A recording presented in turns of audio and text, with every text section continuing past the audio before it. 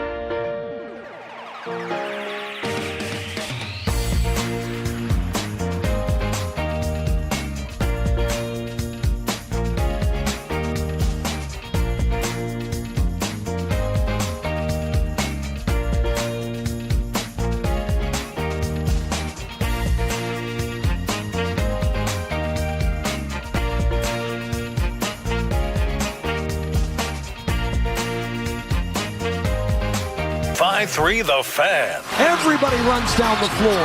James, long pass down the floor. Cryer tips it. Loose. Knipple has it. Throws to Proctor. Heaves up a three. No good. Houston from behind.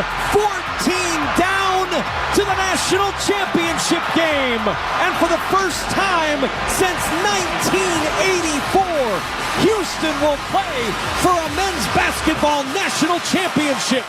That's how we start on Sean and RJ on 105 through the Fan. Westwood won with the call, as that was a wild comeback and a Final Four that has now become a Final Two, and we have a little more clarity on our March Madness show bet. I'm RJ Choppy. He's Bobby Belt, Peyton, and Aiden alongside, and someone's not here. Did Sean take a fall? Is he okay? Is he in the hospital?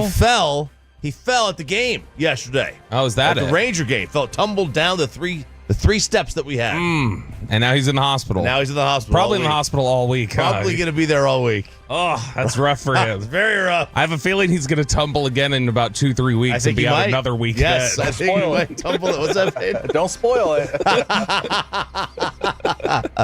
But Houston and Florida are moving on. Bobby Belt. Just like we all thought. Just like we all suspected. What we got here. Look, I mean, Houston getting there. That's nice. That's great. I'm happy for Texans who are rooting for Houston. That's good. I'll be rooting for Houston in the final. But what I was really rooting for, no matter what, was I needed Florida to get there. That created some drama. Yeah, I needed Florida to get to the final. And that's what happened.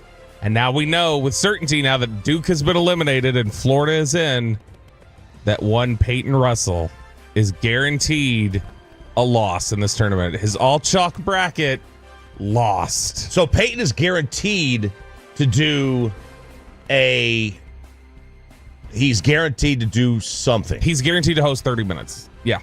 He's done. He's lost. Okay. You might tie him with a loss, then we get 2 days of hosting. So if Houston wins, I lose too. Yes. If Florida wins, I'm in the clear. Yes. Okay. In fact, the best possible outcome is Houston winning, because then both of you have to host and I win the bracket. Oh, wow. Yes, if Florida wins, then Sean wins the bracket. And he, somebody will have to be here to accept the title on his behalf because he doesn't work here anymore. Did he have Florida winning the whole thing? Yeah. You and him both. You and Sean had like the same picks from the Elite Eight on. I get. The only difference was he had Houston. No, we both had. You guys had everything the set. That's why, once we reached the Elite Eight and... No, RJ had Tennessee.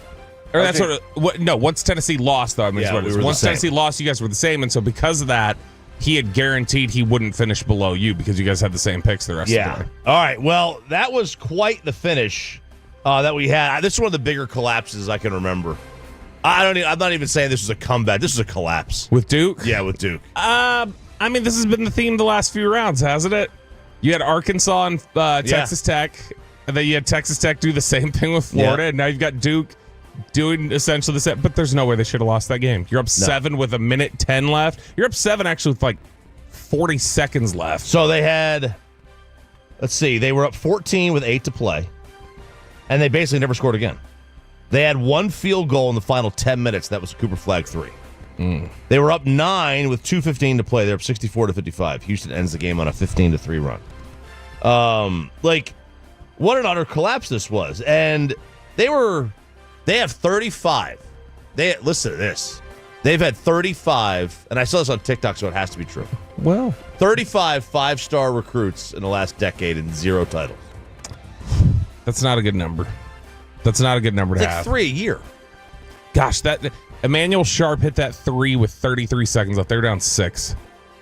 And then it was the Reggie Miller 8 points in 6 seconds thing where you have the Sharp 3 and then you have the steal and then you have the layup, and that was over like that. Just in a flash, you see these leads disappear in the last few rounds. Yeah, it happened. It's Arkansas Tech and now Duke. Yeah, it's crazy how this has happened in 3 straight weekends, or 3 straight games, or 3 straight, tournament games. So we've seen it, and maybe we'll see it again tonight, because they will take on the Florida Gators. That's the cut, Peyton. Clayton saves the rebound, saves it to Houck. He'll dribble it out. And for the fourth time in school history, and the first since 2007, it's a Florida final. The Gators win it 79-73. They'll play in the national championship game on Monday night. I saw this quote from a Sports Illustrated article about Walter Clayton Jr. Now, he's from Florida, right? Yep. He was like a top football recruit. Basically, Miami, Florida State, Florida, Georgia, Tennessee, South Carolina band. The whole SEC. Yeah, he's Michael Clayton's son. The OU receiver? Yeah. No kidding. No, Is he totally really? not kidding because he's Walter Clayton Jr. Yeah. I was like, wait a second. No Just kidding. screwed with you. I've seen crazier things. Like Sean being out 3 out of every 6 Yeah. weeks. Exactly. But he had he didn't want to play football. He's like, I'm quitting football. I have no desire to play football. Good. So he wanted to have nothing to do with it. But he couldn't get a bite from anybody. And there's this article in Sports Illustrated where he was an unrecruited hoops prospect out of Lake Wales, Florida. Rick Pitino saw a workout from him from an assistant coach, and he described it was a live streamed workout because it was during the pandemic, and Pitino said he's fat and slow and he can't shoot, but he can pass. That's the quote. That's why Patino got eliminated so early. Yeah, that's exactly why. Doesn't know how to evaluate He doesn't know talent. but nobody did. This guy was a 0-star recruit. Yep. And he goes now. He's going to be the player. I think he's going to be the player of the year, player of the tournament, regardless. Even if they lose, I think we might see a situation where he gets it. I couldn't tell you who gets it on Houston. LJ Cryer's had, he had a really good game against Luka. He had a fantastic game. But I do believe it's the tournament's most outstanding player and not the Final Four's most outstanding player. And in this tournament, he had a 5-pointer against Purdue. Yeah. He's at 26, 17, 5, 30, and 15. And I just don't know. That's Cryer. I just don't know that you're going to give it to him over Walter Clayton, who has been the best player of the tournament the entire time. He's the Kemba Walker of this tournament. I would imagine it's probably Clayton, but yeah, if Cryer has an outstanding game in what right now, the betting market is calling the Houston-Florida game a toss-up. Right now is what it looks like. It's like if you go look at Yahoo right now, Yahoo has odds. Mm-hmm. Houston is -102, Florida's -118. The spread's 1.5. Yeah, it's 1.5 for the Gators. I mean, that's just thinnest of margins. You got any feeling either way at this point? I kind of like the under. On the 141.5? Yeah, because I just don't see Houston scoring that many points. They're not. They're gonna.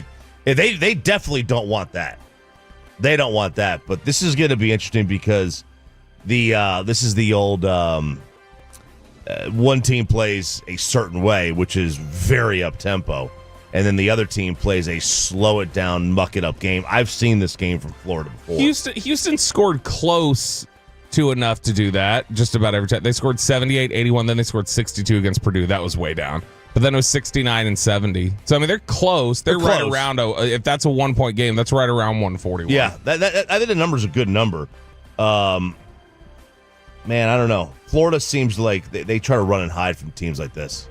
I've seen them do this against us twice, where they beat us by double digits. They were scoring like crazy. Just you play at a snail's pace like Houston does. It can because they're near the bottom of tempo. What would the score have been if it was Houston and Drake? 35-30? Probably 40. Like an entire game? It'd be in the 40s. So, did you see this video? I know you did, because I sent it to you guys last night. But did you see this video of Hakeem Olajuwon tried to go? Big supporter of the program. He's out there. Yeah. He's hugging Kelvin Sampson after the game. You see him during the broadcast walking up and hugging Elvin Hayes, 2 Houston greats there. And then Hakeem tries to go out onto the floor, and some nerdy-ass security guard stops him. Okay. So this asks him for credentials. Yeah. I don't have a great feeling on who I put this on. Do I put this on Houston, or do I put this on the security guy? Maybe Houston initially, but you know who that is. Let him on the court. Houston needed to have make sure he has a credential. Not just let him on the floor. They're not at the Fertitta Center. Well, here's the claim. There are people who are claiming this is a petty move by that security guard strictly because of the way that Hakeem used to work David Robinson, and it was in San Antonio. You think so? That's what there are some people who genuinely think this is them being still bitter that Hakeem was better than David Robinson. So I'm gonna go to this video here, which is awful. Hakeem looks stunned. He does look stunned. I can't. He go out looks here and sad. See. Yeah, he does. It made me sad watching him. This guy has no idea. He looks too young. I don't think he has any idea that Hakeem Olajuwon played for the Rockets. You think he looks young? I think he's like one of those guys who got gray early. Either way, it's stupid. It's stupid. It's really, really stupid. I got to put this on Houston first and foremost. You got to give him a credential. You can't just expect that he's going to be allowed on the floor. No, but I mean, the security guard should know better. And did he eventually get on? No, not at all. Mm-mm. He was off to the side the rest of the time. He was on the scorer's table side. Wow, which is ridiculous, but it's great for me. It sets up a perfect ending where potentially you two both have to host. It does. It does set that ending up. And you've already you've already spent time on your bit enough that you feel like maybe you'll do it anyway, even if you don't. Maybe I'll do it. Maybe if I don't do it at 5:30, you might do it during the show. I might just do it during the show, Peyton. What do you think of that? You're still gonna have to put some work in. You're just going to do it during the show? Yeah, just randomly. Just randomly. What would be funny is if we did our bet payoff this week while Sean was out, played it, and didn't tell him, and when he got back, he expected it, and we were like, oh, we already did it. Ooh. We should tell him that. We did agree yesterday. Chop and I did agree yesterday we should do it next week during the very thin window, one of those tiny windows we have when Sean is here working, that we agreed that we should probably do it next week. But the only thing is that's a decent idea. That would be funny. He goes, what day are we going to do this? It's we already did. We already replayed the audio. What do you mean? It's done. It's gone. We replayed it. Peyton, have you decided how you're going to play it? Are you going to play it like you're going to be straight sportsman? Are you going to do bits? What are you going to do?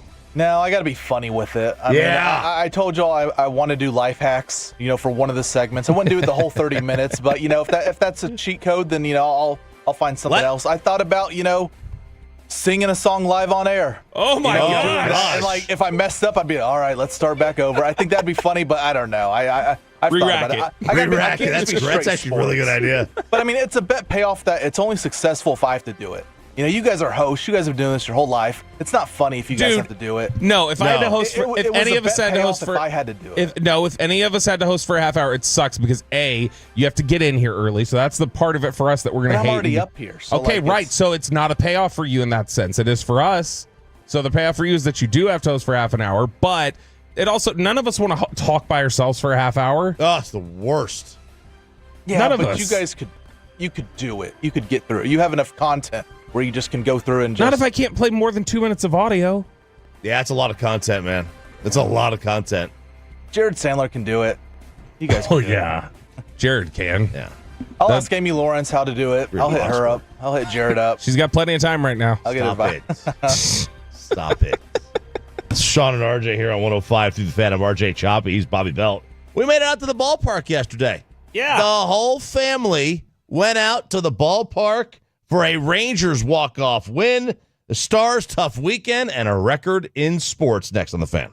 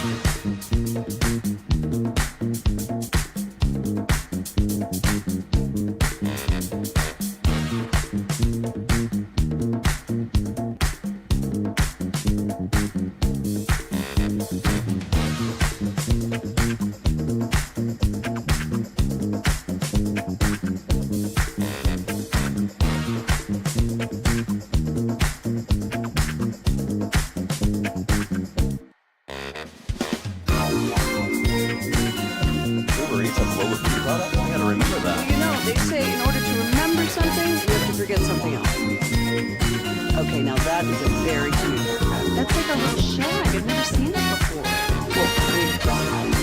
So Rachel, Oh, is that your name? no, I mean, what's your name? No, I'm Jen. My name's Jen. Right, but I just feel like this is your haircut. But that's hair on your head. I'm not saying this is your hair. Okay.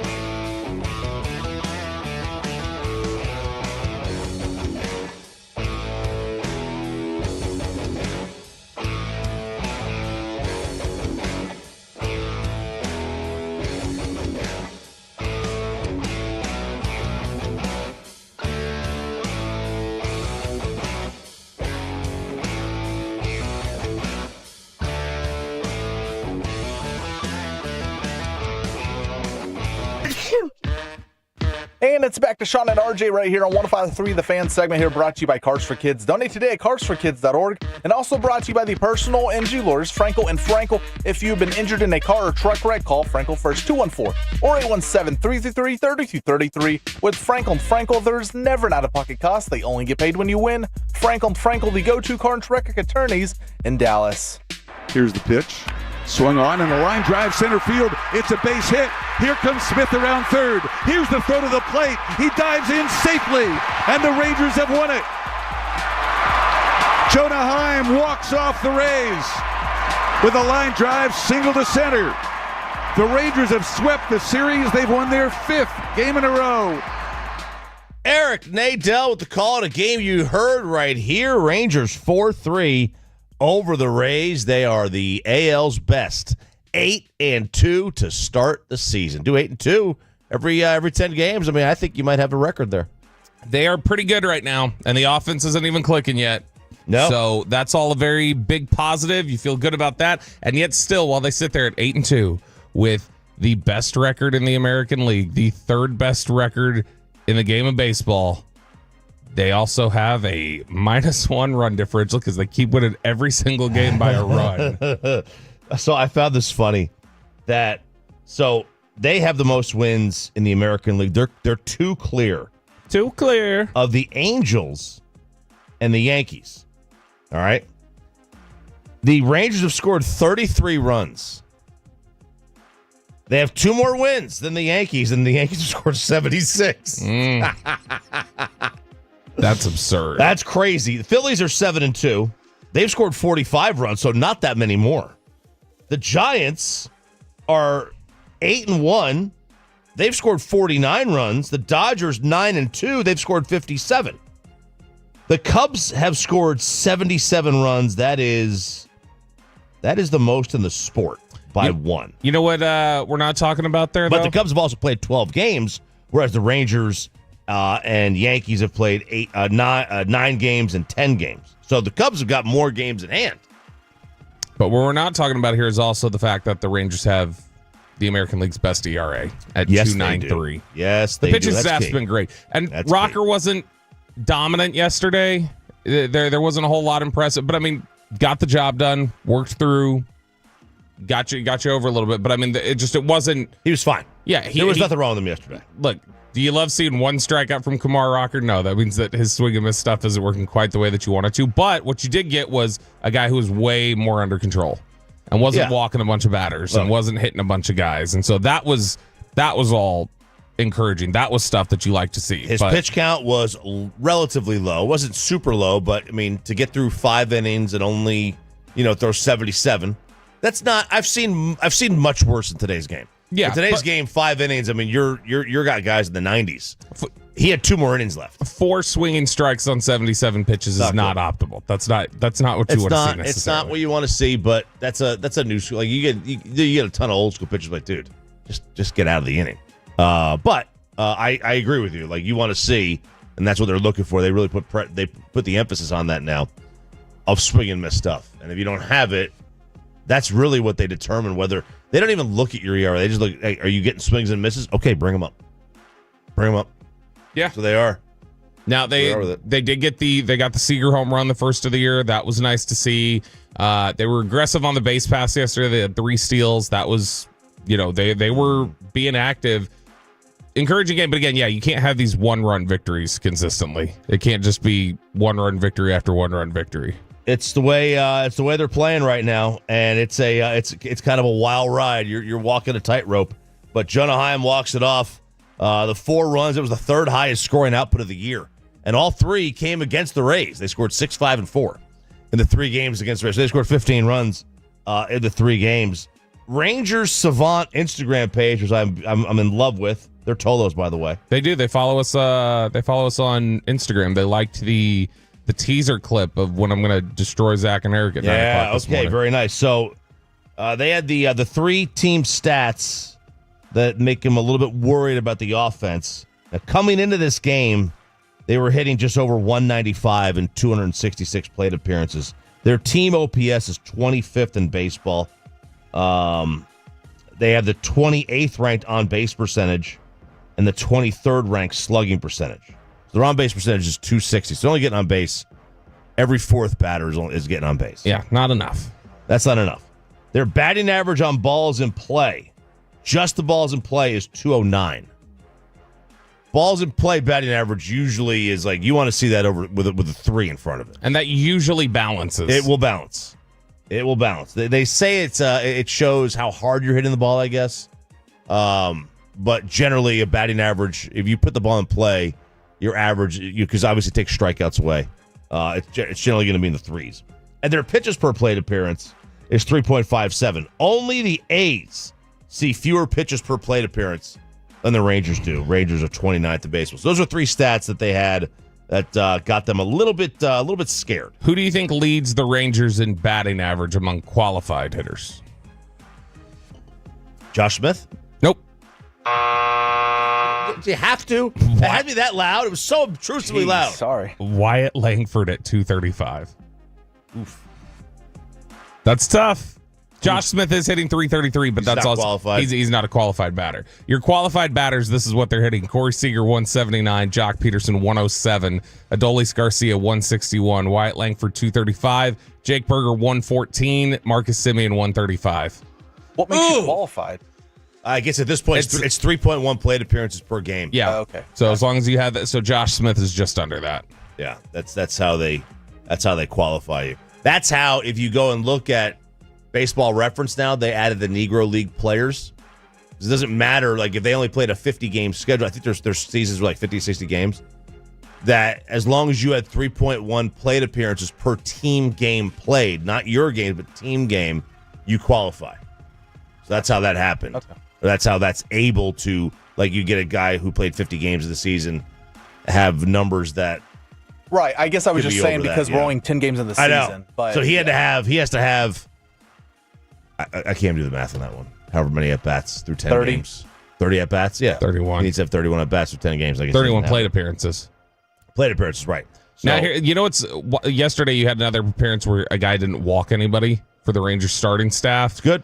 They Good. are, like, if you look at this point, now Mally's been a little wild and out of control. No Mally free bags, baby. No free bags. Mally has 6 walks and 6 2/3 so far this season. But the rest of the staff combined has 5 walks. It's good. It's very good. All right, so we all made it out to the ballpark. It was the first game we had gone to. Now, you went to an exhibition game. Yeah, but I mean, that doesn't count. That doesn't count. There were about as many people there, right, Peyton? Jeez, don't get me started. He's so mad. What? I guess I can't be mad because What I'm are you not mad about? I just, after opening day, they've been way under capacity. I mean, you had the Red Sox in town for a weekend. I expected 34,000 plus there, and you haven't got it. I mean, it's a winning team. The Rangers had a bunch of hype going into the year. I thought, the crowd would be more than what we've seen there so far. And I mean, I can't be mad because I've only been to one game. It's not like I've been there every single game and like, come on, Rangers Nation, like, let's go. But like, I expected more from the crowd early on. He was mad. The team's winning. He's like, why? He's like, why on a Sunday? He's like, on a Sunday afternoon, there should be no excuse for this place not being like 80% or more. I didn't even notice the crowd being light. I didn't think it was light. Peyton was complaining about it the whole time. Yeah, under 30 for a weekend home game. It seems like when there's a lot of hype with the team, Yeah, especially when they're playing well. Let's see. Did you get the actual attendance numbers? 25,614. Yeah, that is because that's capacity. What 42? 40, something like that. I think it's right around 40. Yeah, it's not. Yeah, it's not. That's like a good Wednesday night game. I mean, During school, yeah. Yeah. I get it. I understand. I get what you're saying. I don't know. It's hard for me to sit there and complain. By the way, could I'd just like to make it clear that after I was scolded, by the way, the Rangers currently 16th in Major League Baseball in home per game home average. Yeah. What's their average home average? 29. Who's first? Dodgers? The Dodgers. Dodgers, Yankees, Angels, Phillies, Giants, Padres. Angels? Yeah. Angels are 42. 42? So now you're on Peyton's side, aren't you? 42? Yeah. They don't have anybody. They got Mike Trout, who's crippled. Just ahead of Texas is Pittsburgh, Detroit, Boston, Colorado, Houston. it's early. There's time. I'm just saying early observations. If I had to nitpick at something, it'd be that. But the team just behind Texas are the best fans in baseball. The St. Louis Cardinals. Tolo Chris texted and say no one was there Friday either. All right, okay. This is you. I was disappointed yesterday, though, because you made a big point about why didn't you get any of the concessions? You didn't try any of the concessions, and then you didn't try any of them yesterday. Well, we are on final wedding prep. So you weren't going to partake in a boomstick burrito? Absolutely not. Absolutely not. I'm about to disgust you guys. I got my hard-boiled eggs in here. Gosh. Yeah, you're lucky I didn't bring tuna. I just crushed canned tuna when I get home.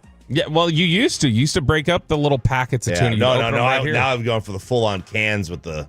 Ooh. Oh yeah, and I pour the water into the dog bowl so he can have the tuna water. Gross, dude. That's disgusting. It's the only way that thing will eat. And that dog doesn't eat. That dog is the pickiest eater, man. He is such a picky eater. We did enjoy the game, though. I did notice that Sean did show up for that. He did show up for the game. But you know what was? We were the only one of the We were the only show that really represented. We were the only show that represented, period. I mean, Broadus was there. Broadus was there for 5 innings. Baseball show record. That's us now. That's us. We've always been. Yeah. We've always been the baseball show. Where was K&C? I don't know. I mean, Hagelin doesn't go anywhere. Hagelin's antisocial. Except for the Duke game in Newark. But he's antisocial. So there's that. Corey was talking about going. I don't know why he didn't go. Well, I mean, I guess Mike was there. So, I mean, K&C was kind of represented. That's it. Yeah. K&C was kind of represented. But, I mean, Peyton went, you went, I went, Sean went, Jake went. Like, Jake, it's sitting right here in the TSN Oh, series. yeah, Reed was even there. Our shift is represented. There, yeah. And nobody else could show up. Nobody from G-Bag. Eric had to work BetMGM. Walchuk had a wedding that he had to go to, and I guess Gavin just didn't want to go. Reetma wore like kind of bluish shirts for a little Rangers shirt. Yeah, and then he was trying to talk up. Well, I don't want to disparage any brands, but he was trying to talk up some pizza that here locally we were all like, God. dude, no, that is not Reetma. That is not I was throwing the challenge flags on this one. He goes, he's like, that's like a treat. That's like a classy brand. I'm like, no, it isn't. It's like that's Detroit classy. Who was the official that threw the flag at Orlando Brown Sr.? Yeah, I was throwing that flag to Reetma. I was like, my God, dude. Your taste buds have been soured. This is what happens when you drink that water for that long. It destroys your taste buds. It really does. It really does. Totally ruins. That was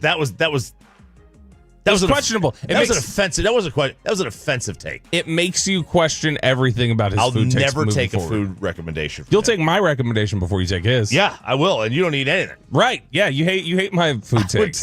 I would take your seafood recommendation before I take his pizza recommendations after what he said. That was embarrassing. That was embarrassing. You could say that was embarrassing. Sean and RJ here on 105.3 The Fan. Do the Mavs inch closer to the playoffs or a top 10 pick in the draft? And a record was set yesterday in sports. Get into that next. Sean and RJ. Now still remember that Uber Eats has groceries. No, that's absurd. Hey, remember when you used to be what was it? Pepper lady. Basil babes. Saffron squad? Nutmeg maidens? Paprika? No.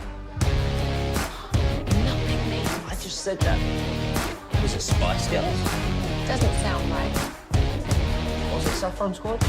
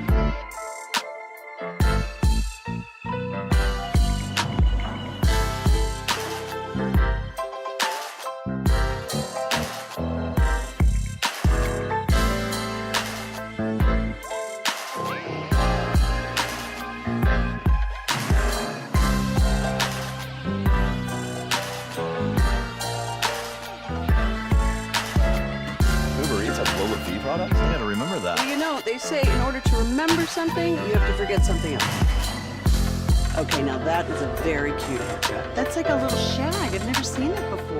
Well, I mean, of course you have. It's the Rachel. Oh, is that your name? No, I mean, like your name. No, I'm Jen. My name's Jen. Right, but I just mean like this is your haircut. But that's hair on your head. I'm not saying this is your hair. Okay.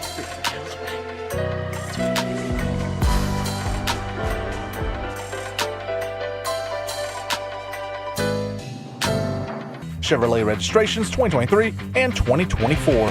Strome crisscrossing with Chikrin through center. Send in Wilson on the flank. Cross ice. Ovechkin fires. Score! The chasing days are done. Alex Ovechkin is the greatest goal scorer in the history of the NHL. Oh man, that is Caps TV with the. I have a feeling like every hockey announcer has to have to be like a overly Mike Lang kind of Penguins guy. But Ovechkin sets the mark, 895. I was actually happy that it was that kind of goal, that it wasn't some, weird little empty net or whatever, or something like a deflection. That was just I think on Friday, Ovechkin, I think he declined to go into the game whenever there was an empty net because he was like, I don't want to score it. I don't want to score it on empty net. Good for him. Good for him. Because, when you set a record, you don't want it to be something like, remember when Emmett did it? Like, he broke it, then he lost it. Right? Oh, yeah. He broke it. He almost lost it. He didn't quite. He got back to tie or whatever. So he went 2 yards over. And then he lost a yard. He lost a yard. And they were like, okay, we better make sure let's make sure we got this blocked up next time we get it to him. And then he rushed for like 16 yards. Dude, could you imagine if they had to stop down the game twice? Like, already lost it. All right, let's have him. We'll have him do it again. Yeah. Well, that's the whole thing with replay, right? If you have the game-winning strikeout, the guy sitting there tapping his helmet, hey, hang on. The whole team celebrating, then you got to get back out there because it was actually a ball. But it was a really good goal. I mean, that thing was an absolute missile. Yeah, no, he was absolutely. I mean, and then the fact Money that Puck give him credit on that one. They did. They said it was. They said it was not an expected goal. Oh, really? Yeah. So that means that it was even more impressive. Very nice. But he immediately turns around. He does the belly flop on the ice, and then did you see him post game drinking the brewski? He was. He took a beer. That. Michael Finley nowhere in sight. Nothing to take away. You saw Washington said, "Hey, we'll let him have the beer. That's fine." It was interesting. They had Wayne Gretzky was there. They asked him why he wanted to be there, and he said, "When I was breaking Gordie Howe's record, he was there, and I said 2 years ago that if Alex gets close to my record, I'll be here." So he showed up. Tommy Beer, who covers the Knicks, quote tweeted his this. last name is Beer. Yeah, Beer. Yes, Tommy Beer, who covers the Knicks, quote tweeted it and said, "Ohtani does something cool and is celebrated by media and former MLB players. Patrick Mahomes or Saquon do something incredible and pre-post game shows highlights their incredible skill. NHL fans and former greats spent the last month praising and honoring Ovechkin. Meanwhile, in the NBA, Jokic has a 60-point triple-double, and Shaq says, yeah, but I'm better. And LeBron is putting up MVP numbers at 40, but the lead story is Stephen A. saying he'd punch him." Well, the NBA is broken right now, it feels like. It does feel like that. Like the former player, the old heads absolutely hate what's going on right now. There's so much more bitterness there than it is in the other sports. Like, I mean, Gretzky's been gracious the entire way about the Ovechkin thing, and everybody has. Yeah, I wonder why that is. I wonder why that difference is. I don't know. Maybe the guys from the 80s and 90s, they felt like they revived the sport, and so they feel like they have ownership of it. I don't know if they revived it. They vived it. Well, I mean, it was a. Is vive a word? I don't think vive's a word. No, it's not. It was a popular sport back then, but it obviously had never reached the heights it did in the 80s and 90s. But I mean, it was dead almost by the end of the 70s. Like you're getting NBA finals that were tape delayed. Imagine that, Peyton. Imagine back in the late 70s, the NBA finals was airing on TV, tape delayed hours after, because it wasn't that type of poll. Box TVs too. Gross, man. They had so many issues with cocaine abuse in the league.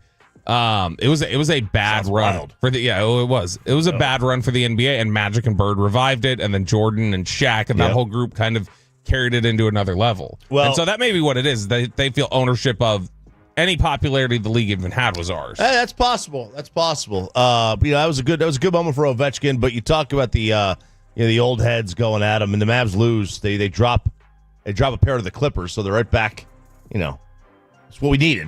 You don't. Now you either want them to make the playoffs and get bounced right away. They're not going to go on a run. We all know that. Or you're looking for the draft pick. Remember they tanked a couple years ago. We're all kind of on the same page with that. Since the Luka trade, do you know what the Mavericks' record is against winning teams? I do not. 1-11. Oh, do you know what the average margin of defeat is? 13. 21 points. Okay. They are getting absolutely slaughtered against these teams. But they're beating bad teams. Yeah. It's like they're not playing. Some of them. They're not beating good teams, and they're not losing to bad teams necessarily. Yeah, some of them are absolutely like they're getting their victories in spots, but I mean they're still also losing enough of them against bad teams that it should matter at this point. But so Mavericks drop a pair to the LA Clippers, but Shaq was on a podcast. Yes, his own pod. Was it the Big Shaq podcast? It was the Big Pod. It was the Big Pod, and they were talking about the era of basketball, and this is part where he just went and crushed everybody, including LeBron James. LeBron James. Do you think LeBron's longevity is a byproduct of the change in the physicality of the game, too? Definitely. Okay. Less physical. Right now, you get a flagrant foul, you get fined, suspended. Like, guys ain't even fouling hard no more. Back before I played, it was crazy. But when I played, it was crazy. But even before, like the 80s going to 90s, it was probably more physical then. But people get mad. It's just a product of what I see. I've seen what greatness is. Been there, played with them. I don't see that all the time over here. So you want me to give these the same props I'm giving them? That shit will never happen. All right. So LeBron is a product of a soft game. Now, is there some truth that you probably don't last 22 years if you're playing in a physical era where Bill Laimbeer and Rick Mahorn are just clotheslining you? Okay, fair. But he's also the size of a tight end, and he can run like a corner. Yeah. And so they weren't going to be able to. He was going to roll over them just as much. He would still score 60 points. Absolutely, he still would. And I think a lot of these guys are just like bitter that players in the NFL players, they make so much money that they can retire at 29. Well, yeah. I never. My kids don't have to work ever again. That's a big part of what Mike has been talking about. So I don't need to. Like, why would I do? I'm not doing this. I'm doing this for because it's a job. Like, who wouldn't? Everybody would want to retire at 30. Right. Yeah. I mean, if you have the access to it, go ahead, do it. But LeBron's kept it up, and it is weird, this bitterness that does seem to exist with the old players. It does. It's definitely there. There's absolute bitterness, and Shaq was not done. You ain't great, and I'm great. How the I hate on you? That don't make no sense. I'm in the building. You're not in the building. So how the I hate on you? People say Charles and I, we're ruining the game talking about the product because the product is show me greatness. Like, y'all pay a lot of money for these shoes, and I want to see be great. And I'm going to always stay on them and motivate them to be great. They can call it hate I want, but I ain't these out just because they're making $400 million. A lot of these can't play, and they know it. In any era, they can't play. I'm just saying. Pick and roll, one-on-one. I can't play, dog. Joker can play. Giannis can play. Dame, a couple of these guys can play, but a lot of these can't play. Like Ben Simmons, that need to be arrested. What about like a Jason Tatum? Jason Tatum can play. He's all right. I'm not going to bash him, but Ben Simmons need to be arrested. $250 for that. Arrested, did you say? Arrested. $250 million for that bullshit. Get the out of my face. Robbing people, man. Can't do that. Robbing people. Needs to be arrested. Gregory on the YouTube says Shaq always sounds so intelligent when he speaks. I love it. He needs to be arrested. Well, you know who should be arrested or at the very least fined and is Ja Morant. What happened? So now? Ja Morant did get the fine from the league office for the finger gun gesture. Yeah, $75,000. $75,000, which again, what does that equate to in Ja Morant world? Like in terms of like a game check? No, like in terms of like compare it to the average person. $2 probably. That's a good question. So let me see here. So Ja Morant is making what, 36.73? Yeah. So that would be how much of his salary is that? That is 0.02% of his salary. So if you make $100,000, let's see. 0.02%. Is that 20? So 0.02. Yeah. So that's basically, like a $2,000 fine. That's more than I would have expected. That's more than I would have expected to be $100,000. Wow. Okay. No, So, that's 2%. Is this 2% or 0.02? Is it 0.02. 0.02, so that's 2%. Okay. Yeah. So he got his $75,000 fine. Now this is the thing where he had talked about this after the game. He got asked like, "Hey, what are you doing? Didn't you get in trouble?" He said, talking about the criticism, he said, "I'm kind of used to it. I was pretty much the villain for 2 years now. Every little thing. If somebody can say something negative about me, it's going to be out there. So yeah, I don't care more." No, come on, John. He's just he's the dumbest player in basketball. He's a moron. He's the dumbest player in professional sports right now. Just do a bow and arrow. Just do something else. Do a bow and arrow. And I know that other people have said, like, the finger gun thing, like, people have done that for so long. What's the problem? I'll tell you the problem. Nobody else has gotten suspended routinely for the way they flash guns. You can't do it. You've been told to get... I understand. Yes, normally it is just a normal celebration. With him, he can't do it. Just like we talked about the other day. Latrell Sprewell can't do the choke sign. Think of anything... Tyreek Hill got in trouble for the "I'm getting arrested" bit when he had just gotten in trouble for that. Dude. You can't do. Ray Rice cannot act like he's dragging somebody in an elevator to celebrate a touchdown. He cannot. Dude, just do like put the mortar round in and cover your ears. Something funny like that. That's funny. It's still a gun of sorts. Figure something out. You can do that. There's a lot of things you can do. He's such an idiot. Pretty dumb. He is the number one seed for dumbest athletes going right now. That is pretty just dumb. A freaking moron. Yeah, he is. He kind of is pretty stupid right now. Did you see the NBA player? I think he's on the Pistons. I don't remember exactly, but he did the. He started bringing him up. He knew, and he probably doesn't make as much as Jaw. That's funny. That's funny. To me, that's funny. That's very funny. I don't care. I don't care if John does the gun thing. It doesn't bother me at all. I think it's stupid to fine him. I think it's stupid. Okay, but once he was told not to. Once he was told not to. Yeah, once the league tells you not to. I mean, you got to like you do have a boss, man. Like you do. I know that. I know John Morant probably makes a lot more money than the commissioner does. But he's still your boss. Like he's still. That's a good question. Like, I don't think Adam Silver's making $37 million a year. If you don't have a gun history, I don't mind. $10 million. If you don't have a gun history, I don't mind it. But if you're like, have been seen before with a gun and have violence, it's like, okay, you might mean it when you put up the gun. Especially when you were told, don't do it. And the next night you do it 3 times.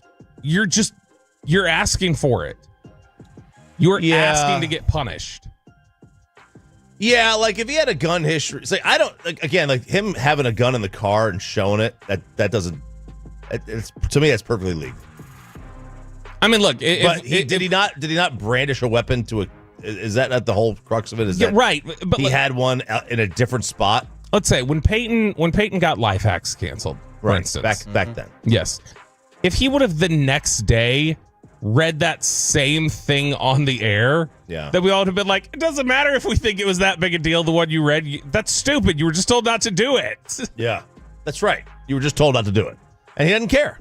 No, like he said, I don't care. And so, all right, fine. If you don't care, you don't care. That's fine. You're owning up to it. But also, you're just saying you don't care relative to whatever punishment you get. That's true. And you have whatever coming to you. Mm-hmm. I'm sure this won't stop him. I'm sure he'll do it again. And eventually, they're going to have to suspend him. And I mean, we'll figure it out. Man, they are going to do that, aren't they? Yeah, they're going to have to. This is again. Adam Silver is commissioner 2.5. That's what he does. He's never going to count to 3 on him. He's never going to actually do what he has to do with John Morant or anybody else because he is terrified of the players. Well, he is a players commissioner. That's for dang sure. That's for dang sure. He is a players commissioner. It's Sean and RJ here, 105 to the Fan, 6 a.m. Club. Thanks for tuning in with us. We got the 7 o'clock hour coming up next, the commercial-free Expressway, a ticket giveaway during that Expressway. Best and worst of the weekend, and the college kegger is next. The final 2 is set for tonight. We'll get into that next on the Fan.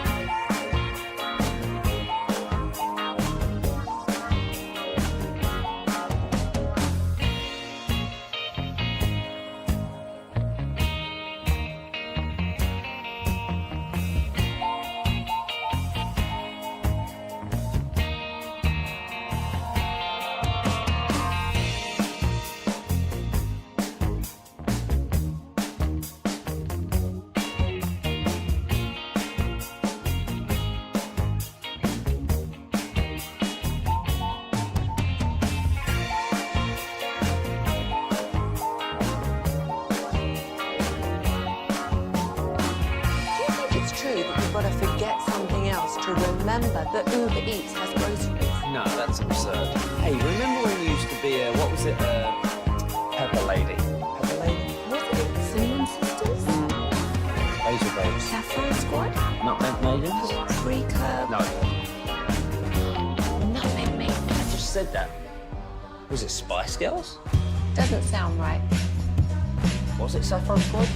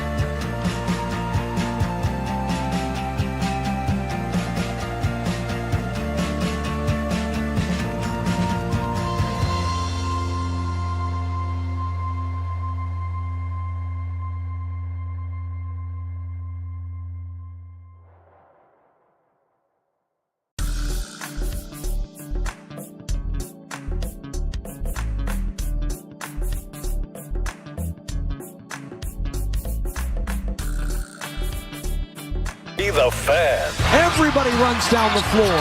James, long pass down the floor. Cryer tips it. Loose. Knipple has it. Throws to Proctor. Heaves up a three. No good. Houston from behind. 14 down to the national championship game. And for the first time since 1984, Houston will play for a men's basketball national championship.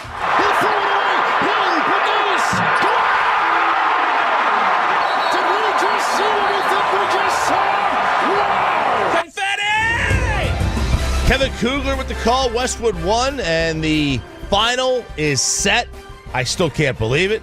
Houston tops Duke. They were down 14 with 8 to play. They were down 9 with 2 minutes and 15 seconds left. They wind up winning. Florida wins. They win by 6 over Auburn, and it'll be Florida and Houston, and it is down to me and Peyton Russell. Peyton is actually it's down to Peyton. Peyton has clinched a loss. He's done. He has lost. clinched a loss. Him and his chalky ass bracket was the first one down. I love it. I'm so glad. How great is that? The chalky bracket and the chalkiest tournament of all time. And this man and his coward bracket. That's God getting back at you for your coward bracket. That is God. That is God getting back at you right there, man. That is God getting back at you. Peyton is absolutely going to lose. Let go and let God. It just matters if... Take that Jesus piece off your necklace. Oh, God, Bobby. It just matters if Peyton loses with me or without me, because if Houston wins, we tie for the worst. And that means we both do. And I win the tournament. 5:30 segment. And you win the tournament. So that's the best You have result. Houston winning it all? No, but Florida not winning would put Sean below me. Okay, I got you. Sean's out this week, by the way. Sean is out this week. It's Sean and RJ. His gas. What do you mean he's out? No. I'm RJ Choppy. He's my Bill Payton and Aiden alongside. Yeah, Sean is out this week. Again, it's paternity leave. But yeah, we have. It's a great week. This is my favorite week of sports. Usually it is. Now, baseball screwed everything up because they started their season 2 weeks ago. And also the NCAA tournament has been pushing things back. But my favorite week of sports is always the NCAA final, baseball's opening day, the Masters, and then you culminate with WrestleMania was always in that same 10-day stretch. Yeah. That was always my favorite 10-day stretch of the year. And we don't have that anymore, but it is Masters week. That'll get going on Thursday. Get going today for the practice rounds if you really care about that. They'll have the par 3, but we got ourselves a final, Bobby. We do. And it's this set up to where, I'll be honest, I thought Duke was going to beat Florida if they met up. Auburn felt like the weakest of the four the whole time. So I think Florida versus Houston. Which is odd because they were the best team all year. Right. I think I think Houston versus Florida is the best possible final we could have got. Boy, Janai Broom just disappeared to the second half of that game. He had one basket in the second half. I don't think he was healthy. Well, I don't think he was healthy either, but he was pretty decent in the first half. Yeah, and look, I mean, there are certain things you can power through, but I mean, he clearly, when they're talking about on Friday, by Saturday, I will be 100%. I will be, but today I'm like 40. Well, then you're not going to be 100%. But I'll be 100% by then. He broke out a sleeve and he practiced with it. He talked about making it angry, how he made his elbow angry last week because he was pushing it too hard. That wasn't. I don't think he was 100%. But yeah, the one basket in the second half, 15-12 to go. And that was it for him. That was it for Janai Broom in the second half from a field goal perspective. And Auburn did, they weren't able to capitalize on being close in a game they shouldn't have been close in. They were outshot. They were out-rebounded. They were out everything. At assist, they were out everything in this game. And they were still close. They were still right there. Yeah, look, I mean, I look at this final that we have set up here with Houston and Florida. I keep wanting to say Auburn and Florida because of that game. With Houston and Florida, and I have a feeling about Houston. You do? Okay. Yeah. Because I know it's a coin flip, but I feel like there have been too many times where Florida's gotten away with some stuff during this tournament run. They've been really good, but I mean, they should have lost to Tech. They absolutely should have. And you can make the same case, I guess, about Houston with Duke, but man, I felt like Florida has got away with some sloppy stuff, some sloppy habits more throughout this tournament than Houston has, and that can't be totally rewarded. It's a little bit like when I say, like, the Chiefs can't win. The Chiefs can't win. Eventually, it's got to catch up. The Eagles have to beat them. They have to lose somewhere along the stretch. Sort of the same thing here, although Florida's been more consistent than Kansas City Chiefs were during the year. To me, with the Florida, they are the type of team that they really run it up against slow-tempo teams. Like that, I've seen this a couple of times this year. They really kind of run it up. I could see Florida winning. I mean, look, if you wanted to say that Houston wins, I think it's because Florida doesn't shoot well. Now, maybe that's some of Houston. I mean, look, defensively, UConn should have beat Florida. Texas Tech should have beat Florida. Yeah. I mean, if Janai Broom's totally healthy, maybe that beats Florida. So I got it. I'm going Houston in this one, and that'd be the Cougs' first national title. And it would be me and Peyton hosting. So we would have we would have 2 days. 2 days of greatness. 2 days of greatness. We would do that next week. So many good outcomes for this. And why are we going to wait next week? I think Peyton's right. I think we should do it this week. I might have off next week. I don't know. You think so? Let's just continue the trend. Someone take off every time. That's true. We should do it this week. We should. Absolutely should. But we're not going to. So the game was in San Antonio. Yep. And, Charles Barkley has always... Big fan of the city. Big fan of the city. Him and Mike Bassick, the top two. Yes, absolutely. And Dylan Caldwell plays for Auburn. He wasn't having what Charles has been kicking out there. I love San Antonio. San Antonio Spurs, you want to draft your boy. I love San Antonio. I don't know. I haven't seen any of the women that Charles Barkley was talking about, but I do. I love San Antonio. I think San Antonio is a great place. Like I said, Spurs, if you're out there, let me know. But no, it's a beautiful spot, and we're right on the Riverwalk. And the Riverwalk is one of the most gorgeous things I've ever seen in a city standpoint. I think it's one of those walkable cities in America. I'm a big San Antonio fan right now. I love it. Wow. Where is he from? Look. I like San Antonio. I really do. I think San Antonio's good. Say the Riverwalk is one of the most beautiful. He may have seen it at night. During the day is, it is what it is. Let's see where this guy went to high Bruce school. Pearl, by the way, told his players, get out there on the Riverwalk. Enjoy what you've earned. That's kind of cool. I like that. That's good. Get out there. Let's see Get here. out there and go. Okay, so he went to Oak Hill Academy in Virginia, and then he went to high school his final year in Athens, Georgia. Athens is a nice town. Yeah, so I mean, Athens is a nice town. It's interesting, but I'm not going to hate on the Riverwalk. Look, I like fine. San Antonio. I would never describe the Riverwalk as one of the most beautiful. That's true. I would never say that either. The Riverwalk and Flower Mound is nicer. Yeah, it's a nice one. It's a nice one. It's been great TV ratings for the Final Four. We talked about the first two rounds were up 30%. The Elite Eight was down, but the Final Four games on Saturday night, huge. Duke Houston got viewership peaked at over 20 million. Duke Houston got 16 million on average. The first game got about 15 million on average, so the two games combined to average about 15 million. Because the first game was a little bit less than 15. It was like 14. The most watched Final Four in 8 years. And the Florida-Auburn game, the early game, was up almost 30% year to year. So that's a big jump. That's a big jump. And the Elite Eight was down, wasn't it? The Elite Eight was down. The games were not very good. They had some blowouts. The early game in the same window year to year was down 30%. It was the same team. Tennessee was in both early games on Sunday. But one game was a blowout, and then the previous year was a very close one. So there's your 30% difference. Yeah, and plus it was on Easter Sunday 2 years ago, or last year, and this year was not. And I don't know. I guess Easter Sunday is a better week. How much have we talked about the aspect of the fact that, look, you want Cinderella up until you get to this point. I agree. When you get to the Final Four, you don't want that. You want Cinderella to have her run, but yeah, you do want it to strike midnight before the final.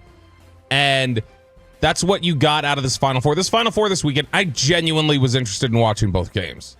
I'm just like, I know I'm going to get good basketball. Like, I know Florida versus Auburn will be a good game. Houston versus Duke will be a good game. I know we're going to get a great title game tonight. Like, this will be a great game. Like, I'm excited about it. Florida versus Houston will be great. So, to me, that's the thing that is going to be a big driver for the rating success, too, for the championship game in all likelihood, is the fact that while everybody wants Cinderella, it's only to a point, and then they want it to end. That's right. And at the end, they want to see really good basketball. These are top four.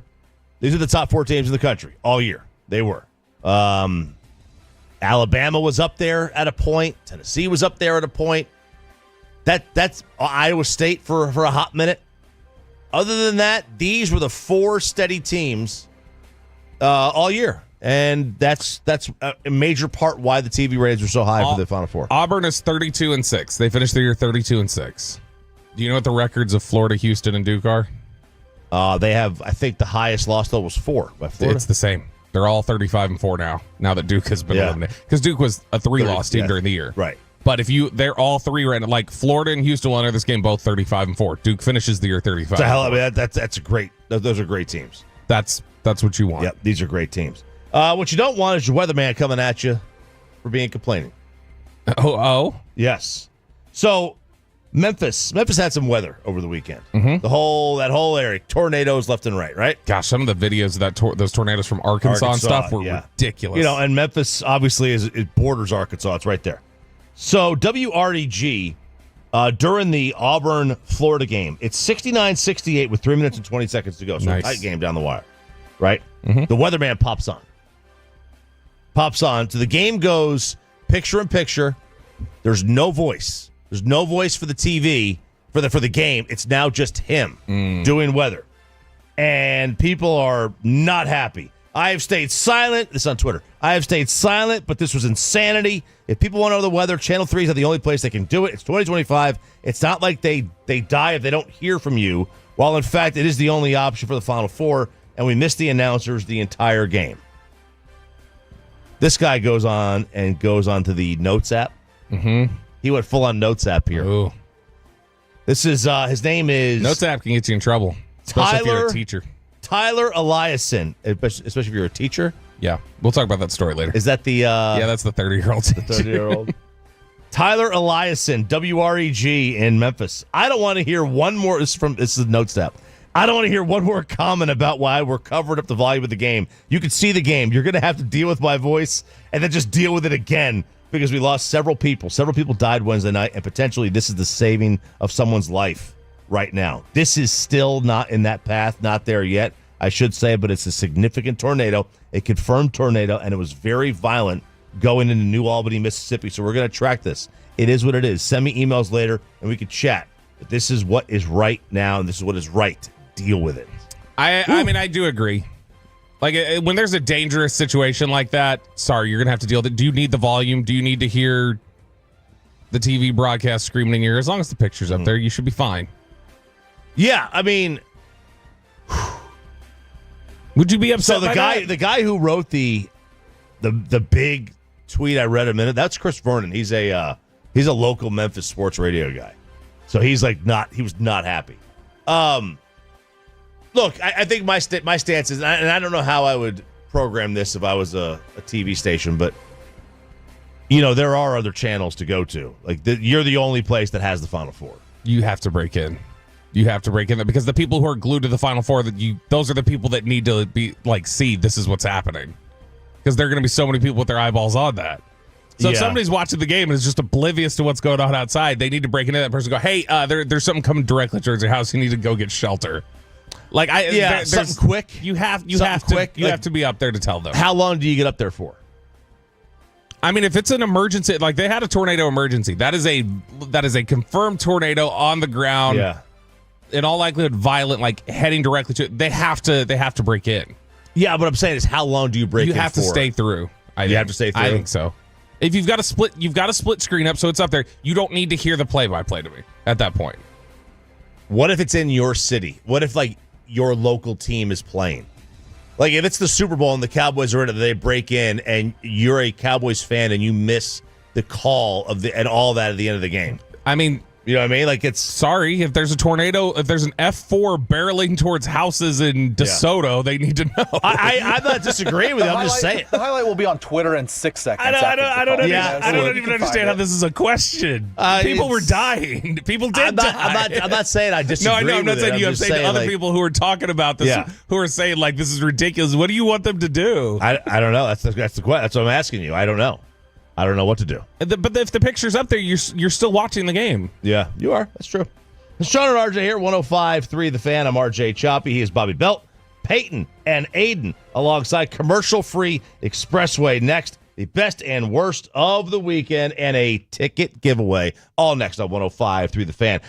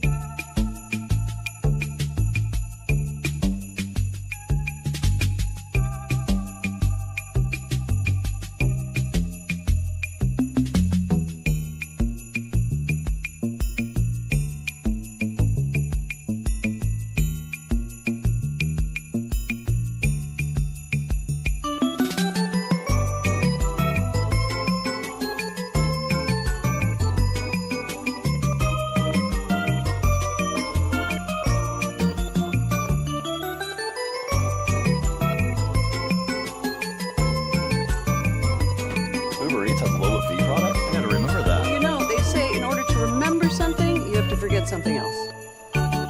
Okay, now that is a very cute haircut. That's like a little shag. I've never seen that before. Well, I mean, of course you have. It's the Rachel. Oh, is that your name? No, I mean like your name. No, I'm Jen. My name's Jen. Right, but I just mean like this is your haircut. But that's hair on your head. I'm not saying this is your hair. Okay,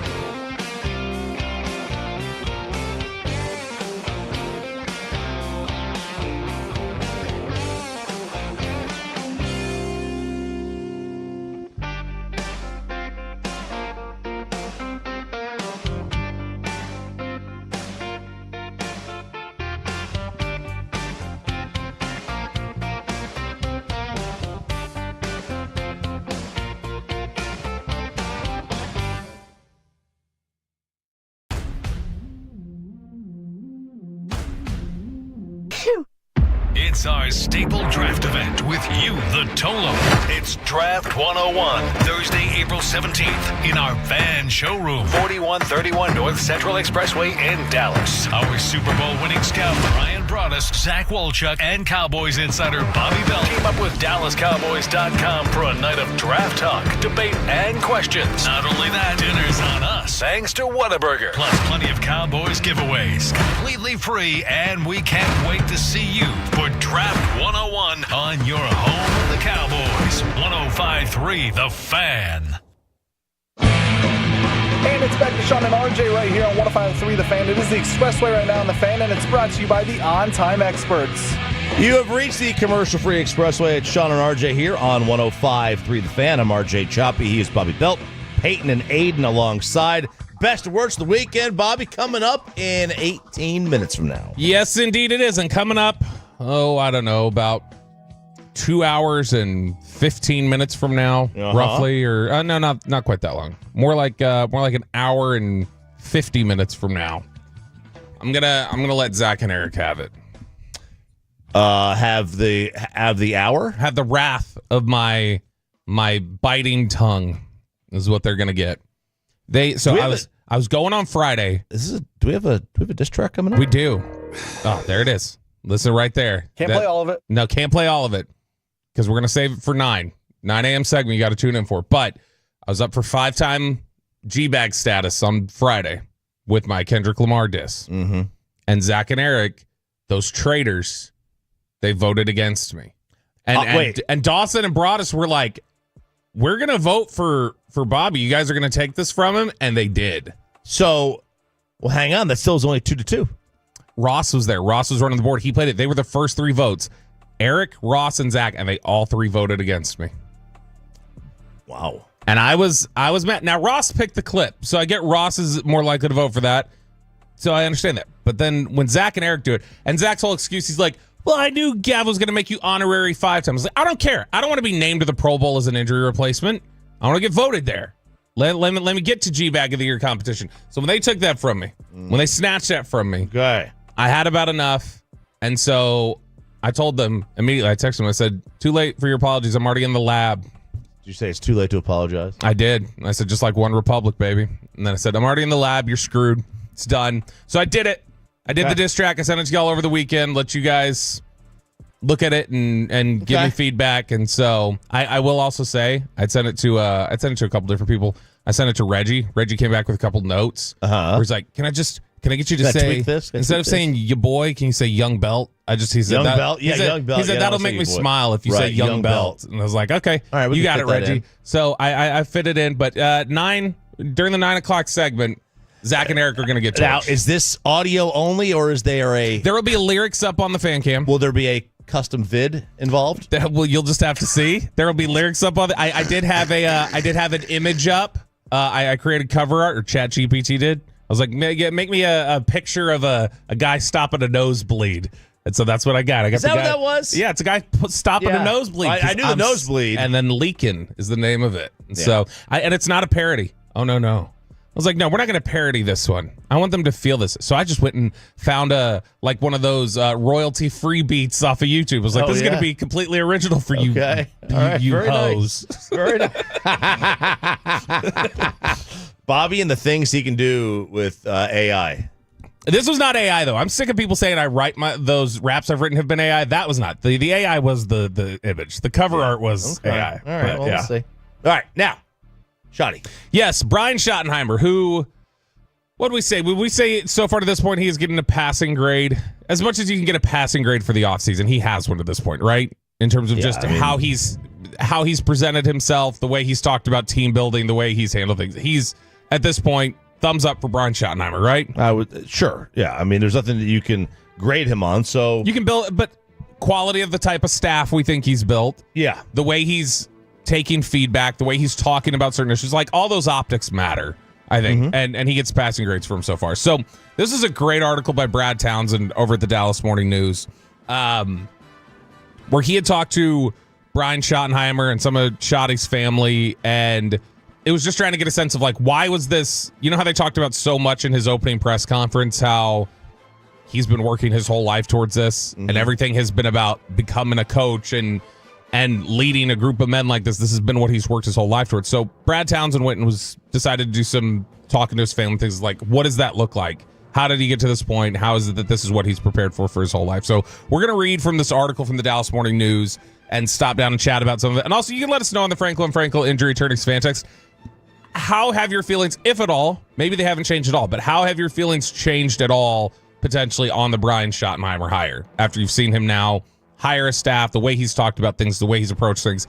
877-881-1053, 877-881-1053. This from the Dallas Morning News. Brian Schottenheimer figured it was nerves. Real quick, so the fan text is saying that you did get 5 wins on the... No. So it was 5 days, but there was a day where they had a short Rangers game, so they didn't hold a vote that day. So it was the 6th day I was on, but one of those days they skipped a vote, which was disappointing to me. But it's what they did. Brian Schottenheimer figured it was nerves or something he ate. He was 14, watching on TV as his father, Marty, for the 2nd straight January, coached Cleveland against Denver for the AFC title. The previous year, Brian watched in person and agony as the Browns succumbed to the drive. Now his gut ached, but not because he sensed another impending Browns calamity, the fumble. Unknown to Marty and his wife, Pat, as they flew back from the 38-33 heartbreak in Denver, their son's appendix was on the verge of bursting. 37 years later, new Cowboys coach Brian Schottenheimer's eyes well while recounting the ordeal. He says, quote, "Here's my father, exhausted. He just lost his 2nd consecutive AFC championship game, chance to go to the Super Bowl. I'm in excruciating pain. He immediately transformed from being head coach Marty Schottenheimer to dad. They drive me to the Cleveland Clinic emergency room. A couple hours later, I'm on the operating table." So imagine that real quick for Marty Schottenheimer. You come off that 2nd straight just gut-wrenching loss to the Broncos, and then you land, go home, and go, oh, I got to take my kid to the emergency room because he needs to be operated on. Crazy. It's. I mean, that's gut. Look, it was a gut-wrenching 2 years for them. I mean, it really was. Really 3 years, because they did it again the year after.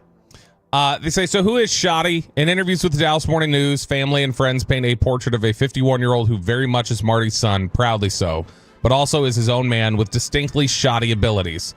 His mother, Pat, says he's always shown strong leadership. In social situations, he kind of takes over. So much like his dad, such a people person. Marty could be very stubborn at times. Brian is not stubborn. Brian will listen. I don't want to use the word compromise, but he will make sure his position is known. I think this is an interesting dynamic here because this is one that I think Sean's talked about before whenever he's been here. Sean has said before that he just doesn't get the vibe. Like, Shotty can be the culture builder and everything else, but he doesn't know if Shotty's going to be the one to just like lay down the law. Like, he doesn't know if he's going to be like, nope, this is what we're doing. Which that description right there that Marty was stubborn, but Brian will listen. Is that healthy? Is that the way you want it? Or does it lend anything to the idea of, is Brian Schottenheimer going to lay it down and say, no, this is what we're doing. Okay. And you guys need to just fall in line.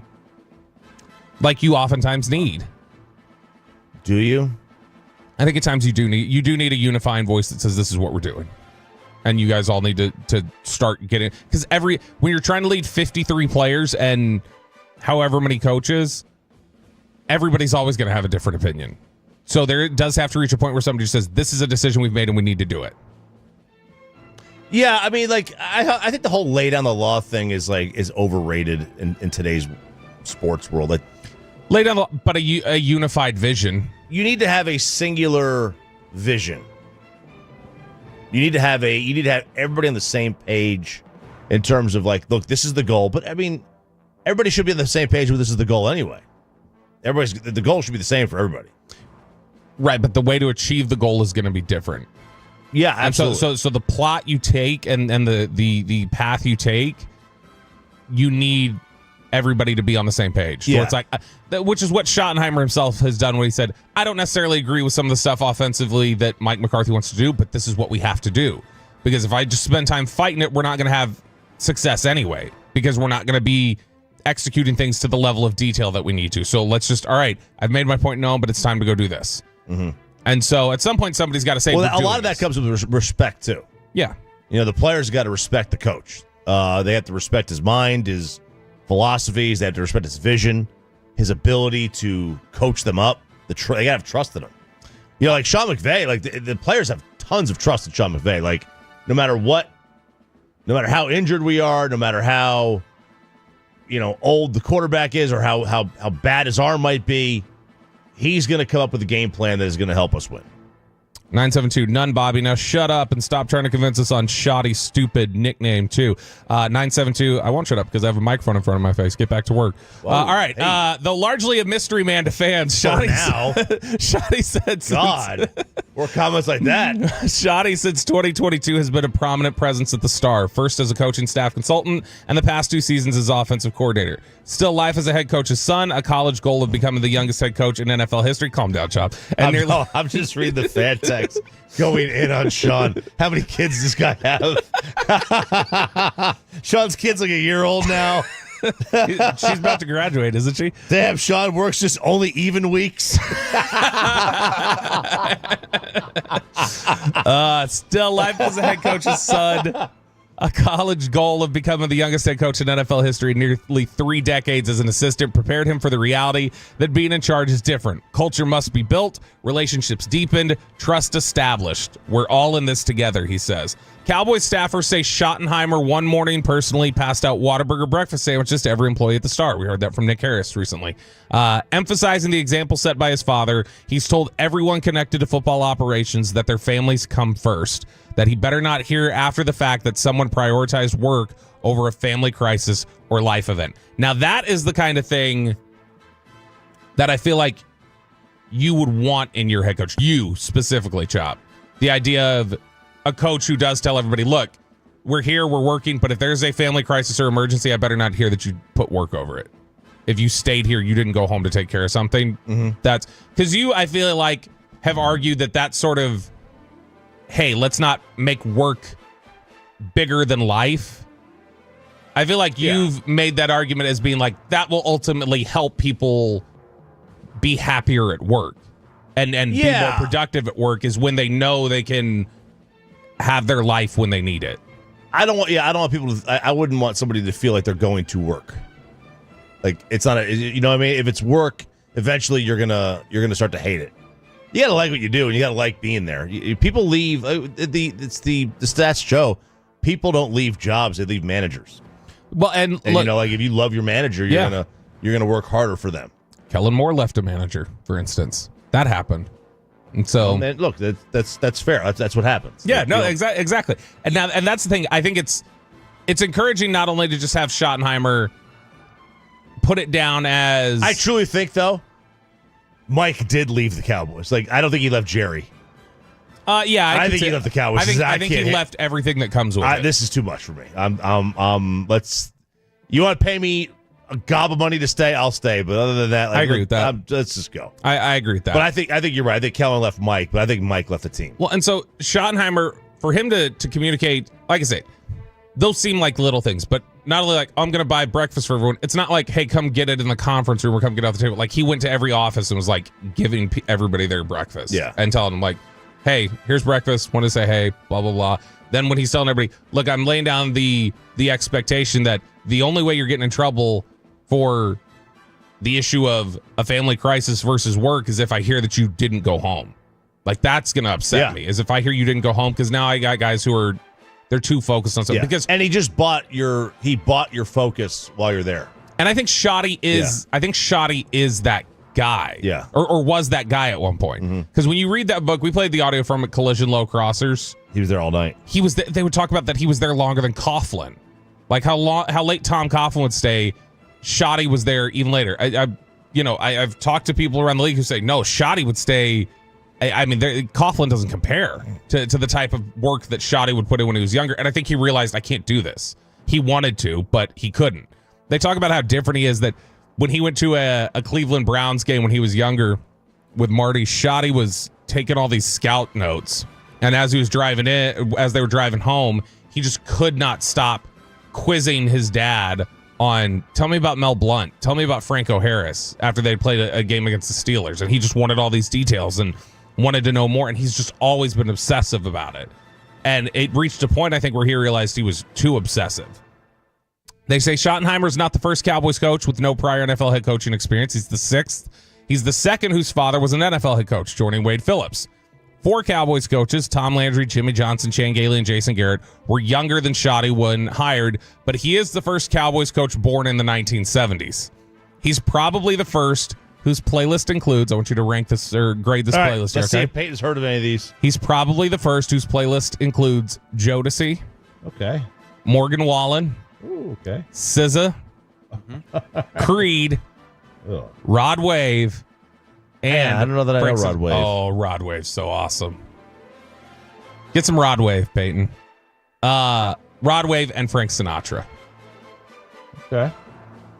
That's a very varied playlist. They call that eclectic? Yes, eclectic. That's good. That's a good one. I think that's the word for it. Almost certainly, he's the first to sport tattoos, at least visibly. Shotty has tats? He does. There's one on his wrist. I know. I think he's got one on his arm too. He has Faith Family Football inked on one arm, Grit on one hand, and the birth dates of his wife, son, and daughter under his left forearm. In conversation, he comes across as confident but not cocky or domineering, engaging, introspective, sincere, likable. Whether those traits will manifest into Cowboys victories remains to be seen, but from all appearances, Schottenheimer is comfortable being at the on-field helm of one of sports' most iconic franchises. I don't think you'll find a more genuine person, says Dan Schell, Schottenheimer's high school best friend and football teammate. He doesn't try to be something he's not. And I think that's the important thing. When you hear stuff like this, and I know it's easy for some people to roll their eyes at it, when you hear stuff like this, most of the time, Chop, I would say it doesn't matter in most places. That kind of stuff, being prepared for the job, being prepared to understand what Dallas is critical for this job. That stuff, Monday through Saturday, and the people managing and the ability to get people behind you and to understand you and to follow you, that matters here. And the ability to weather the expectations that come with this place matter here. Because like you just said, Mike McCarthy left Dallas. Mike McCarthy left what the Cowboys are. Because that was too much for everything that went right for Mike. For everything that went right for Mike, Mike never, ever adjusted to what does it mean to be the head coach of the Dallas Cowboys.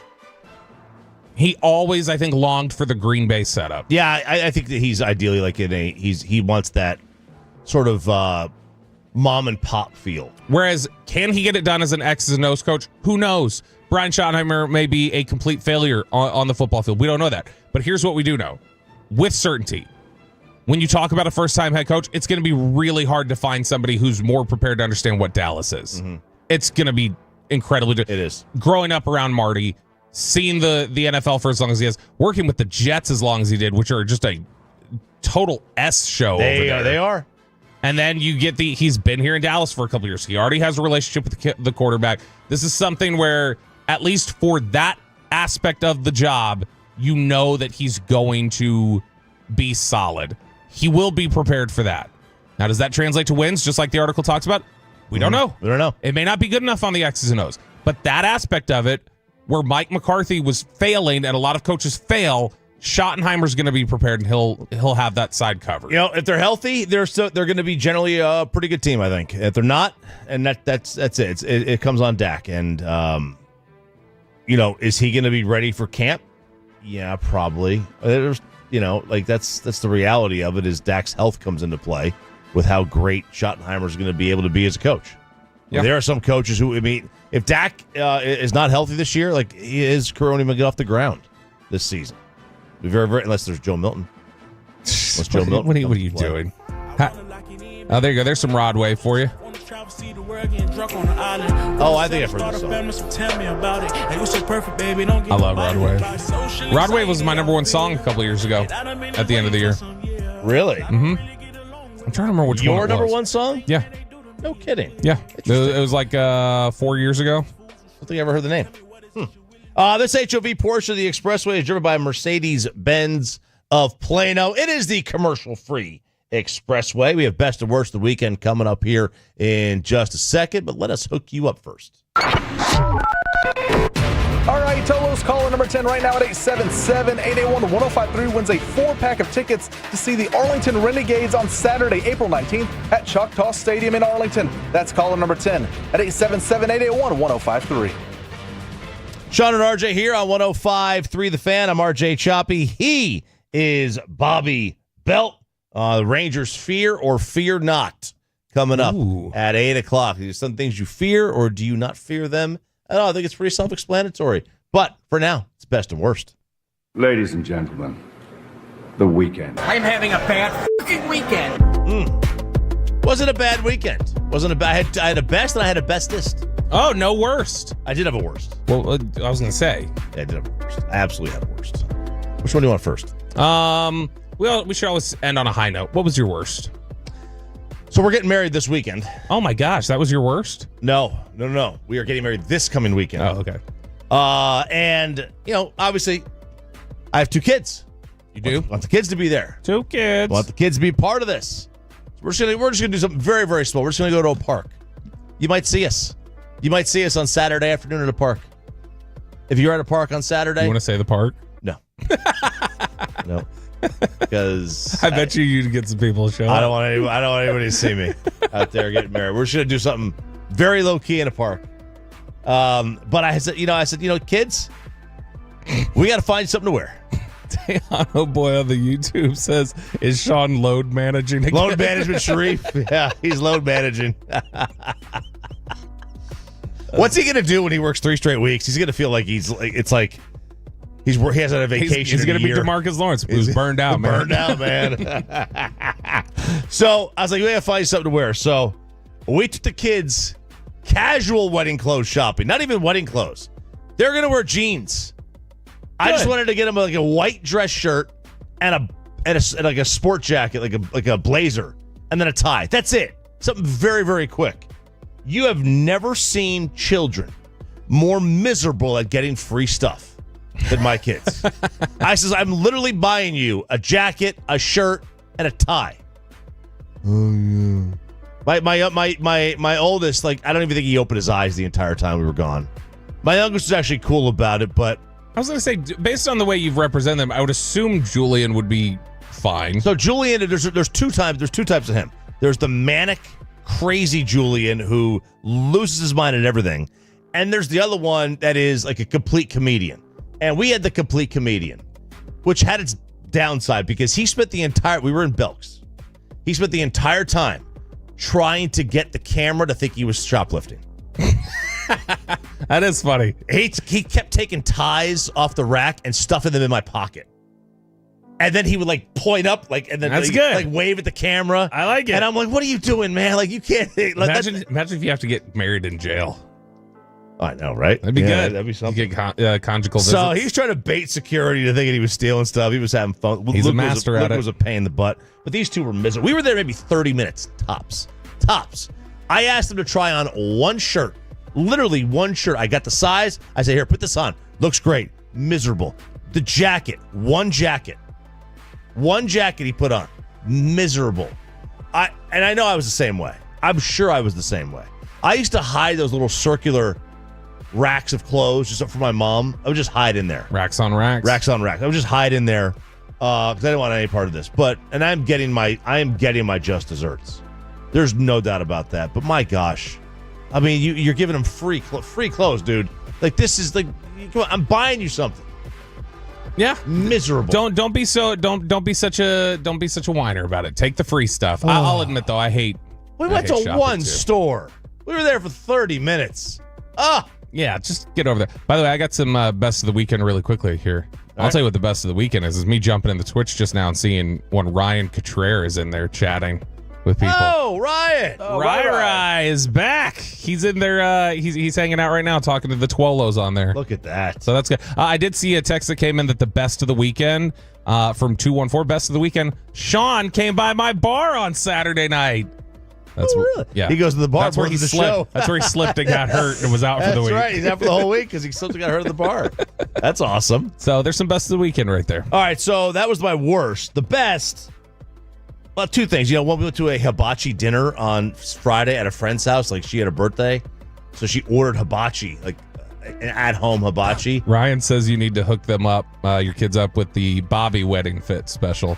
So yeah, like we're the outfit I wore basically with my doing that. kids. That's basically what we're doing. It's a white dress shirt and jeans. Yeah, accept it. Shouldn't be a big problem. It shouldn't be. I'll show you the photo. I'll dress them. I'll show you the photo. Like they just look like they could be anywhere else. But we had the hibachi birthday dinner. That was really, really cool for our friend Gloria. I've never done an at-home one. There was like 40 people there. Like, I could only imagine what this thing costs. I saw you took a picture of the setup. Can I disclose this? Can I take a picture that you took a picture? Can I disclose? You can disclose that I took a photo. Yes. All right. There was one of those workers looked like they were just, I don't know. I think they must be a listener and they don't like you for some reason. Yeah. Because he looked like he was glared right at you when you were taking that photo. When I sent the zoom in of his face. We played a game at the end. It was like you either had to guess the question right or you had to take a shot of sake, whatever. Sake. In the with the squirt gun. Oh. And out of nowhere, they said, "What's the official flower of the United States?" I don't know. And I just guessed rose, and he's like, "Yeah, that's right." Oh, so I'd have to take. I had no idea. Good for you. And then the other one came around. He goes, "Guess my name," and I just pulled Arthur out of nowhere. And he goes, "That's actually my name." No, you knew that was his name. I didn't know that was his name. Yes, you did. And I think what happened is I had heard that name. That name was in my head for like some reason for the last hour, and I think somebody had yelled it. And he answered, and I was like, "I get that. That's the only name I have coming to me." Context clues, baby. That's all Context clues. That's it. That's all you gotta do. But the bestest, and this is the bestest here.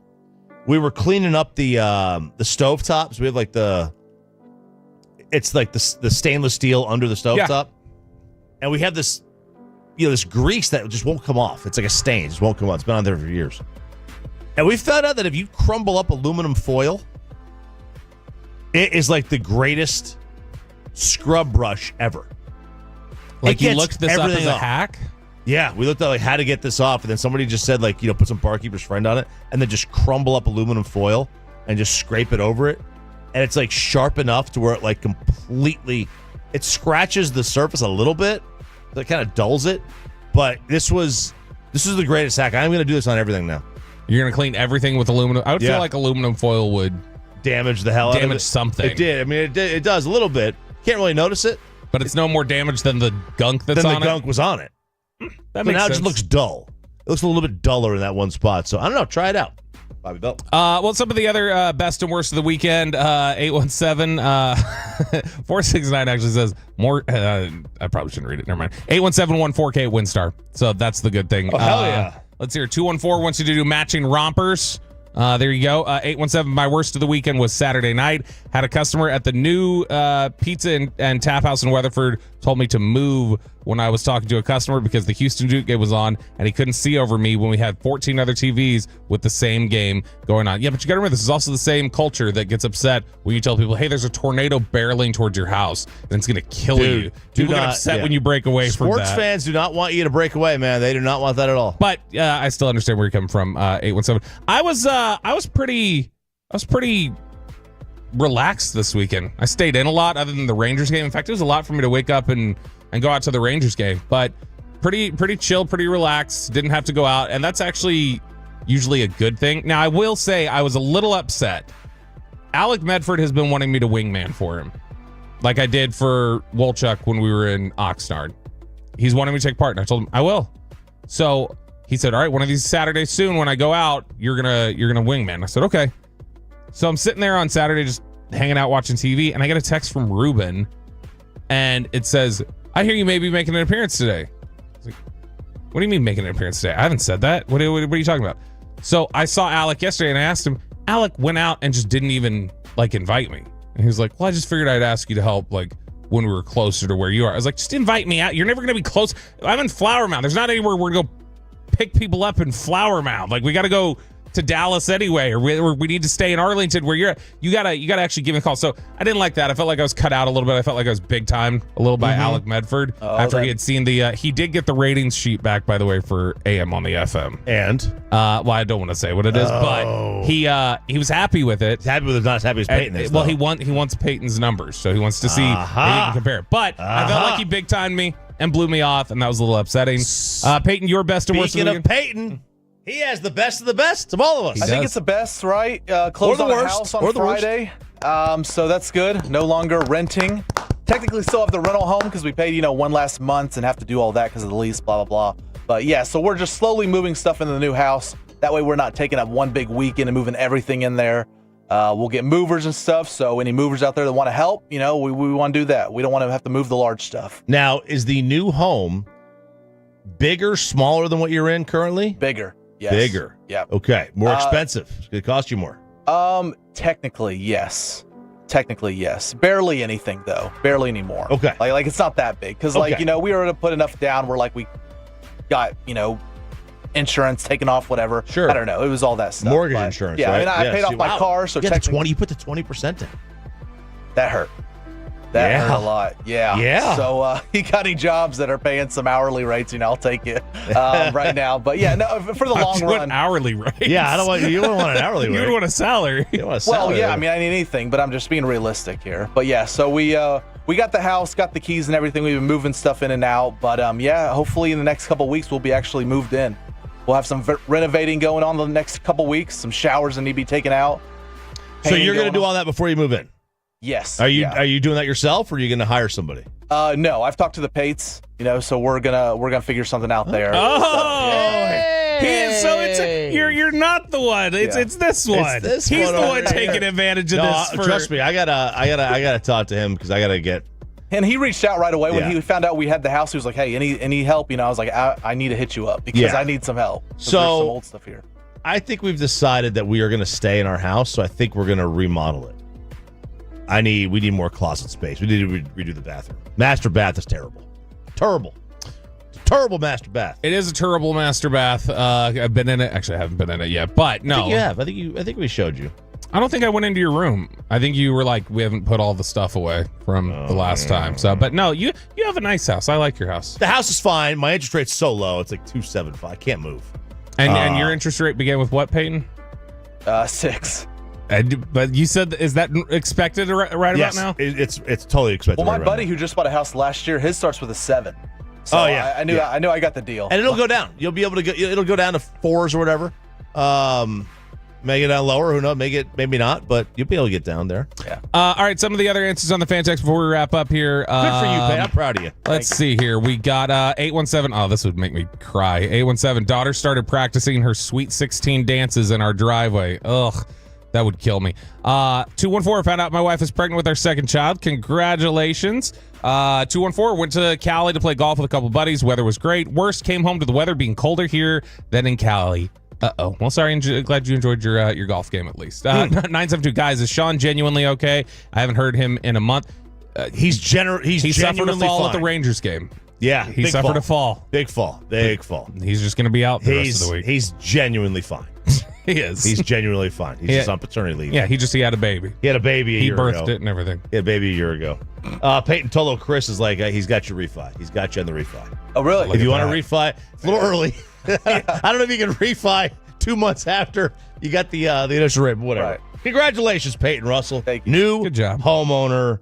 Oh, baby. It's Sean and RJ here on 105.3 The Fan. Rangers fear not. They're 8-2, but man, that offense might have a little bit of work to do. We'll get into that in the 8 o'clock hour. Sean and RJ coming up next on 105 The Fan after we get you over to Platinum for...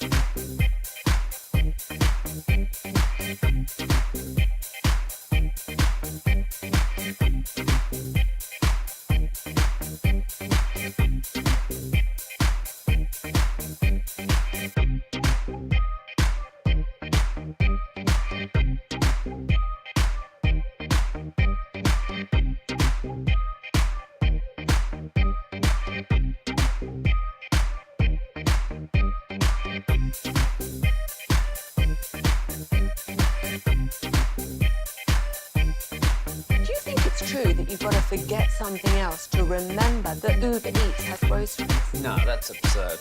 Hey, remember when you used to be a, what was it, Pepper Lady? Pepper Lady? Wasn't it Cinnamon Sisters? Razor Babes. Saffron Squad? Nutmeg Maidens? Paprika? No. Nutmeg Maidens. I just said that. Was it Spice Girls? Doesn't sound right. Was it Saffron Squad?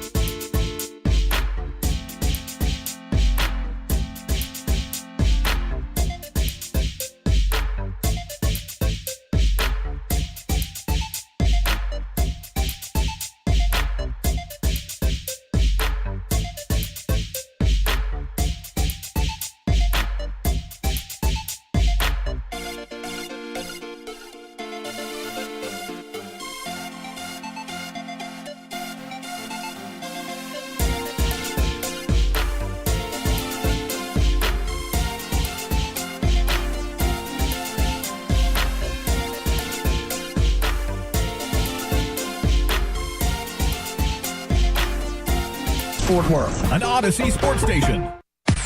Driven by our D&M Leasing Studios, this is Sean and RJ on 105.3 The Fan. There's a ball drilled deep to right field. Mangum going back. He turns to look. It's gone. Line drive home run for Corey Seager. His first of 2025, and it puts the Rangers in front 2-1. Hicksy with a call in a game you heard right here. Rangers 4-3 walk it off over the Tampa Bay Rays. They sweep the Rays. They win 4-3. They won 6-4 on Saturday, 5-2 on Friday. So that's let's see, it's 15 runs the Rangers scored in the 3 games, which is quite above their season average because they have had a little bit of struggles getting things going offensively, but the pitching has been nails. Absolutely lights out, and they wind up winning 4-3 yesterday. Number 1 ERA in the American League with a 2.93. They've been fantastic pitching. But yeah, the bats are just a little bit slower to come around. But you know what? It's one of those instances of they're getting enough. Chop. They get just enough. That's all that matters. It's just you would like to see that they're scoring more than their season high to this point has been 6 runs. You'd like to see them break out a little bit one of these days. Do you see the Red Sox, what they put up in the first 3 games this homestand? No. 36 runs. Is that good? 36 runs in 3 games. I mean, that's what? How many has Texas scored this year? 41? No. What are they up to? Or no, they're 33. They haven't even put that 33. Up. So the Red Sox put up more in that opening homestand than the Rangers have all year. Oh, man. Look, it's way too early for me to put any numbers on these games yet. I don't look at run differential yet because one game can screw you for more than a month or help you. Right? It can help you for more than a month. It's funny to look at them. They have the best record in the sport or in the American League with 8 wins, and they've scored 33 runs. And like the Yankees have played 1 fewer game. They have 76 runs. The Cubs have played 2 more games. They have 77 runs. So the Rangers are they're not even half to that. But that's the beauty of April baseball is you get some random quirks like that. I saw this yesterday. Across the sport, there were 5 walk-off hits on Sunday in Major League Baseball. Wow. It's tied for the most on any day in the last 10 years. All 5 games ended either 5-4 or 4-3. All 5. 5 different divisions had a walk-off hit. And then Wilmer Flores of San Fran, he had his 9th walk-off, which is 1 shy of the most in baseball since 2015. So that's some statistics that I saw yesterday. Look at that. Yeah, Rangers do get the sweep, and we are now winners of 5 games in a row. So that's good. 6-1 at home, too. If not for that one blown Luke Jackson save, you might be 7-0 at the Globe. So a game that we were all in attendance for. Yeah, we were. Fellowship. Well, not all of us. Everybody at the morning show. The morning show was. Even Sean came out. But we couldn't get really anybody else from any of the other shows except Alec running the board, and then you got Brian from the afternoon show, but nobody else could show up. It'll be Native Aldi today. 6:40 first pitch. 6 o'clock will be the pregame as they are in Chicago, Windy City, to take on the Cubs for a 3-game set. They get 2 night games. They get 2 night games in Chicago and then a day game on Wednesday. So you don't get usually in Chicago, you get a lot of day games. Yeah, but they were like, KNC's been off enough. They've been off enough. Screw them. They have been off enough. Rangers fear or fear not. Now, I saw this from the Rangers Savant Instagram page, or Tolos. Shout out. Yep, good people. They are 25th in OPS as a team, 28th in on-base percentage, 23rd in slugging. This was going into yesterday's game. 209 team batting average on balls in play. That's 29th in the sport. And they see fewer pitches per plate appearance than every team in baseball except for Oakland. All right, those are not great. Not great stats. You got to turn those around. So let's do a little Rangers fear or fear not. Let's do it. Marcus Semien. Fear. Now, he did have a home run over the weekend. Yep. But in general. Yeah, the problem is last year was such a down year for a lot of the guys offensively. But I mean, last year his OPS being 699, which was pretty much, I'm trying to see here, I'm looking up through. So yeah, that's the worst year of his career when he played a full season. So 699, that was distressing. So far, this is tough, Chop. He is minus 0.4 in WAR to start the season. Ew. That's bad. Ooh, not good at all. Yeah, so I mean the 416 OPS, a little bit concerning, especially after everything that happened last year. So yeah, I've got a lot of concern about Marcus Semien right now. Peyton? Okay. Yeah, I do too. I got some concern there with Semien. He's getting older. We all knew the dirty little secret with him was that the end of the contract, it was not going to age well. Yeah, it's like we Chu all or knew anybody this. else that you signed. Yeah. Dude, but you know what? Guess what? Shohei's contract's not going to age well. Soto's contract's not going to age well. Judge's contract's not going to age well. You know who's going to age pretty well is Bobby Jr.'s because he signed it when he was like 20. Oh my gosh! You know, and it'll be 32. That's going to age just fine. You look at MLB Savant right now on Semien, hard hit percentage or barrel percentage 49th percentile, hard hit percentage 20th percentile, bat speed 7th percentile. Man, that's one of the first thing to go is his bat speed. His bat speed on average is 67 miles per hour. Oh my God. That doesn't seem sustainable at all. I wonder if my 15-year-old's bat speed is that high. Like, I wonder. That's bad. It might be. So yeah, I'm worried, John. I'm worried about Marcus Semien. That's a little concerning. So Marcus Semien is a concern. Peyton, you fearful of Marcus Semien? Yeah, I am. RJ brought up the age. That's a big question mark and issue. But I mean, I'm hoping that we're not relying on Marcus Semien with this offense, with this lineup. You know, you're hoping that you can. Well, he's rely your on leadoff Seager. hitter. Yeah, but okay, get on base. You know, I watched Moneyball. You just gotta get on base. That's right. That's right. I like get on base. Get on base. Do I care how, Pete? You got Pete. Seager, Langford, Adolis. You know, you got all the other guys. 903 says Josh Smith needs to be the leadoff hitter. I don't have a problem with that. I think Josh Smith's a good player. Yeah. All right, so let's just do the offense as a whole. Rangers offense as a whole. Fear or fear not? I'm gonna say fear not because Seager's gonna start hitting. He had the home run yesterday. I think we've all been encouraged by Adolis how hard he's hitting the baseball. Heim has bounced back in a big way. Here's since we just read those other numbers. Average exit velocity right now, Adolis Garcia, 98th percentile. Barrel percentage, 97th percentile. That's pretty good, man. Hard hit percentage, 91st percentile. So, I mean, we're talking about Adolis is going to start. Those balls are going to land in play. Like you mentioned, the batting average on balls in play is really low. Really low. It's unsustainably low. It's not going to be like that for the rest of the year. They are hitting the ball hard and they're making contact consistently. It's not ending up the way you want it to. So, offense as a whole, I'm not worried about. I agree. I'm not worried about the. Look, it's way too early on this. I mean, the Semien stuff. Some of those numbers like the bat speed. That's concerning. I'm not concerned about the rest of the offense. I think the rest of the offense will be fine. Here's your boy. Your boy. Luke Jackson. 5 straight scoreless appearances. And he has pitched an inning in every single one of them.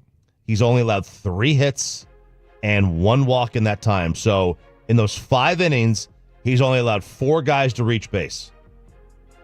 Where are your fear or fear not with your boy, Luke Jackson? Fear. Because I believe... Still scared, huh? Yeah, because let me look here, Chop. He has allowed 7 base runners and gotten 6 swinging strikes. 7 base runners and 6 swinging strikes. He's allowing more base runners than he is swinging strikes. Yeah, look, I mean, I want a closer who generally can miss bats. Yeah. His fielding independent pitching is still 4.77, which is not good. So I've still got fear there. I know it was the first game was awful. He got into some trouble in the 3rd save opportunity, but man, no. Go ahead and run Chris Martin out there as your closer is what I'd prefer. I like Chris Martin. I like him a lot. I think we can. I can get down with that. Peyton, fear not with Luke Jackson. No, still early. I mean, I get the opening day struggles, but he's been to this point in the season, he's been all right. He's been fine at that, and he's been locking down the saves. He's been okay, but still early in the season. I'm not, fearing for Luke Jackson 10 games in the year. Let's see. Franklin, injury attorneys, fan text 877-881-1053. Nothing to fear with Marcus. He's an Iron Man. That's from Michael and Alan. Since we started the season 8-2, we haven't even mentioned Evan Carter. By the way, Evan Carter, to this point, down at AAA Round Rock, he is 2 for 19, 6 walks, 7 strikeouts. So he's batting 105 with a 320 on base percentage. Should be Josh Smith, Langford, then Seager. You don't want lefty batting 1-2. If Smith leads off, Langford needs to hit 2, Seager 3. I got no problem with that. At all. My guy Ryan over at Jellyfish Lighting said trade Marcus while you can for another arm, whether it's in the rotation or in the pen. I mean, I wouldn't. I don't know. I wouldn't be totally. I don't know that anybody's going to want to take on Marcus's contract right now. It's a lot of money. It's a lot of money for an aging player, and we have seen the league kind of try to phase this out. Mm-hmm. If you notice, there are 36-year-olds that are just that are jobless. These are good players. That 10 years ago, 15 years ago, 20 years ago, they'd have been gobbled up. But teams are saying, no, we'd rather have a little bit of youth and cheapness, and we can get away with it. Yeah. So that's where they are with that. The health as an organization, like their health. Like, are you fearful? Fear or fear not the health? Yeah, I mean, you're always going to have a level of fear, especially with the kind of guys they have on their roster. Like, Seager gets hurt a lot. Josh Young gets hurt a lot. Already has. Jacob deGrom is somebody we're always going to have some concern with. Evaldi, it feels like every year there reaches a point of the season where you're a little like, is he wearing down? Is he starting to feel some fatigue, and is that adding up to injury? Which it has a couple different times. So yeah, I'm always gonna have some level of fear of it, but feeling okay at the moment. I'm really hoping they've figured things out with deGrom. That's what I'm really hopeful for. I think that the issue is, look, with some of the guys, they're injury prone in general. Like deGrom was always injury prone. Yeah. Seager had injury issues coming out. Not coming out, but with the Dodgers, right? That was kind of the knock on him. You're gonna put a DL stint or an IL stint on Seager, but all this hinges on Jake. The whole thing. Yeah. I don't think that the Rangers have some injury bug that that there's something wrong organizationally. Josh Young gets hurt. He just does. Yeah, it's consistently happened ever since he got here. Ever since he got here from Tech, it's happened. Mm-hmm. The young kids in the rotation, Leiter and Rocker. Man, if Leiter goes out there and pitches again like he did, I'm ready to get hurt again, and I'm gonna say fear. You put Rookie of the Year out there. I'll go ahead. I'll say fear not. Is he eligible? Was he eligible for Rookie of the Year? I don't know. I don't know how many. I feel good about him. And ultimately, Rocker, I'm going to say fear not ultimately on both. Because I think Rocker, there's some concerning stuff about Rocker, but we've seen enough how he's performed well. I think they just got to straighten some things out with him, and he'll get on track. Leiter, it feels like, has had a breakthrough. And so I'm saying fear not. Fear not. Yep, I feel good about Jack Leiter. Okay. Even the I feel G-bag great curse. about Leiter. I feel great about Leiter right now. The G-bag curse couldn't even hurt him. Yeah, no, I week. feel great about Leiter right now. Rocker was okay yesterday. There was nothing wrong with how he threw. He's not missing enough bats. He's not missing enough bats. That's a problem, but he's getting the job done. One wild at least pitch yesterday. He did. He's been a little wild at times. Yeah. Had one yesterday, but ultimately didn't walk anybody. So all right, little Rangers fear or fear not. A lot of fear with the Mavs. A lot of Rangers fear or fear not. The Stars, not the greatest weekend for the Dallas Stars, but a great weekend for an all-time great. We'll get into that coming up next on The Fan. Let's keep it real. Starting your day right.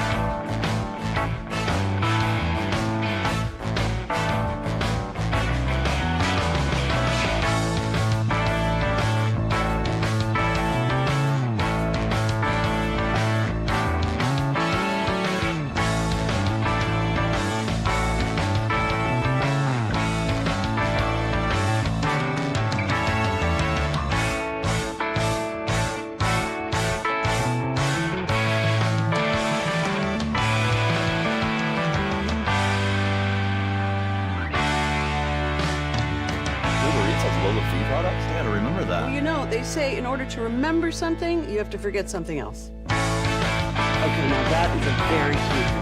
That's like a little shag. I've never seen that before. Well, I mean, of course you have. It's the Rachel. Oh, is that your name? No, I mean like your name. No, I'm Jen. My name's Jen. Right, but I just mean like this is your haircut. But that's hair on your head. I'm not saying this is your hair. Okay, freaking me out a little bit.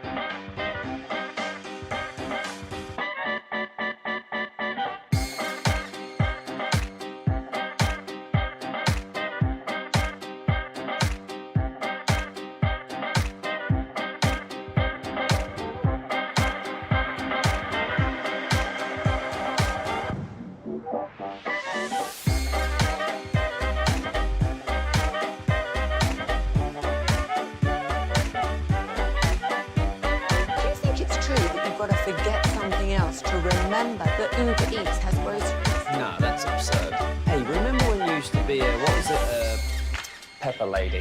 Pepper lady? Wasn't it Cinnamon Sisters? Basil babes. Saffron Squad? Nutmeg maidens? Pre-curb? No. Nutmeg Maidens. I just said that. Was it Spice Girls? Doesn't sound right. Was it Saffron Squad?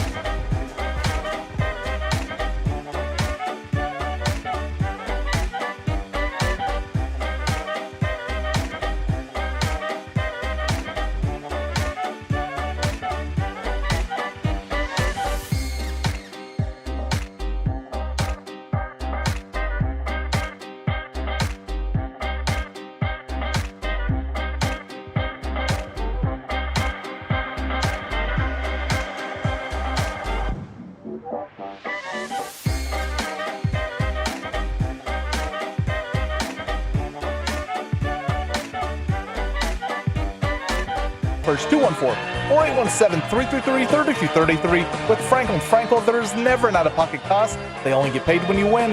Frankel & Frankel, the go-to car and truck attorneys in Dallas. Matt Boldy to Zuccarello in his 900th game. Boldy, Zuccarello, score! Marco Rossi, game winner, Minnesota! That is an overtime game-winning goal, a game on TNT with the call. Stars, not the greatest weekend for them. Not the greatest weekend for them at all. They only pick up 1 point in a weekend where they would have loved to have gotten 2, that's for sure.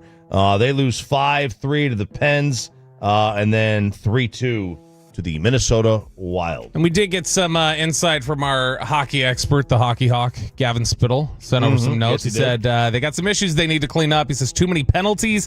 They were one of the most disciplined teams in the NHL, but they have been taking too many penalties lately. He says turnovers, lots of missed passes, just don't seem in sync at times, and they've been outshot really bad at different points. In Minnesota, they were outshot 17-4 in the third period. In both games this weekend, they gave up 40 or more shots on goal. Stars back in action Tuesday against Vancouver. Then it's Winnipeg on Thursday night, who they are 3 points behind in the standings. And I'm sure there's some fresh spits and suds up for you. It's 5 to play. Five games to play.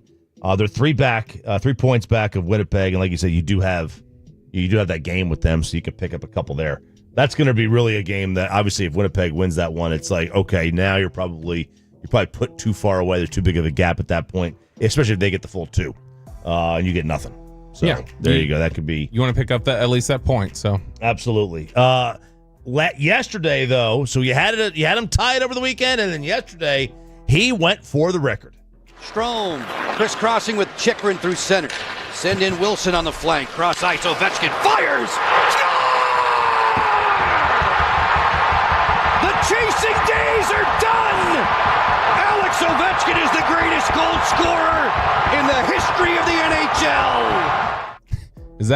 Are they picking up somebody banging the glass all the way from the top, or is that somebody in the booth, like pounding their fists because they're so happy? I don't know. I think that's in the booth. I think that might be in the booth, too. That's cool. That's Caps TV with the call. Ovechkin sets the record. I've got a hockey group chat, Bobby. Well, and we were just talking, like, I don't know of another sport where you can get the all-time scoring leader, so points, goals, whatever, and really also struggle to get them in the top 10 in the history of the sport. Is he not?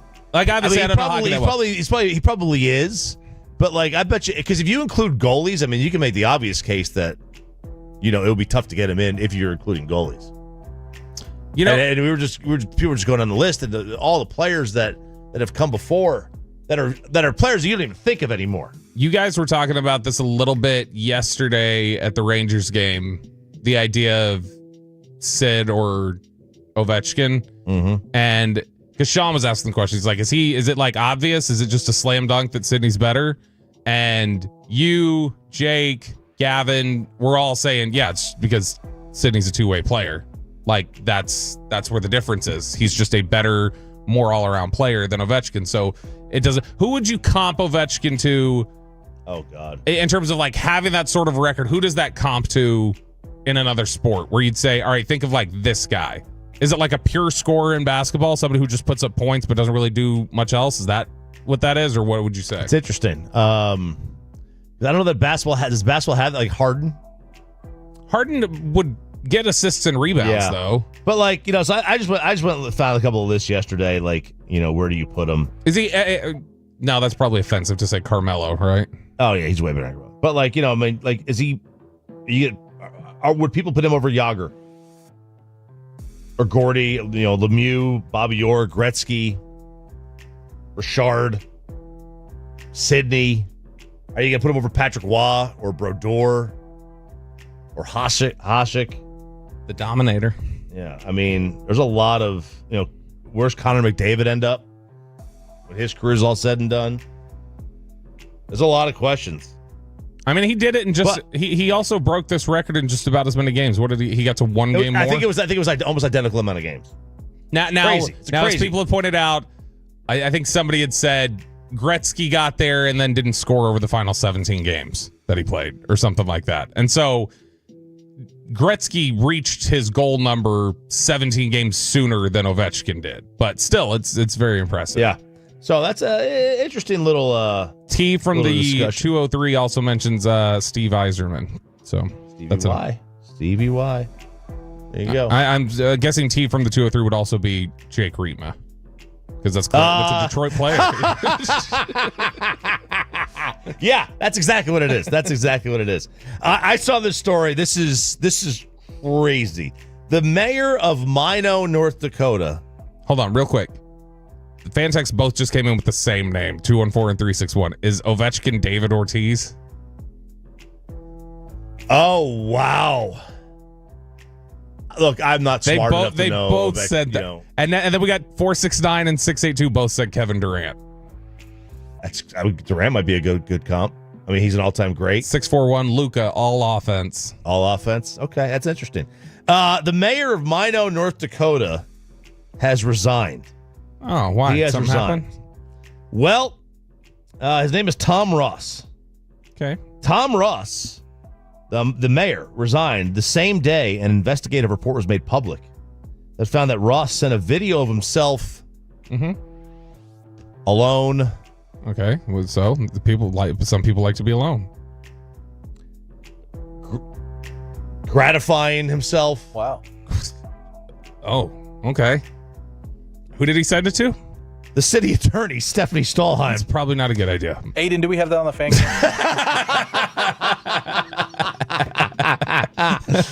He sent the video minutes after the two had a telephone call discussing a police officer taking their own life. He immediately realized that he sent it to her and not to his significant other or whoever, and said, "Please delete the video. Do not watch it and keep the incident between them." She said that Ross said he had recorded the video at home during lunch break and meant to send it to his romantic partner, not to her. He said it was a video meant only for his girlfriend's eyes. So this was the most recent conversation. So he just tapped something at the top. Yep. But this is also it's an easy out too.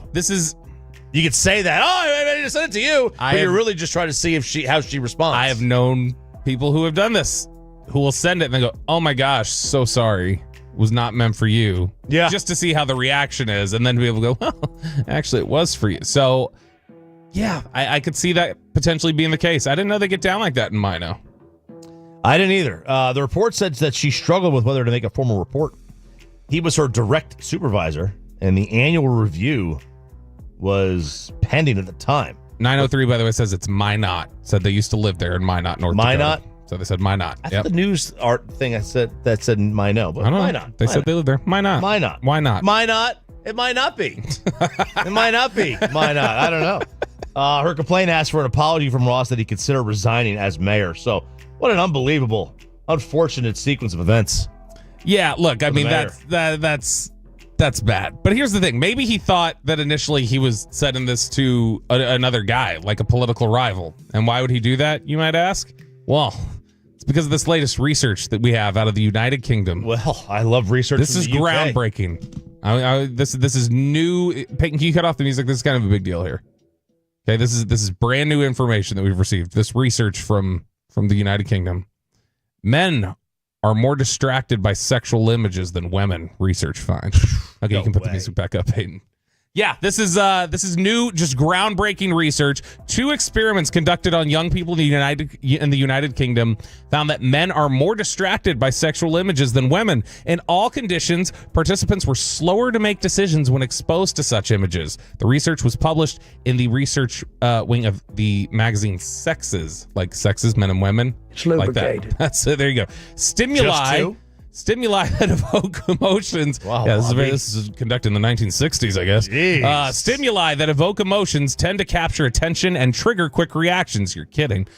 For instance, forming a first impression of someone might take several seconds, but determining whether a person poses a threat takes less than a second. People generally respond more rapidly to threatening images than to non-threatening ones. Similarly, sexual images can also trigger emotional reactions and alter attention and response times in a way comparable to threatening stimuli.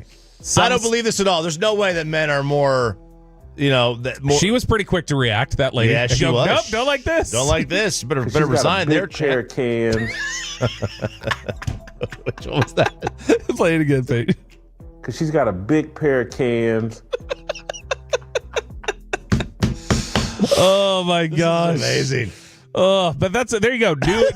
New research out of the UK just says that guys tend to have quick emotional reactions when they see that at all. Boobs. I've never seen that one.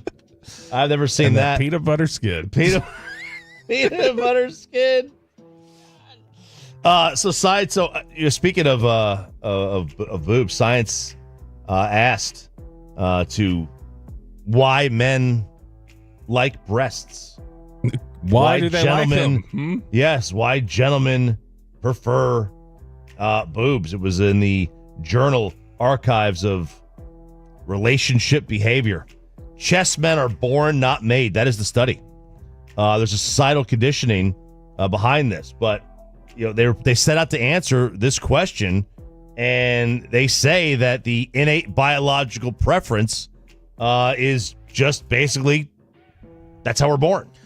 You're either born a boob guy or not. I'm a breast guy. I'm a boob guy. I remember, so Kristen would probably, Chop, as you'll look up and make sure that I'm not getting in trouble here. I want you to stop me if you feel like I'm not in trouble with the boss, getting in trouble in my household. Oh, so I don't care about that. Kristen would probably be, I'll say it this way. Kristen would probably be the target of a butt man more than a guy who's a boob guy. Wow. So when she heard me say one time, when she heard me say that I was a boob guy one time, she was like, "What do you mean you're a boob guy? Because you're a butt guy." I'm like, why would you think that? I've never said that. She's like, "Well, because you're with me." I was like, "But I mean, I am a boob guy, but I love you." And she did not take solace in that. She got very upset when I told her that that's the type of guy that I was. It's because she was like, "Well, that doesn't fit my MO." I prefer the bottom. We talked about it before. It's like scotch. Yeah. It's a sign of maturity. I agree. It's a mature man's drink. It's a mature man's preference, is what they say. Yeah. Researchers have long theorized that breasts have evolved to communicate that a woman is fertile. That was like the long-standing theory. Yeah, 214. Bobby spends 10 minutes every day looking at his breasts in the mirror. That's probably why I like him. Wow. I play with him a lot. Wow. Wow. You're going to get the next diss track. Philadelphia area man. This is where sports and politics mix here. Because we just talked about the city council guy, the mayor of Minot, resigning. This is a Philly area man demanding that the mayor step down. This is what happened, guys, residents of Upper Darby Township, when you elect the Cowboys fan to your government. 29 years of losing with this team. What do you expect with the leadership? This is a Cowboys fan. This guy follows the Cowboys. You see what type of leadership they have, and that's what you put your trust in. A Cowboys fan. Sickening. Dude, that's a winning topic in Philadelphia. Oh, for sure. If you How did he get elected? How in Philadelphia did he get elected? He hit it. You know, for years, you think if a mayor is going to run, and they're going to be sitting there in Fort Worth, Dallas. They're going to run wearing a Yankees hat. They're going to get elected. Look, I mean, are you kidding me? Broadus said when he worked for the Eagles for that year, he would not tell anybody he was from Dallas. If anybody asked, he'd say he was from Waco. And he's like, they don't know exactly where that is. And so they would just kind of go like, oh, okay, Waco, whatever. Waco. Yeah. Especially back then. Back then, they would have known. That was like right around the time. Branch Davidian. The Branch Davidian. Yeah, but I mean, they know it's Texas. They don't know where. Like, they don't have. Texas. They don't have an idea of where. Because then, if you say Texas, that leaves it up too much. Or if you say Waco, you've given it a place. But he would never tell anybody where he was from. He would just say, "No, it's not what I'm doing." Like when we go to Switzerland next week or next month, next couple weeks, I don't know, whatever, 10 days. Should we tell people we're from America or from Texas? I'm gonna say Texas. I mean, you should always say you're from Texas. You should always own Texas. They know where Texas is. Damn right when I they was in do. Italy, I said Texas. That's and I right. Said, oh yeah, okay. Yeah, They know us. That's right. I'm from Texas. That's what I'm gonna say. I'm not gonna say I'm American. Texas. That's a good way to do it. Absolutely. Sean and RJ here on 105 through the Fan. What is coming up next in Below the Belt? Why are wealthy donors refusing to give any more money to this program until they turn things over to one of the NFL's most mid coaches? That's next in Below the Belt on the Fan. But first, I want to talk.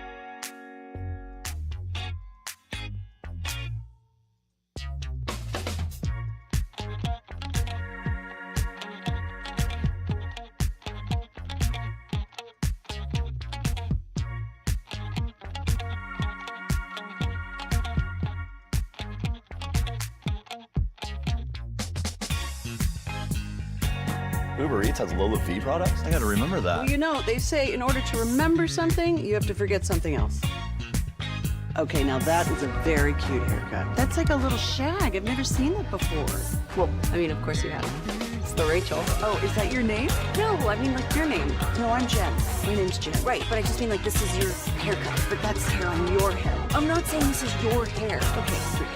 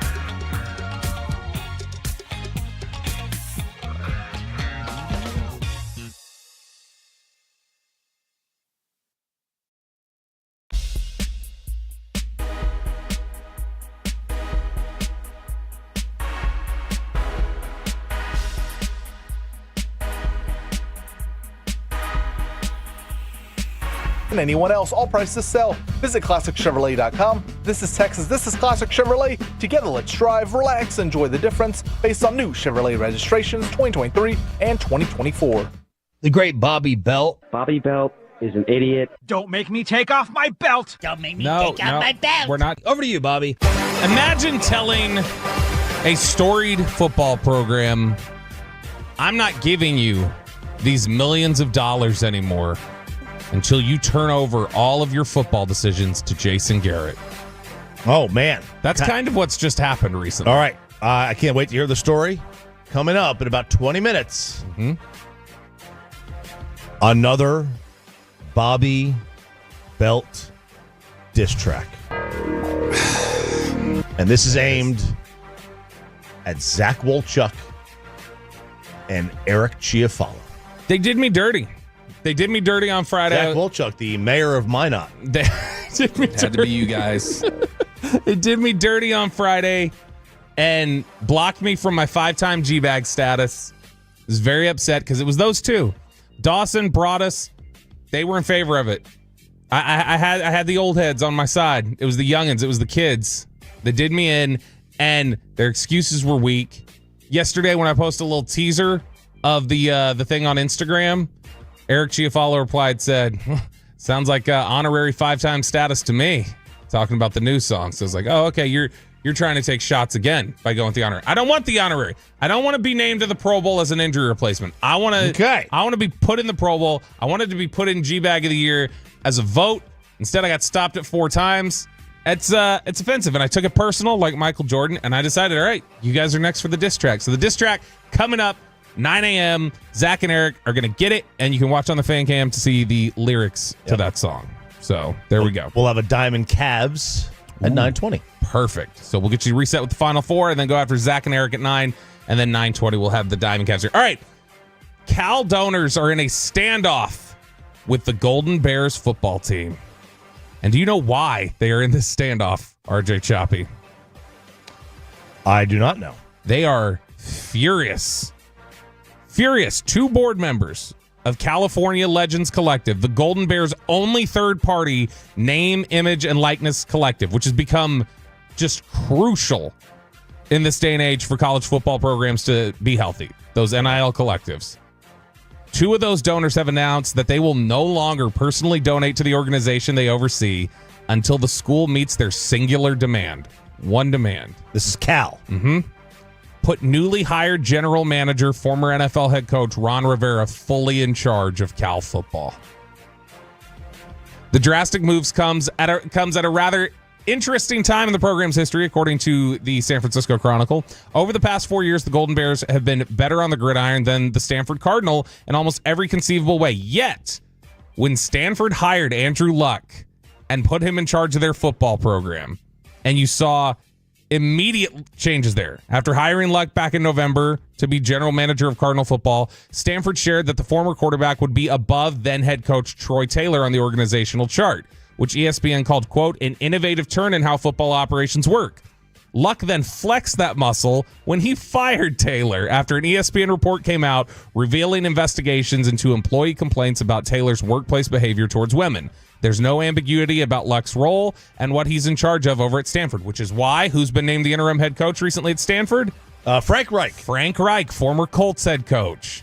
All makes sense. Andrew Luck is in charge over there at Stanford. And these donors over at Cal say, we want the same sort of thing. Kevin Kennedy, president of California Legends Collective, says, we all have to acknowledge that we haven't achieved everything we wanted to achieve, so the story is still being written. We're still working hard to create the most competitive teams possible, and honestly have Cal's athletic success match academic excellence. One of these donors said that when you look at Ron Rivera, this is the quote about Ron Rivera, dude. You don't hire Mario Andretti and ask him to sit in the passenger seat. That's what Ron Rivera said? No, that's what this donor said about Ron Rivera. Well, there's a reason that you bring someone like that on staff in order to give him control. So this push from Stanford is now turned into a push from Cal and probably other programs in the future where the general manager is going to become like an NFL general manager in their power. I mean, Justin Wilcox done a decent job at Cal. I mean, they had a good year last year. Yeah, this seems like an odd time to just dig in on Ron Rivera should be in charge of every last bit of our program. Especially Ron. I had to go look. I had no idea Ron Rivera played at Cal. Was he on the field when the band was on the field against Stanford? That's a good question. He may have been. What year was that? That was 82? I don't know. He was there from 80 to 83. Then yeah, he would have been, because I think it was 82 is when that Stanford Cal game was. The band is on the field. Yeah, so the Stanford Cal game would have been, oh gosh, I'll have to look for it. But either way, Ron Rivera, this is such an odd phenomenon we're getting lately of just total 82. NFL. Yeah, 82. Then yeah, he would have been there. Total NFL input taking over at the college level. And now look, when we hear about Michael Lombardi becoming the GM at North Carolina, what we've gotten there is Lombardi apparently is just in charge of the transfer portal, is basically what he does. That's what he oversees. Whereas Luck is in charge of football ops. He is the guy. And they sound like they want Ron Rivera to be that That's guy. a lot, man. That's a lot, because now did you just eliminate the AD? It feels like it. It feels like the AD is just kind of delegating roles. And all right, you're in charge of football anyway. If you're a major university, does the athletic director at Texas, right? Mm-hmm. I mean, that's a high paying job. Yeah. All right. It's a public institution. Let's see what Chris Del Conte's salary is. $19.25 million. So more than Adam Silver. I'm sorry. He makes what? Yeah. No, not per year. Oh no, that's I was talking about through the end of his contract to 2030, not per year. Sorry, my bad. I was like, what? That's the 7-year contract worth up to. So he makes almost three. Almost 3 a year. Yeah. Okay. I mean, that's a high paying job. If you're gonna have a GM be the end all be all decision maker for the football program, that's gonna be a high paying job too. What is can you as a public institution justify $3 million for an athletic director whose only job isn't even to hire the head coach anymore? That goes on the GM's under his purview.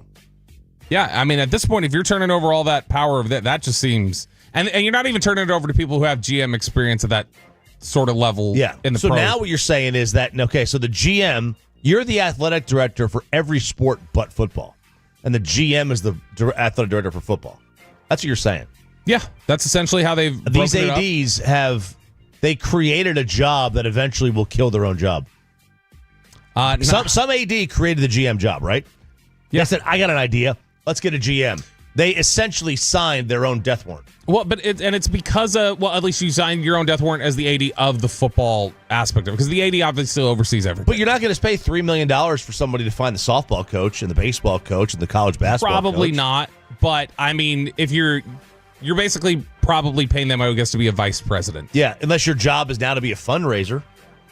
Which, I mean, we've heard coaches talk about their entire job becomes fundraising now in the NIL era. Because that's the reality that's been brought about by this whole shift and this whole change. Wow. But, man, this is wild to me that we're talking about Ron Rivera being the guy that you would hold up all your donor funding over to make sure that he was just completely in charge of the program. But, I mean, you get what you ask for over there, Cal. All right. Shedeur Sanders had his pro day over the weekend, performed well, did a good job, apparently. The Titans met with Shedeur Sanders' camp, and they agreed to cancel their private workout following Colorado's pro day. This from NFL.com. Tennessee met with Shedeur Sanders' camp following his workout on Friday. They agreed to cancel the previously scheduled private workout, per Titans senior writer Jim Wyatt. NFL Network insider Ian Rappaport reported Monday that Sanders and his teammate Travis Hunter were slated for a workout with the team on April 9th. That would be Wednesday. The Titans will instead keep their evaluation of Sanders to previous games scouted, game film, and the aforementioned pro day, which included Sanders firing off 60-plus throws with only 4 incompletions. Titans general manager Mike Bergonzi said following Friday's session, Shedeur threw the ball well, and we got to see him out there with Travis. And Travis, everything you see on film, he's one of the twitchiest athletes I've ever seen. He's impressive. It was good to see Shedeur go through the whole workout, and the 2-minute drill after just confirms a lot of what you saw on tape. I think that what this is not, boy, we have everything we need to know about you. It's, we're not picking you. So we'll go ahead and we'll cancel the workout. So you think that's what it is? They not that they weren't impressed, or they just know they're either going to pick Cam Ward or they're going to trade out. So they don't need to meet with him. That's how I think they look at it. And you don't think there's a chance they take Hunter or Carter? No, I don't think so. I think if they stand in, they're going to pick Cam Ward, is what I would assume they're going to do. But there is some growing buzz. You know, we assumed all this time Cam Ward goes 1, Abdul Carter probably goes 2 to the Browns. Mm-hmm. That shifted over the weekend. The betting markets moved, and all of a sudden, Travis Hunter was the favorite to go number 2. And where's Shedeur in all this? Shedeur at that point, you would think would be number 3 to the Giants, but could the Giants go, well, Abdul Carter's sitting here. We didn't think he would be here. We're taking Abdul Carter. And then the Patriots are picking, and the Patriots don't need Shedeur Sanders. So they would potentially look to bail or would pick somebody else. Now you've got everything changing behind that, if that's what happens. If the Browns take Travis Hunter at number 2, that could change everything. And if the Browns take Travis Hunter at 2, they're playing him at receiver, is what they've said. So they think that he'd be a receiver to start off. Broadus has been insistent that he thinks Travis Hunter's a receiver, which when you see all of his traits, he has a ridiculous ceiling as a route runner. Just a ridiculous ceiling as a route runner. He could be one of the best in the NFL. He's not there yet. He's not polished on either side of the ball. He's not a super polished corner. He's not a super polished receiver. Probably because he spent so much of his time split.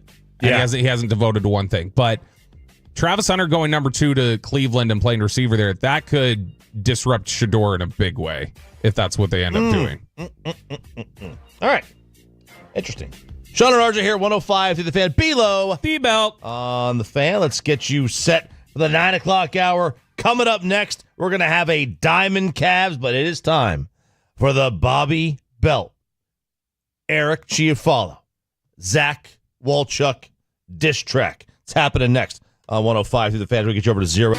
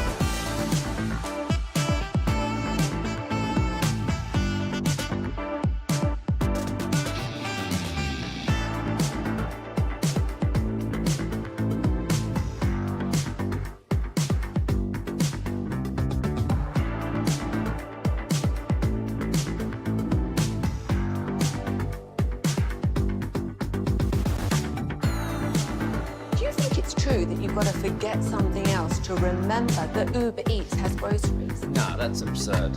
Hey, remember when you used to be a, what was it, Pepper Lady? Pepper Lady? Wasn't it Cinnamon Sisters? Basil Babes. Sapphire Squad? Nutmeg Maidens? No. Nutmeg Maidens. I just said that. Was it Spice Girls? Doesn't sound right. Was it Saffron Squad?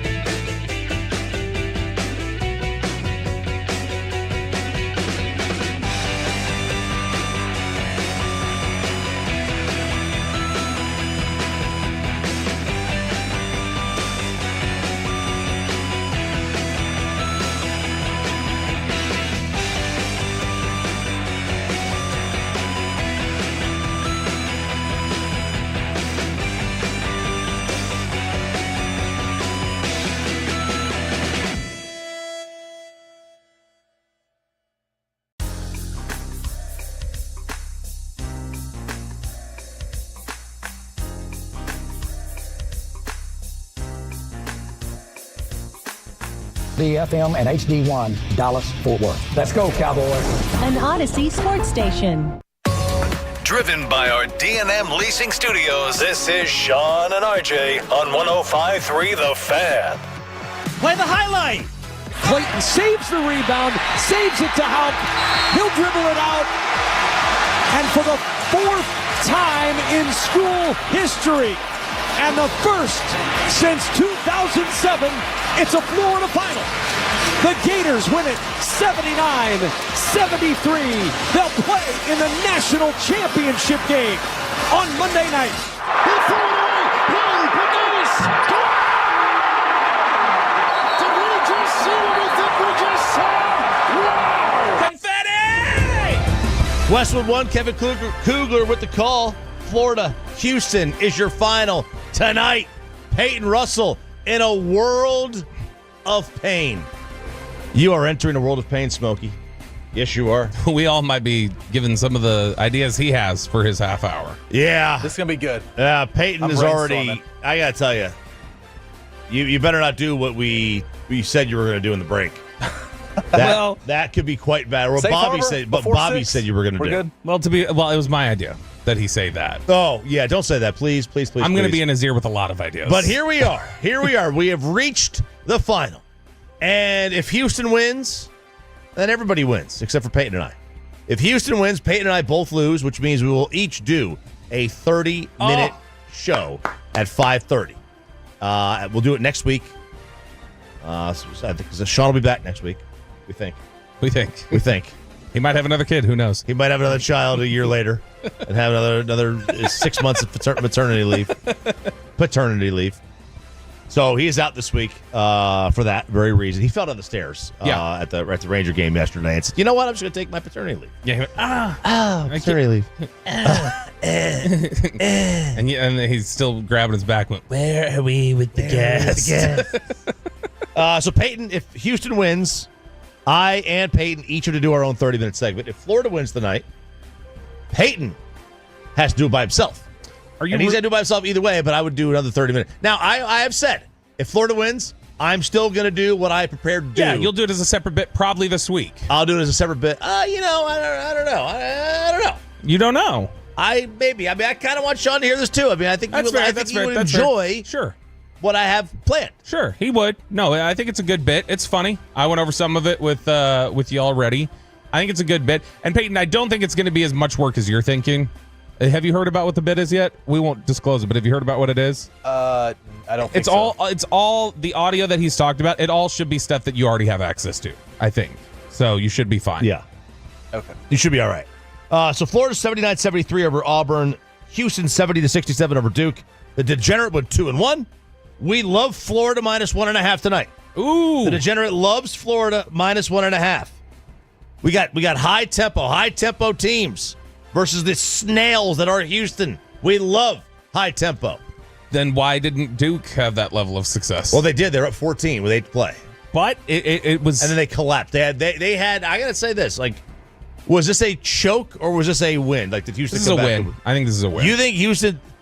So a team didn't score they scored one basket in the final 10 minutes. That's a win. They harass so much. They keep coming at you. They harass so much. But Duke couldn't even get the ball in bounds. That's on them, right? That's pretty. But again, they're difficult. Houston's tough. I feel that's the one upset I tried to really pick all the way to the Elite Eight or the Final Four actually was Gonzaga, and Gonzaga lost to Houston, and I just feel like, man, I missed that opportunity because Houston's so damn good.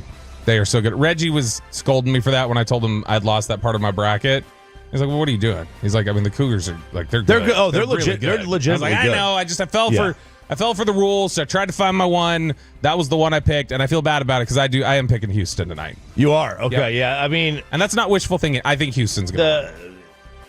If Houston wins, it'll be a close game. I think Florida has the chance to if there's going to be a blowout, it will be on Florida's side, just because they can get out and run so well. And if you have a team that isn't great offensively, you kind of get out and run on them. They can run and hide. But Duke. Let's be fair. I bet you if you were to go look at the money puck version of that Duke Houston game, it probably would have had Duke in the 80%ish. Probably. Duke really down. They really were the better. They were clearly the better team in that game. You don't get up by 14 with 8 to play and not be the better team. Now we talked about this earlier, and 469 just referenced it. By the way, 214. We want the Bobby disc. It's coming. Just hang around. It'll be here in a few minutes. We're going to drop it here in just a couple minutes within this segment. But 469 says Houston didn't let Hakeem on the floor during the celebration. This is something we talked about at 6. I think it's stupid. You at least kind of understand, and you think it's stupid though on the part of Houston. I blame Houston. I don't blame. The security guard's got a job to do. If you don't have a credential, you don't come on the floor. Simple as that. But can't you look and go, oh, it's Hakeem? You know what? I don't know what they're told. Do you stop Michael Jordan if he wants to come on the court for UNC? You don't. Do you have a credential? I don't know. I'm some $10 an hour security guard or whatever. I'm worried about, like, do you have a credential or not? Like, this is what I was told to do. I'm not making decisions.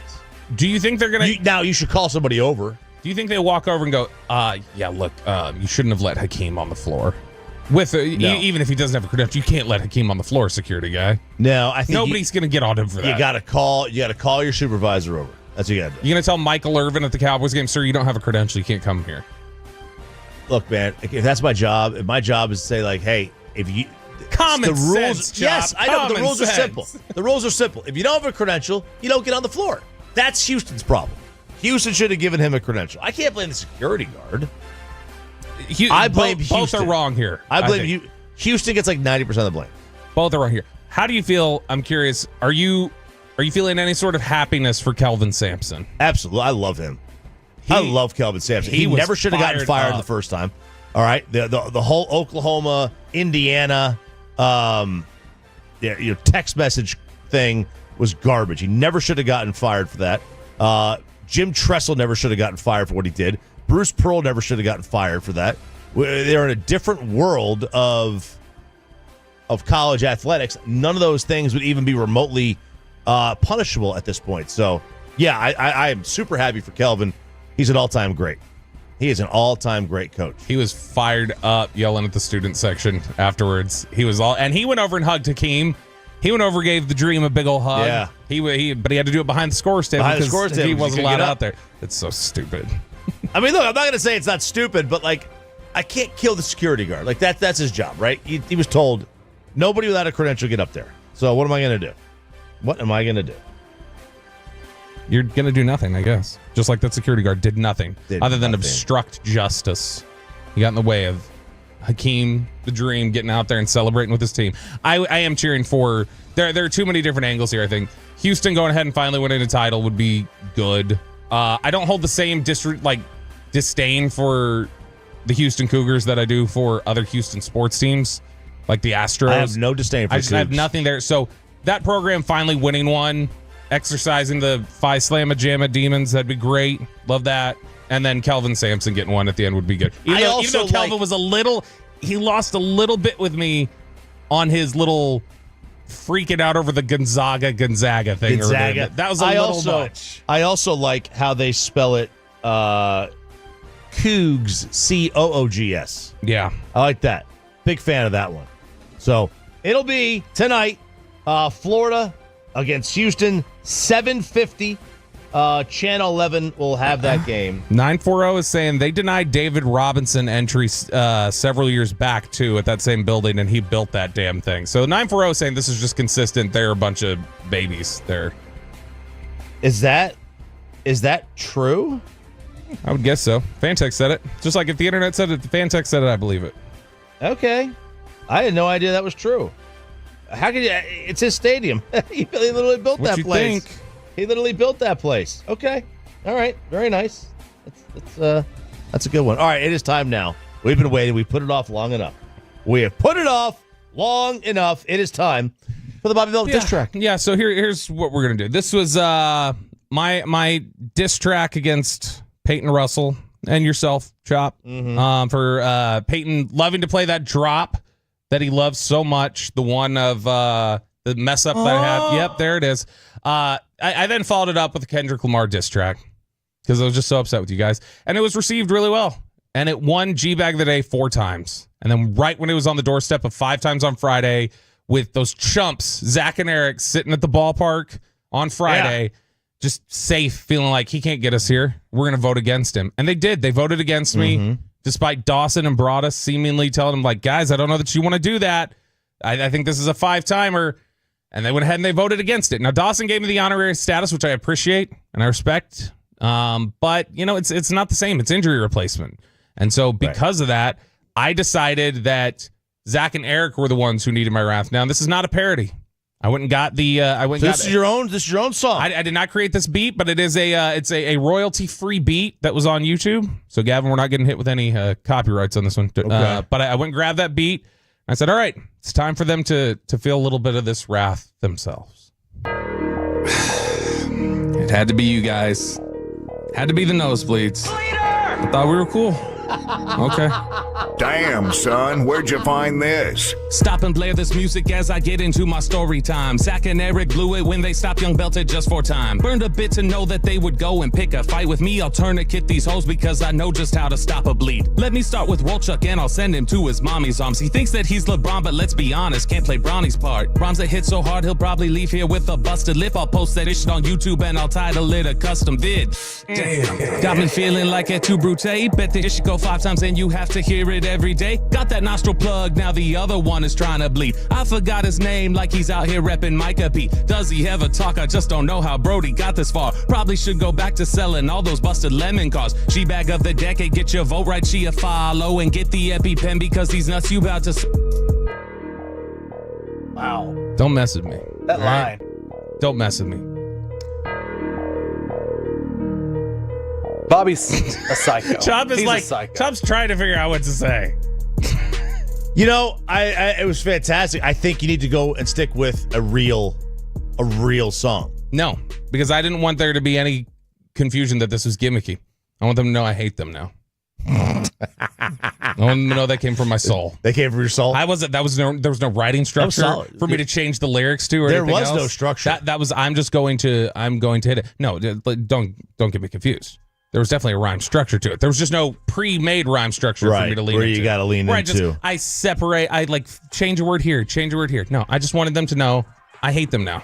Okay. And so I'm done with them. Listen. I started a new group text already with G-Bag. I texted Dawson and Broadus separately on Friday, and I said, this is my new group text for G-Bag because the other two don't exist. And I got to put Lucius on it too. What'd you name it? It's. Oh, you can't. I didn't name it. Yes, I can. You can name it now? Yeah, I can with the latest update. Yeah, but you. I put it on the side. So now I've got a separate one that I'm going to have with Lucius, Gavin, and Brian, and Zach and Eric aren't going to be on it because they're dead to me. Listen, I respect it. I respect it. I do. I like. If you're gonna do. I wish you would do like a real parody diss track. Because I don't want it to be a parody, Chop. I want him to know I don't like him anymore. I know. I understand that. I get it. All weekend, Zach was just like, he's like, can I just hear it? Just let me hear it before. I'm a big fan of the custom vid line. Big fan of it. I think it's a good line. I think it's a solid line. I was gonna work at a Pippen line because I know that he gets worked up about that with Sean. But then I was just like, nah, I'll use a LeBron one. So he thinks he's LeBron, but he can't even play Bronny's part. Because he can't. He's not even G League. He's not even G League? Nope. Oh, no, Bronny's a solid G League player. I would say go back to 7 to 11 on the Fan, but I think Fan After Dark's a better show. It's a great show. So I don't know where you guys go now. Yeah. I don't know where they go. I don't know. Either. Yeah. I don't know where they go either. Good Rumble. Stuff, Bobby. The Fan Jam? Rumble. The weekends? Rumble. God. No, hell no. I like Will. I like hearing Will's takes. I had never heard of Rumble until about a couple of weeks ago. There's no way you had never heard of Rumble. You? I didn't hear. No, and then Antsurrection's trying to get me to. Can you help me with a Rumble account? And I'm like, I have no. I was like, is that a dating app? She's like, I want to troll these little nosebleed boys. I was like, is that a dating app? Like, what is Rumble? I have no idea. Yeah, now I am semi. I guess I still don't even know what it actually is, but I'm aware of its name. I'll tell you that much. I'm aware of its name. Yeah, all that's right, good. Good stuff. Good stuff. Sean and RJ here without Sean on 105 through the Fan. Bobby Belt with an amazing diss track, and it is Diamond Cavs time coming up next. We got the commissioner with a big statement, loving the controversy to start the year, and another $500 million contract given out across the sport. Diamond Cavs next.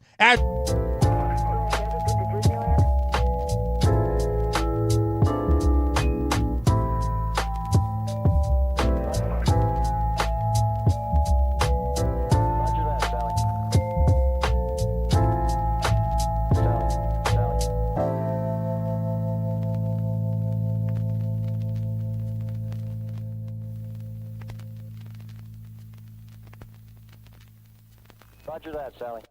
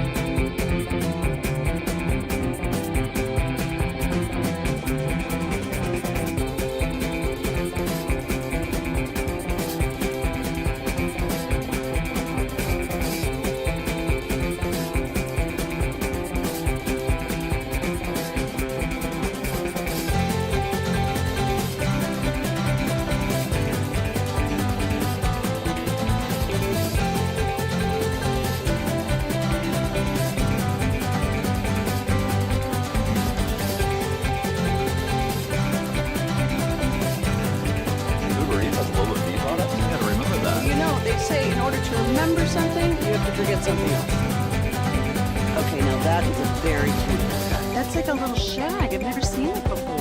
Well, I mean, of course you have. It's the Rachel. Oh, is that your name? No, I mean like your name. No, I'm Jen. My name's Jen. Right, but I just mean like this is your haircut. But that's hair on your head. I'm not saying this is your hair. Okay, you're freaking me out.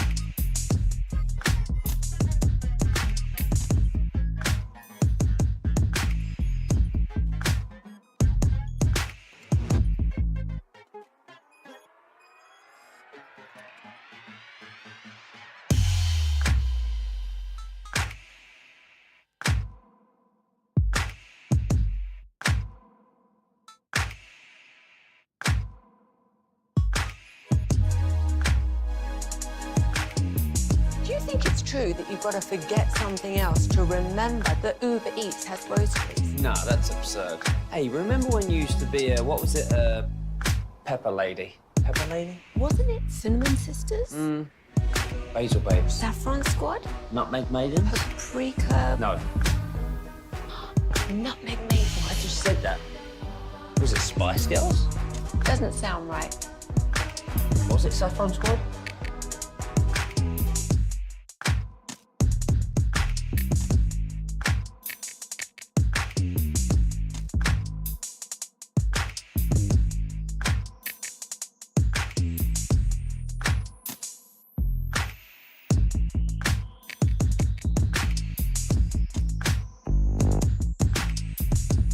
Kids.org, and also brought to you by the personal injury lawyers Frankel and Frankel. If you've been injured in a car or truck wreck, call Frankel first, 214 or 817-333-3233. With Frankel & Frankel, there is never an out-of-pocket cost. They only get paid when you win.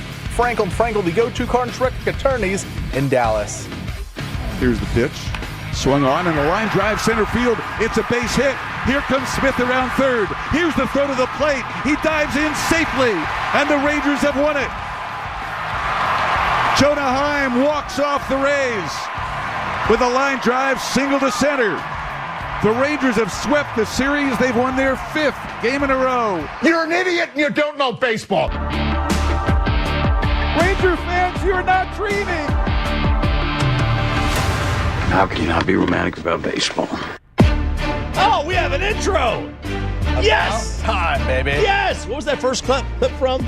That was from the I think it was Cleveland's pre and post game guy. He was taking phone calls. I think we played the audio before. Yes, it was we a few did. years ago. That's good. But yeah, that's a solid clip there, Pay. Thank you so much. It is Diamond Cavs here on 105 to the fan of RJ Choppy, Bobby Belt, Peyton, and Aiden alongside the KNC Masterpiece coming up in about 20 minutes. Rangers walk it off 4-3 over the Rays. They sweep the weekend series with Tampa. They are in Chicago tonight. Pre-game at 6 o'clock right here on 105 through the fan as they take on the Cubbies, who are 7-5. Actually have had a really good start to their year from an offensive standpoint.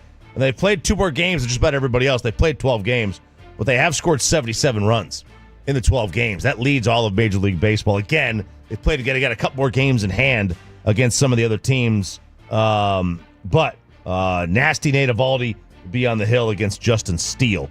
Steele is 2-1 with a 6.89 ERA. Yikes. Yeah, and look, I mean, Yikes Eovaldi's on that. been so damn good to start this season. The fact that he's, like you talk about, the fact that he has not walked anybody yet. He's got the strikeout pitch work. His swing and miss stuff has been great.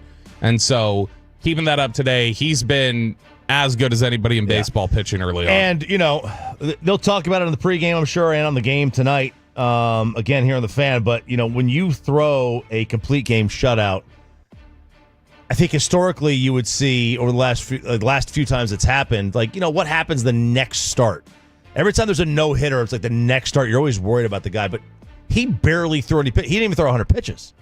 You never see a guy get through a complete game anymore, especially in today's game, where you're not throwing 115 pitches. He got to 99. So I don't know that we're in now. Was that a little bit much for start 2? All right, you can maybe make an argument that is a little bit, that's pushing it. Maybe you would have loved to have gotten him out of there at 90, but you were going to let a guy go for the complete game shutout. I totally get it. No problems there. So I don't think that you have to sit there and worry. Now, knock on Corey in here that I'm saying that. But we'll see what happens. So they play a 3-game set with the Cubs. They only get 1 day game out of it. So it looks like KNC Masterpiece is going to have to work this week. I don't know what they're going to do. Y'all are going to have to work. With 2 full shows here in the first, 48 hours of this week. What?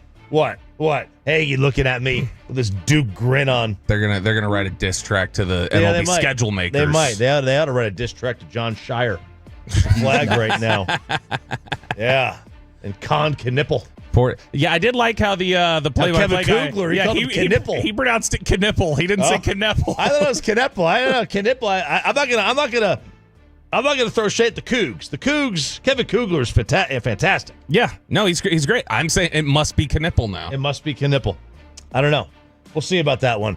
We get to Rob Manfred here in a second. I want to play this audio for you. This is great because it reminds me of something. And anytime you get a chance to take a shot, it's going to be this is the nosebleed diss track hour because we're going to do that here in a second. But this is Keith Hernandez. Now, I love Keith Hernandez. I think Keith Hernandez is a great analyst. The Mets broadcast, everybody says it's the best in baseball. Usually a lot of times they have a 3-man booth with Ron Darling, Hernandez, and Dave Cohen, or Gary Cohen. But it is Hernandez, I guess, just not paying attention to what's going on. Soto takes off first pitch. The throw by Kirk is not in time, and Soto's got his first stolen base of the year. So they're running wild on Yariel Rodriguez. They're running wild on this pitcher as well. That is the pitch. Oh, sorry.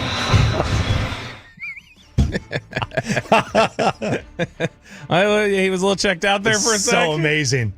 little checked out, That's maybe. so amazing. Not even paying attention. Look, it's going to happen every now and then. We played the audio last week. They didn't even know Jazz Chisholm had striked out on the Yes Network. Oh, yeah. When Michael K, that we're talking about their anime shows and what he was wearing. So, look, it happens. It happens to the best of us. It happens to the best of us. And it happens to somebody who was just dissed in the last segment, Zach Wolchuk. Team's still not healthy. We saw Josh Young earlier on MLB Network, and then there's Evaldi. What kind of updates do you have, and what kind of an impact could those guys have when they return? Well, obviously a huge impact. I mean, those are two critical pieces to our team. We lost Heim for a period of time there, and then Josh shortly thereafter, and Nate as well. And so those are, three big pieces to our group. That said, I believe we have the depth to sustain or withstand injuries like that and sustain our performance. And we're excited to get both those guys back. Josh is probably a little further behind, simply just based on the timeline with the surgery. I think we're looking at really the last, 10 days, maybe week of the season.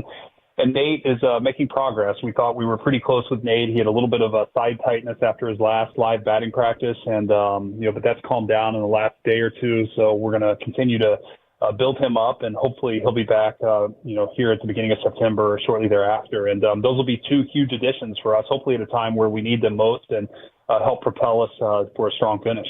What's the latest with another potential addition in Nathan Evaldi?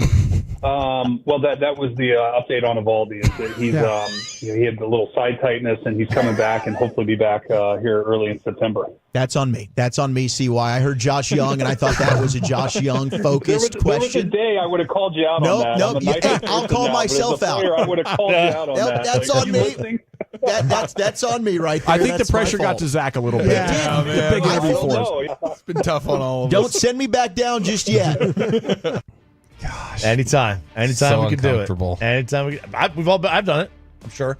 See, that's the thing. I'm going to have to circle back and make sure, did Zach even listen to the diss track? Because he clearly doesn't listen. He may not have heard it. He might not have played it again. He might not have heard it. Exactly. I'll have to play it all over again for. In fact, that's the whole reason why he voted against me on Friday, is because he didn't hear that the other two had already voted against. That's true. Screw you, Zach. Vlad Jr. gets a mega deal overnight. I saw this, around midnight. This thing happened. I saw this waking up this morning. 14 years, $500 million to re-sign with the Toronto Blue Jays. Is that the guy you want to give 14 years to?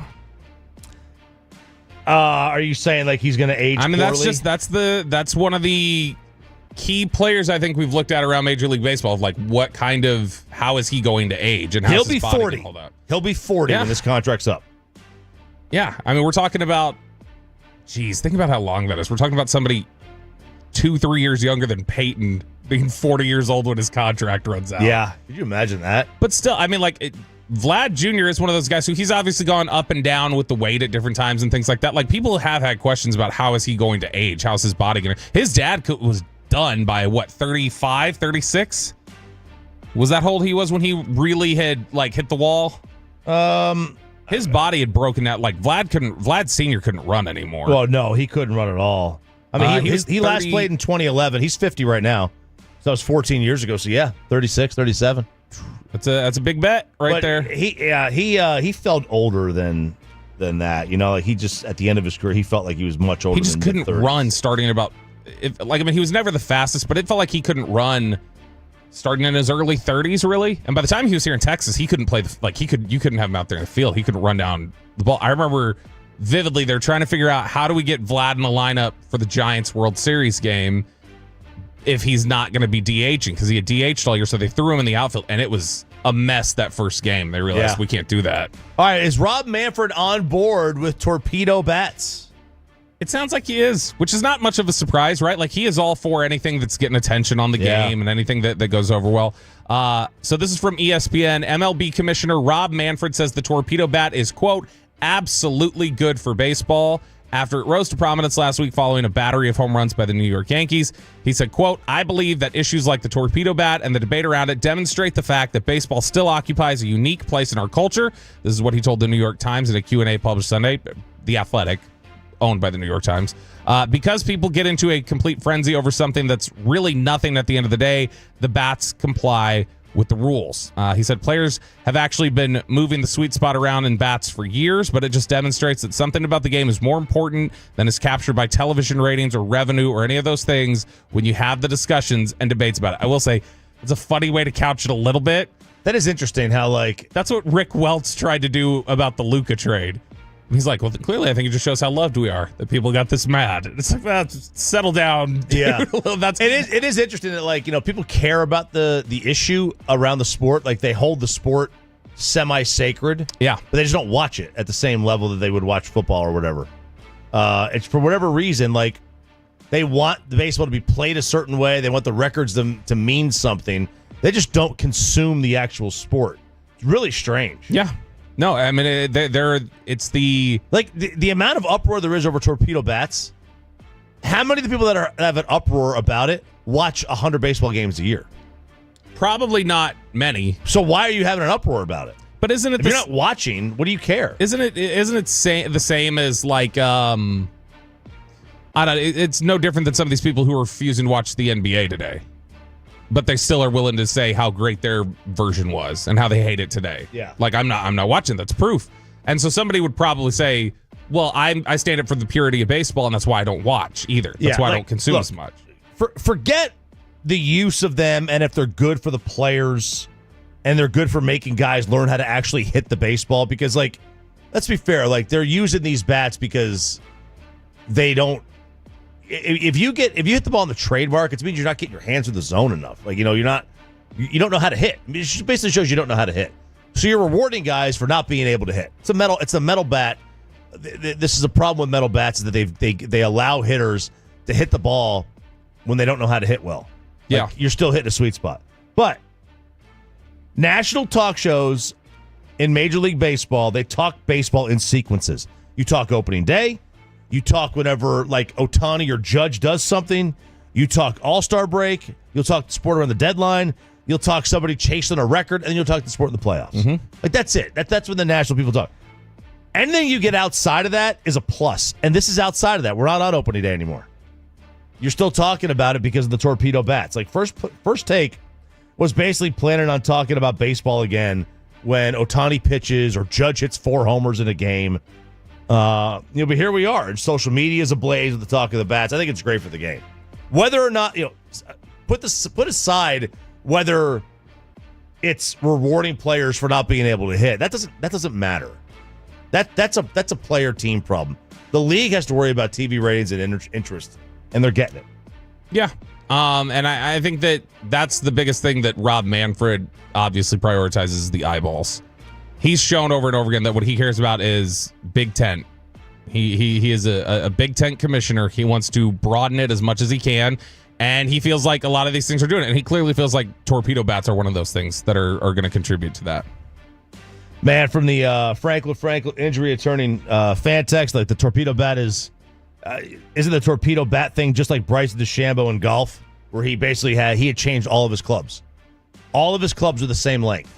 So his swing is the same. He changed the game. Yeah, it's similar to that. You're customizing your equipment. It's not a one size fits all. Custom hits. Yeah. Custom hits. There you go. Crosstalk with the KNC Masterpiece next to the fan. If you're often feeling tired.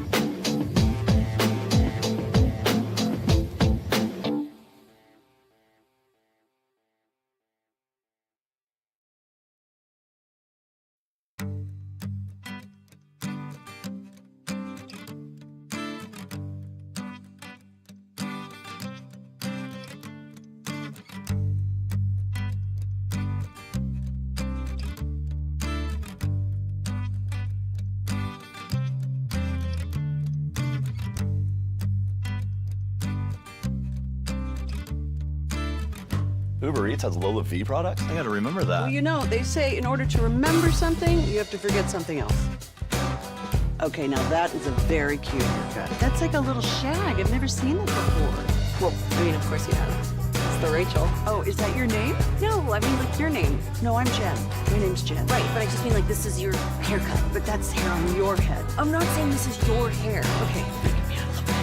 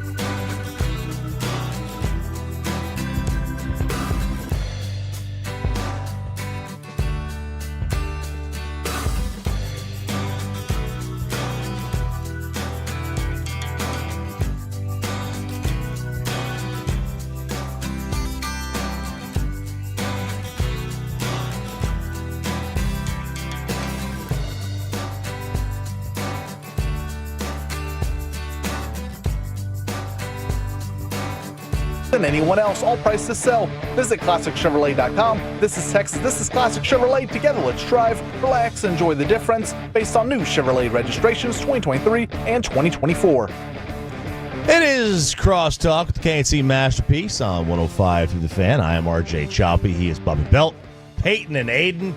Kevin and Corey are in. And before we get to the destruction and the disappointment, what is coming up on the show, young sir? Guys, at 10 o'clock, the Rangers get a walk-off and have the best record in the AL. Is this just what the Metroplex needed? Because Kevin said a long time ago he needed them to start off 16-0. So we'll get into that immediately. We're not there, but we're getting close. We're getting very close to 162 or 160-2 is still not bad. I think it's possible. March Sadness at 10:20, and then at 11:20 today, we're doing Wanker of the Weekend, where some people at a rodeo had sex at a porta potty. That was the North Dakota guy. The Wanker of the Weekend, yeah, it was. People at rodeo, what? Yeah. Have you all ever sent the wrong text to somebody? It doesn't even have to be like that. I have gotten texts. I have gotten texts that said "I love you" from our boss before, and then he was like, "My apologies." That was supposed to go to my wife, and so that's happened. I had that. I don't know if you remember. I made some really inappropriate joke meant for our group text that I accidentally put in the text with Pittman. I was like, I don't know how that's going to play, but he laughed at it. So I was like, thank God, that could have gone really sideways. I've done that before. I Venmoed the wrong person once. I was supposed to Venmo Derek Holland. Who did you Venmo instead? Derek Ramirez. What for? Well, according to the so I do all my Venmos in the Derek. So Derek and I were in a group thingy, like a DraftKings kind of thing. Okay. And thank you for the clarification. I wouldn't doubt the other. When we pay, we all pay with the eggplant emoji. Okay. So I just sent the other Derek $25 with an eggplant emoji. Dude, eggplant emoji is one of my most used because that's how I reply to people. Whenever they tell me anything and I don't have a reply, it's just like, all right, here you go. Yeah, and so I was a little embarrassed by it. I felt like he had questions for me. He sent the money back. He sent the money back to me. He's like, thank you. That's not enough. I was like, I hope I'm not doing it. I hope your notifications are private, like your transaction history. That'd be very awkward if it was public. Are you embarrassed? No, not really. You know, the eggplant emoji is an interesting thing because my wife was in the car with the kids and she has it on like where Siri will read it off to her. And so one day she asked me something and I sent back 3 eggplants. And so over the speakers it went eggplant, eggplant, eggplant. And my oldest is just sitting there eyes wide open going, what's happening? And she replied back and was like, no, that's how Choppy and Derek say money or something like that in fantasy sports. And they were like, really? And then I sent back the squirty emoji like 3 times. Jesus. Why? Here's my question. Like, that's because y'all are going to the car wash and you need to get the car cleaned. Right, absolutely. You got to go to the car wash. So here's my question. Where were you two yesterday? Yeah. Look, we all, the entire morning shift basically showed up thanks to Gavin Spittle getting us the Ranger That suite. is awesome. We had a great time of fellowship and food, and it was awesome. And all we kept saying is, where's the KNC masterpiece? Do That they makes just me feel naturally good. assume they don't have to be around work whenever the Rangers are playing? Yeah. So they don't have to be with us? They're work friends? That makes me feel good that y'all kept saying that. I Yeah, we appreciate did. that. Over and because it makes over us and feel over wanted, desired, and loved. It's the first time Mike showed up somewhere and you two didn't. Jeez, that's probably accurate. That's not. That is totally probably unfair. fair. Mike mentioned me on the game yesterday. The other thing that I had purchased Minecraft movie tickets well in advance of this. So that was, my boys wanted to go see the Minecraft movie. I had purchased them already, and that was why we were no longer available. Disappointing. You? Well, Bobby, Were you in mourning? He was definitely in the cutoff to sign up for this was this past Monday. And I, in my hubris, mistakenly assumed I would be in San Antonio getting ready for the national championship game. So I did not sign up because I thought I would not be there. You were like, I got the best player in the country, the 3 second top best coach. 15 picks. Yeah. Is that a Choppy asked this earlier? Is that Duke losing more than Houston winning? I mean, I think so. Just if nothing else, because obviously Houston did play really well. Well, hang on. down hang the on, stretch. Make hang your on. free throws. Hang on a second. I don't know what you're talking about, Peyton. Hold on, my computer bugged out. You What gotta give me a happened sec. in this I don't game? know. We need to hear. I remember. We it need all. to hear about it. I remember it in very. Oh, it's vivid not working. detail. The computer bugged out. Okay, never mind. That wasn't the character he was playing. It really bugged out. I thought you were playing. I thought we were playing along here. No. We were going back and forth here. I thought we were playing along. Oh, his arms were in the air. He's mad. Make your free He throw. is mad. Make your free throws. Your free Inbound to throws. ball. Inbound to ball. That's simple. Yeah. Y'all scored one. You had made one field goal in the final 10 minutes of the game. And we got 1 point off of a technical foul for swiping at the ball. Yeah. How when much they were trying to how inbound. much credit do you give Houston for that period of time of only They one field? deserve some some credit for sure. I mean, they played. They stepped up the defense, but when you make one field goal in the final 10 minutes, I mean, some of that's on you too. Turning the ball over, bad shots, missing your free throws. And people had mentioned it all along, and that's one of the things we talked about the Achilles heel of Duke is what would happen if they got into a last 2 minute, like real battle, because they had hardly been in that all year. And going back to like November was the last time they'd really experienced that. They blew it then, and they blew it again on Saturday. But Khan doesn't miss. And Flag Except doesn't against miss Captain free throws Kirk. either. What's that? I said except against Captain Kirk, he misses. That's true. Yeah. But Khan doesn't miss free throws. Flag doesn't miss free throws. Malawach He's a very good free doesn't throw miss shooter. free throws. Proctor can't. Yeah. And he's your ball handler. And he's so good shooting threes. It is bizarre to me that he is such a mediocre to Bruce subpar Bowen. free throw shooter. He's Bruce Bowen. Okay, I could see that. That is an interesting. Maybe it's that building, San It could be. Antonio. So your level. That's true. Now, so were you there? Were you at the game? So, or you were just going to go to tonight? I was going to go to both games, but the littlest one has croup. Oh, and so that's still around. Yeah, it is. That and measles are both back. Yeah. I don't know why. I don't know. I don't think croup my middle ever kid's went had away. croup like his whole life. Yeah. So he always gets it. But I'm sure. So we were going to go That to both measles. games, and instead we had to switch it to, all right, let's just watch this game from home, and then we'll go Monday, assuming he's okay. Or Jess has suggested we just leave her and Noah behind to like recover, and me and Brandon would go, and then none of it ended up mattering. So would you have done the show from there? How would that have worked? So there's Chris Arnold would have filled in. Now, there was a contingency plan in place for Chris Arnold to be here today and tomorrow, so this is probably sad news for some people. I did tell him though. No, people love you, Kevin. I did tell him though. I was like, hey, find a studio down there. I'll be happy to talk with you about stuff. For sure. You wouldn't have had Jason Minix down there. Just be I like, mean, "Hey, radio. X? You could have done Radio Row. Radio Row there. They have Radio Row for that's that. true. Yeah, that would work. Yeah, just take one of those little boxes, the Comrex box, Yeah. and just plug it in. And They're you go. fun. Radio Row for the Final Four is fun. And they were like, "Are you even supposed to be here?" I was like, "Well, I'm on the air." Just show them the box. Do you not see this? Yeah. Come on. So how are you with? You mentioned croup is in there. Which is that the dry or the wet cough? That's the really dry one, Yeah. right? Yeah. So how do you guys go about handling stickers? I feel The like wet usually, cough is the whiskey cough. It's a barking cough. I feel like usually, the bark. It's the one that when they cough, they sound like a seal barking. Like a seal. That is correct. So when you have a kid sick, I feel like in a relationship, there's usually the one who's like got it handled and the other one who's just not able to handle it at all. Who's the not able to handle it at all person? I panic more when he's sick, but in terms of taking care of it, we both took turns on Saturday. Oh my God, he was so upset. All he wanted to do was drive in the car. So Jess and I took 2-hour shifts apiece, driving him around in the car, and he wouldn't fall asleep. He kept fighting it. He's stubborn. I don't know. Or he's sick. He's sick. Yeah, that's true. We drove by a couple of different, there's a couple of little, I don't know, not farms. That's probably not accurate, but they have horses and stuff. And so he was like, ooh, animals. And then we drive over water, and he thought that was really fun, too. You know, Kevin, they say... can you do NyQuil? Yeah, dude, some Benadryl. Whiskey. Maybe not that one. But he had medicine. It just wasn't. It was non-drowsy. It just, and it couldn't console his sad little heart. And he was like, I'm so sad. And he actually said that, which was, that's so sad. Imagine Hagee's child consuming more whiskey than he has by the age of 2. That would be kind of embarrassing for me. Do you have whiskey in the house? We do have whiskey. You do have whiskey We in the have TX whiskey at the house. Okay. Do you have whiskey in his crib or his bed? We do not. All right, well, but it's within reach. Yeah. Do you have whiskey glasses? Yes. And we have those Good song. Yeah, it is. We have some fancy ice cube thing that goes in there. As I can't really tell you much more about what it's supposed to do, but it's a single ball. Sure. It's like John Crooks whiskey.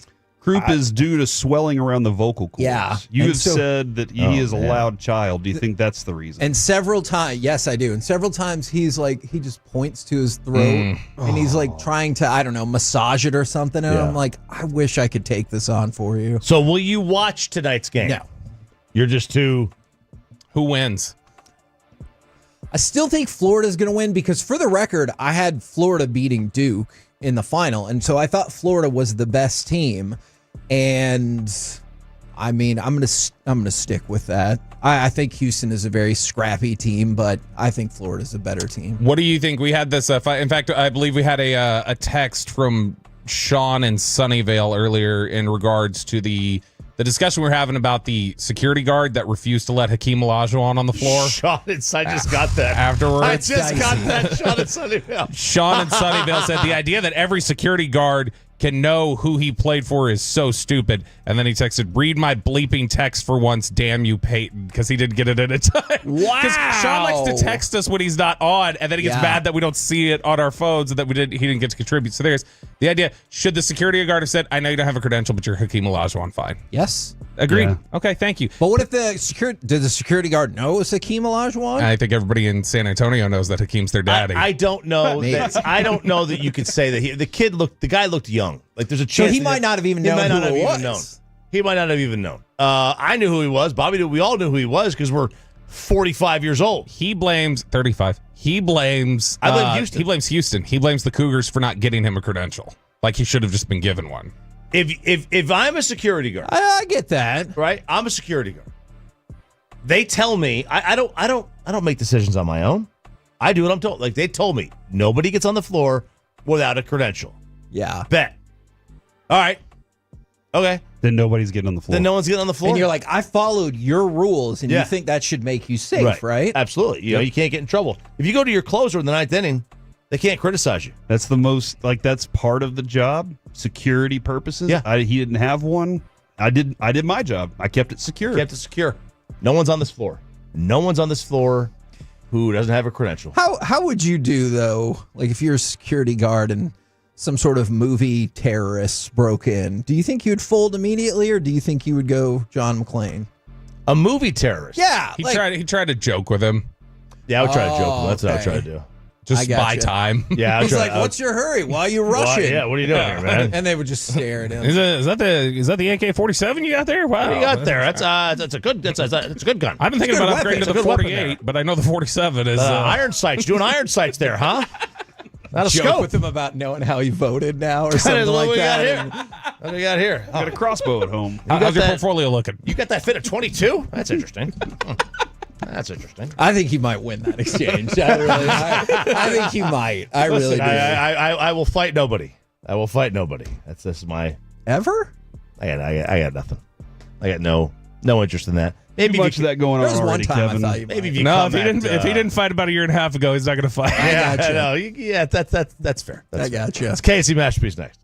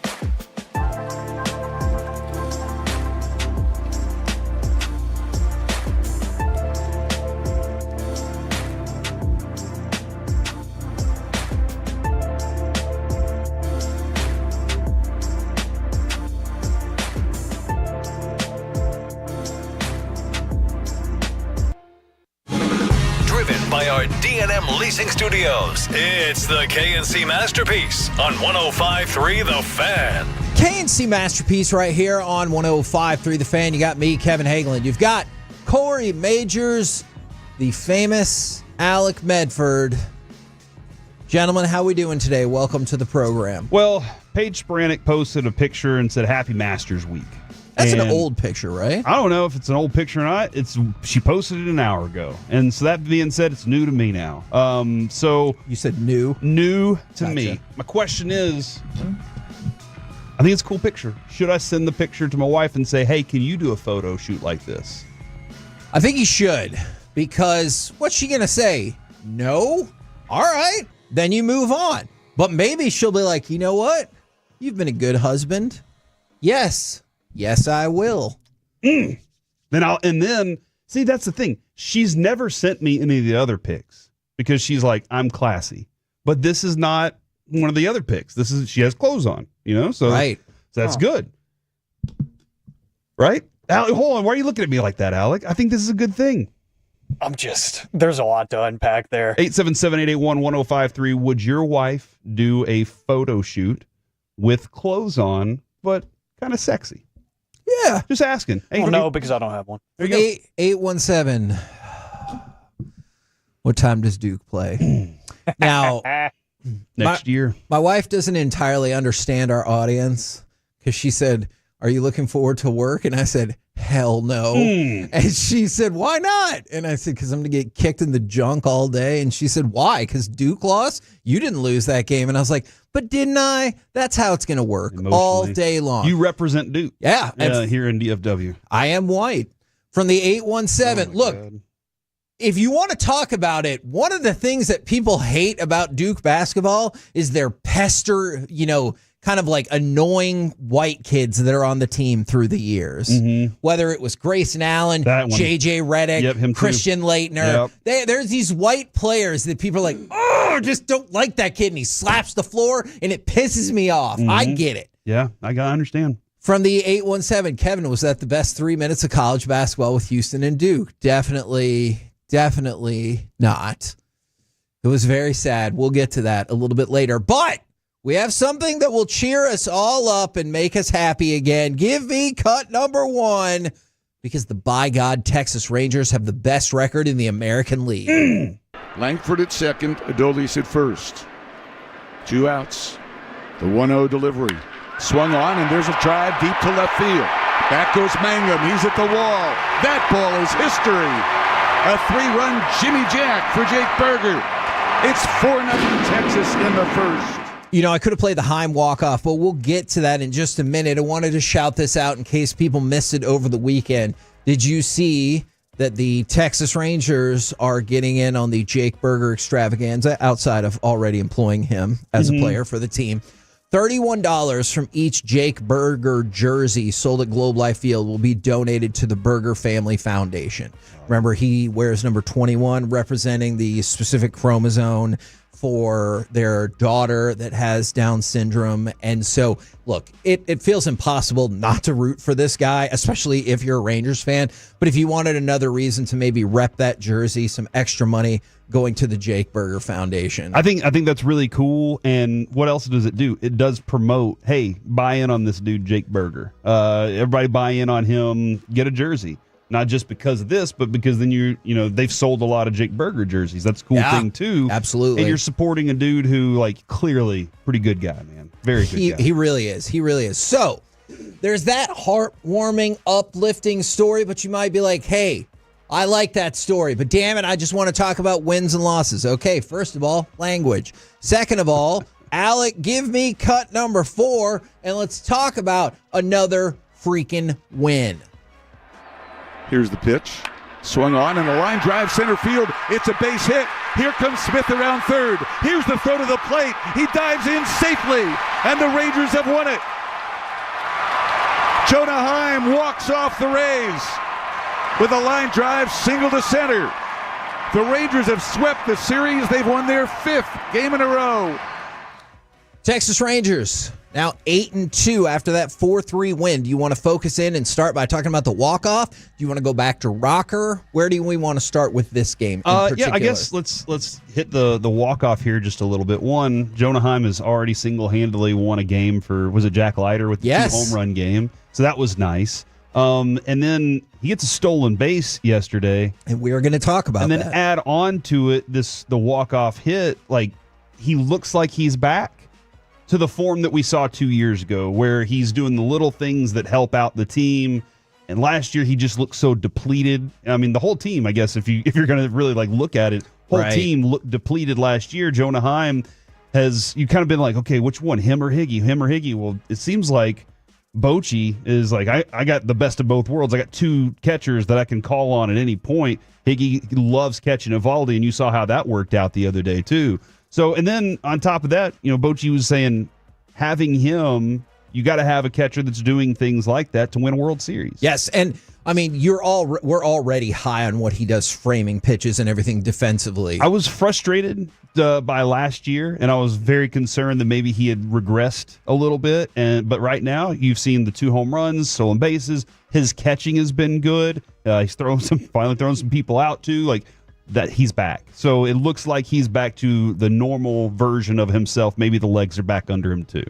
Oh man, from the 601, I used to not even think about Duke, but after listening to Kevin for so long now, I hate Duke. Well, oh man, I don't want that. I need to work on that though. But that was nice to see that. I mean, it was also nice. Josh Smith, did you hear him after the game? We're picking all these guys up. We got injuries, we got things that we have to do, and we have to be ready for every moment. He's playing great defense, and he's getting on base and making things like that happen. I felt very comfortable knowing he was at second when that ball went off of Jonah Heim's bat. I was like, he's scoring on this right now. From the 806, Boch needs to find a way to keep Josh Smith in the lineup even when Young comes back. Dude is a spark plug. Absolutely. And we'll talk with Bruce Bochy tomorrow, but I think you've already looked at a thing, and I think we can look back at last year for the blueprint of you're still going to have him in the lineup 4 or 5 times a week.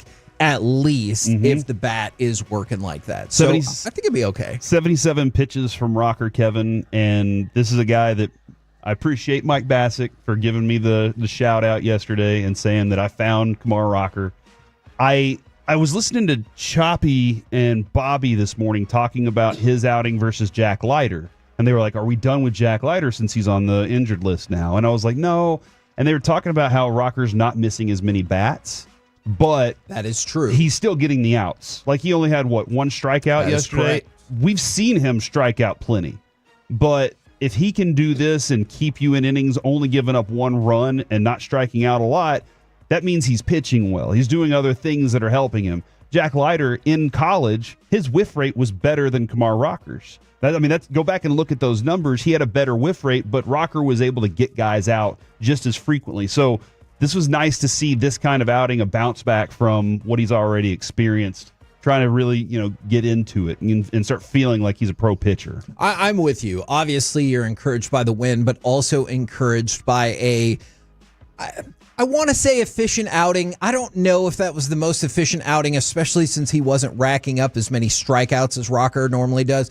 Like, if it was more of a 5 strikeout game and you went 5 innings with 77 pitches, I'd be like, oh, okay, that'll work. You'll take 1 run every day. I agree. I do agree with that. So I was encouraged by that as well. And then, Kevin, thanks bullpen again. I mean, yes, Mark Church did hurt a little bit with the 2 runs there, but the bullpen still is able to get it done late. And for people that were concerned, Hobie Milner has shown that spring training does not have to bleed over into the regular season because, man, he was not good in the spring. Not at all. And he's looked very solid for sure. All of the sudden, you've seen, a couple of glimpses here and there from Jacob Webb contributing, especially in more leverage situations. And what he did yesterday in that was a leverage situation, Kevin. You're dead on. Sure. What he did yesterday allowed for the walk-off. I agree. Like, that was you kept hearing that late in that game. It was, hey, he's giving you a chance. All you're asking is for him to give you a chance tied up at 3-3 to go into the bottom of the 9th and win this thing. And that's exactly what he did. And you're not asking anything else. You're not asking the world of him, right? You're just saying, hey, just give the guys a chance, please. Be competitive with your pitches. And he was. It was great. And for the 903, wait, Leiter is on the injured list? This is true. It's because of a blister. And that's not to say it's not disappointing that he's on the injury list, but you will take a blister over obviously many things for a pitcher. And so hopefully he'll be back pretty soon. In the meantime, what does that mean? That means you're going to see Corbin tomorrow. I believe Josh Young will be back tomorrow for the game against the Cubs. Though, again, we talk with Boach tomorrow and we can confirm all those things. But yeah, looks like Corbin back tomorrow, Young back tomorrow. And then guess what you get tonight, Ebo? Yeah. Young, I do believe, with the Rough Riders over the weekend, did have an awesome single for 2 runs. So that's nice that he's back in action. I need him to do it at the pro level. You don't hear that phrase a lot, an awesome single. An awesome single like for it. 2 runs. Outside of the music industry. And so that's the hope is that he's back and he's comfortable and he's healthy for the remainder of this season. That'll be great. But Kevin, I do not know if I've ever been this pumped for a follow-up outing for a pitcher. Okay. Like, this is, Evaldi just goes out there and gives you the 9-inning complete game, amazing game.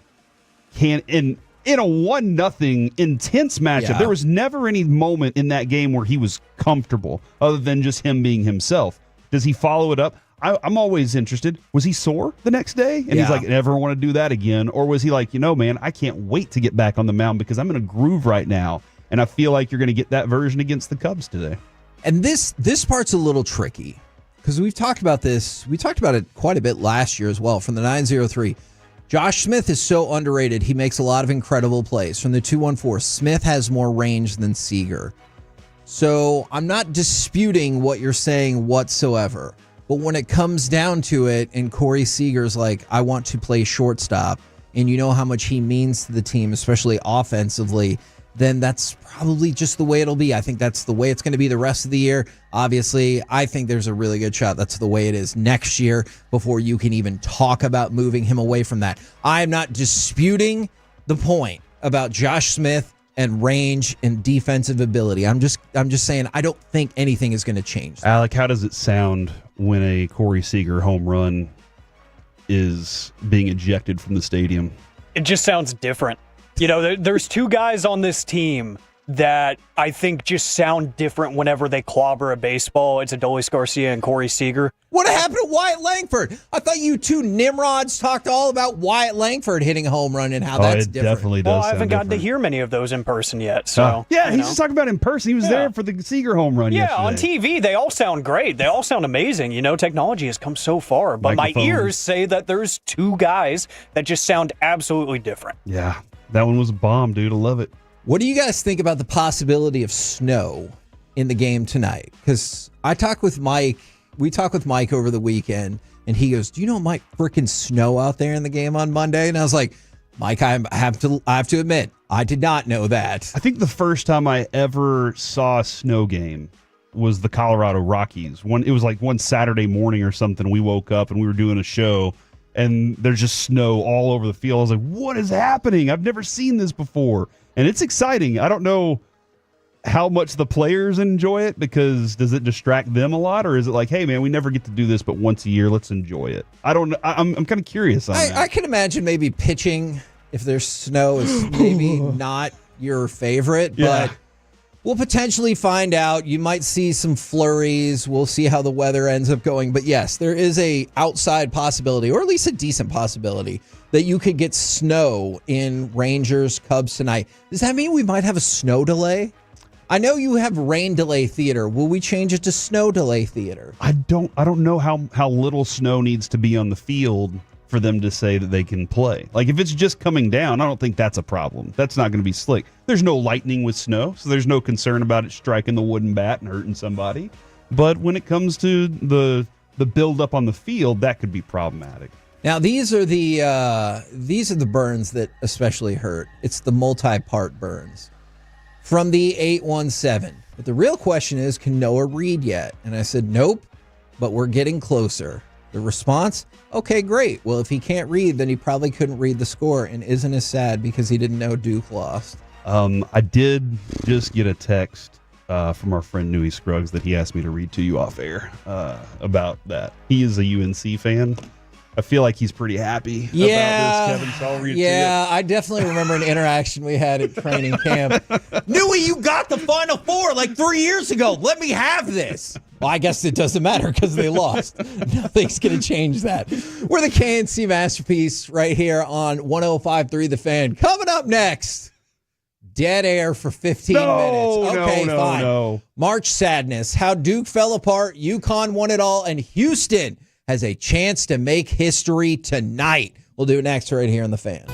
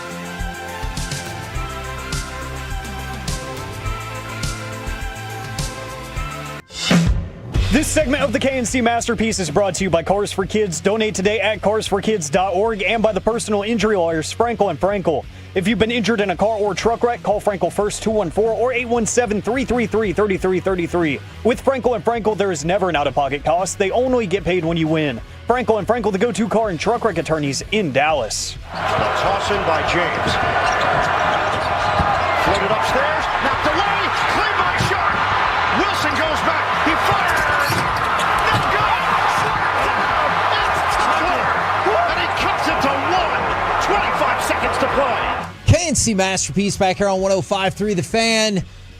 The epic Duke collapse has Houston on the verge of something it's never done before, which is win a men's basketball national title, which is weird because of, like, obviously you think of Phi Slam and Jamma. They have been in the Final Four multiple times. They have been in the championship game before, but they have not won a title, and obviously they have the opportunity to do that tonight. It's amazing to me how many times a coach at Houston will pop a year, like Kevin Sumlin. Like, you get these kind of things that pop up and you're like, whoa, Houston is not just like UNT will show up in the tournament occasionally and we get excited. Yeah. Houston shows up in something like they'll show up in a college bowl game and you're like, whoa, or they'll show up a lot of times in the NCAA tournament and you're very impressed.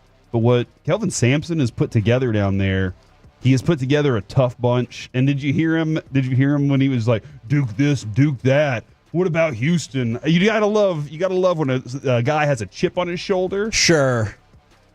And his guys respond. Look, I'm trying to choose my words carefully. But one of the things that Kelvin Sampson has also added to this team is significantly better 3-point shooters than they usually have. And I think that's what's made Houston so much more threatening this year than in years past. Yeah, wasn't that you always knew they played solid defense. Houston always played solid defense, and they were going to be terror on the boards. Yep. But offense was hard to come by for their teams a lot of times whenever they needed those kind of shots. And interestingly enough, for a big chunk of the game yesterday, probably at least 32 minutes, that kind of is what happened. And then they really turned it up. What is look, I've already made this clear.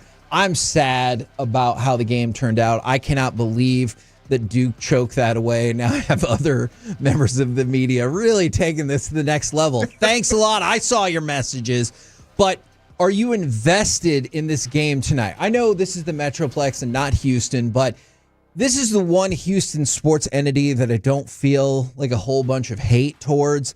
And so if they were going to win tonight, I think a lot of people would be happy about that. For tonight's game, I mean, it's the two best teams in the tournament because they were both number 1 seeds. And so you got 4 number 1 seeds, and out of the 4 number 1s, when they played, the winners won and the losers lost because they're losers. But so you have, again, no matter which one of these number 1s showed up, I think you were going to get the best version of a game, and that's what I'm hoping for is a championship. And both game games were good on Saturday. You're hoping you get a championship game that ultimately culminates in something that was a wonderful run through the NCAA tournament, and like that's when it all starts. You're like, man, we have no clue what's about to happen. And then you get to this point where you're like, all right, now the championship's here. This is the decider. Now, something to watch out for this evening. Walter Clayton Jr. Per ESPN stats and info, he is the first player with back-to-back 30-point games in the Elite Eight and the Final Four since, might have heard of him, Larry Bird in 1979. Now, I know people who look at history like that will be like, hey, didn't Larry Bird and Indiana State lose that final? That's a fair point. They did, but that's incredibly impressive. He's been incredibly impressive. He has obviously the inside track if they win to be the most outstanding player of the tournament. Could Larry Bird lose that final too? Magic Johnson in what is still the highest rated basketball game, I believe, of all time. Really? And that includes NBA, if I recall correctly. When you say that like portion of country that was watching it, not like a amount of people? I think it is viewership. Wow. In terms of portion of country, that record will never be. It's amazing. That really is amazing. Well, that's impressive, dude. That's going to be. I'm looking forward to that because didn't you say you were asking the question of like where certain guys will score? Sure. And I said 27 Cooper Flagg, I believe, and Cooper Flagg did score 27, but there's more 30 going up there, and that's nice. Yeah, Walter Clayton has been outstanding in this tournament, and the Florida is a 1.5 favorite tonight. I'm really curious to see how this game plays out. Because you had Florida winning it. I did. I had Florida winning it, and that's because they are a well-constructed, well-built team. Will there be another clamp moment from Houston where they say, all right, this is the window where we're going to say you can't score for 10 minutes? And that could happen. I will just say this. Florida is significantly better versed in games that are tight down the stretch. Like going through the unbelievable SEC that they did. They have been in games like that all season. You just saw when they played Auburn again, when Auburn was like, Johni Broome doesn't really need to score anymore, because that was its own thing. Like, I don't think Broome scored in the last 8 minutes, give or take, and he missed a couple of free throws. If you look at the best players in college basketball this year, there was only 2 that got votes, Cooper Flagg and Broome. And both of them had rough closeouts, and that ended up being part of the reason that their teams lost. So I don't smart. I mean, like that smart defensive coaching from the opponent coach, though, going, hey, we know when they're going to go to this guy, when we need to double team, and when we need to go after him. But I mean, most of these teams are pretty capable of finding other things aside from that guy. But then when those nerves happen, you got that one guy that's built for this moment. No, absolutely. I think it'll be different for Houston tonight. Not to say that they won't win, but I don't think they're going to have their opponent collapse like Duke did, just because Florida's we've been through this 12 times this year. Here is the most staggering stat that I read about the game. This is the 336th time in the NCAA tournament that a team has had a higher field goal percentage, more free throw attempts, more assists, fewer turnovers, and more steals. Duke was the 336th team to do that. The previous ones, and this is when steals became official in 1986 in the tournament. Those previous teams were 335-0.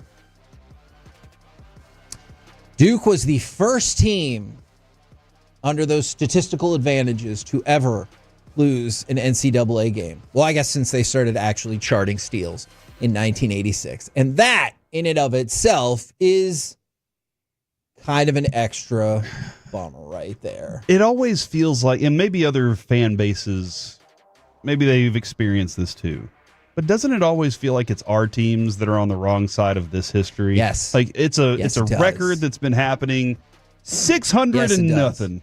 And then all of a sudden, the Mavs are the one team to ever have this happen to them. And you know what? The Cowboys, it feels like the Cowboys a lot lately. But somebody asked about this. Is there truth to Duke's big man getting deported?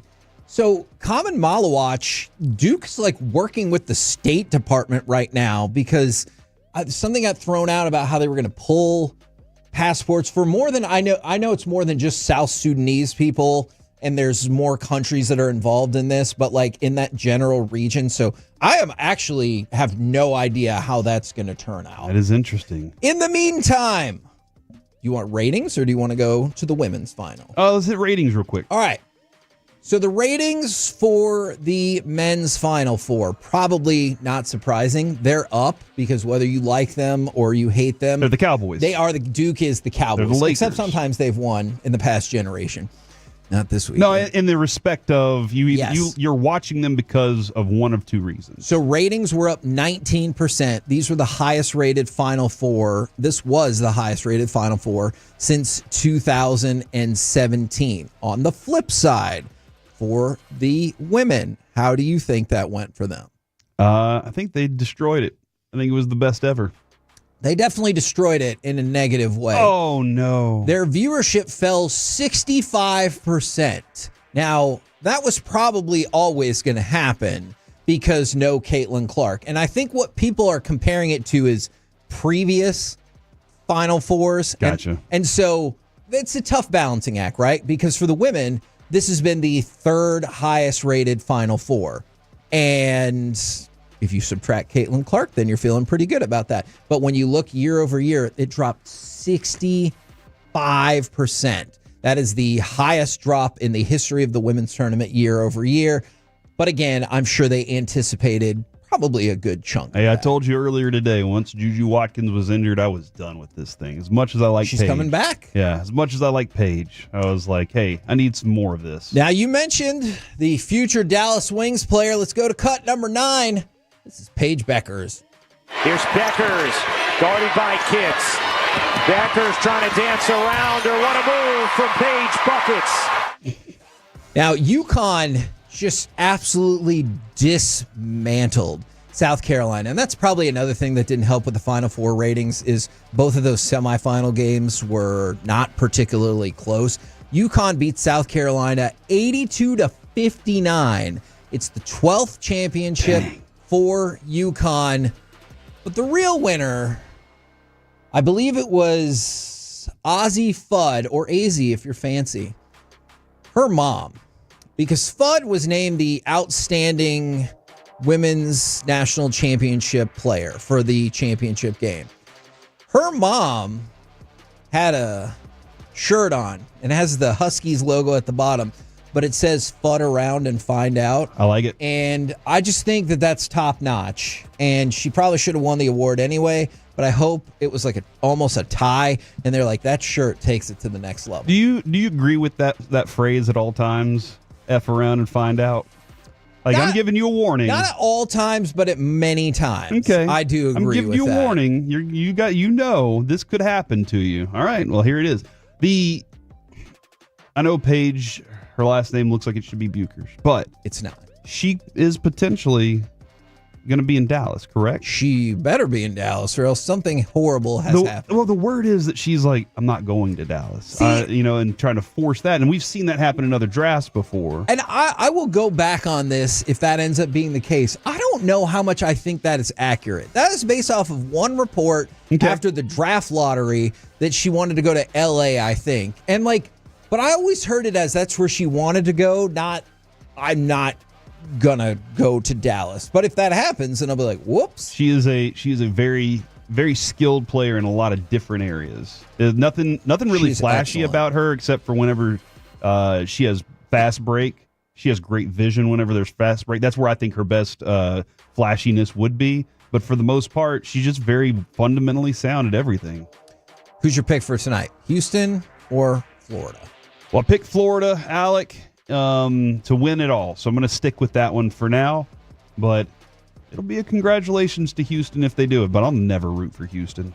I picked Houston to win in my bracket, so I'm going to stick with that, especially because if they do win, I go top 3. I get third place in our company bracket challenge, and it's going to be so sweet because I think after the first round of games, Sean just absolutely dunked on me, just out of nowhere, saying I was stinking it up at the bottom of the rankings, and then I would finish third over him, so I would be really happy about that. In your face, Sean. We're the KNC Masterpiece right here on 105.3 The Fan. Coming up next, it's time for Baseball Nuggets, where athletes get paid, but baseball players really get paid. Next on The Fan. If you're laughing, we're happy. Thank you. Thank you. Get Masterpieced anytime you want on our Odyssey app, presented by Comerica. Hey, everybody, it's Corey Majors here for my friends at Best Buy Windows and Siding. And if you have a dated house, if you have dated windows and you want an upgrade to that, you need to call our friends at Best Buy Windows and Siding. You want to replace them, and you want to replace them with people that are transparent about their prices. You don't want to hear gimmicks like half off of every window. That's a trick. Don't let them trick you at all. At Best Buy Windows and Siding, keep it simple. 10 single-hung windows for just $59.50. No tricks, just great value. Call 469-WINDOWS or visit bestbuywindowsandsiding.com today.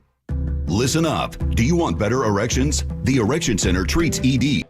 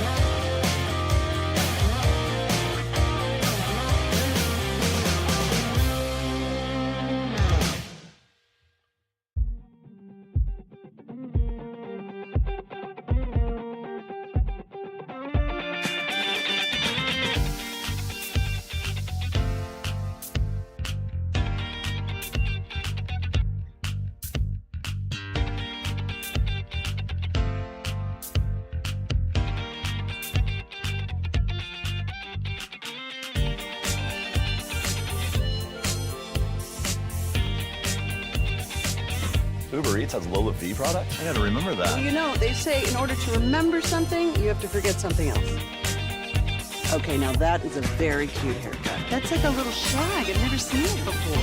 Well, I mean, of course you have. It's the Rachel. Oh, is that your name? No, I mean like your name. No, I'm Jen. My name's Jen. Right, but I just mean like this is your haircut. But that's hair on your hair. I'm not saying this is your hair. Okay.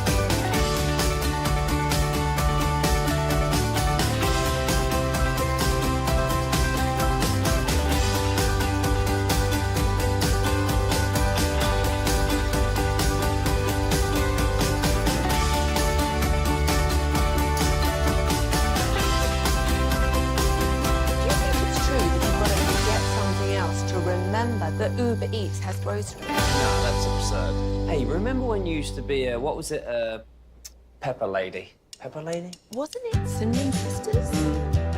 Razor Babes. Saffron Squad? Nutmeg Maidens? Paprika? No. Nutmeg Maidens. I just said that. Was it Spice Girls? Doesn't sound right. Was it Saffron Squad?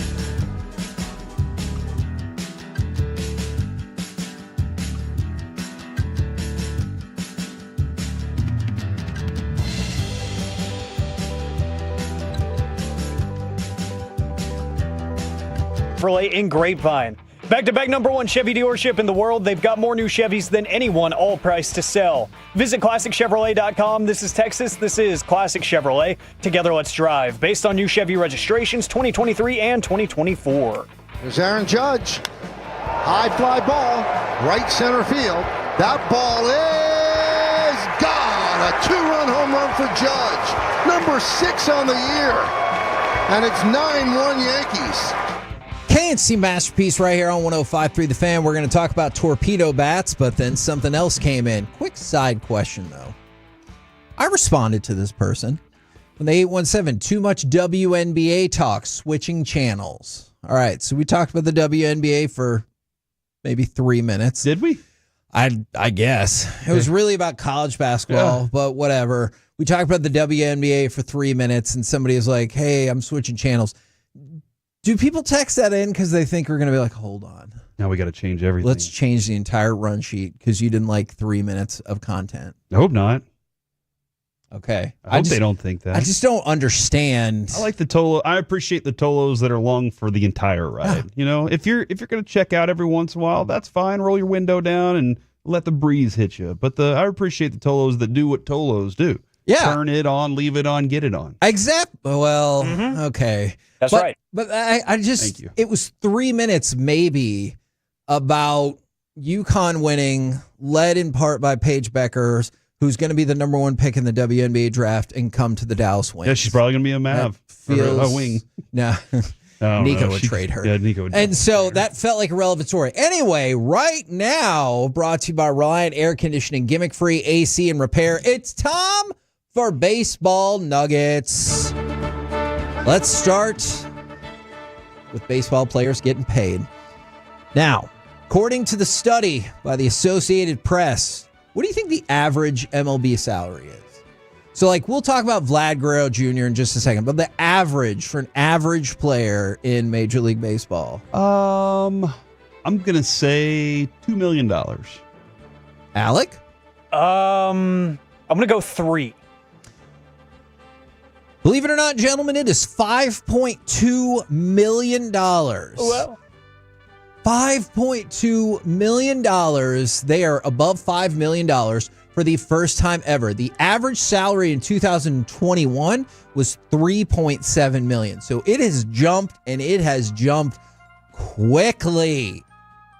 And then there's Vladimir Guerrero Jr., who has helped, and he was like, I want to make sure we can continue to keep this average going up. You remember, Vladimir Guerrero Jr. said, hey, we can negotiate until the season starts, and then we're done. But that does not always work out that way. He received a 14-year, $500 million extension. He was the first ever millionaire. I don't know that to be the case, Mike, but 14 years, $500 million pending his physical. All right, Kevin, I did some reading just now, okay? Tell me. By the way, that guy did, I think, text back and apologize. I'm not sure. Okay. The average MLB salary, I don't know if you've heard this or not, rose 3.6%, $5.1 million. The average NFL salary, $3.2 million. Ooh. The average NBA salary. You know, we've always told the parents out there to raise your kids to be a pitcher because that's where the big money is. The average NBA salary is $11.9 million. And see, in my mind, it was $20 million because you're like, hey, we got these players on rookie deals. Every other mediocre player gets $10 million, and the rest of y'all each get $60 million. And according to AI Overview, MLS in the United States have the lowest salary for star athletes among North American sports leagues. They did not even list the range. See, that's not what you want, right? They're like, hey, this is the lowest. Well, what is it? Don't worry about it. It's like, it would make you sad as an athlete. I bet as a regular human, you would look at that and be like, hey, that'll work. Average salary for NHL players, $3 million. Wow. So there we go. Now we know all the big four. So just think about that when you're electing your president's NFLPA. Your average salary is about the same as hockey. Yeah. Now the big guys. And the popularity in America is not even freaking close. The quarterbacks get paid very handsomely. Yeah. They get paid very, very well. So all those sports, yeah, you're right. All those sports have a different, unique version of their cap. But for the most part, the guaranteed contracts are the biggest factor. From the 6A2, am I crazy?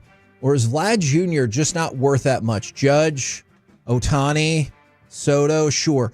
Here's the thing that I don't understand about baseball contracts. It feels like everybody forgot why Shohei got such a premium contract so fast. Because, like, hey, he's getting all of the money. Because I remember $700 million. Like, oh, get the hell out of here. Are you serious? And they're like, we'll give you $4 per year for the next 10 years. Then we'll give you lots of money. Help us circumvent the system. Yeah, because he could pitch too. Mm-hmm. And then when Juan Soto came along and people were like, oh, Soto could challenge Ohtani. I was like, there's no effing way. And it did. And so now it feels like $500 million is like the starting point for some of these that elite level, Yes, for some of these franchise contracts. And remember the day? This is when me and Shin-Soo Choo talked about taxes, is when Mike Trout got like a $400 million extension. And this was not that long ago. And everyone's like, what? Interesting on that, the word you just used, the franchise guys. Everybody believes they have a franchise guy, and not everybody is Shohei and Soto. Yes. Like, those numbers are exorbitant for those specific guys. And maybe your franchise guy is the 30th guy in the league, but you're like, but he's our guy. And they're like, well, we got to pay him like Soto then. What? Are you kidding me? They still get paid, man. A lot of money in that game.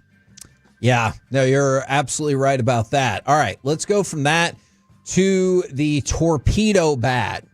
Feels like that conversation has died down really quickly because people are like, oh, are they going to ban it? And blah, blah, blah, blah, blah. Rob Manfred, who, as you recall, hates baseball, says that torpedo bats are absolutely good for MLB. Okay. All right, Kevin, I agree that Rob Manfred hates baseball. I tried to fight it for a long time, Alec. There was a long time where I was like, prove it. And over time, Kevin was just like holding his hands up like, it's indisputable, Corey. He's doing it himself. That being said, a lot of the moves he's made in the last 2 to 3 years have made baseball better. Like, so how does he hate a game that he's making better right now? So hold on. He's even cool with the torpedo bats. I just want to try something out. Do you think baseball used to be great? I think baseball was very good for most of my life. Okay. And then, just like the longer-lasting light bulb, it got better. And just like the aglet on your shoelaces, easier to tie your shoes now. So it was good, and now it's better. This is a stock answer that you could use for anything. There was never a version that I thought was the greatest, and it could never be matched again. So there you have. Corey never thought baseball was great. Thus, there's no need it's even better than to ever. Bring it back up to its previous prominence. As good as it's ever been. What are you doing? Now, I think you know exactly what I'm doing. If you're Rob Manfred, I think you can cut and paste this response for a whole lot of future issues. Quote, I believe the issues like the torpedo bat and the debate around it demonstrate the fact that baseball still occupies a unique place in our culture. Yeah. This feels like an answer you can use for things for the next 10 years. The pitch clock? Yes. Well, Corey, I think the discussion even about the pitch clock shows what a unique nature baseball has in our culture. Larger bases? Same thing. He followed up with, because people get into a complete frenzy over something that's really nothing at the end of the day. The bat complies with our rules. So for all the people who are like, they're going to change it, there's Manfred saying, hey, the bat complies with our rules. And I'm perfectly fine with that. I don't think it's... Well, even if you weren't, it doesn't matter because he just said it complies with the rules. So in your face. I'd like to see how much more of an impact each one of those bats has this year for each one of those hitters. Like, obviously, a 162 understanding of that for each one of those guys that's using it. The statistics will show whether or not it made them a better hitter or not, or whether it was just a fad that kind of came into it and then left. Still, Manfred has a lot of work to do installing booby traps in the outfield and other various obstacles that would make the game even better, like raising walls and lowering walls. Like, these things are the things we need, Kevin. Wow. He's just not. Every time I send him this email, he doesn't respond back. So you still have dramatically different ideas. Oh, yeah. There's still plenty to make this thing great. Okay. In the future. At some point, once more. Gotcha. Blake Snell. What are you doing right now? Got put on. Look. Blake Snell got put on the. I think there are things you should be able to joke about that are nonpartisan. We'll see if that plays out. Yeah. Blake Snell got put on the injured list with shoulder inflammation. We talked about this with Jack Leiter's blister. Obviously, you're far going to prefer something like that, like a blister or a potential issue with your hand, than something like the shoulder or the elbow. This doesn't have to mean it's anything but you always worry about like bigger picture issues with the construction of your arm when it comes to something like that. Speaking of, Shohei Ohtani had his second bullpen since resuming his mound ramp up. So he threw on February 25th. He threw again just this past weekend, or I guess it was last week, excuse me. And so they're looking to get him geared up. Originally, they had said May. Now it's probably looking like that's not going to be the case. But the idea is absolutely still for Shohei Ohtani to pitch for the Dodgers and to pitch for the Dodgers this season. Wow. Now I take you. And they're already, like, they're leading the entire league in strikeouts for pitching. Their pitching numbers are great. Yeah. But are they leading their division? No. Now, some people will be like, technically, they're tied. Disagree. Go off a win percentage. They have more wins. No, but they have more losses. Go off the win percentage. Advantage Padres. Now, let's talk about Logan Gillespie. Hold on. Advantage Giants. Oh, is it the Giants? What? The Giants are at 889 with an 8-1 record. That's what I meant. They have the best record right now. That's so ridiculous. And then the Rangers are next, I guess, after that. So the Padres they're third. went into the weekend undefeated, and now they're 8-2 and in third place. That's You're so right. weird. You're right. Advantage Giants. Thank you for correcting that. That is a weird All right. thing. So Gillespie, he got called for 2 balks in 1 at bat. Why is he not in Wanker of the weekend? Because his team still won. Interestingly enough, he reps the Padres. Nice. They won 8-7 over the Cubs. But how tough do you think it is to live down when you balk twice to the same batter? I mean, you're feeling it on the mound because everybody in the stadium is already laughing at you for it happening, especially if you're in an opposing stadium. Your manager is ticked off because you're a professional and you should know better. Your pitching coach is like, what have we been working on all off season? Like, what do we even do during spring training? So that's going on there.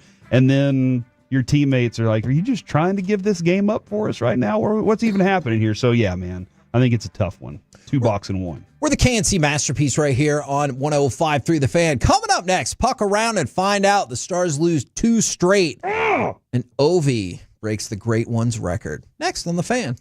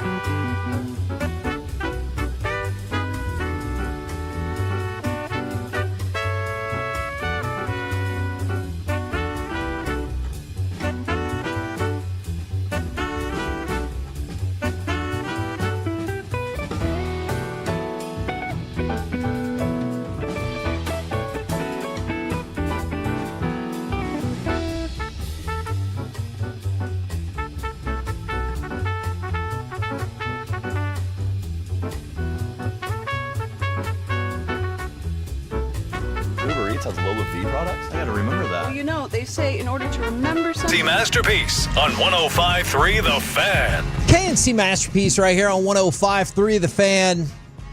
Ask a quick question. Oh, no. No, don't worry. That's not safe. What would you always answer yes to? Remember they had that terrible Jim Carrey movie where they Yes, tried to ma'am. make it seem like him and Zooey Deschanel were together? That was weird. That was weird. And we asked Alec a series of questions off air, and his answer was yes, no matter what. We will not reveal what those questions were. But what would you always say yes to? To the dress? What? I don't know That's a show. what that means. This is a thinker. I'm going to have to actually put some thought into this one, Kevin. You think about it. What I would always say yes to is, the Stars winning some games when they needed to make up ground in the Central. But, they see things differently, so that's okay. It was a rough weekend for the Stars. It doesn't feel like that often that you're going to have a hat trick and still lose. Yeah. But if we go back to that is exactly what happened with Dodonov. You still ended up losing because Sid the Kid had his own hat trick. Then you lost in overtime to Minnesota, who you had dominated for so long. You still got the single point, but now you're 3 back of Winnipeg, I do believe, and you're both even in terms of games played. Yeah, and then you look down and see that St. Louis is on a 12-game win streak. St. Louis has played unbelievable. They're not catching you. No. That's not happening, but it's just interesting to see that and know that they're going to be in the mix somewhere. Yes, absolutely. It's frustrating that they weren't able to get there. I mean, they could have done this weekend. They could be in a very closer range for when this game is coming up. All right, guys, they're taking the lead if they win this one. I'm very flustered by what I saw in the defensive side of it, and they were still leaky. They're still in that area where they're just not as good defensively as we need them to be right now. You look at yesterday's game against Minnesota. Though, to be fair, I still want the Stars, obviously, to win the Central because then there's a really good shot that they could be paired up with Minnesota in the first round of the playoffs. What you don't like to see, you don't like it, I don't like it, Alec doesn't like it, no Stars fans like it, is the continued barrage of shots that you're getting dropped on. 40 every game, it seems like. And in these last 2 games, you saw the 40 threshold surpassed. I'm willing to argue, I know a goalie can stand on their head and get it done. You're probably going to lose the vast majority of those games where you give up 40 shots, especially in regulation or regular season overtime. But look at the Minnesota game yesterday. The Stars got outshot 17-4 in the third period. Yeah. So if you're like, hey, let's steal a couple of points, that is really going to undercut your opportunity to get that done. The Wild, 41 shots, their second most of the season. So you can't say, well, that team does it all the time. No, they don't. This was their second highest shot output of the season. They had a bit of a stretch where they looked like they were unstoppable, right? Like they had a small stretch where you're just like, dude, Wyatt Johnston's scoring every single time he gets the puck, it feels like, in every game. They had a run where they looked on fire, and this for me, it's a blip as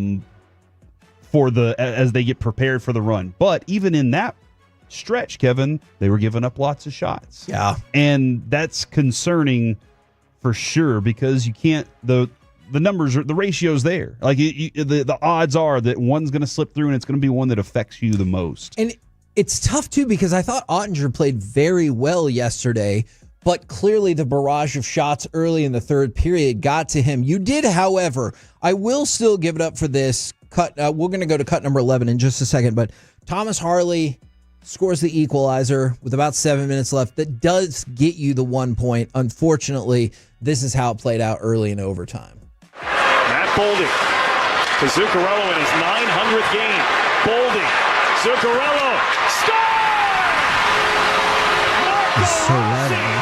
game winner, Minnesota! So you don't get the job done. And I will tell you this. When I looked at how the Stars were going to close out the schedule, I had them finishing up 6-1-1. Okay. Since that happened, they've gone 1-1-1. Now, that's not to say that they can't win these last 5 games, but it's a disappointing start. However, it's still in front of you.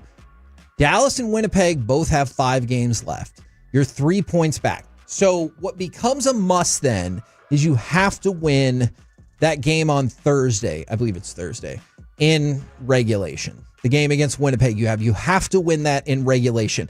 And then essentially, what do the teams do in their other 4 games with a 1-point difference? The Stars have a pretty soft schedule down the stretch, and I still think they've got a shot. But this 1-1-1 run in the last 3, very disappointing. Yeah, it is. Maybe that's just part of the setup for this, overall in the grand scheme of things, is it's going to set up for a nice game because you got Vancouver Tuesday. And then, yes, you do, Kevin, as you said, Thursday you have Winnipeg. Maybe that's the setup for it, is you're going to get to that moment, and this is a significant game of interest. Is it going to be that big of an interest around the rest of the country? I'm excited to know because, Kevin, it did. The 4 nations brought intrigue to the game, and the commissioner has said multiple times we like the playoff the way that it's set up because it creates competition immediately in the playoffs. They want this to happen down the stretch too, to keep that intrigue going along before they even get to those finals. It's building that way, whether it's by design or not. Look, what you have to hope is there's teams like Vancouver and Detroit that come to the realization that their season is over. I know technically they could still make the playoffs, but it's going to be tough, especially in the Western Conference, to make the playoffs. And if that's the case, then you're going to have 4 out of your final 5 games where teams are like, there's nothing really in it for us. And maybe you'll get a little bit more of a lax effort from them. But clearly you look at that Winnipeg game and there's going to be a lot on the line, because one of the things that you also are looking at is, do you want to avoid Colorado? There's still the potential that St. Louis is moving up in the world. And man, St. Louis looks primed to play the winner of the Pacific, which right now would be the Vegas Golden Knights. And you would think Vegas would be a heavy favorite, but with St. Louis having won 12 in a row, who the heck knows? I do have a question. Hockey Hawk says Stars been taking too many penalties. Oh, for sure. And I'm kind of curious on why that is at this point in the season. This has been kind of a late season thing too. Is it because of legs tired? I'm reaching out and doing something I shouldn't do. I'm not in position. I'm a little worn down. I don't know how much of it is fatigue versus how much of it is effort, and they're not trying to be an overly physical team. That's not something that's happening. I actually think 2 of those things are tied together. I think the turnovers have led to some of these penalties. I don't think it's an effort issue whatsoever. I just think that's a good point. There's been some bad passes that have left to turnovers, and you have to exactly chase. Well, and we talk about this on the offensive line all the time. What happens when you get beat? Sometimes you have to be a little riskier with a reach. Yeah, hold. exactly. Yeah. And so I think that some of these issues have been because of some of the poor passing and poor puck movement has led to penalties that you're like, come on, dude. And I don't know how you clean that up late in the season whenever you've established a lot of things about yourself other than a calming presence like Miro. Like, I know I can't just sit there and say it's magically going to happen, but his presence, whenever the puck's on his stick, you feel very comfortable that it's going to land in the right spot. And if not,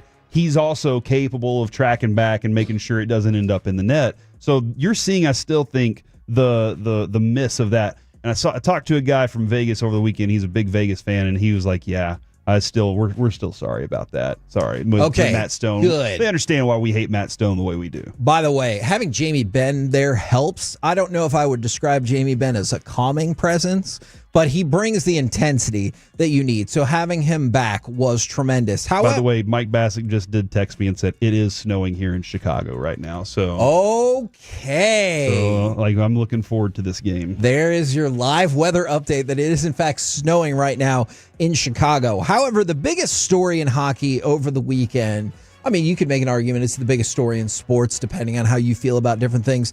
Give me cut number 10. The goal record was broken. I'm going to try to force it to him if he's open. Here is Ovechkin. Shoots. He scores! He scores! Number 895! Alex Ovechkin passes Wayne Gretzky with goal number 895. In the same amount of games? I believe it might have been exactly the same amount of games, if not like one more or less. I know I kept saying like what makes it more impressive. I still think this. Gretzky did this without chasing that. Like he did it just because he was building to it. And way fewer power play goals. The same amount of time for Ovechkin. Like that's a cool thing. And there is no denying that this dude has been a dominant scorer his entire career. He's fantastic. He's like, yes, I remember like when he came into the league, everybody was talking about what he was going to be. And I was like, oh man, he's the next Gretzky. And they were like, they started comparing this morning to Kevin Durant. Like he's a great scorer, but maybe not everything else. And I was like, that's an interesting thought on that. The one thing I will dispute about that is he did win a cup with his team. Dude. And like he didn't have to go mercenary style to make that happen. Yeah, when Frank left. It was still one of my favorite things is you see him in a fountain with the cup. You see him standing in right field, just holding the cup over his head, and he's all alone. Like he celebrated like no other, and that enjoyment of what he accomplished here. I think a lot of the country was sitting there going, "Is this guy going to do it?" It's a really cool thing, Kevin. And I like that Wayne Gretzky was there and loved it. And he said, "I'll be the first person there to talk to you and shake your hand," and that was a lie because it was probably his teammates on the ice. No, I'm just kidding. I mean, like, obviously it's going to be his teammates on the ice, but he was there. They did the whole ceremony in the midst of it and everything, and he dove on the ice, and it did look really fun. And I like the flow chart that I saw when it kind of felt like, it kind of feels like it's been going Kobe in his last game when it was like, give the ball to Kobe, let him shoot. Is this flow chart of, do you pass the puck to Ovechkin? Yes. And then it's like, did he score? And all these other questions. And if the answer is no, it says, yes, pass the puck back to Ovechkin. And you saw it. Like, as soon as he came up on the wing, he was like, oh, here we go.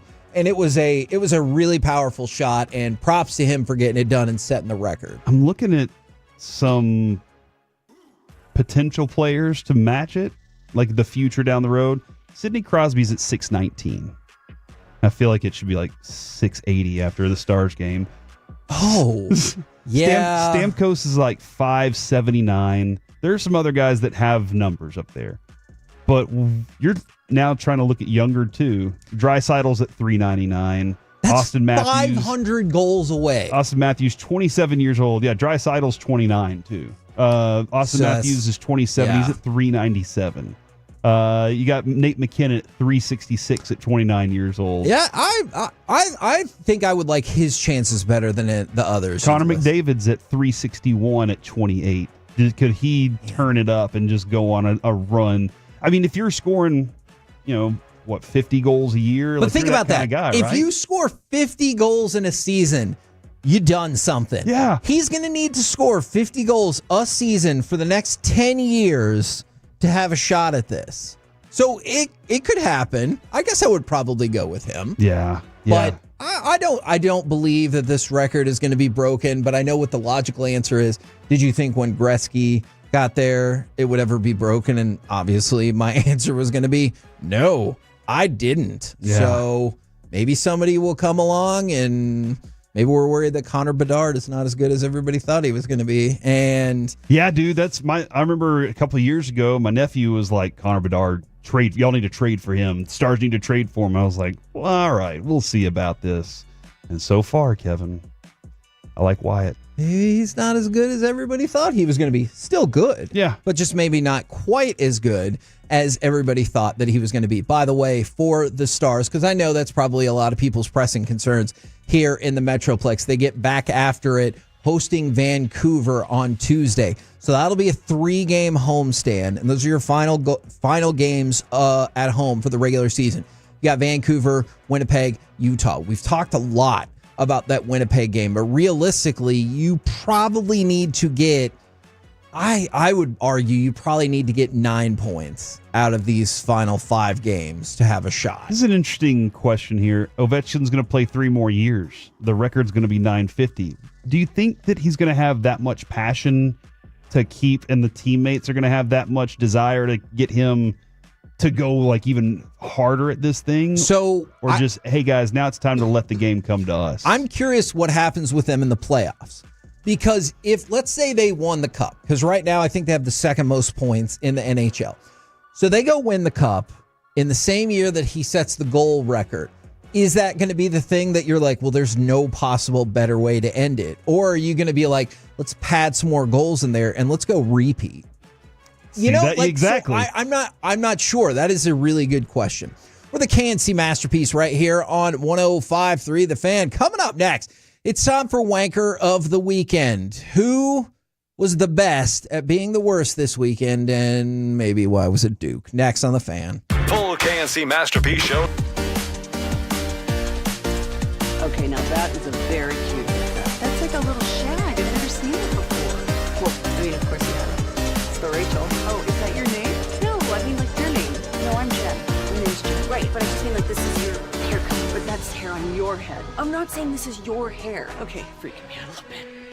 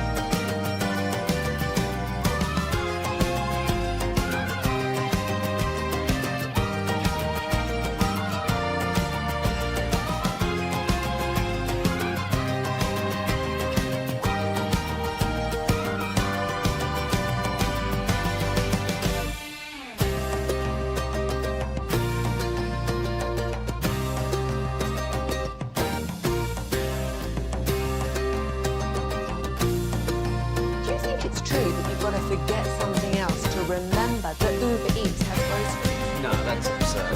Hey, remember when you used to be a, what was it, Pepper Lady? Wasn't it Cinnamon Sisters? Basil Babes. Sapphire Squad? Nutmeg Maidens? Pre-curb? No. Nutmeg Maidens. I just said that. Was it Spice Girls? Doesn't sound right. Was it Sapphire Squad?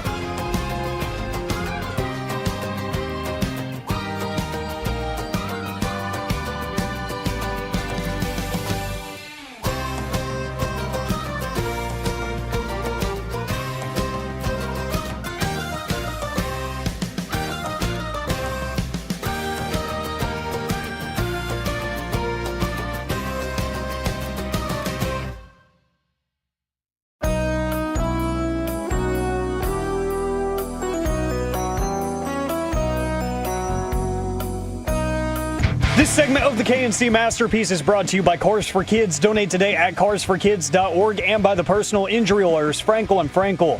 If you've been injured in a car or truck wreck, call Frankel first, 214 or 817-333-3333. With Frankel & Frankel, there is never an out-of-pocket cost. They only get paid when you win. Frankel & Frankel, the go-to car and truck wreck attorneys in Dallas.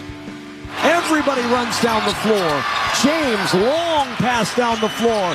Cryer tips it. Loose. Knipple has it. Throws to Proctor. Heaves up a three. No good. Houston from behind. 14 down to the national championship game. And for the first time since 1984, Houston will play for a men's basketball national championship.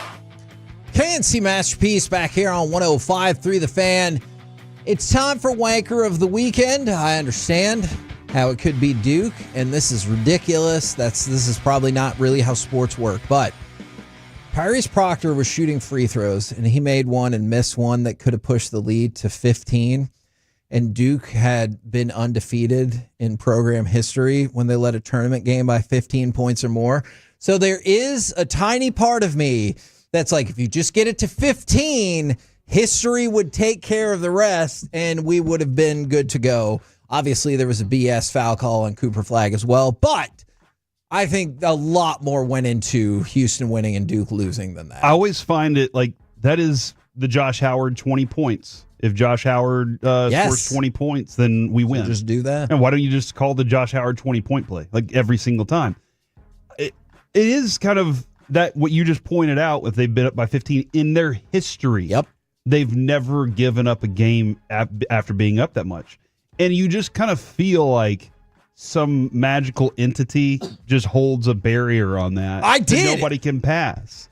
That is a weird thing that all of us do it. Oh, we all have a thing of like, oh, if Corey Seager hits a home run in this many innings, then you're never going to lose. Like, you always have that feeling, but there is no real magical entity that's holding those statistics accountable. 100% you're right about that. But in my mind, if Proctor would have made that free throw and it would have been a 15-point game, I would have thought for sure that we were going to win, even though the same collapse could have happened down the stretch. And the other thing, too, about that is maybe that is the moment. Maybe 15's the number where other teams just go, we're never going to be able to get back. It's too much of a mountain to climb. Maybe that is the case. But at 14, you're like, I don't know. We're still in this thing. And then 15 hits, and maybe that's for their history.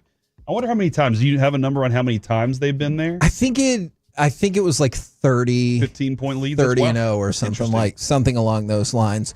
All right, you guys want rodeo, combat sports, or baseball to start this off? Well, I guess we already started it off. So we talked a little basketball there.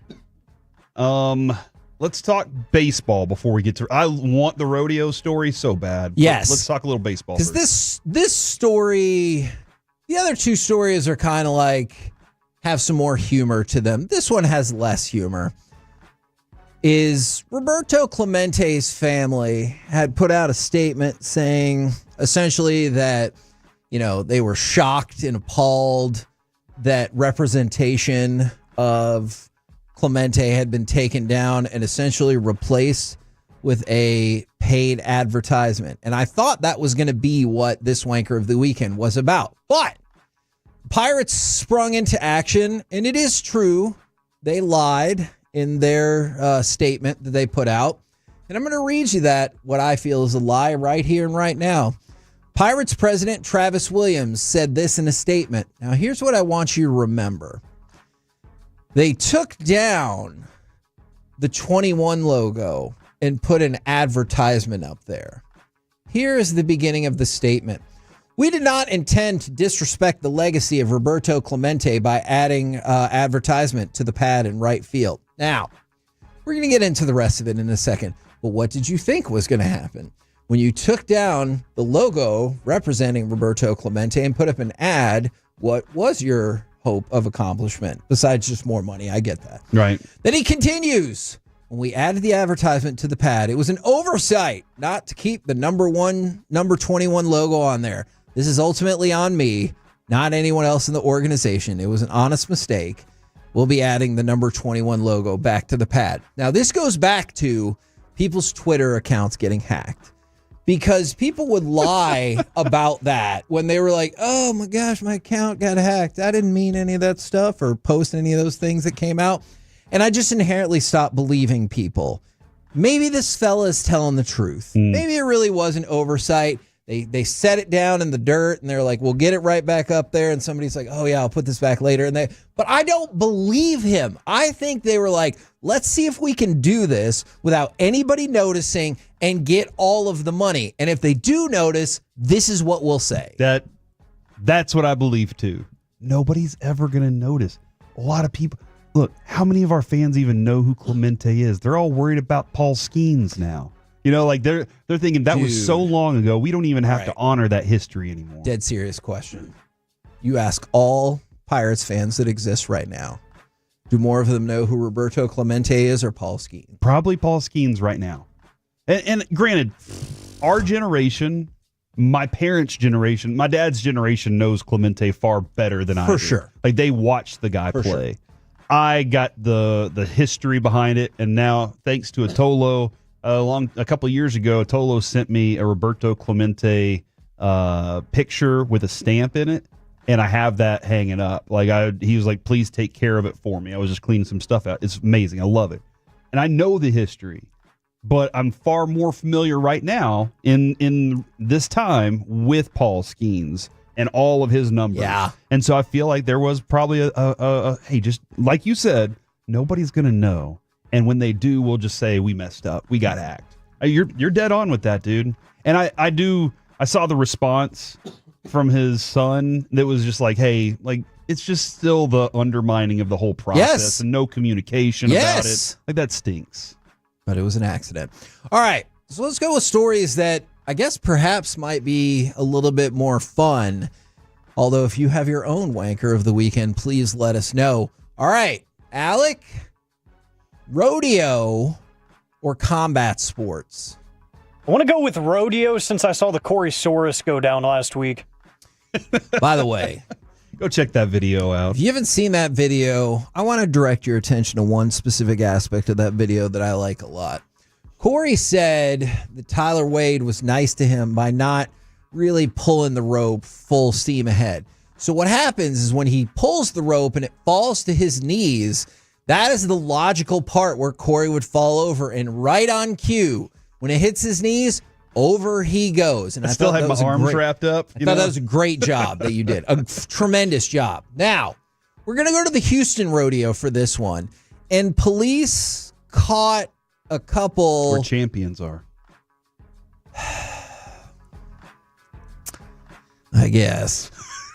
They caught a couple getting it on in the porta potty. Now, I've got a couple of thoughts, maybe questions. A couple of humans? A couple of humans. Yeah. No, look, if it was cows having sex in the porta potty, I'd be like, hey. Makes sense. Let's all just move on. So, my questions are twofold. Really steering people in a certain direction. All right. Why? Why would you do this in a porta potty, first of all? Second of all, I don't think that the rodeo is high up on my list. Of what? Of porta potties you'd want to get it on at. What? Now, if your question is, where would it? I thought a lot about this. Fancy, high-end country club where they don't want the workers in their bathroom. Now, think about this, because they're like, well, you can't use our bathroom because we're fancy country club people. And hopefully you get to that porta potty before anybody else does. That's your only chance. All right. But at the rodeo, in a porta potty, I just can't imagine wanting to make that happen. I don't think I'll ever be horned up enough to want to have an act like that in a porta potty. I don't even think 16-year-old horned up Corey would be willing to go that far and say, porta potty, don't mind the smell, let's get it on. That's not going to work for me, ever. I've been in a lot of porta potties in my life. They all smell. They all smell bad, and they're dirty when you walk in. That's true. Even whenever they're like, hey, we dropped off a new porta potty. It's not brand new. That thing's gross from somebody. I know y'all wiped it down and everything, but it still stinks in there. There's nothing about that smell that makes the action of sexual intercourse more fun. And I guess there is this like idea of, oh, there's people waiting outside to go to the bathroom in here. No, or I just can't wait. Go find a field somewhere and lay down in the hay. I don't know. Don't do it in the porta potty, y'all. You're going to get dangerous sicknesses out of it. Alec, your thoughts about all of that? In the middle of a field. Just thinking about hay as your mattress in that situation is very intriguing, I can't lie. But hey, doesn't it also depend on the person and like the situation too? No. Yeah, because like what if you're like, hey, this is never gonna happen again. I'm never gonna see this person again. I got one shot. See, but I think I'm not defending it. I'm just saying, what if that is the situation? Too much about it. Because I'm like, this gal is about to bang me, but it's in a porta potty. What kind of dirty things has she done? Exactly. And not in the good way. And she needs I to be don't thinking mean this, in the good way. She needs to be thinking the same thing. This guy's about to do this with me in the porta potty. What are the other things that he's been willing to do? Although, doesn't that say? I mean, that does say some freaky stuff might happen in there. From the 682, people have kinks, Corey.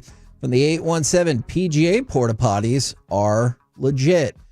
From another 682, you literally can't touch anything in that porta potty. So that would be... Yeah, you go in there, and how many times have you gone in and you see the hand sanitizer's empty, and you're like, what's the point? If that hand sanitizer thing in here is empty, like, you're just making it worse. Maybe they were Tolo going. Maybe if that's the case, then that's okay. But it feels like they were at a rodeo, and I wonder how they were... I guess they just could have had their earbuds in and been doing it that way. That makes sense. Tolo go happens. I guess. All right. If I never hear that clip again, that'll be just fine with me. All right. Let's go to Henry Cejudo. So Henry Cejudo, a very decorated, multi-time, multi-division UFC champion, also an Olympic gold medalist, so he knows what's up if something goes down. So he gave an interview to, you guessed it, TMZ Sports. He saw somebody crash in and have a hit and run in his neighborhood. All right. So a speeding car crashed into a house right next to Cejudo's, which, it's as ridiculous as you could imagine. Yes, they broke through the wall at the house like the Kool-Aid guy and whatever. And so Henry Cejudo was going to go over there and try to see what happened. But the person in the car started getting into it with the person who lived in the house, which makes sense. You don't have a right to argue with somebody at this point. You invaded their house. Yes, exactly. And I too feel like I would have lots of thoughts and angry statements if you crashed your car into my house. At which point the suspect punched the person in the house and then took off. Henry Cejudo had seen enough. The wrestling and judo expert decided at that point he was going to go chase the suspect down, ended up body slamming the suspect in the street while wearing pajamas, gold pajamas, of course, and kept him there. What do you say, of course? Because he's a gold medalist. Okay. And a multi-time UFC champion. You just assume if you have a gold medal, you always wear gold? Yes, I do. Michael Johnson shoes. And I think that you wear that gold medal in not public scenarios as well. Oh, like in a porta potty? No. But I see where you're going with that. All right. So Cejudo body slams this dude in the street, keeps him there until the police get there. Now, I know that you still have to have a trial and everything, but the evidence in this is pretty damning. The guy whose house you crashed into was like, yes, that's the guy, and he punched me. And they found you at the scene of the crime trying to run away when Henry Cejudo's like, that's right. He crashed into my neighbor's house. He punched him, and I had to go take him down. I took him. That feels like a tough defense right there. I think you're going to lose that one. And then the next question is, why did you crash into this person's house? Like, what led to this moment in your life? Because you assume they were drunk, right? My favorite moment was my friend walking out and seeing that his car was gone in the parking lot. And he was like, where is my car? And he walked by it about 10 or 15 times. And then he finally saw it underneath another car. Another car had flown off the highway and landed directly on top of his car and just smashed his car down. And he was like, I don't know where it is, until he finally saw that it was there. And there was nobody there because dude got off and took off and ran. So. Oh, my goodness. Yeah. I don't know how often that happens, but crazy. It's wild. Whew, I was not prepared for that. We're the KNC Masterpiece right here on 105 through the Fan. Coming up next, it's time for Gridiron Gravy. Where does Julio Jones sit on the list of best wide receivers this century? Next on the Fan.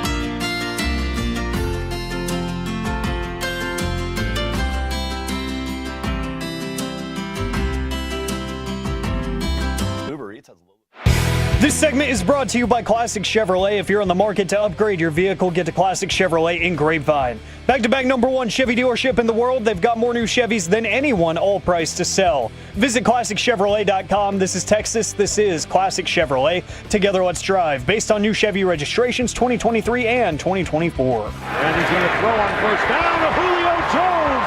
Jones still on his feet. Julio Jones. And he's going to score. Touchdown. KNC Masterpiece back here on 105.3 The Fan right now. Let's say we go around the entire NFL and dip into some gridiron gravy. We start the pressing question of the day. Julio Jones. He retired, and so I saw a list. I was curious y'all's thoughts. The NFL's best wide receivers drafted since 2000. Where Okay, all right. does Julio Jones sit on this list? Do you view him pretty favorably?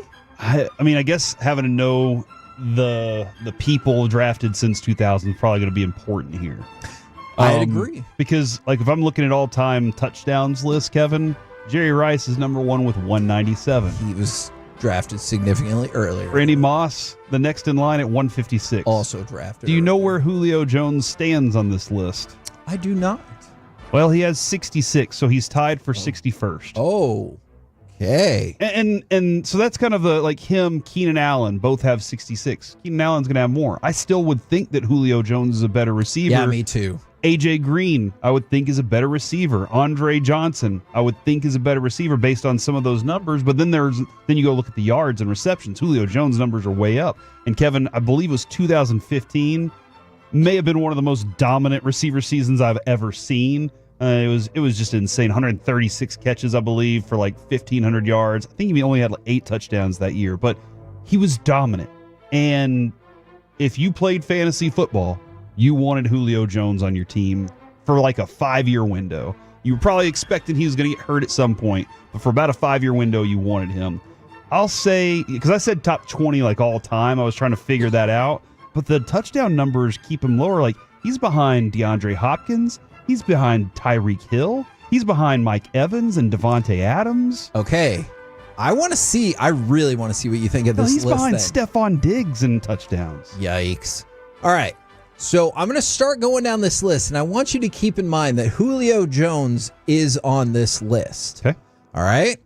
Honorable mention, Tyreek Hill. All right. 10, Devontae Adams. So remember, that means every single person I tell you until you hear Julio Jones is listed ahead. He's listed ahead of. DeAndre Hopkins, number 9.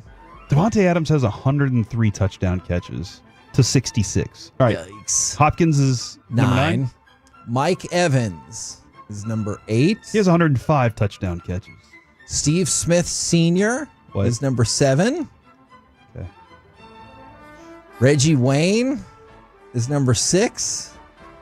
I probably am more bullish on Reggie Wayne than most people. Okay.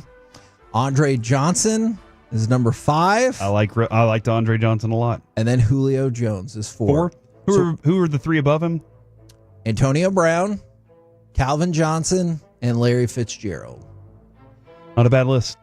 No, not at all. On the top 5 of that for sure.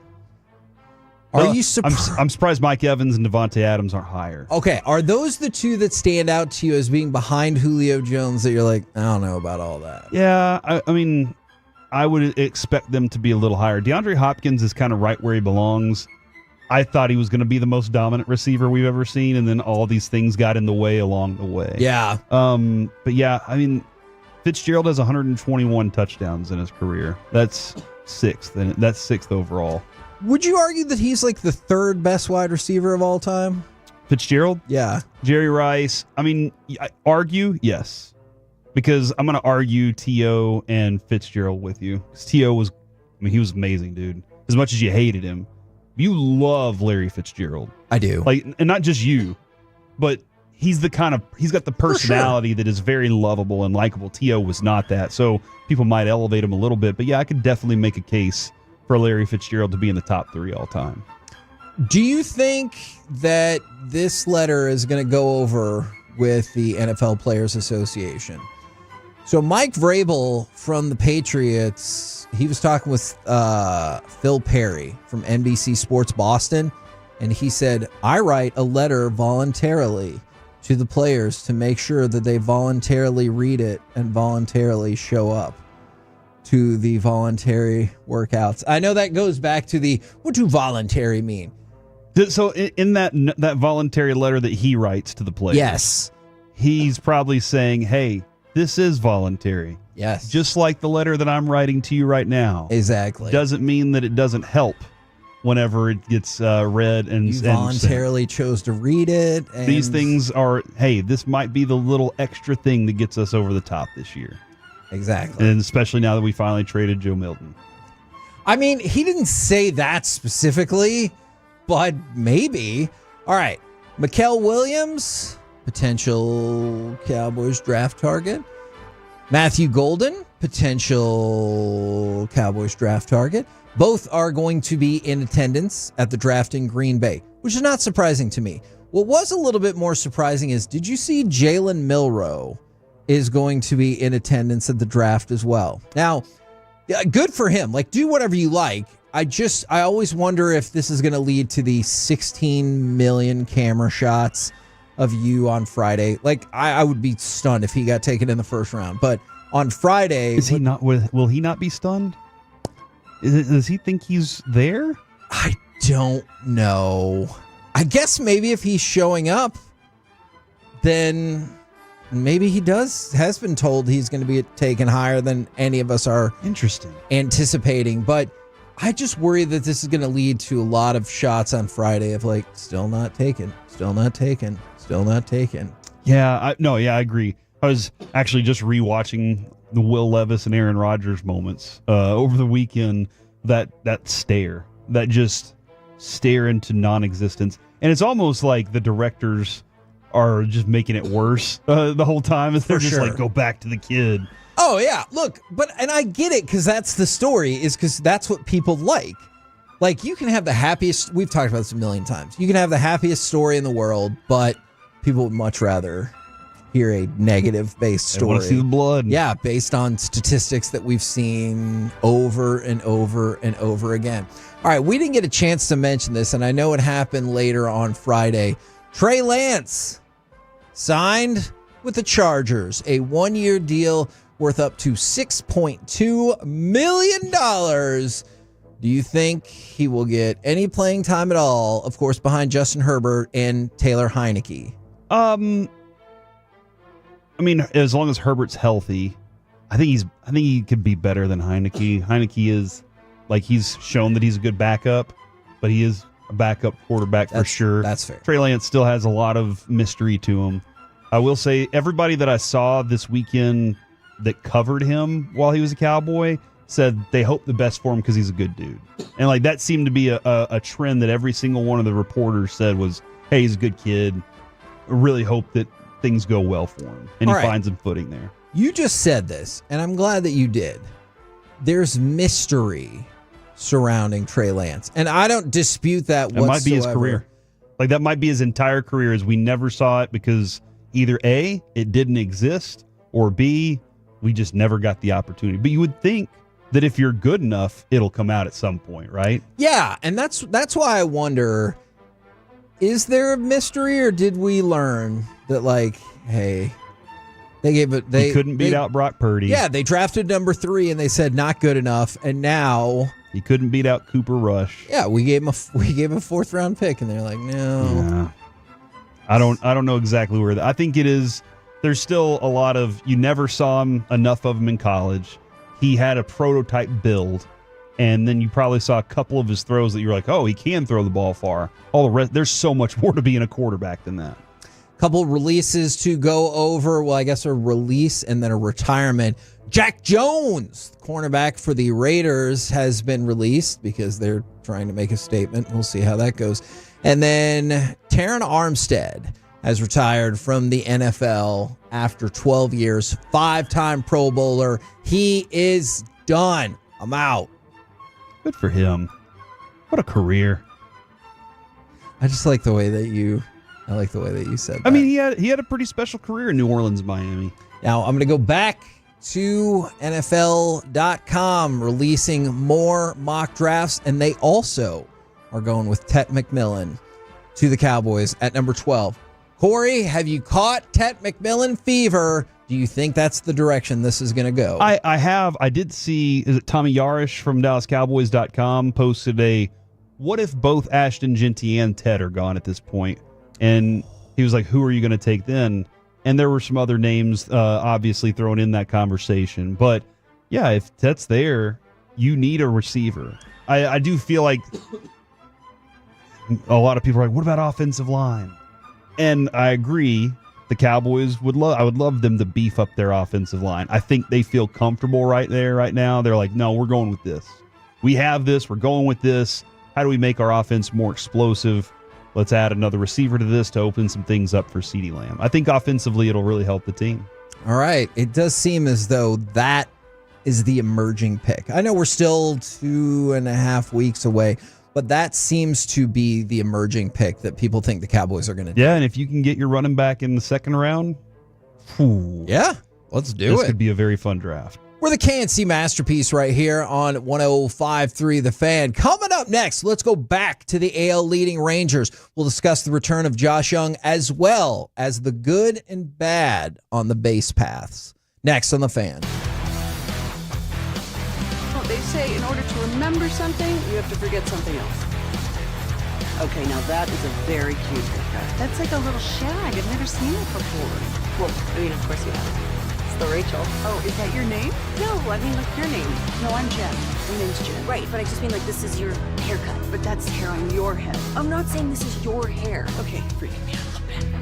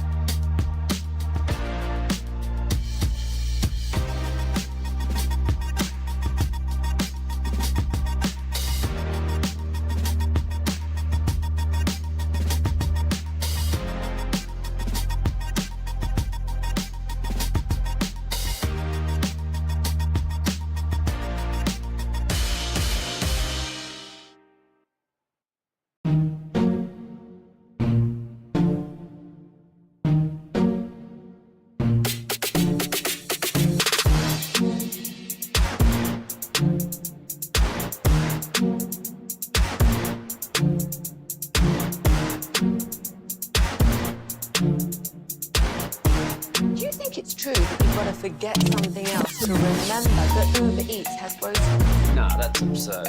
Hey, remember when you used to be a, what was it, pepper lady? Wasn't it Cinnamon Sisters? Basil baby. Saffron Squad? Nutmeg maidens? Pre-curve? No. Nutmeg Maiden. I just said that. Was it Spice Girls? Doesn't sound right. Was it Saffron Squad?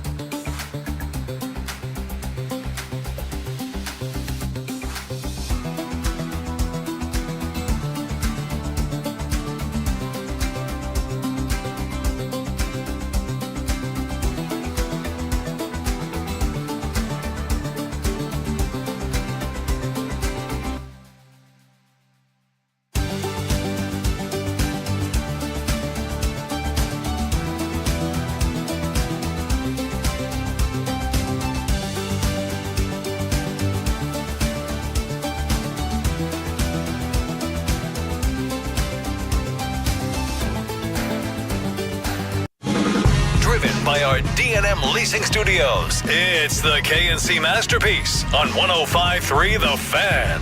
KNC Masterpiece right here on 105.3 The Fan. The 817, I appreciate this. I'm a North Carolina fan that doesn't hate Duke. I was pulling for them to play Florida. I'm sad for Kevin. I appreciate you guys. There's one North Carolina fan who is a prominent member of the media here in the Metroplex who is reveling in all of this and dunking on me as if I was a Duke player who forgot to play in the last 2 minutes of the game. There you go. And I will respond to that other person who I don't know what they've been listening to today. Yeah, I know. I just was reading that, and it's weird. Yeah, we'll respond to that person, and we'll do what we can. All right, let's go back to the AL leading Texas Rangers. Talk about the return of Josh Young, as well as the good and the bad on the base paths. I will say, Kevin, my big question to you this morning, and this is about tonight's game specifically. Okay. Was, can Evo kind of follow up? Was he sore after that one? I've been told he says he feels great. So if I'm very interested to see, like, can he step back on the mound and replicate something like that this early in the season, or give you 6 innings strong and you're just like, man, that's another Evo night. That's what I'm interested in tonight's game for that purpose. Go ahead and give me cut number 3 if you can, because we finally got the Corey Seager home run. Here's a ball drilled deep to right field. Mangum going back. He turns to look. It's gone. Line drive home run for Corey Seager. His first of 2025, and it puts the Rangers in front 2-1. Now, a few things. Rangers are now, per Jared Sandler, who, look, if you love the Rangers or care about baseball whatsoever, you really should be following Jared Sandler, because he might know more about baseball than anybody I've ever met in my entire life. The Rangers have won 9 straight home games against the Rays. And then we move over to who's starting tomorrow. Patrick Corbin. So Corbin said yesterday, and look, this is something that we've talked about all along, that like he would probably get hot-shotted into the rotation, and the blister injury for Jack Leiter facilitated that. So Patrick Corbin was like, I've been telling him I feel good. There was thought about maybe having some other appearances and everything like that to rev him up for this, but he's like, no, I've been telling him I'm good to go. So the timing actually works really well that he's good to go, and unfortunately Jack Leiter has the blister issue. He will get the start tomorrow. Corbin will? Yes. Okay. Does that leave question for you then on where Leiter sits in all this now? Because the idea was you're going to have about a month to get the ball every 5 days. Go on your little run and get your opportunity. And now this blister comes up. He was pitching phenomenally. Yes. I loved everything I was seeing from Jack Leiter. And I was saying he's arrived. Yeah. And so does Corbin showing up, if he has a bad outing, is it like, okay, Leiter's back in? Or I'm very curious on how they're going to do this, and obviously we can ask Bochy this tomorrow. See, now I kind of think, and maybe Boch will be like, nonsense, and obviously I will believe him. I kind of wonder if this pushes a whole lot of pressure back onto Rocker. Yeah, exactly. Because you want to have a lefty in your starting rotation, and then maybe you'll be like, well, Rocker hasn't got a ton of time in the minor leagues, so maybe he would fall back. Or maybe it could be what you said. There's 6 pitchers. Whoever's throwing the best, they will take the 5 spots. I don't care if they're all right-handed or not. This could, like, the way that Leiter was pitching to start this season, Bobby said this morning, rookie of the year kind of stuff. And Sure. I was like, yeah, absolutely, that is the case. And that leaves even more of a conversation, Kevin, when you do get back potentially a Cody Bradford or a John Gray. Like, where does Jack Leiter fit in that conversation? And if Rocker has more outings where he's only giving up 1 run, even if he's not striking out everybody, but he's only giving up 1 run, I want to keep putting that on the mound, because the way this team is currently hitting is like, this is the solution. Pitching is the solution for bad hitting. Whenever you're not hitting well, if you have pitching that's carrying you like this, you're fine. That is very fair. So I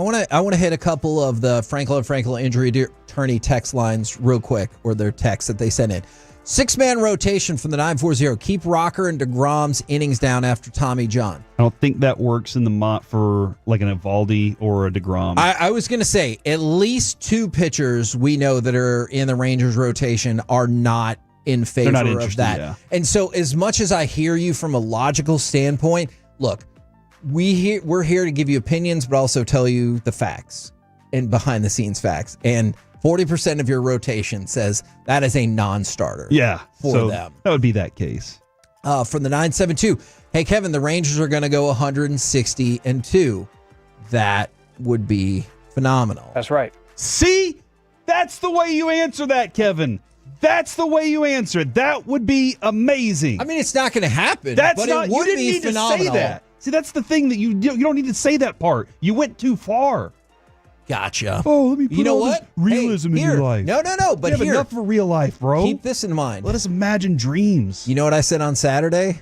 Well, it's not like they're going to give up the whole lead and lose the game. Oh, yeah, they did. And guess what? That's exactly what happened. Yeah. So just because I don't think it can happen doesn't mean that is factually accurate. And you need to just go back less than 48 hours for proof about that. And then somebody asked about Cody Bradford from the 214. The thing about Cody Bradford is, look, we're still several weeks away. And so I hate to say this, and I don't mean this just for the Rangers. I mean for any team. Like, pitching attrition will probably take place where if all of our pitchers stayed healthy and all 6 of those guys were healthy, and then Cody Bradford was back and we're like, what are we going to do? We have too many starting pitchers. That'd be awesome. Start making some trades. Yeah, I would love for that to be a problem that you really needed to figure out. Trade DeGrom. No. What? Probably not How that much do you think you could get for DeGrom? Not as much as you might think, depending on the amount of salary you'd be willing to eat. Okay. But unfortunately, I think you're probably going to have these kind of holes pop up where you're like, hey, Cody Bradford's good to go right about the time that unfortunately somebody else is going to be dinged up for 10 days or whatever the case might be. But he's still a couple weeks away. Yeah. At least. And to go on with that, I forgot where I was going, so never mind. I'm sorry. He's still at least a couple of weeks away. Remember, that's what Bochy told us. They haven't ruled out a 60-day IL stint for him either. Gotcha. Now, this is, as I tweeted yesterday, Kevin, at In the Majors on Twitter.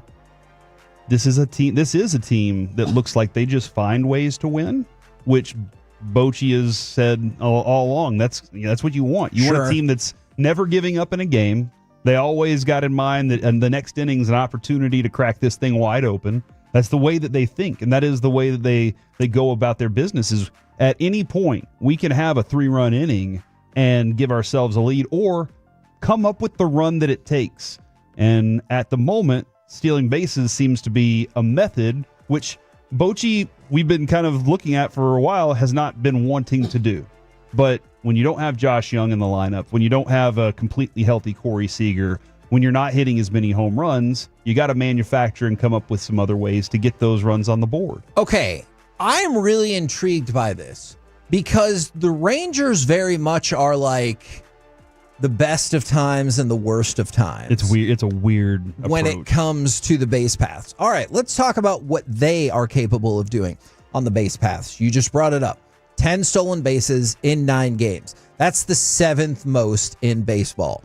And there are one of 2 teams, along with the Red Sox, that haven't gotten thrown out stealing yet. So, hey, super duper positive. Like, thumbs up, thumbs up, thumbs up. Here's the other part of it, though. And this is... God, Pittsburgh has 21 stolen bases already this year? That is... Sheesh. That is pretty amazing. Okay, back to you. Wow, that is amazing. What about when the Rangers are trying to keep runners on? They're struggling there. It is not going well. Not the best, Kevin. They have given up the 2nd most stolen bases in baseball, 13. They have the 2nd worst caught stealing percentage, 7, which essentially means, I'll tell you exactly what it means. 14 people have tried to steal bases against the Rangers this year. One of them has got caught, and the other 13 made it. Was that Sunday? Jonah Heim? Yeah. Alec, that was Sunday. Jonah Heim got the throwdown, or was that Saturday that went down? But just over the weekend. Yeah, it was just over this weekend. I saw it and I was like, oh wow. I wonder how we're doing in that category. And then I went and looked and I was like, oh, we're doing poorly there. Yes. But it's weird that like you said, Tale of Two Cities here. Yes. Where they're really good at stealing bases right now, which we haven't seen because they were always like, let's just slug them in. And one of the things that Bochy immediately gravitated towards is we got to give our catchers more of a chance. We can ask him to elaborate about that more tomorrow, but I don't think it's that difficult to figure out that, like, hey, you need the starters to get the ball either in a timely fashion or a position. Or hold them on better. Yes. And that's that a great approach. point. Yeah. Where they're going to have the opportunity to do that. But if you look at how much the Rangers are stealing bases, 7th most in Major League Baseball. Do you know where they were at last year? I feel like they were dead last year. Believe it or not, they were not. But they were 7th fewest in Major League Baseball at only 97.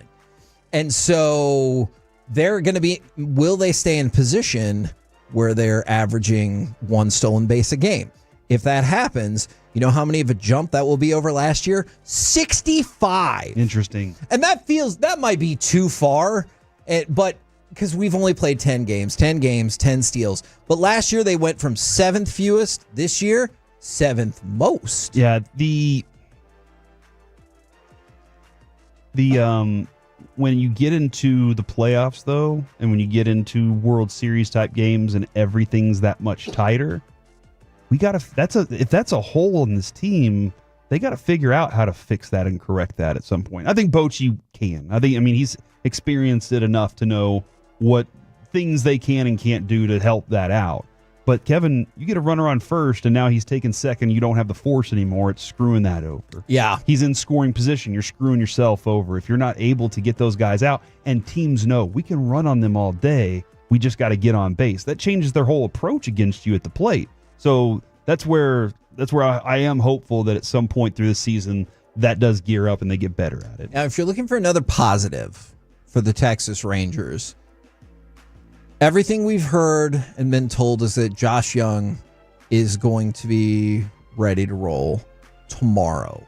So you've got the game against the Cubs tonight where it could be snowing. Mike Bassick has already told us that it's starting to snow in Chicago. We'll see if that sticks around. I guess I'm always of the thought that when it gets dark or later, it just automatically gets colder. I know that's not how it has to work every single time, but that does seem logical. So maybe it'll continue to snow. But Josh Young coming back. But for people worried about Josh Smith, Bruce Bochy said, look, he's still going to be in the starting lineup 4 or 5 times a week, depending on who needs rest. He'll be in that super utility role that we've all gotten really accustomed to. He played a really good first base during spring training. He's a small target, but he's got a good glove over there. So he played a good first base. He can play second base. That's not happening too frequently with Marcus Semien. Unless Marcus Semien, who is, again, still starting the season off rough at the plate, gets an opportunity to say, you know what, guys, I do need to step away for a minute. Let Josh Smith take that. He will play plenty of shortstop. He will play plenty with Josh Young, too, because Josh Young, I mean, you never know with him. Outfield's interesting. I can put him in right field, but I still need the bat from Adolis. But that allows me to have him in the DH spot. But I can't have multiple of my sluggers injured or just DHing. Because if I have a day where Corey Seager can DH and Adolis can DH, I got to make a tough decision there. But yeah, he can play lots of different areas. Now, one more quick non-baseball related thing I wanted to throw out there is Johnny Gaudreau, his wife, or I guess widow, she gave birth, and so it's their third child. Obviously, this is 7 months after Holy cow. he died. But you just hope for positive things to come along to that family, because obviously it has been really, really tough for them. We're the KNC Masterpiece right here on 105.3 The Fan. Coming up next, we're going to move into the Expressway, which means AM on the FM, but also Ovi, Yogi, Kobe, Earnhardt, someone else entirely. Who is the greatest number 8 in sports history? We'll do it all next right here in The Fan.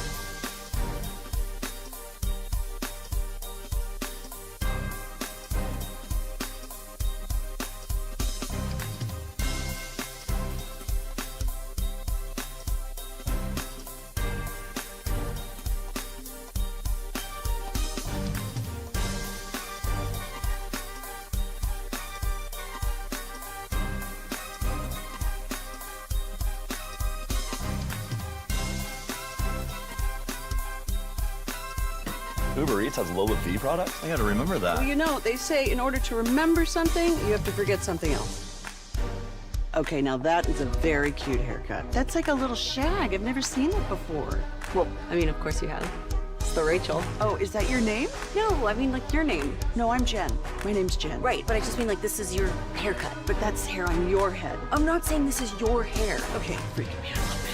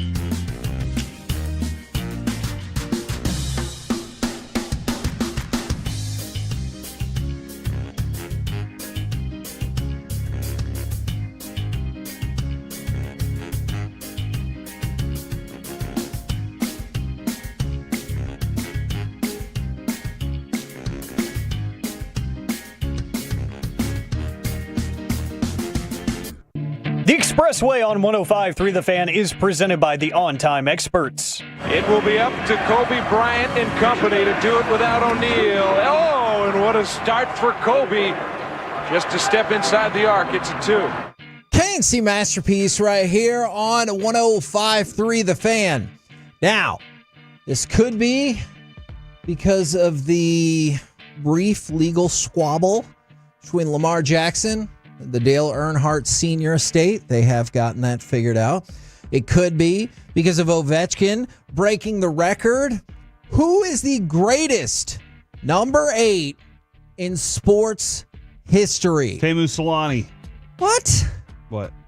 Teemu Selanne? Oh, you don't like Teemu Selanne? No. You didn't think he was any good? I don't think he's as good as the rest of the people on this list. Number 1 Finnish NHL player of all time. Number 1 greatest Anaheim Duck player of all time. Number 1 Finnish player for now until all of the Stars roster pretty much finishes out their career, and then we'll change it. So, some of the leading candidates. Kobe Bryant half of the time. Yogi Berra, Cal Ripken Jr., they're kind of leading the way. And then obviously Alex Ovechkin just broke Wayne Gretzky's record for the most goals ever scored. And by the way, they did come to an agreement on the Lamar Jackson, Dale Earnhardt Sr. dust-up. And they're like, hey. I don't know. I don't remember the story. So Lamar Jackson's team was like, no, we're trying to trademark the 8 or go after the trademark. And the Dale Earnhardt estate was like, no, we have the trademark on that. And so now they're like, hey, what if we go with this version of 8? And then you can still have your stylized version of 8. And everyone was like, okay, that sounds great. Okay. Like, let's not drag this out any further than it needs to be. So my question to you all, who is the greatest number 8 of all time? This is tough. I have a top 10 list, Kevin, from Ranker. Oh. If you believe in Ranker. Hold on. Is Timo Solani on the list? He's 14th. Then I'll listen to this list. Number 10, Andre Dawson. You hate Andre Dawson? The Hawk. No. Andre Dawson. And I'm sorry. I said senior. I meant junior. My apologies. Okay. Andre Dawson was there when I saw a fight break out at a Cubs game in like the late 80s. So we went to a White Sox game and a Cubs game on the same day, which I thought was the Cubs game earlier because they didn't have lights. Yeah. Yes. Actually, that is true. And so it was one of my it was one of my favorite things. But in the Cubs game, Eric Shaw threw at the head of Andre Dawson. And I'll never forget this because I was a little kid and I was like, this is the most badass thing I've ever seen in my life. A full-on brawl broke out. Both benches emptied. People were throwing punches. People got thrown out of the game. It was bananas. Nice. So, yes, I do like Eric Shaw. And Andre Dawson. Andre Dawson. Number 9, Lamar Jackson. Ooh, okay. 2-time NFL MVP, but is the lack of playoff success going to torpedo any real candidacy that he has? It could bump himself up because it is interesting because the next number 8 on the list, wasn't Steve Young number 8 too? Anyway, next number 8 on the list, Troy Aikman. 3-time Super Bowl champion, ladies and gentlemen. Give me cut number 15. Is this too low on the list for Troy Aikman? 2 away. And he'll go behind 2-A, but it's Aikman with the ball, and he's going deep. Harper wide open, touchdown! Dude. Should he be higher on the list? Well, that's the thing. Troy Aikman had his, if you look at his numbers, you're like, And we always make the argument for him. He was doing what it took to win Super Bowls. Yes. That's all that mattered to Troy Aikman. Nate always says this. Troy Aikman did not care about MVPs. He put a gold jacket on because he won through 3 Super Bowls. Number 8 is Troy Aikman on the number 8 list. Well, let me ask you this. You're looking at the list. Yeah. Is there anybody on the list above Troy that you're like, I don't think so? I got questions. Oh! I got questions.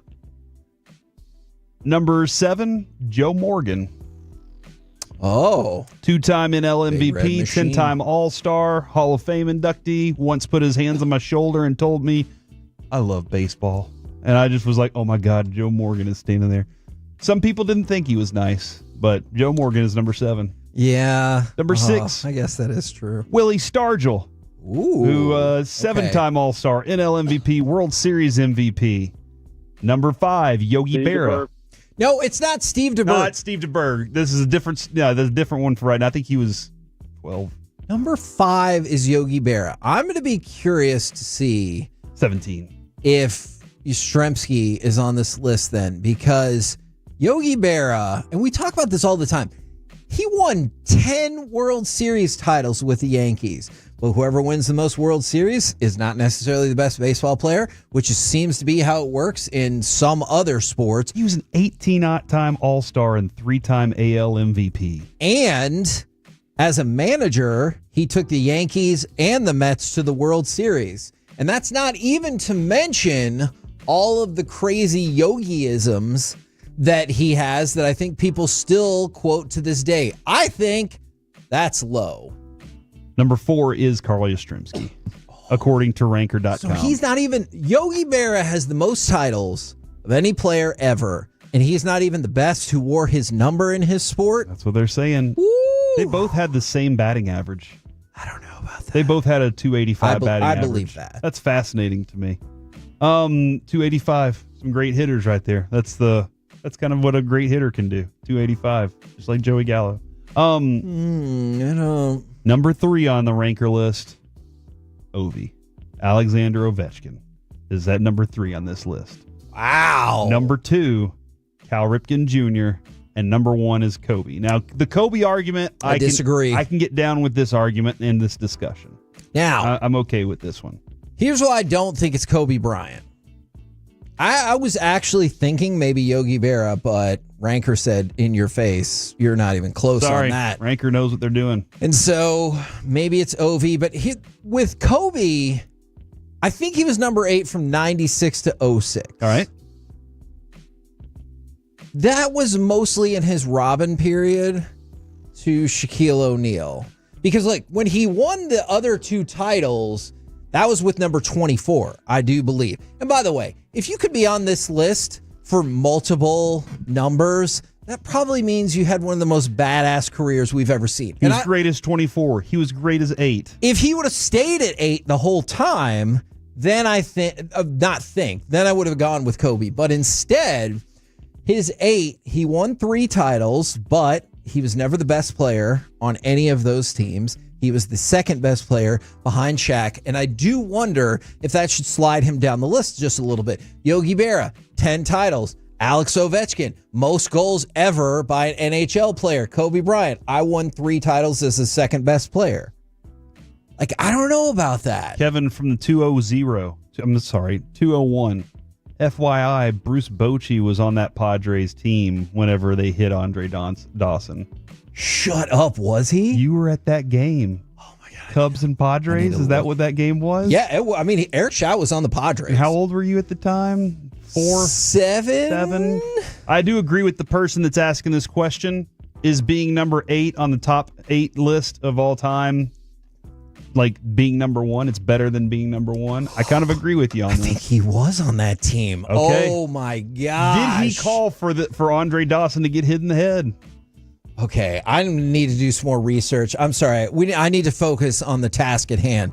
But this is fascinating to me. So I think I would argue that it is Cal Ripken Jr. or Ovi or Yogi Berra ahead of Kobe. I'll take Ripken in this conversation. 19-time All-Star, 2-time AL MVP. The Iron Man that goes along with it. And we just played the audio the other day. He was calling pitches for Kevin's favorite pitcher, Ben McDonald, at the time for his whole I did think Ben third McDonald season was going to be really good. He was like, I'm a better pitch caller than any of you knuckleheads, so I'll take care of this for you. I'll put Ripken at 1. Also, what do you think about the person who texted in and said they're taking Lamar over Troy Aikman? This is an interesting conversation. Troy Aikman never had an MVP. Again, the reason he says and the reason his entire team says is because he'd rather win games. It was not about Troy. And what did they do? They won football games, and whenever big games mattered, they won those too.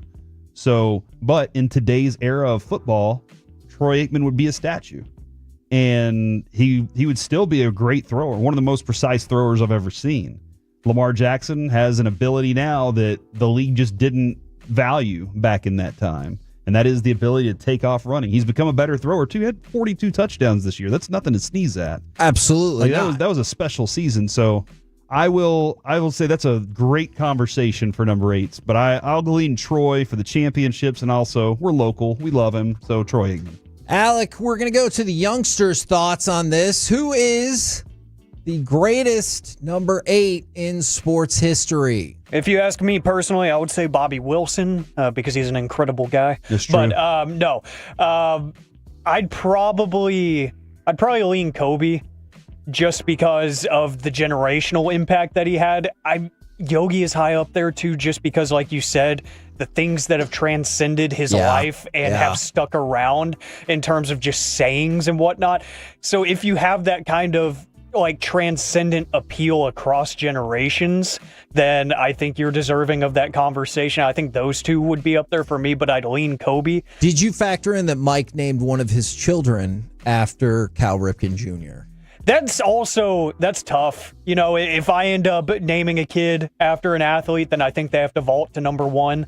I've named pets after athletes and whatnot before, mainly wrestlers. But yeah, I would defer Kobe, but I really think Yogi has a strong case there too. And like you said, it's kind of odd that he's not even the best on that list to wear that same number in his own sport. That's kind of odd. From the 817, he won 3 titles, thus why Kobe had to triple his number from 8 to 24. I actually really, really like that.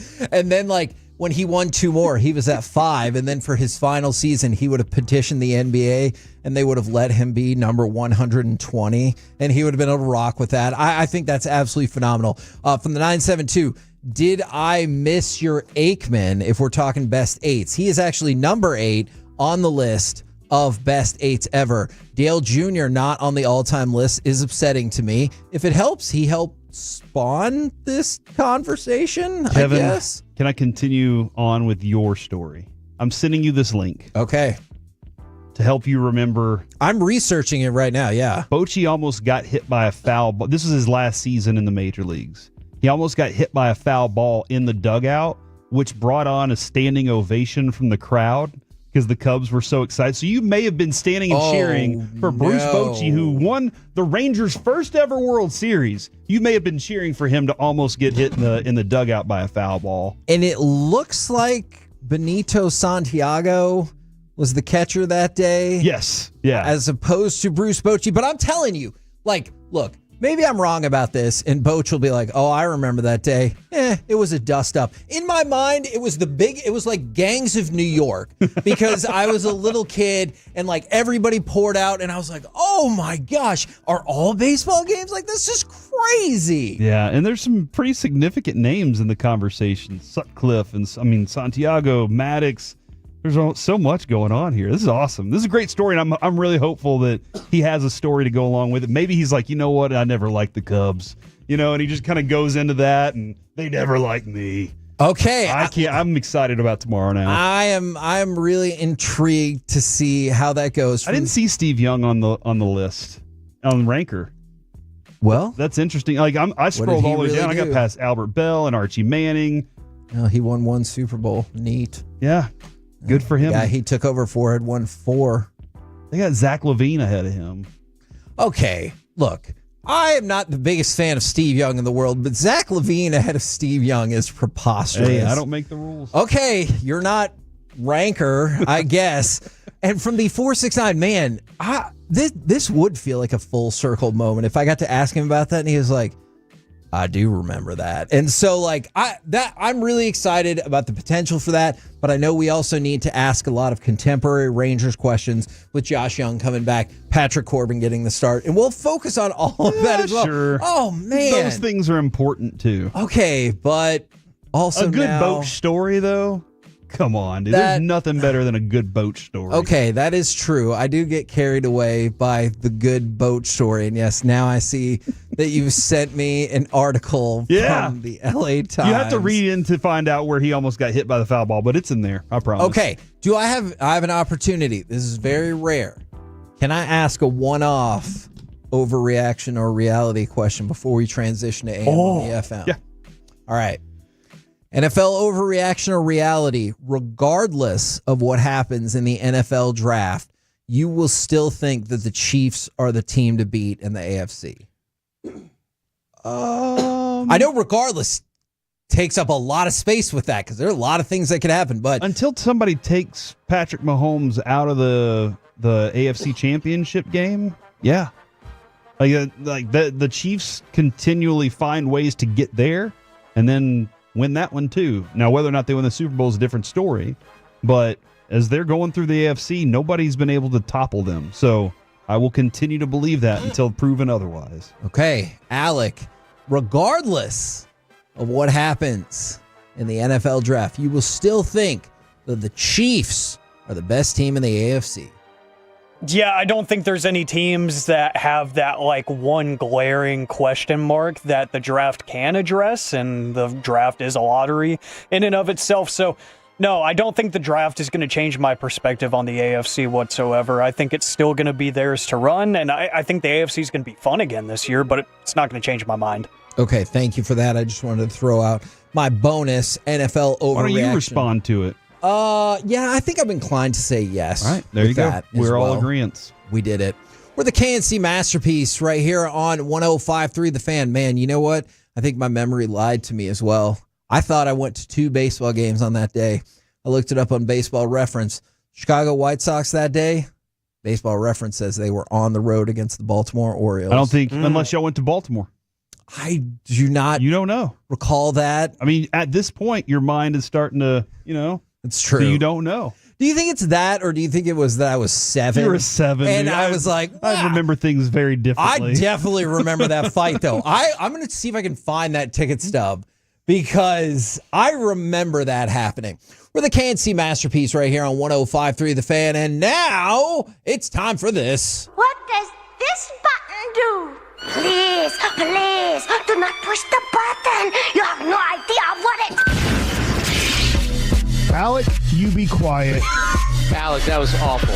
1 for Alec, 0 for Peyton. Don't you dare touch that dial. Don't you dare do it. It is time for AM on the FM. My name is Alec Medford. We got the question of the day coming your way in just a moment. 877-881-1053, the Frankel and Frankel Injury Attorneys text line, plus Twitch and YouTube want to hear from you as well. And you bringing up Baltimore just reminded me, I gather some totally random drops that I know I'll probably only ever have one chance to use. And you saying Baltimore just reminded me that I have this.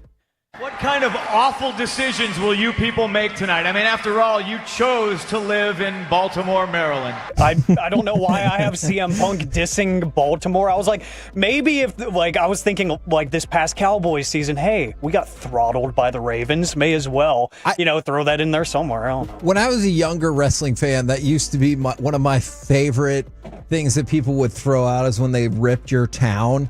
And so it was like, he shouldn't be cheered for that. He's a criminal. Speaking of criminals, look, there's the Dallas Cowboys. And everybody would be like, boo. And I just thought it was so funny. I mean, hey, that's how we got this wonderful drop from Dwayne Johnson. Now go home and smoke some more crack. Because he was talking about the drug use in Utah or something like that. That was amazing. That's one of my favorite things ever. But the question of the day is actually going to be inspired by something you guys talked about earlier today.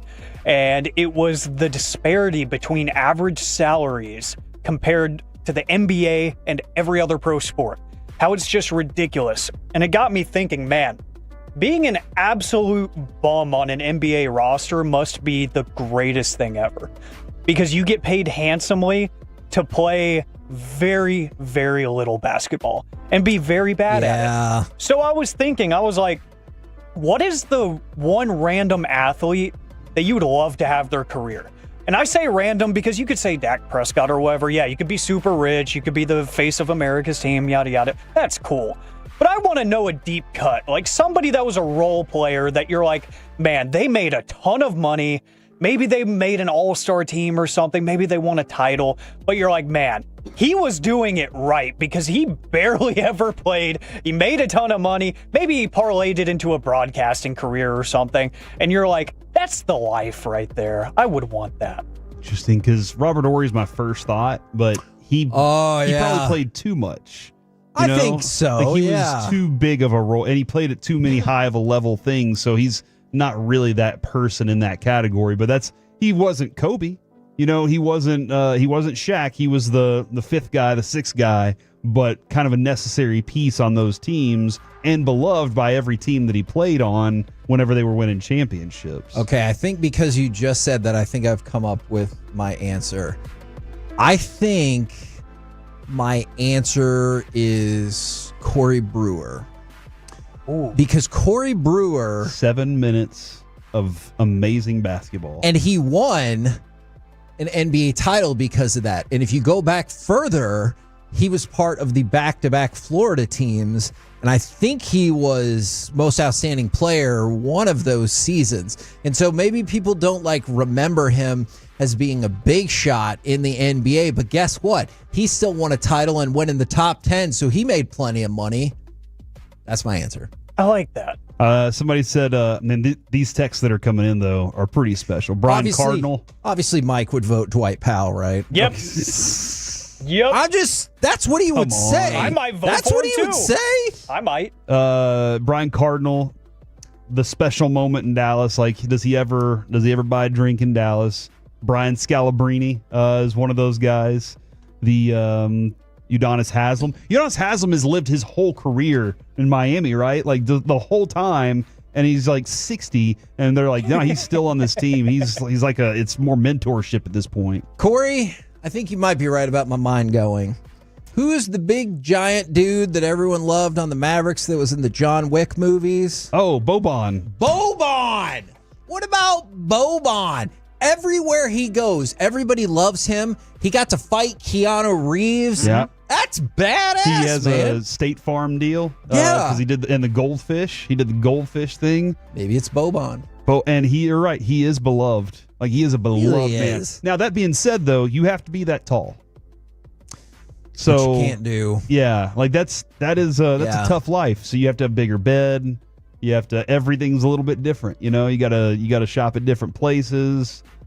Getting into a car, probably pretty tough for a Boban. Do I drive the bus or do I just say, you know what? We're customizing this for me. I wonder if he would have enough money to be custom build my car. And I'm not going to drive it. Yeah. What was his career earnings? I do like driving, though. Huh. Thanks, Kevin. Thanks for that astute statement. Stupid thing. A lot of people saying Chase Daniel made a lot of money as a career backup. Yeah. That's a really good one, man. And now he's got the broadcasting stuff going too, so he's just got endless income coming in. That's exactly what I'm thinking about is who is somebody that they were good enough to stick around for a while and they turned it into something else post-playing career. That is the perfect situation. And my answer, mainly because I get a ton of clips of his podcast on my TikTok page, and it's the funniest thing ever. I take you to the NBA career of Jeff Teague. I think Jeff Teague had the ultimate career and still has the ultimate career post-playing career because he played in the NBA from 2009 to 2021. He was an all-star. He was a one-time all-star. So he can say that he was an all-star. He made the all-star team once. He played for a million teams. He played for the Hawks, the Pacers, the Timberwolves, the Celtics, and the Bucks. Well-traveled, so he got to see a bunch of different sites, got to play with a bunch of different people, made the 2015 All-Star team, and then his final year in the NBA, he wins the NBA championship with the Milwaukee Bucks. And since retiring in 2021, he was a scout for the Atlanta Hawks who drafted him, and he's now the co-host of the Club 520 podcast, which is the funniest sports podcast in the world of podcasting, and he's also the boys basketball coach at Pike High School. He's doing everything, and to top it all off, $98.7 million in NBA career earnings. Wow. I just want to say, first of all, that's a great answer. Second of all, I think Corey should maybe be a real estate agent. Ooh. Because your pithy follow-ups to what he was saying about well-traveled, it feels like Corey would be great about this cozy 2-bedroom, and you're it's small. Don't But worry. Corey would put a really nice spin on all of that. I like you're that. right. You're right. Hot tub. Yeah, this is great. No, there's lots of. That's probably the way that I would. You got to see the positive spin on it for sure. I think we're missing the best one that somebody texted in. Roddy B. Pat McAfee. Oh yes. But he played. He was a punter, dude. Yeah. Now, he made some great tackles. Go back and watch the Pat McAfee highlight reel. It's pretty special. It really is fun because he had fun on the field. But in the grand scheme of things, Peyton Manning was important. He was not. Yeah. And he'll admit it. Yeah. But he's made himself important to everybody. And he hosts a hugely successful show now. He's one of the commentators for Monday Night Raw. And he had a WrestleMania match. Yeah, he loves wrestling. So that he gets to do something that he loves and enjoys and wants to do. Like, that's a really interesting name. Somebody threw that in, like you said, wildly successful post-career since then. So that one, I like the people that are saying Babe Loffenberg. Babe was actually just in studio just about 30 minutes ago. Did I hurt his feelings with what I said? You definitely did. You told him that you didn't want to see him today. I told him I wished I hadn't seen him today because we're coming out hot in a conversation. Shouldn't have done that because that means I would have been in San Antonio for the the NCAA championship game. And instead, but he did look like his feelings were hurt. I'm sorry. Ryan Fitzpatrick is another really good name that just got texted in because quarterback, well-traveled, as we've said, was a starter a lot of times, but not necessarily the best. Trevor Ariza's name gets thrown in here, and he was always a guy that we wanted on our teams. Like, we were always like, hey, add a Trevor Ariza into this conversation. And he's just good enough to get the nice-sized contract. Right? Like, there's those guys that they're just good enough to get the nice side contract, but never be the true star on a team. Somebody said Steve Blake. That's interesting because, man, did he stay in the NBA for a really long time. He would have been there when Kobe was with the Lakers. He would have had just a half a second with Steph in the Warriors. That's a good answer. Jason Garrett's name being thrown in there. Yeah, I saw Twolo Vader said his playing career would have loved that. I would have loved that too. His playing career, you get to play some football. You are looked at in the moments that you got to step on the field. You had some big time wins, and everybody remembers that. And then you coached the Cowboys for a while. What'd that do? Parlayed you into being on NBC. And so I would say that he continued to roll up all the way because of the person he is and the kind of success he had in his career by wearing a star. If I just totally missed this, I apologize. And he was a ginger. Austin Hedges? Yes. Austin Hedges, World Series champion. Yeah. Made $3 million this year. What's the number on your ass? How about post-prime Max Scherzer? Get yourself a ring. Man, he just keeps getting paid. Keeps getting paid. Got a championship out of it when he didn't really pitch. That's got to be amazing. Steve DeBerg, fantastic answer. That's the number one answer. We were saving it for a while. Yeah, but now he lives immortally as a drop here. Thanks to Tony Dungy. Can't get him on the show? I can't find him anywhere. What is he busy doing? I've tried to locate him. He's nearly impossible to get in touch with these days. He's off the radar. Bobby. Bobby feels like he wants to be a private investigator the way he searches out things on people. Steve DeBerg was always a very off-grid type character, Kevin. Was he? Yeah. Is that a fact? Very, very grizzled. Love the country, I believe. Man, speaking of Bobby's detective work, he was talking at the Rangers game yesterday. He was like, the show You irritates me because it's just airing out all the ways that you can find people. And I was like, you're upset by that? And he was like, yeah, that's valuable information. Those are real ways to find people and track people down. I'm like, huh, okay. Bobby's an interesting cat, man. A couple people have said Bobby Bonilla. And I don't know, like Bobby Bonilla was kind of a star. He got that contract. I know a lot of people don't. He was a scrub. A lot of people don't recognize that he was a star back in that day but they're like, oh, that $1 million a year contract that he gets. Yeah, no, he was really good. Brady Quinn. You're an attractive man for one. Like that's a fact. Sure. Not attractive enough to pull some ladies, though. You know what I'm saying? Yeah. And you played some college football. You weren't very good in the NFL, but you were involved in a lot of it. Now you're on Fox Mel Kiper. Have somebody love you as much as Mel Kiper loves Brady Quinn. Mel Kiper has stood on the table for some people that I bet he regrets standing on the table for. Oh, absolutely. Who the hell is Mel Kiper? That's one of my favorite videos ever. And because he just says it with so much who the hell is Mel Kiper? It's so good. Every draft season, I have to go rewatch that because it's one of the best things ever. And Corey, I have a question for you. Yo. I overheard you mention that you had tickets for the Minecraft movie. Yes. Did you actually see the Minecraft movie? Yes, we saw the Minecraft movie yesterday. Was it packed? That thing did killer business. It did numbers, 157 million on the domestic box office, 301 million globally for its opening weekend. And I am seeing these videos of teenage kids losing their minds during this movie and getting the cops called on them because of how noisy they are during certain scenes. I will say, so before the movie, it wasn't packed. There were plenty of people in the theater, but there were 6 kids sitting in front of us that showed up without parents. And one of them ran down to the front of the theater and got in front of the screen and put his hands up and goes, "Minecraft movie!" And Carter, my son Carter, goes, "Shut up!" And I was like, "Oh wow, I love that." And those kids were sitting directly in front of us, and the kid kind of like, and then came back. So I thought it was weird that my son Carter, who would be the likely one to do that, told him to shut up down there. And so I was like, all right, so that's the way that went. There were a couple things that I will say. Man. There was one acknowledgement of a YouTuber in it that these are things I didn't know about that my kids just loved and the whole room got excited about. Like they all went nuts. And then I don't know if anybody knows Dan TDM. I don't know if that's spoiling anything, but he made a very brief cameo and my kids went nuts about that too. So I think like he became one of the most world famous YouTubers because of Minecraft. Okay. But the movie itself was fine. My boys loved it. They thought it was great. Lucy cracked up the whole movie, so she was getting the jokes. Yeah, it was. I would expect a lot of kids that is this Gen Alpha or whatever that we're dealing with now. They think they can get away with anything. Yes, and the people who are just born are Gen Beta. Interesting. I learned that at church. No, check your guys' messages real quick. Oh no. Bobby Belt just sent us an intriguing message.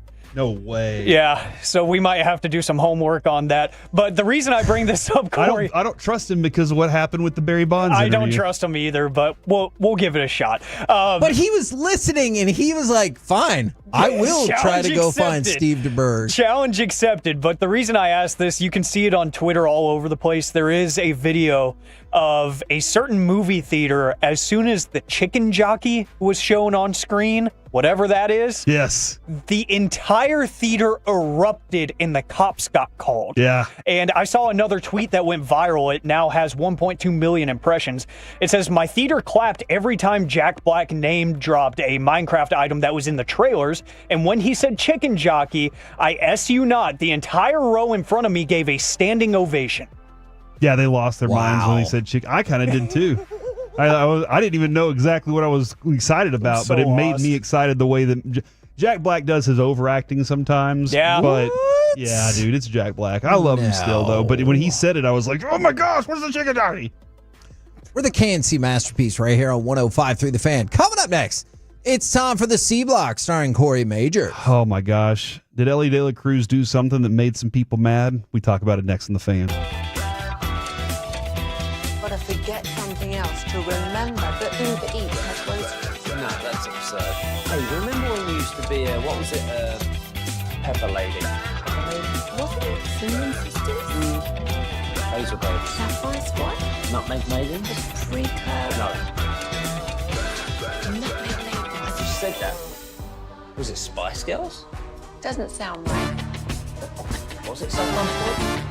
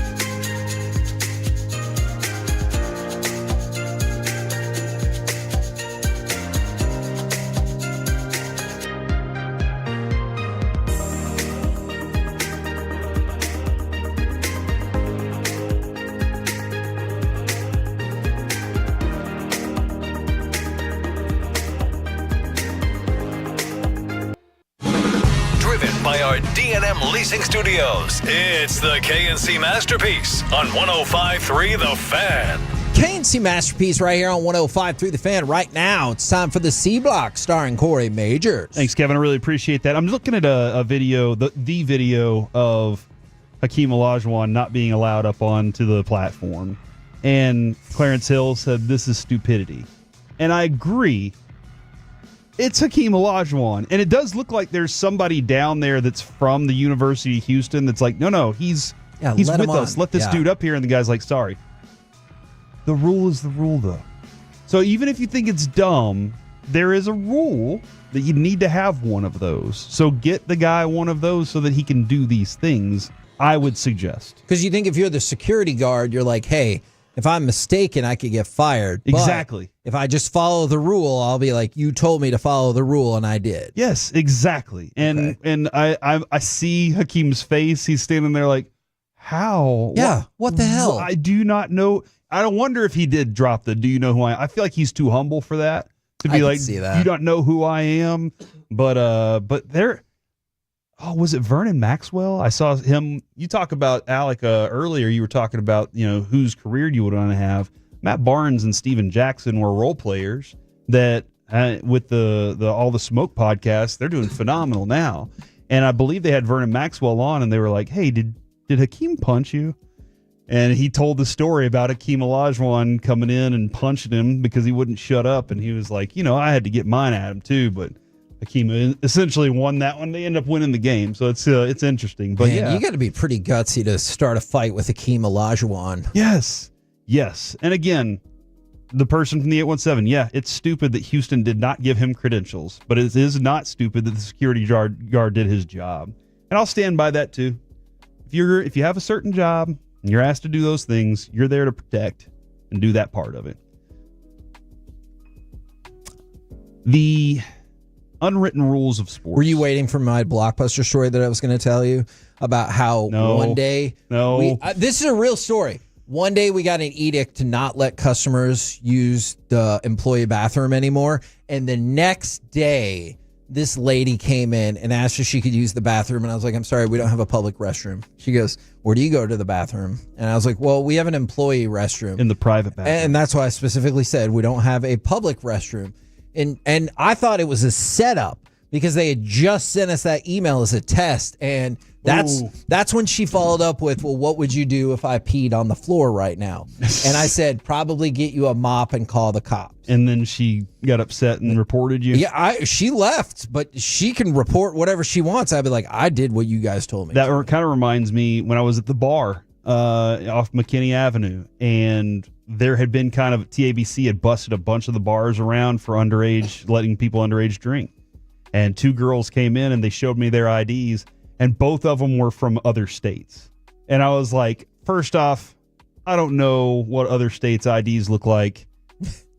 And you don't look like you're this age. And you also, I was looking at them going, yeah, these don't seem real. And I continually, they kept at, oh, come on. I was like, no, thank you. I appreciate it. I'm not going to take the risk. And my bartender next to me, he kind of was the first bartender there, one of those guys. He was like, look, man, I probably would have served them. They were cute. And oh dear. But then he goes, but you made the right choice. He's like, that's the right choice no matter what. And I was like, all right. Turns out those girls were from TABC. They were sent in that night. Oh. And somebody across the street got busted because they let those girls do that. So okay. I did the right thing, so it worked out for me. When it comes to unwritten rules, there is a line of what's right and what's wrong. You like how I did this transition here, Kevin? I do. Ellie De La Cruz walked that line on Friday. Now, we didn't get to discuss this because it happened on Friday, Kevin. But the unwritten rule of a no-hitter is if a pitcher is in the middle of a no-hitter, do not bunt to try and get on. And that's, I guess, implied. Nobody's ever said it out loud, but they've tried to enforce it because pitchers are babies sometimes. I agree. A pitcher should be prepared to defend against a bunt no matter what, right? Oh, yeah, I'm in the middle of a no-hitter. I still have to feel my position. I can't be upset about that. Go back and look at Kenny Rogers' perfect game. You think he got upset that a ground ball dribbled in front of him? He had to go throw somebody out? No. No, only if somebody was videoing it. Rusty Greer makes some diving catches for him. That was awesome. So, Brewers pitcher Tyler Alexander was working a no-hitter into the 6th inning. This is the 6th inning, mind you. And De La Cruz tried to catch him off guard. He had a bunt down 3 runs, tried to lay a bunt down. Granted, Alexander makes a good play. Turns around, throws De La Cruz out by a step. But he was ticked off. You could see it on his face that he was mad. Why would Ellie De La Cruz try and screw us over like this when I'm trying to get a no-hitter going here? Here is a little bit of context from the Reds' perspective here. The Reds they just got blanked twice, 1-0 by the Rangers 2 times in a row, and they were on our 3rd one. So there was another one. Their offense is doing nothing, nada, zilch. And De La Cruz is basically saying, I got to figure some way out to get my team rolling, I'm not necessarily trying to spoil the no-hitter. I'm just trying to get on base. And it was a 3-run game in the 6th. If it's the 9th inning, I still don't care. I'll lay down a bunt and try and get on. I agree with you there. And that's what I was thinking about. If it's 3-0, get over it. Yeah. The game is still within striking distance. I get it. If it's the 8th inning or the 9th inning and it's 9-0, then I'm like, come on, dude. Yes. But it's 3-0 and you're still in a position where you think he can win the game. And you've got a player up there who has the speed to get that exact thing done. Yeah, you're right. And again, there is nothing in the MLB rulebook that says don't try to bunt whenever a no-hitter's. This is the rules, right? Yes. This is what we're discussing about with Hakeem there. Hey, I don't care about your no-hitter if I'm your opponent. Not at all. There's no reason for me to care about your no-hitter. I'm with you. I will say there are many moments in baseball, and I think there are other sports too. Like somebody said, Ovechkin, they shouldn't have stopped the game and all that stuff. And that's an interesting question because, Kevin, should hockey have cut in around the league for the Ovechkin moment? Probably. Like in terms of broadcast or? Yeah, probably. Probably so. Sure. They should have cut in and done that. Yes, absolutely. And then show maybe a brief minute of the celebration and then say, hey, that was great, move on. But there are some great moments throughout a baseball season because there are 162 of these dadgum games. Yes. I don't know if you know that or not, Kevin. I was aware. Where something special can happen. And maybe there is a little help. Maybe somebody does put a fastball right over the plate. And then Barry Bonds, has his record breaker. I don't know exactly how that goes. Whoa. No, that's a joke. I know Mike threw a really good pitch there. But there are moments that things pop up and you're like, oh, I'm glad I was a part of that moment. But when I'm competing against you, I know I have 162 of these opportunities. You may never have another opportunity for a perfect game or a no-hitter again in your career. Yeah. But it's not my job to ensure you get that on your ledger. That's not my job. I'm trying to win games. I agree. I am also trying to get another contract down the road here.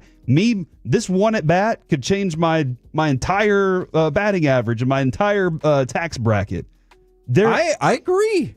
When was there an agreement that you don't try to win the game? Because again, that is the moment of I'm trying to do something just because you're upset that I'm competing while you're also competing. You're kicking our butt right now.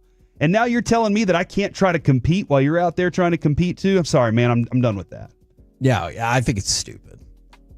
That is one of those moments right there that I don't think I'll ever completely understand. I don't think I'll ever completely understand that unwritten rule of don't bust this one up. There are some other unwritten rules that I think that if you just kind of acknowledge them, it makes it better for everybody around. But I don't think interfering with competition is one of are them. The ones that I'm okay with. Like, I don't know if there's an unwritten rule about handshakes. Like, hey, we never shake hands with the players on this team for this reason. I'm okay with that. Like, that's perfectly fine. That's an unwritten rule that has nothing to do with competition. Chase Dollander. You ever heard this name before, Kevin? I have. Unfortunately, I did not get the audio for this. Oh. This is my own fault here. But everyone loves a good call-up video, right? Those moments. Yes. Was it Darren O'Day? He was called up and they said, we need you to get on a flight to Toronto and we need you to go ahead and get out there. He shows up. They hand him a jersey with no name on it and just say, hey, we need you to pitch. The dude was just called and said, hey, here's your flight. Once you land, come on out to the stadium. He gets there and they're like, hey, dude, we need you to pitch tonight. Here's some random jersey. One of my favorite stories ever because he's standing up there on the mound. He's like, I'm meeting my teammates for the first time right now. Well, Chase Dollander for the Rockies says that he knew that he was being called up from the Isotopes. What a name. Oh, Springfield. Yeah, well, I don't know if it's the same Springfield Isotopes. Oh. But he was called up, but he knew that he was called up because he got the confirmation text for his hotel room. So he got, because they have your number and they're planning, they're like, hey, we're going to go ahead and book a hotel for him. We'll get his flight booked and everything, and we're going to call him up. And so he said that he saw it was a confirmation email from the hotel? Denver hotel about his upcoming reservation, and that was how he found out that he was being called up. And I just think that's funny because we have moments in life that are unexpected like that, and news that kind of comes to you, and somebody's like, oh, crap, we kind of messed that one up, didn't we? So, if you're Chase, do you still, fake the pandemonium? Right. Yeah, no, absolutely. If you're like, oh my gosh, we have to do that. I can't believe it. So this is an interesting story. I don't know if we were working at the newspaper at the time, but I rented out the balcony at Primo's at Lake Ray Hubbard. I rented out the balcony. It was my wife's birthday, and I wanted to throw her a party. So secretly surprised, called everybody, had all them said, hey, y'all show up at this time. I arrived casually late because I want to make sure everybody's there already. As we're walking in, Adrian just thinks we're having dinner with my sister because my sister was working there at the time. As we are walking in, we see one of her friends. He walks up and he's like, oh my gosh, happy birthday. How's it going? Hey, have you seen everybody already? Yada, yada, and starts doing it. And I just looked at him and I went, oh, dude, she doesn't know it's a surprise. And he looked at me and you could just see he just sank into everything. And I looked at Adrian and I said, Adrian, there are about 40 people up there that are ready to shout surprise whenever you walk up those stairs. Wow. Please, when you get up there, act surprised. And granted, there are pictures. She has pictures on her Facebook page of her walking in and doing the, oh my gosh, surprise look. She pulled it off, dude. She pulled it off pretty well. I was very impressed. But yeah, that was one of those moments where the news broke beforehand because somebody was not there at the right time. And yeah, she had a guy friend. He was from high school. We all knew him. Did you circle back around with that guy and be like, hey, really screwed me over on that? He knew. Okay. He eventually broke both of his wrists. It was weird. What? Actually, no, that was before then. Yeah. He was playing football and he broke both of his wrists, so he was always walking around with casts on both, and he had his thumbs up in the air. It was funny. It was not my fault. How's that my fault? Somebody just said that's my fault. How would that be my fault? I showed up late on purpose. This dude was supposed to be there at a certain time. And that's the C Block, ladies and gentlemen. We're the KNC Masterpiece. Whew, right here on 105.3 The Fan. Coming up next, let's go back to college basketball and get your predictions for tonight. But also, hey, they're trying to get the rumor mill going. Who? Would you want the Cowboys to trade up to pick number 2? We'll dive into that next right here on The Fan.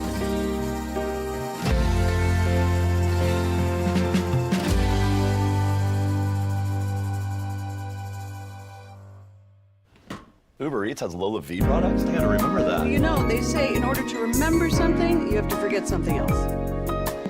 Okay, now that is a very cute haircut. That's like a little shag. I've never seen it before. Well, I mean, of course you have. It's the Rachel. Oh, is that your name? No, I mean like your name. No, I'm Jen. My name's Jen. Right, but I just mean like this is your haircut. But that's hair on your head. I'm not saying this is your hair. Okay, you're freaking me out a little bit.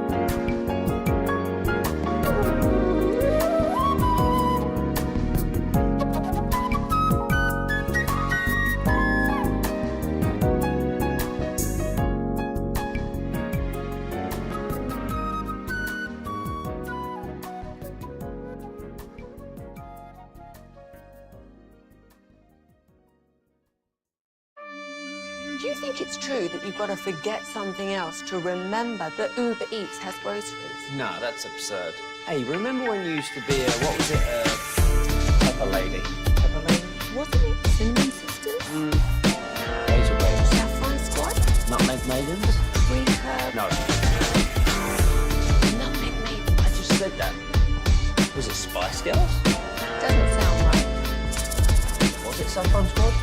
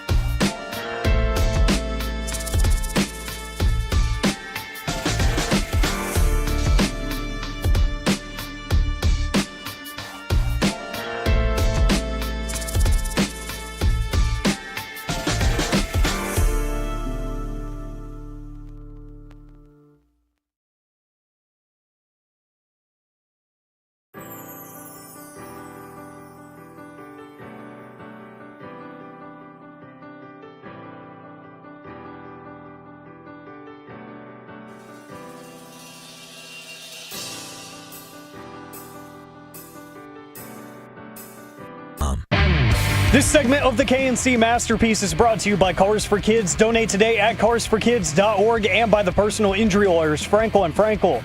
If you've been injured in a car or truck wreck, call Frankel first, 214 or 817-333-3333. With Frankel and Frankel, there is never an out-of-pocket cost. They only get paid when you win. Frankel and Frankel, the go-to car and truck wreck attorneys in Dallas.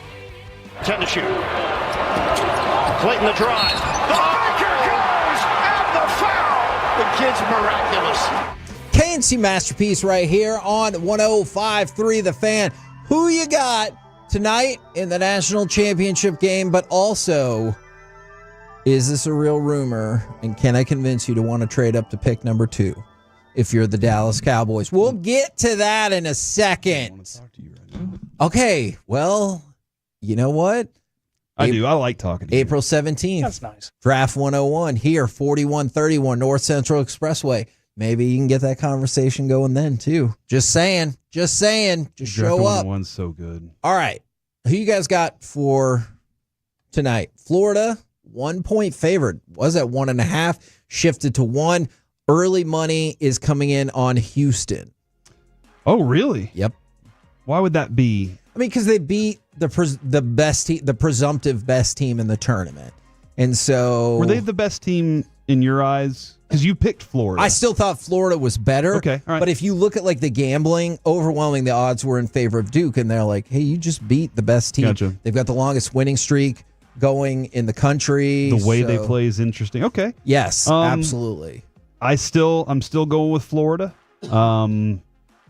I think Which if you pick Florida to begin Florida, with, it'd be tough to bail out right now, right? It's not going to matter to me, honestly. Like I don't know how much it's going to change my positioning in our bracket.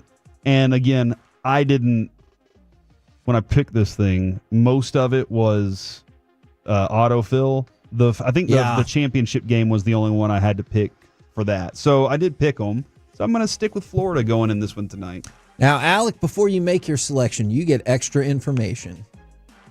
Did you know that in the past 16 years, teams that beat Duke in the previous round are only 3-11 in their ensuing games? However, here's another key. Watch for this number. Florida, the over-under on their points tonight is 70. When Houston holds their opponents to 70 or fewer points, they are 33-0. Wow. And also, if Houston wins, Alec gets a gift card. Yes. So there's a lot on the table for me here. And You know, that just goes to what you were saying earlier in the show, that Houston added some three-point shooting, with which they're not usually accustomed to. So the fact that if their defense plays the way that we usually expect a Kelvin Sampson defense to play, paired up with some of the really good shooting that they've had this season and here in the tournament, good things usually happen. And I'm going to follow the money, Kevin. I'm not just saying it because Always my bracket says it. I'm following the money. I seriously do think that Houston's going to take this thing home, and I will be very happy for them because I'm a huge Kelvin Sampson fan. So I hope that happens. I think it will. I think the three-point shooting will come to life tonight. I do think that the defense is going to look as advertised, and I think it's going to result in a win. From the 940, the fact that they've held their opponents under 70 points 33 times is insane. Agreed. From the 682. That is impressive. There's often a letdown after beating a team you're not supposed to beat. Houston's run will end tonight. I agree with that logic, but we're late enough in it when, I don't feel like I should have to get you back up for the title game. Hey, you beat Duke. Neat. Win tonight.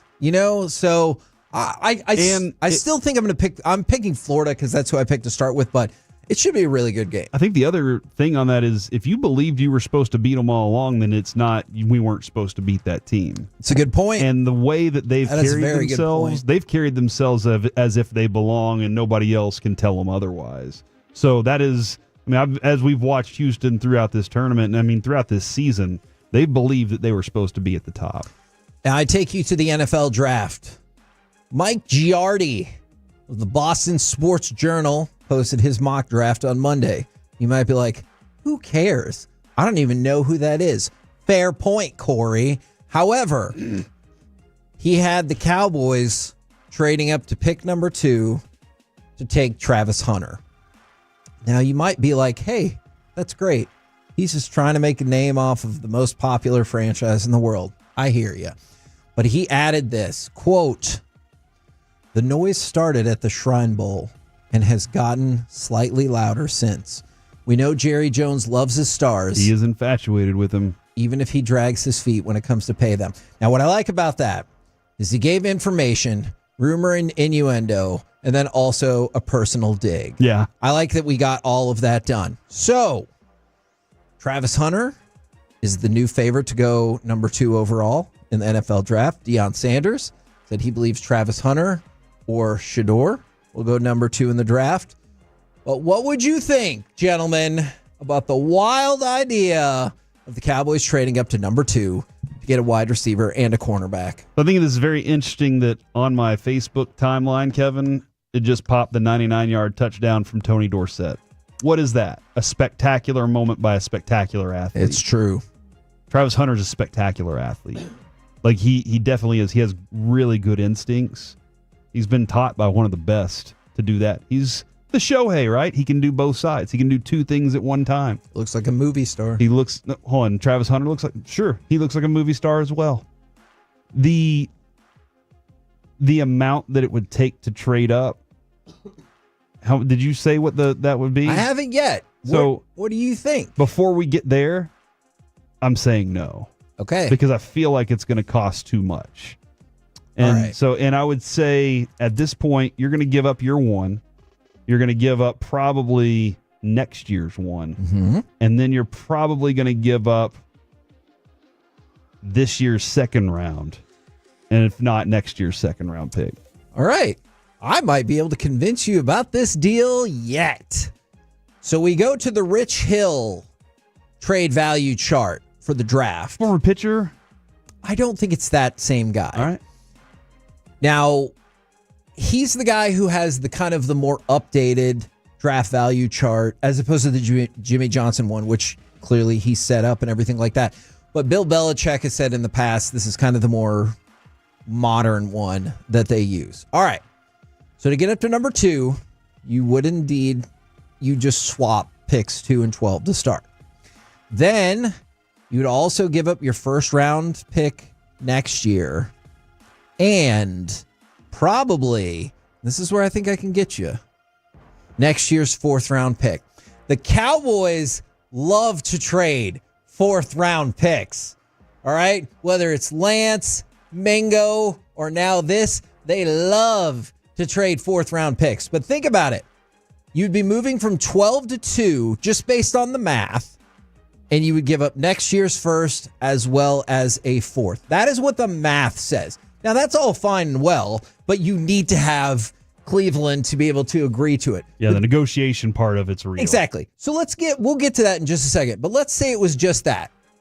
You swap 12 for 2, you give up your first in 2026, and your fourth in 2026. So you're not losing any draft picks from this year's. Correct. Which that could be a negotiating point. Maybe they want this year's third instead. We will dive into that in a second. You can't move on from Dak next year, right? I do not believe you can. You still have 2 more years. I think with you him? have 2 more years that you have to deal with it until you can even make it feasible. So then I'm not as concerned about next year's one until next year. Okay. Like next year, because if I want next year's one and I'm going to suffer this year, I want to get the number 1 overall pick next year so I can get a quarterback, whoever that may be. A 4 isn't that bad. I agree. 4 isn't that bad.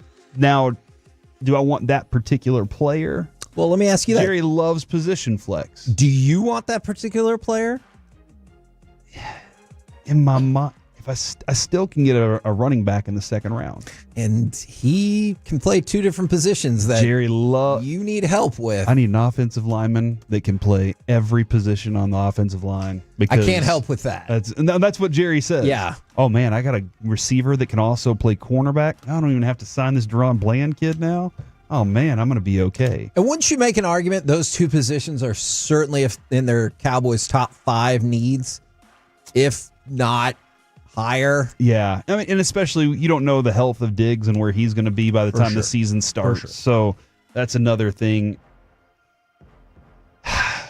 You're going to get more Dion, I bet, if you have him too, because Dion, the conversations and all that about the kid. I'm still going to say no. Okay. I'm still going to say no, and I'm going to try. If I'm going to try that, I'm going to try and negotiate for more for myself. But he's a special player. That seems to be the prevailing wisdom thus far. From the 903, I think that is dumb. From the 682, I think that's the dumbest trade-up ever. The capital is just too much. From the 903, they can't afford the draft capital. And then was the last significant trade-up like that for Mo Claiborne? Oh, for the Cowboys? Yeah, for the Cowboys. Yeah. And they traded up to, 4 or 5? And man, you wish you could get that magical Rocket Ishmael deal that ended up as Russell Maryland back in 91. And granted, people were, pretty happy that the Cowboys made that trade up for Mo Claiborne at the time. It didn't, in retrospect, it looked a little bad. And for people asking if you trade Dak, I just don't see how that impact will work here whatsoever just because of the financials. I understand if people don't want Dak here anymore. It just makes no sense financially. Alec, you have heard how I've laid out this trade based strictly on the numbers, the rumors, and the math. Would you do it? I think just from Jerry's mindset, it makes too much sense. And especially if you're only giving up a 4 next year.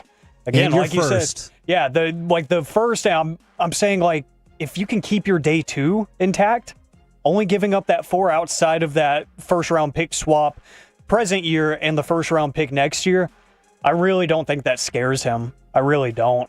You get the star power. And again, like y'all were saying, that's 2 positions that you could easily say they need a star at right now. Yes. They need major help. And how much of a luxury would it be if you say at the NFL level, we're not going to play you both sides every single snap? Yeah. That just doesn't make sense. But let's just say Andrew Booth is getting torched out there. Then you say, put him out there. Travis, look, we're scoring. We're fine. Take a couple plays off on offense. We need you out there on third downs on defense. I'm glad you said that last part because somebody said, hey, I get it. He can play every both sides of the ball on every down, but he shouldn't. And I agree with that. So I like the subjective use for whatever his non-primary position is. From the 214, Travis Hunter is worth it. From the 920, I am also in on the Travis Hunter trade. And then from the 214, do you think Kevin Costner will be there with the Browns to negotiate with Jerry Jones? He's going to get all his picks back.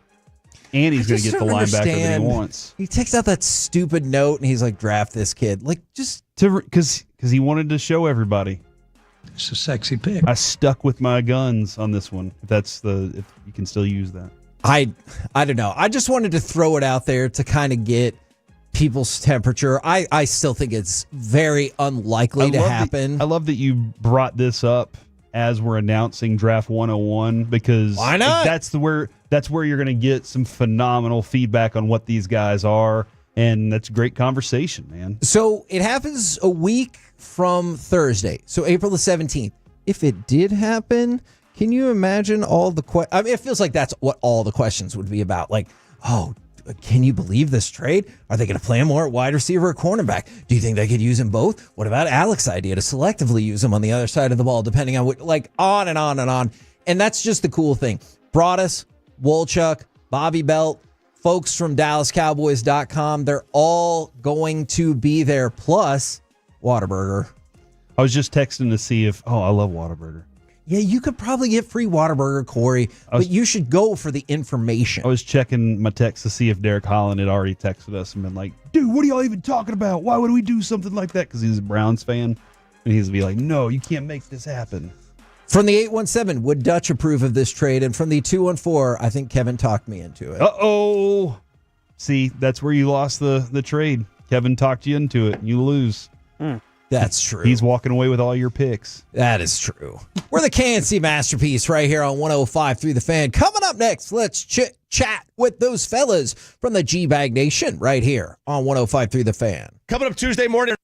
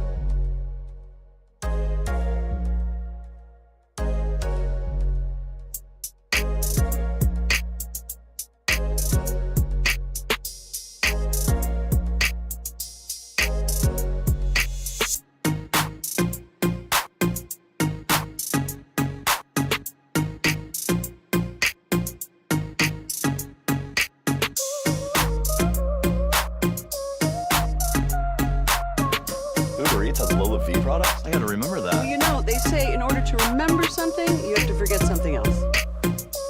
Okay, now that is a very cute haircut. That's like a little shag. I've never seen it before. Well, I mean, of course you have. So Rachel. Oh, is that your name? No, I mean like your name. No, I'm Jen. My name's Jen. Right, but I just mean like this is your haircut. But that's hair on your head. I'm not saying this is your hair. Okay, great.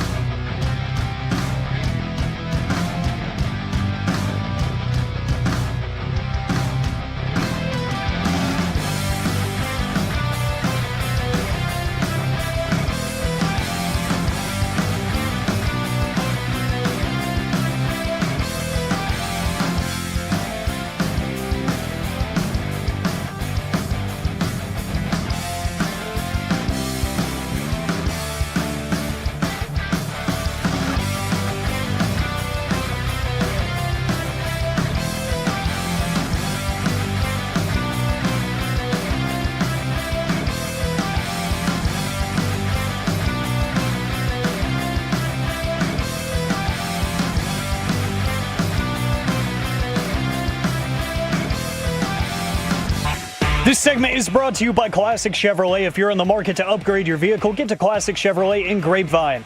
Back-to-back #1 Chevy dealership in the world. They've got more new Chevys than anyone, all priced to sell. Visit ClassicChevrolet.com. This is Texas. This is Classic Chevrolet. Together, let's drive. Based on new Chevy registrations 2023 and 2024. Two men out, Pilar at third. The 1-1.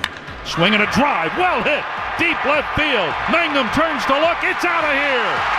A line drive shot just over the wall in left for Langford, his third home run, and the Rangers lead 6-4. Texas Rangers 8-2, the best record in the American League right now, courtesy of D&M Leasing. It's time for our chit chat with those fellas from the G-Bag Nation. Gentlemen, how is ya?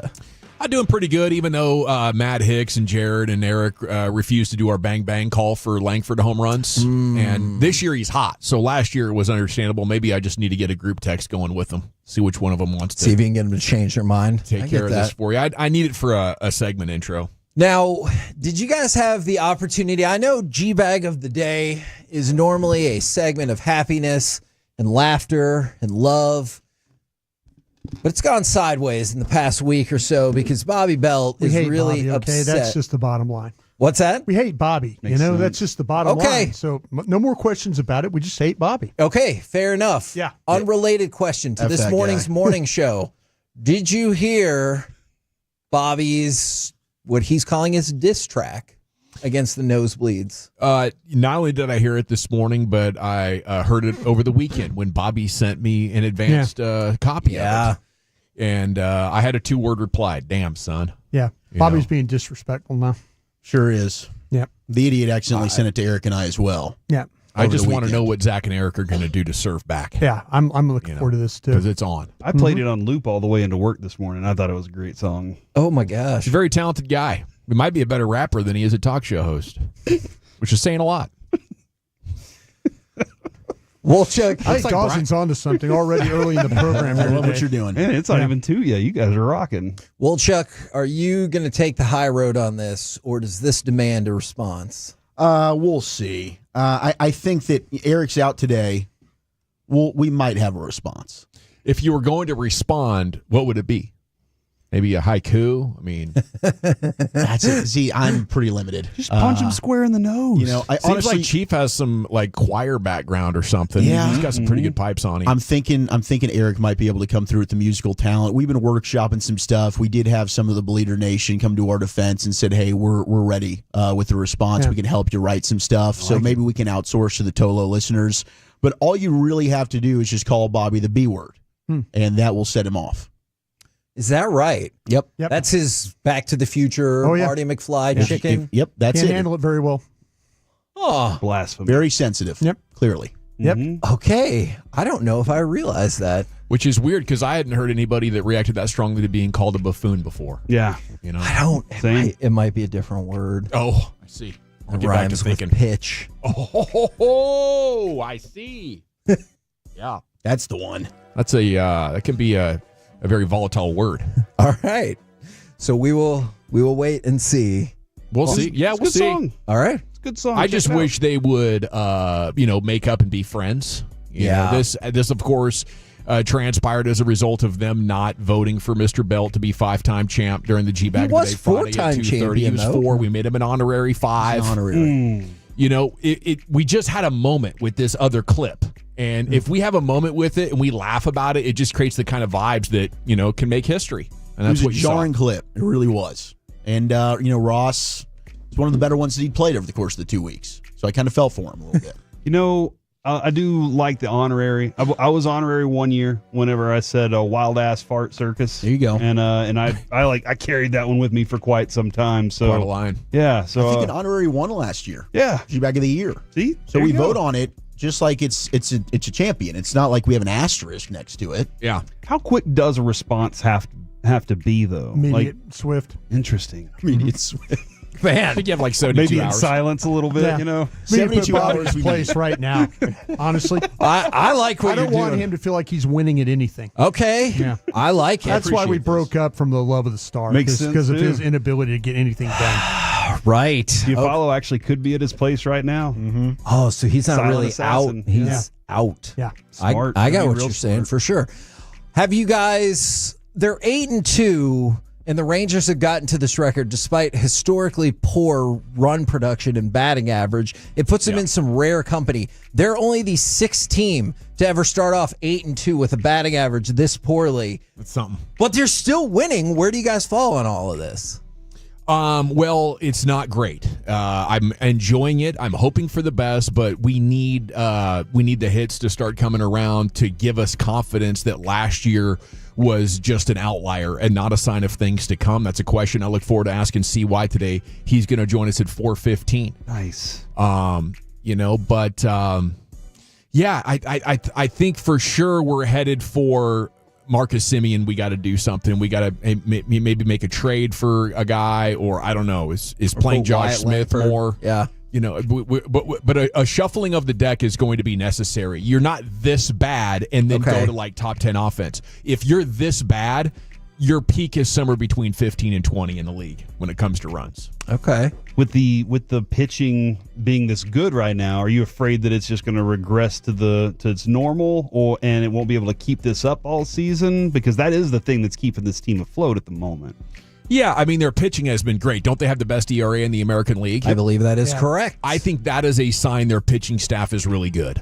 You know, will it be this? No, you're not going to win 4 games for every 1 loss, you know, and you're not going to manage to win all these low-scoring games. So this is a little bit of fool's gold right now, but here's what I love. It buys CY time because you know he's not going to be satiated by the victories and think, oh, we must have it. He's looking at this with the most fine-tooth comb possible, but this time when it's time to fix the team, hopefully they'll be significantly over 500 still. Yeah, I'm looking forward to that. How are you guys feeling about the NCAA championship game tonight? Who you got?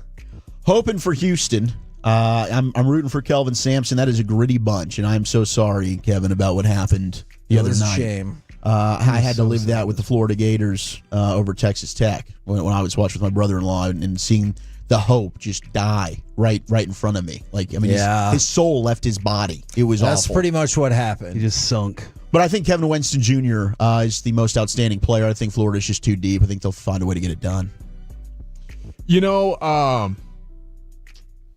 I feel like Houston has something here. The way they were able to lock in, Duke's the best team. Say what you want about Florida's best player. Duke was very difficult to get a handle on. Three great offensive players, so much size, shooting. And when they go for it, when their backs are against the wall and they extended that defense, I think they have an ability to get to such high highs defensively that I'm just going to ride them. I don't feel like that comeback was a coincidence at all. We're lucky. Okay. Yeah, don't they say the tournament is it's a series of waves each game? There's these waves you kind of have to ride through it all, and Houston seemed to navigate it very well and then said, now let's see how y'all respond late in the game to us. Now, the call was lucky. Unbelievable. I'm sorry about that, Hagee. It's okay. Look, bad calls are part of it. Make your free throws. Don't choke on the front half of 1-1, and it's a whole different deal. Broadus? You could feel, I feel like when Duke was down 4, you could feel the momentum had so strongly shifted to Houston. At that point, I was expecting them to win. Horrible. Houston's the grittiest team that Florida's going to play all year. And Houston, if they get down, they don't get stressed. They find a way to come back. They're very well coached. Houston wins this thing tonight. You know what's funny is the Rockets did the same thing to Steph Curry last night. They put him in a jail. He only attempted 10 shots, made one of them. It's crazy. It is crazy. It was quite a weekend in sports, Hagee. It was. It was not my favorite weekend in sports, but I loved it. I mean, except for the Stars stuff, that really crushed me. That was a tough weekend for our Stars. By the way, people are sending in texts about why they don't like Bobby. I don't necessarily know Was that the point? if that's what we were Read a going. few of them. From the 214, I hate Bobby as well. He believes that Cam Scattaboo won't be drafted at all, and that's ridiculous. He's obviously trolling him out. From the 817, how entitled is Bobby when he's not even a legitimate 5-timer? Do better, Bobby. The second diss track was a step down. I don't necessarily know if that's what we were encouraging, but I thought it was pretty good as far as the way it was written and all that. Yeah. It's very creative that way. what do you guys got coming up on the program today? Pure Gold as always, Hagee. Thanks for asking. We'll see if Belt makes another appearance in the G-Bag of the day coming up at 2:30. I don't know. Oh. Lucius is back in the seat, though. Yeah. I mean, I think we should play You it. never know. Yeah. You know, but I don't know. Out of respect for Wolchuk and Chiafalo, I'm going to have to see how they feel about that, you know, to be honest with you. So maybe we got to have a little conversation. Appreciate my teammates here. 2:30 but we're definitely going to play it. Must. I'm looking forward to it. Pure Gold as always. Thanks for asking. CY at 4:15. Roll home with the G-Bag Nation. We have been the KNC Masterpiece. Make your way back with us tomorrow, 10 a.m. to 2 p.m. right here on 105.3 The Fan. Say good night, Kevin. Good night, Kevin. It had to be you guys.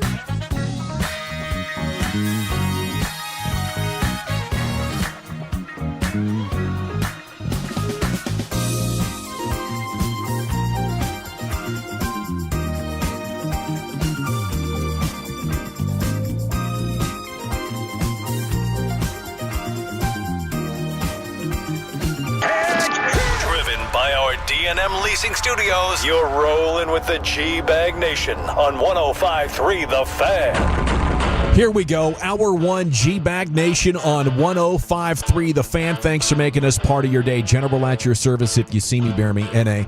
There's Brian Broaddus, former Cowboys scout, Super Bowl champion. Lucius Alexander has made his triumphant return to the Pimp Cup here at 75 and Fitzhugh. Woo! And he's fixed for 4. That's a good day to come back here. Just a 4-hour show today. Yeah, you guys missed a few days when I was gone, too. I was like, damn, I'm probably playing this wrong. Yes. Y'all had some easy-ass days out there. I've had that feeling as well before. I'm like, wait a minute. Yeah. Maybe I should have. There's 5 o'clock shows. There's 3-hour shows. Yeah, what am I doing? Well, welcome back, buddy. A G-Bag of the Day coming up at 2:30. LA Live today, 5 o'clock. Because at 5:40, we'll be getting ready for the pregame show there. As Rangers Cubs coming up at 6. Wolchuk's in the house. Chiafalo, he's doing his daughter's birthday today. Heck yeah. Happy birthday, Maya. Special day around the Chiafalo household. Send them some love on social. You do have Carter Freeman coordinating your video. And along with you, we are the G-Bag Nation here on 105.3 The Fan. It is I think a you got served Monday, if you will, Wolchuk. Okay. And I think the question is for you guys, how will Wolchuk and Chiafalo respond after Roberto Belt himself came in with several bars this morning? Good, yeah. Apparently he's mad that Zach and Eric did not vote for him for the 5-time G-Bag of the Day status on Friday. He's fired up. He takes that seriously. Yeah, he really did. I think, Bobby's at an age where I think when the G-Bag Nation started, he was still in high school, So I think that award had a little bit extra special meaning to him, Wolchuk, and that's why I would have never dreamed of voting for anybody else. Well, you certainly don't want to tick Bobby off. I mean, he's a very, very talented individual, and I will say both these diss tracks have been exceptional. But it is very look at me, and it is very sensitive. And to me, I didn't think that there was a big deal in being an honorary 5-time, because like I said, we've had G-Bag of the Years that were honorary 5 times. I knew he would be an honorary guy. Our buddy Ross was leaking a little confidence there, and the texts were coming in a little unfavorably. And so I felt in the moment, you know what? This was a pretty jarring G-Bag of the Day nominee, maybe one of his best over the course of the last 2 weeks. Let's give him some love. But Bobby took that personally. And so you were trying to help another teammate is what you were trying to do. I didn't have negative intentions. I didn't know Bobby would take it as harshly as he did. Yeah. But he clearly did, and now he's lashing out. Yeah. Well, I would just caution you, you see Drake, and it hasn't been the same for him since Kendrick Lamar got him, and it doesn't feel like he has had a sufficient retort, I mean, Kendrick Lamar blew past him. He did. In public awareness. Yeah. And now he's a lot more popular somehow. It's crazy. You don't want that to happen with you at Belt. No, we don't. We don't. Now, Eric out today, as you mentioned, so maybe tomorrow, we'll get in the lab. We might try to get a response. Okay. If we don't like what we do, that's a good tease. Then we'll take the high road. I think if you don't like what you do, that might be the content gold that we need. I think either way it could be a win. Because if it's bad, it might be so bad it's good. Yes. Or it could just be great. Yeah. Well, whatever the case, we look forward to it, and salute to Bobby for thinking of us. Yeah, thank you, Bob. I appreciate that, but we got a lot of sports to talk about here over the next 4 hours, including the Rangers winning 3 more in a row over the weekend, now sitting at 8-2 on the year. I saw you yesterday there in the suite, taking it all in, Brian. I was. Nice team-building event here with us at 105.3 The Fan. So, I mean, they are your first-place Rangers, not only the AL West, but the American League, period. They're winners of 8 of 10. But how do you feel about this right now is the big question. I just asked earlier, are the Rangers going to be good on offense on social? Got a lot of interesting responses. I don't know. I think right now, I believe they'll at least be average, and I hope that they'll get it all figured out here soon. I think you and I last week, even after we're kind of talking about it, that like, hey, hit the panic button. There's some concern here. And, others that like, guys that follow the team, that live with the team. Jared Sandler's like, I don't need 40 games or anything like that. If we get through the Seattle series and things are still kind of the way they are, then legitimately, let's go. We're talking about some panic there as far as hitting goes. But man, they got some really good pitching over the weekend. They've got some timely defense, and then they needed a clutch hit, even though they had a blown save. Mark Church blows the save. They find a way to get Smith on base, and then have him in position where Jonah's able to kind of fight it off and dump it into center field and find a way to win a game. I thought, oh geez, here we go. But they've blown a couple of saves. They blew a save Saturday, and they blew a save Sunday.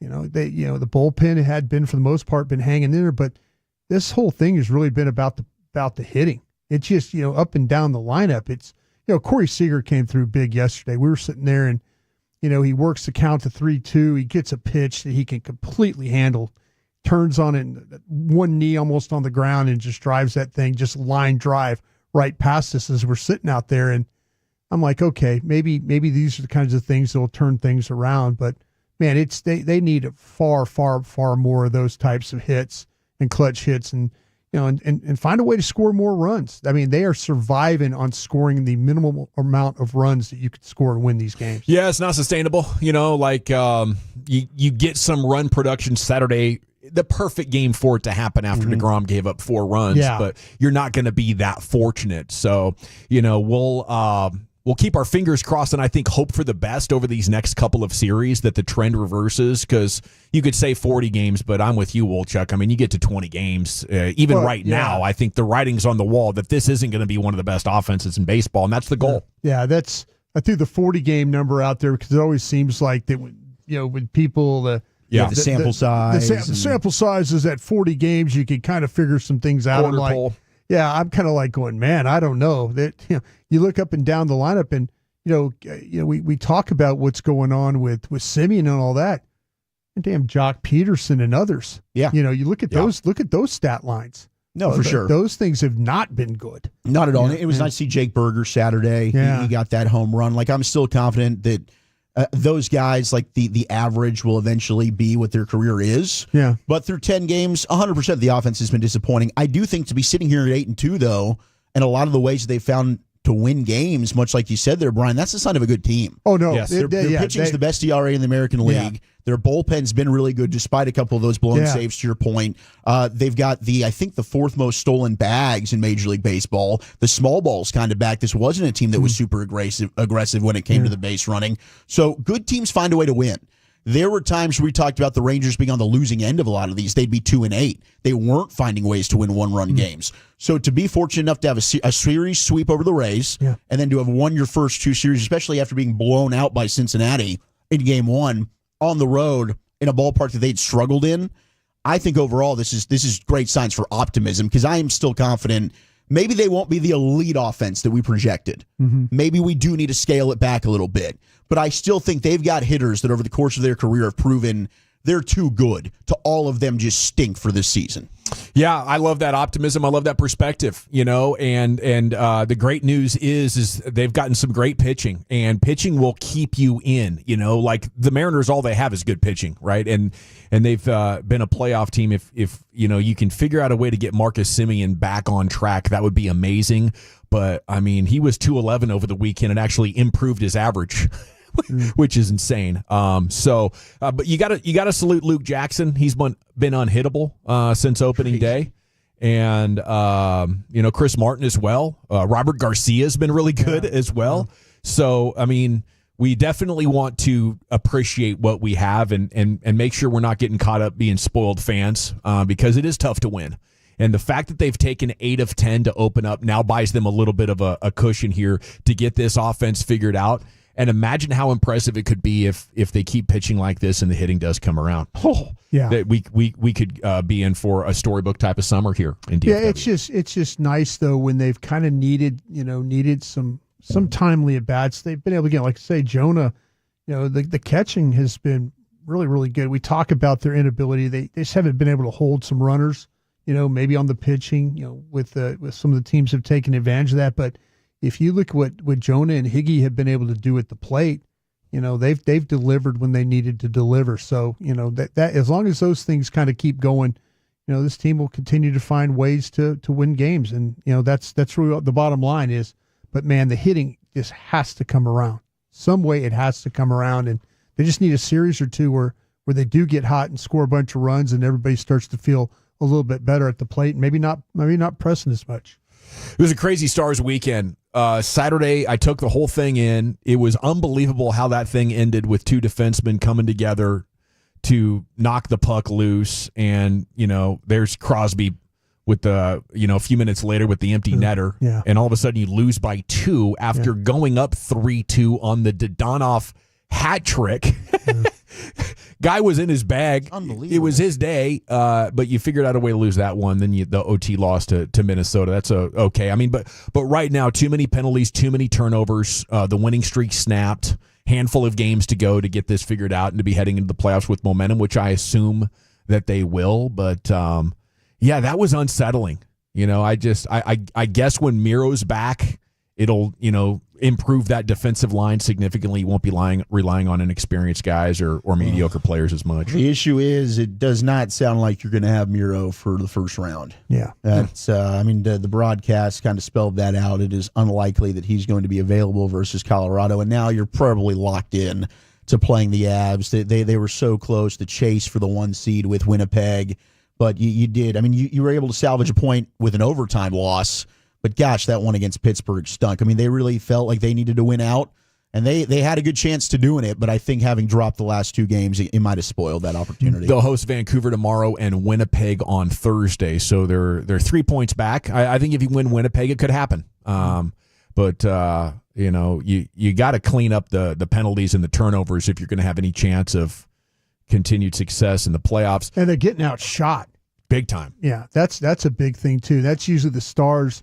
The moniker for them is usually they find a way to get shots on net, and it's kind of been gone the other way. I mean, there's been times where Ottinger and DeSmith have having to face a lot of shots in these games, and have been kind of holding things in check until maybe the offense finds a way to break through and all. But yeah, just the number of shots that the opponents have taken here the last few games has been an alarming one. But they've been right there. I mean, they could have won both games, and. Sometimes you just need a reminder that the best thing is to throw the puck on net and see what happens, because if you're sitting around waiting for the perfect chance to score, a lot of times it doesn't materialize and you end up, getting outshot 2-1 or something like that. Mavs were bushwhacked by the Clippers twice. Davis and Lively missed the first one. Then they displayed no defense Saturday and gave up 135. I don't know why the defense isn't showing up here. 3 games left. Wednesday against the Lakers, Friday against the Raptors, Sunday at the Grizzlies. But you are 2 games ahead of the Suns still. So this is going to be a play-in team. It doesn't matter if you lost those games because Phoenix has embraced the tank and they've lost a bunch of games in a row. I think it's 6 in a row. Yeah. Okay, crazy NBA game last night. Steph Curry held to 3 points on 1 of 10 shooting. Houston's defense locked him down. Draymond Green called for a flagrant after going up for what appeared to be a layup. And I was watching the Golden State Warriors call of it, and they're just like totally confused. Like, this should be an and one, foul on Sengun. He's inside the restricted area, Draymond going up. But then the national media pulled a clip of earlier in the game in the second quarter, Draymond telling the ref, if I'm elbowing Sengun, please call it. So, and then a second later, he elbowed the hell out of Sengun Şengün in the chin, and the ref called it. So I think this story is about Draymond Green having a repeated pattern of behavior of weaponizing basketball actions. You ever play with a guy like that?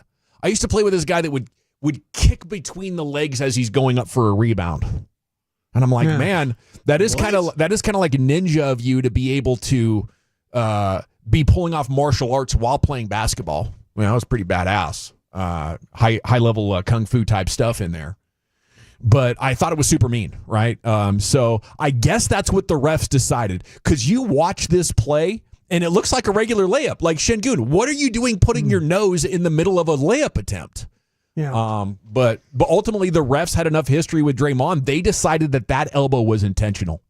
When in Dylan Brooks, the guy that always kicks everybody when he yes, does Dylan stuff, Brooks is a little bit but Draymond kicked the guy against the Cavs that allowed Cleveland to come back. Yeah. So that I always kind of felt like every time I've seen Dylan Brooks take a shot, I feel like the guy that's defending has got a shot of getting hit. Dylan Brooks talks a lot too. He's more of like the mouthpiece than he is the physical instigator. But you're right. Like Draymond does have a history of this every year. He's getting suspended for. I couldn't believe it. I'm watching the game and I'm like, no way, that's a foul on Şengün. That's an and one. The Warriors are coming back, and I am kind of pulling for Golden State here with Jimmy Butler and Steph Curry. I don't have anything else to root for. 20-3 with those guys together. How about that? Yeah, what a trade. They've been doing great. I tell you what, though, Steph Curry signing. It was a trade. Yeah, it was a trade for Jimmy Butler there at the deadline. Yeah. But Steph looked exhausted. Like Houston was locking him up so much, he was like, fine, I'm just going to stand out here. And then when he did get the ball, he was going slow. Like maybe 70% Steph Curry. So I thought that was interesting. I know earlier in the season they were talking about him being tired and needing days off. So maybe he's gotten to an age where he wore down. And then, as speaking of officiating decisions, the call on Cooper Flag really determined the Final Four result. That along with made and missed free throws. And Houston is in the championship game tonight against Florida. Ari Temkin's going to join us a little bit later on in the show. He is live in San Antonio and is going to paint the picture for us.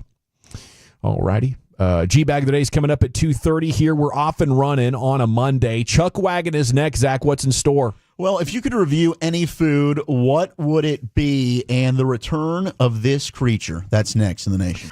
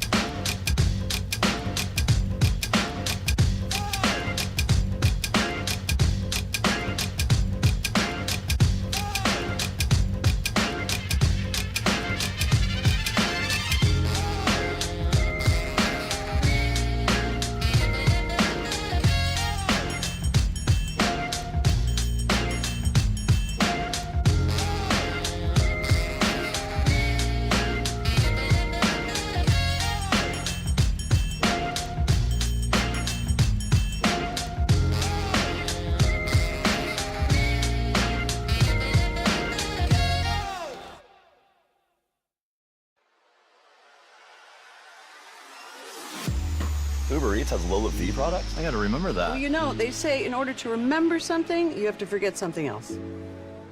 Okay, now that is a very cute haircut. That's like a little shag. I've never seen it before. Well, I mean, of course you have. It's the Rachel. Oh, is that your name? No, I mean, like, your name. No, I'm Jen. My name's Jen. Right, but I just mean, like, this is your haircut. But that's hair on your head. I'm not saying this is your hair. Okay, freak.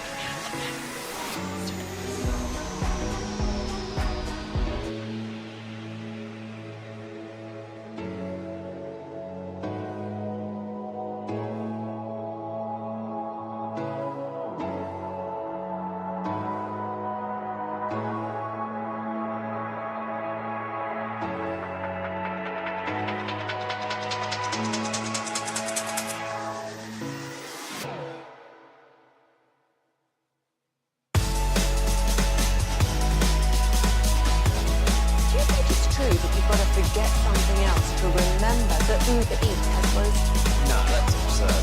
Hey, remember when you used to be what was it, Pepper Lady? Pepper Lady? Wasn't it Cinnamon Biscuits? Razor Babes. Saffron Squad? Nutmeg Maidens? Pre-curd? No. Nutmeg Maidens. I just said that. Was it Spice Girls? Doesn't it? Yeah, buddy, welcome back. It's the G-Bag Nation here on The Fan. G-Bag of the Day is coming up here at 2:30. Segment's brought to you by the Frankels. If you've been injured in a car truck wreck, call the Frankels first, 214 or 817-333-3333. There's never an out-of-pocket cost. They only get paid when you win. Franklin Frankel, go-to car and truck wreck attorneys in Dallas. It's also brought to you by Cars for Kids. Donate today, carsforkids.org. Now here's Zach with the Chuck Wagon. Shout out to Paige Beckers in Yukon as we've got the replay on here in studio. But the Yukon Huskies beating South Carolina. Storybook ending there for Paige Beckers, who hopefully is the number one overall pick for the Dallas Wings. I mean, I'm sure that they'll take her. But, you know, you've had the rumors like, oh, does she actually want to play in Dallas? Come on over. Paige, you're going to love it here. You're going to love it. You're going to help transcend the organization, and they're going to end up being big-time winners. You'll win a couple of WNBA championships. It's going to be beautiful. But it was an absolute juggernaut that UConn had on display yesterday, beating up on South Carolina. So congratulations to them. And then I know our very own Carter Freeman, very plugged in, but the Arlington Renegades, don't look now. They're 2-0 to start the young season. Yeah, got a microphone situation over there, buddy. Yeah. Well, that helps every once in a while. You turn that damn Mikey thing Mike. on. We were walking across the street to the baseball park, and they were at Choctaw Stadium. Yep, yeah, so absolutely. Hey, they were able to beat the crosstown rivals, I believe, the Houston Roughnecks yesterday. So big win for the Renegades. Now, I saw this. It's a big day in DFW sports history. Happy birthday to Tony Dorsett. Tony Dorsett turned 71 today. Member of the 1994 Hall of Fame class, Dallas Cowboys Ring of Honor. And Jared Sandler had this little nugget. Not only is it Adrian Beltre's birthday, so happy birthday to Adrian Beltre. Mm-hmm. But Eric Nadel made his regular season debut in the Rangers booth on this day in 1979. Pretty awesome. That's historic, man. So coming up in 2029, he'll be 50 years in the game. That's wild, right? Holy crap. Unbelievable. Jared also had a couple of good baseball nuggets for us. Rangers have tied a franchise record with 3 or more stolen bases in 3 straight games. Second time in franchise history. Only other was 2013. Last team to do this was the Brew Crew last year, and the last team to do it in 4 straight were the Pirates in 2023 and the Marlins in 2003. So that's something to monitor tonight as they're in Chicago in what is a snowy Wrigley. Yeah, this is will likely be, here's a nugget for you, this is likely to be the coldest game in Ranger history. Whew. I'm ready for it. I can't. Wind chill about 13. Got to ask CY about pitching in the cold. How challenging is that? I saw the feels like is 26 even before you add the wind, and then it starts blowing on you, and bang, you feel like you're in low double digits. 30-mile-an-hour gusts they're talking about. That's going to be tough. That's why the Tigers and the Yankees are playing right now because there were supposed to be a night games in Detroit, and the Tigers said, the Tigers said, no, we're going to move this thing up now. Like everybody out there has got like everything in their locker on as they're playing this game. But I'm surprised the Cubs didn't try and move these games up. Yeah, Wednesday will be the day game. Same time, first pitch 6:40 tonight and tomorrow. But it could snow tonight. Because I was talking to Baskey this morning, and because I saw Jared's tweet that it was snowing right now. He said the snow was supposed to be not in the forecast anymore for game time, but maybe that's changed. Maybe it's later tonight. So hopefully, fingers crossed. And playing in the snow, it's Jared said Wednesday is no guarantee with that game. The weather's supposed to be bad Wednesday, Thursday there as well. Rough in Chicago right now. 17 days until the NFL draft. The NFL Twitter account just put out CeeDee Lamb, 17th overall pick by the Cowboys in 2020, and they have a very sexy highlight package of CeeDee Lamb. It's 17 days, Brian, and we've got our Draft 101. We already had a couple people texting in asking about this. We're going to have it here at our very studios this year, 4131 North Central Expressway. It's going to be Thursday night, April 17th. And Whataburger, too, as well. Whataburger is sponsoring. Thank you so much to Whataburger. All you got to do is show up. Yeah. So they're going to bring burgers? Yeah. We'll have food. Wow. We'll have Whataburger. It'll be Brian, Bobby, myself. We're partnering with DallasCowboys.com. So it's going to be awesome. Draft 101. It was awesome to do it last year. It's my first time, I think, at the Star. Getting to do it at the Star. This year we'll be back here at our performance showroom. So set your calendars. April 17th, 7 o'clock, 4131 North Central Expressway. We'll have that here downstairs at our performance showroom. This was a pretty cool deal. So Austin Wells, who's the catcher of the Yankees, he's developing a little side hustle. He's created a new page that is dedicated to just reviewing breakfast burritos at Wells Ranked Burritos. So he makes videos where they're on the go, they're traveling, and he just finds places to go and get breakfast burritos. Eats them, reviews them. And he rated the first burrito 87 out of 100. Second burrito he had 73 out of 100. But 877-881-1053. If you had to pick one specific food, you're just going to dedicate yourself to do a food review on one specific food. You got to probably eat this thing almost every single day. What's the food that you would choose? Because he apparently a breakfast burrito connoisseur. Man, that is tough. Not for you. You're going to pick some pastry or some donut or something. The thing is, like the donuts, right? Like, no, he's going to. I'm just going to get. I'm speaking for him here. He's going to pick. There's some type of different donuts. I think glazed donut. I think I could. Donuts. Brian, thank you for this. I think I could do the glazed donuts. Yeah. Go around to all the different spots. That'd be good. Yeah. There's probably over 500 in DFW. Even like donut holes. Yeah. Oh yeah. You do donut holes. Make it a little bit more specific. Probably just the specific glazed donut. Okay. Who's got the best glaze? Yeah. That's what we're doing here. You know, you're going to laugh at me for this one. I thought you'd go crawfish etouffee. No, beef Wellington. I'd call it glazed meat. Dude, honestly, I mean, your beef Wellington review from Vegas at Gordon Ramsay's. Yeah. You broke it down, man. I was very disappointed in that. And I think if Gordon Ramsay was actually sitting there having dinner with me, he would have good God, send that back. He would have given it one of those. I wouldn't serve this time. How dare you? Yeah, seriously. It's bloody raw. There's an art to making this, and there's different ways to make it. But yeah, that I would love to do a beef Wellington every day. Just if I could have one meal a day. So you're having it'd be the beef Wellington. Beef Wellington. Yeah. Is that do a lot of steakhouses serve the beef Wellington, or is that kind of rare? That's kind of it's not everybody. It's kind of a specialty item. So you got to seek that out. Yeah, it's because the prep time on it is not. It's not a quick thing to make. There's a lot of steps involved to it. But the beef Wellington they made me there in Vegas was like they took 15 minutes to make it. And then you're out $150, and you're kind of like going, okay, I see what you're doing here. But I think Gordon Ramsay, because I've seen Gordon Ramsay make beef Wellington. Yeah. And his beef Wellington that he makes is part of what his restaurant makes. It doesn't even look the same. It doesn't even taste the same, I'm sure. Well, the $4.69 best beef Wellington I've ever had at a restaurant in Tulsa, Oklahoma. Shout out to Tulsa here, Lucius. Oklahoma. Called the Chalkboard. Chalkboard. So go to the Chalkboard. I hope it's still around. I need to look this up. That might be the first stop that you need to make. But I do think I thought of you when I saw this, Brian. I think this could be a good side hustle for you. Because when we did the food reviews 2 years ago or 3 years ago now at spring training, when we should have done them again this year, but I think we pretty much reviewed everything there was to review. Yeah, we did. I checked the boards. There was really nothing new. Yeah, but I mean, ratings were crazy on those. Yeah. They were. People loved them. Speaking of the ratings, this might have been like hate watching Duke. But the first game of the night between Florida and Auburn that saw the Gators advance to the title game was the most watched early Final Four game since 2017. Averaged 14.6 million viewers. Oh, man, this place looks nice.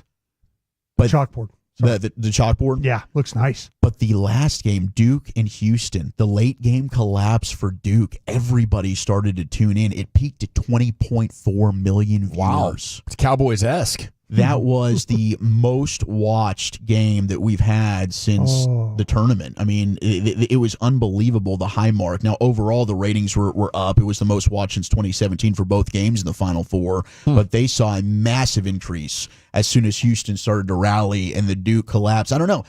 Some might say it was a Duke collapse. I'm going to call it a Houston victory. I think Houston just outslugged them. It was unbelievable. 6 points in the last 15 seconds to get it done and send Duke home. Into the Pimp Cup we go. Here's Lucius Alexander with G back in the day.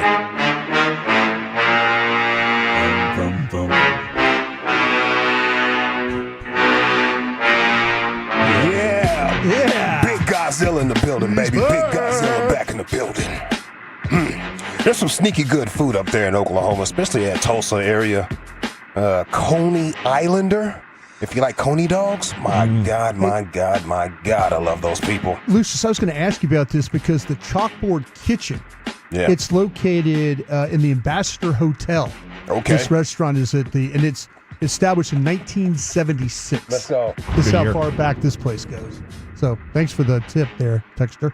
Yeah, some good stuff. And there's like a place called like the Rib Shack. Rib Shack. They're everywhere. They stay up till like 4 o'clock in the morning. Rib Shacks. Sounds promising. Don't have to worry about what they're selling. You can't put the bib on. You're so hammered. You're just 4 o'clock in the morning. I'm gonna leave the club and go get some ribs, bro. That's crazy. That's a bad idea. No. All right, let's see here. Now I don't know what this is.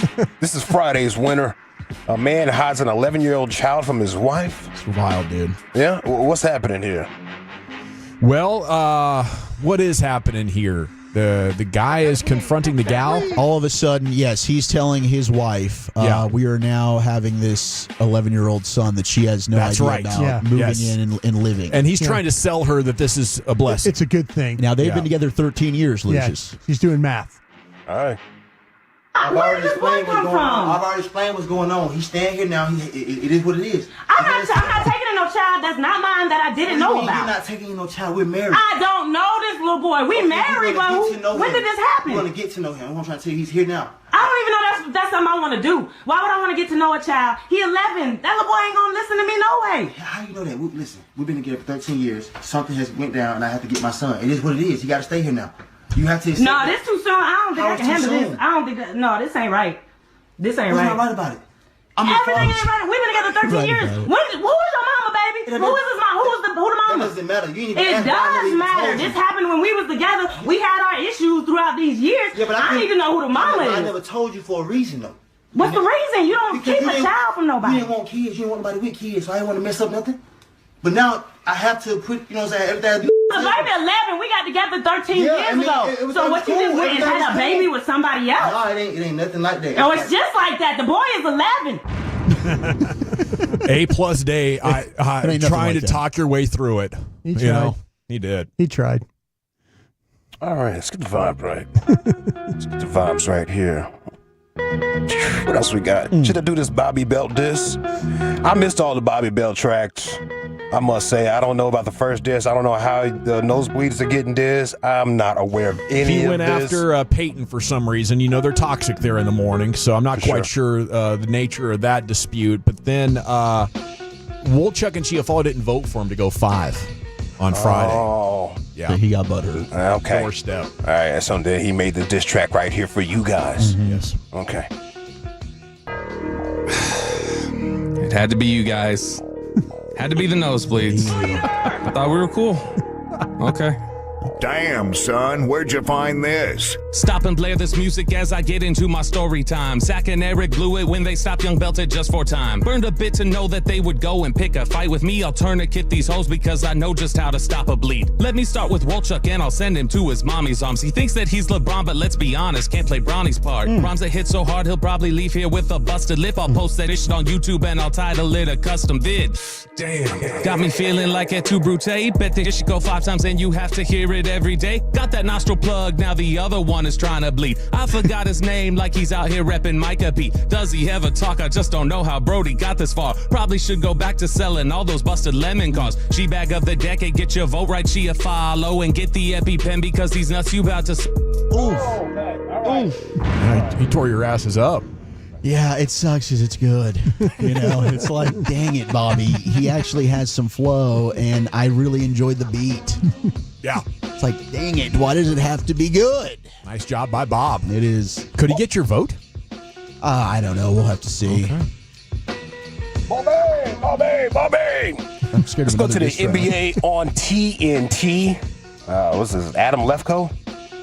Oh, okay. Yeah. He wanted to tell Chuck that he hit his parlay. Hey, man, I won my bet, bro. So he decided to call Charles on FaceTime, live television. Okay. Chuck is at church, and I'm looking up like I'm at the mall taking a photo. We'll see if Chuck, you're on TV. You're on TV. Hey, I hit the parlay tonight. Wait, okay. Chuck, okay, you're on TV. I really thought this was a great idea. Hey, okay, I love you, bye. You really thought that was a great idea. You really thought that He had on his drinking glasses, too. You know when he's hanging out? Man. They were down here. I thought I could hit him with the you're on TV. No, he doesn't care. He doesn't care. Doesn't care? He doesn't care. He doesn't He's care. I Chuck. believe that. Yeah. I believe that. All right, let's get this right here out the way. Yesterday was a church day. I pray you got your blessing because there's a blessing out here for you.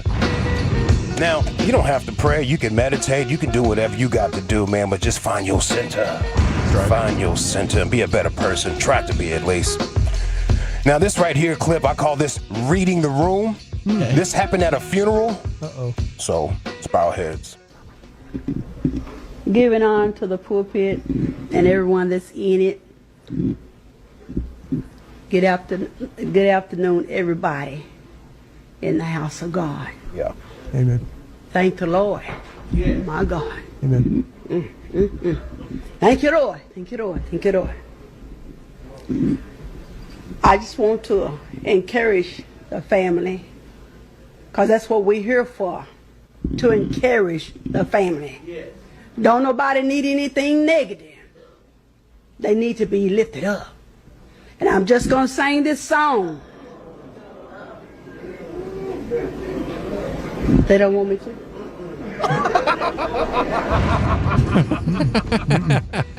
I'm just going to sing this song.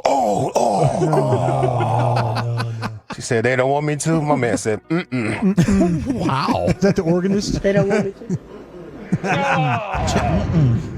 ain't playing it. Come to uplift the family, man. And I'm just going to sing this song.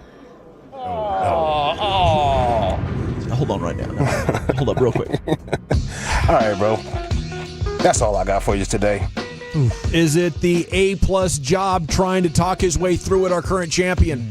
The guy telling his 13-year-old wife, or his wife of 13 years. Yeah, that's a whole other story. You got to take this 11-year-old child. What you mean you're taking it in? We're married. You got Bobby Belt there going after Wolchuk and Chiafalo. Adam Lefkoe calling Charles on Zoom on set. Pastor Reed in the room. I don't know what to make of Lefkoe. I think he's got something. Talented guy. Yeah. I don't know where he came from. But he's not Ernie, you know? He's not Ernie. Nothing wrong with him, but he's not Ernie. Yeah. You know, so when he's on there, I'm like, man, this is what it's going to be when Ernie's gone. You know? That's what I'm thinking the whole time. Not as good. I know Ernie had that health scare 10 years ago. He's doing good now. He's doing good. I'm going to vote for Bobby Belt. I'm sorry. I just thought it was the best clip, Lucius. How about you? Well, shoot, man, I don't want no Bobby diss track coming my way or nothing like that. You know? You know what I mean? Yeah. The precedent's been set. Yeah. He doesn't have the balls for that, Lucius. Yeah. I'm going to go with the church clip just to make it interesting out here, Bobby. Wolchuk. I'll go Bobby. Brian. You like the photo of the diss track of you? Hey, it is a good Somebody beat. said something awful about you. You retweeted it with a thumbs up. Like, hell yeah, man, he's right. Killing it. Honestly, people are roasting him on the text here. So Yeah. maybe if it wins, it's just going to make him feel like more of a B word. Wow. Wolchuk poking the bear, Brian. Who you voting for? Yeah, Bobby. By a score of 3-1. Your new G-Bag of the Day champion. He's back 2 weeks in a row now. He leads out on a Monday. Lefkoe got 41 Seinfeld references one time in a 5-minute sportscast. Damn. He's a Philadelphia guy.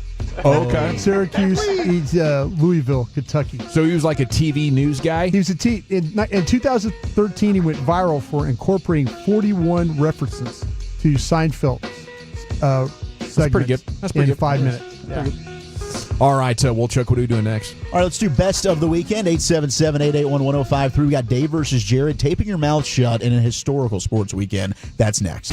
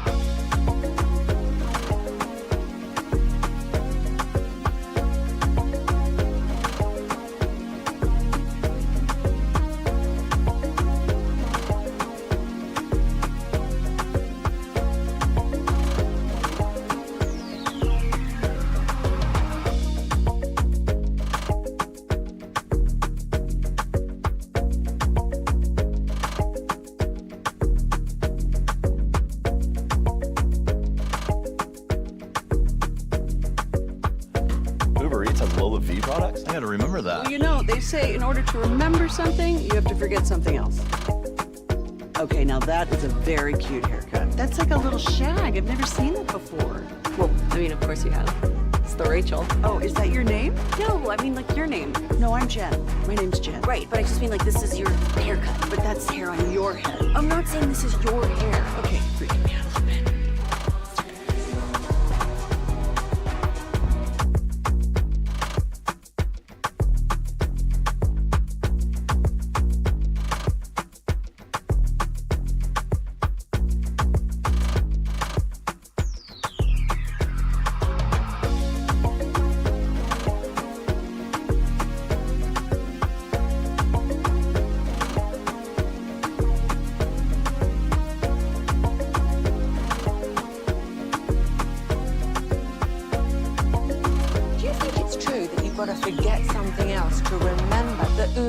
Has groceries. No, that's absurd. Hey, remember when you used to be a, what was it, Pepper Lady? Pepper Lady? Wasn't it Cinnamon Sisters?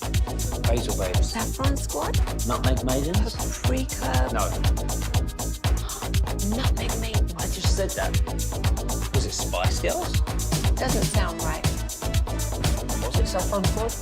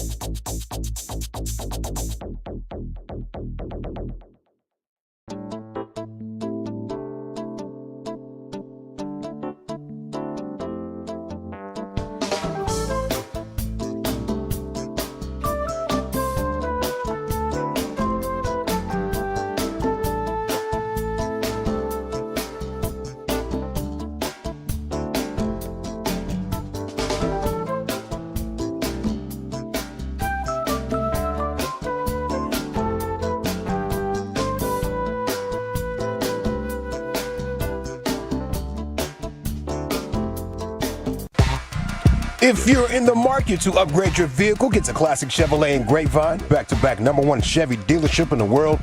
They've got more new Chevys than anyone, and they're all priced to sell. Silverados, Tahoes, Blazers, Malibus, Equinox, and more. Visit ClassicChevrolet.com. This is Texas. This is Classic Chevrolet. Together, let's drive, relax, and enjoy the difference. Based on new Chevrolet registrations 2023 and 2024. Yes, sir. Thank you, Lucius. G-Bag Nation 105.3 The Fan. We're going till 6 o'clock tonight. Rangers Cubs in Chicago. It's going to be a cold one, so hopefully they got their winter weather gear. They're ready to rock.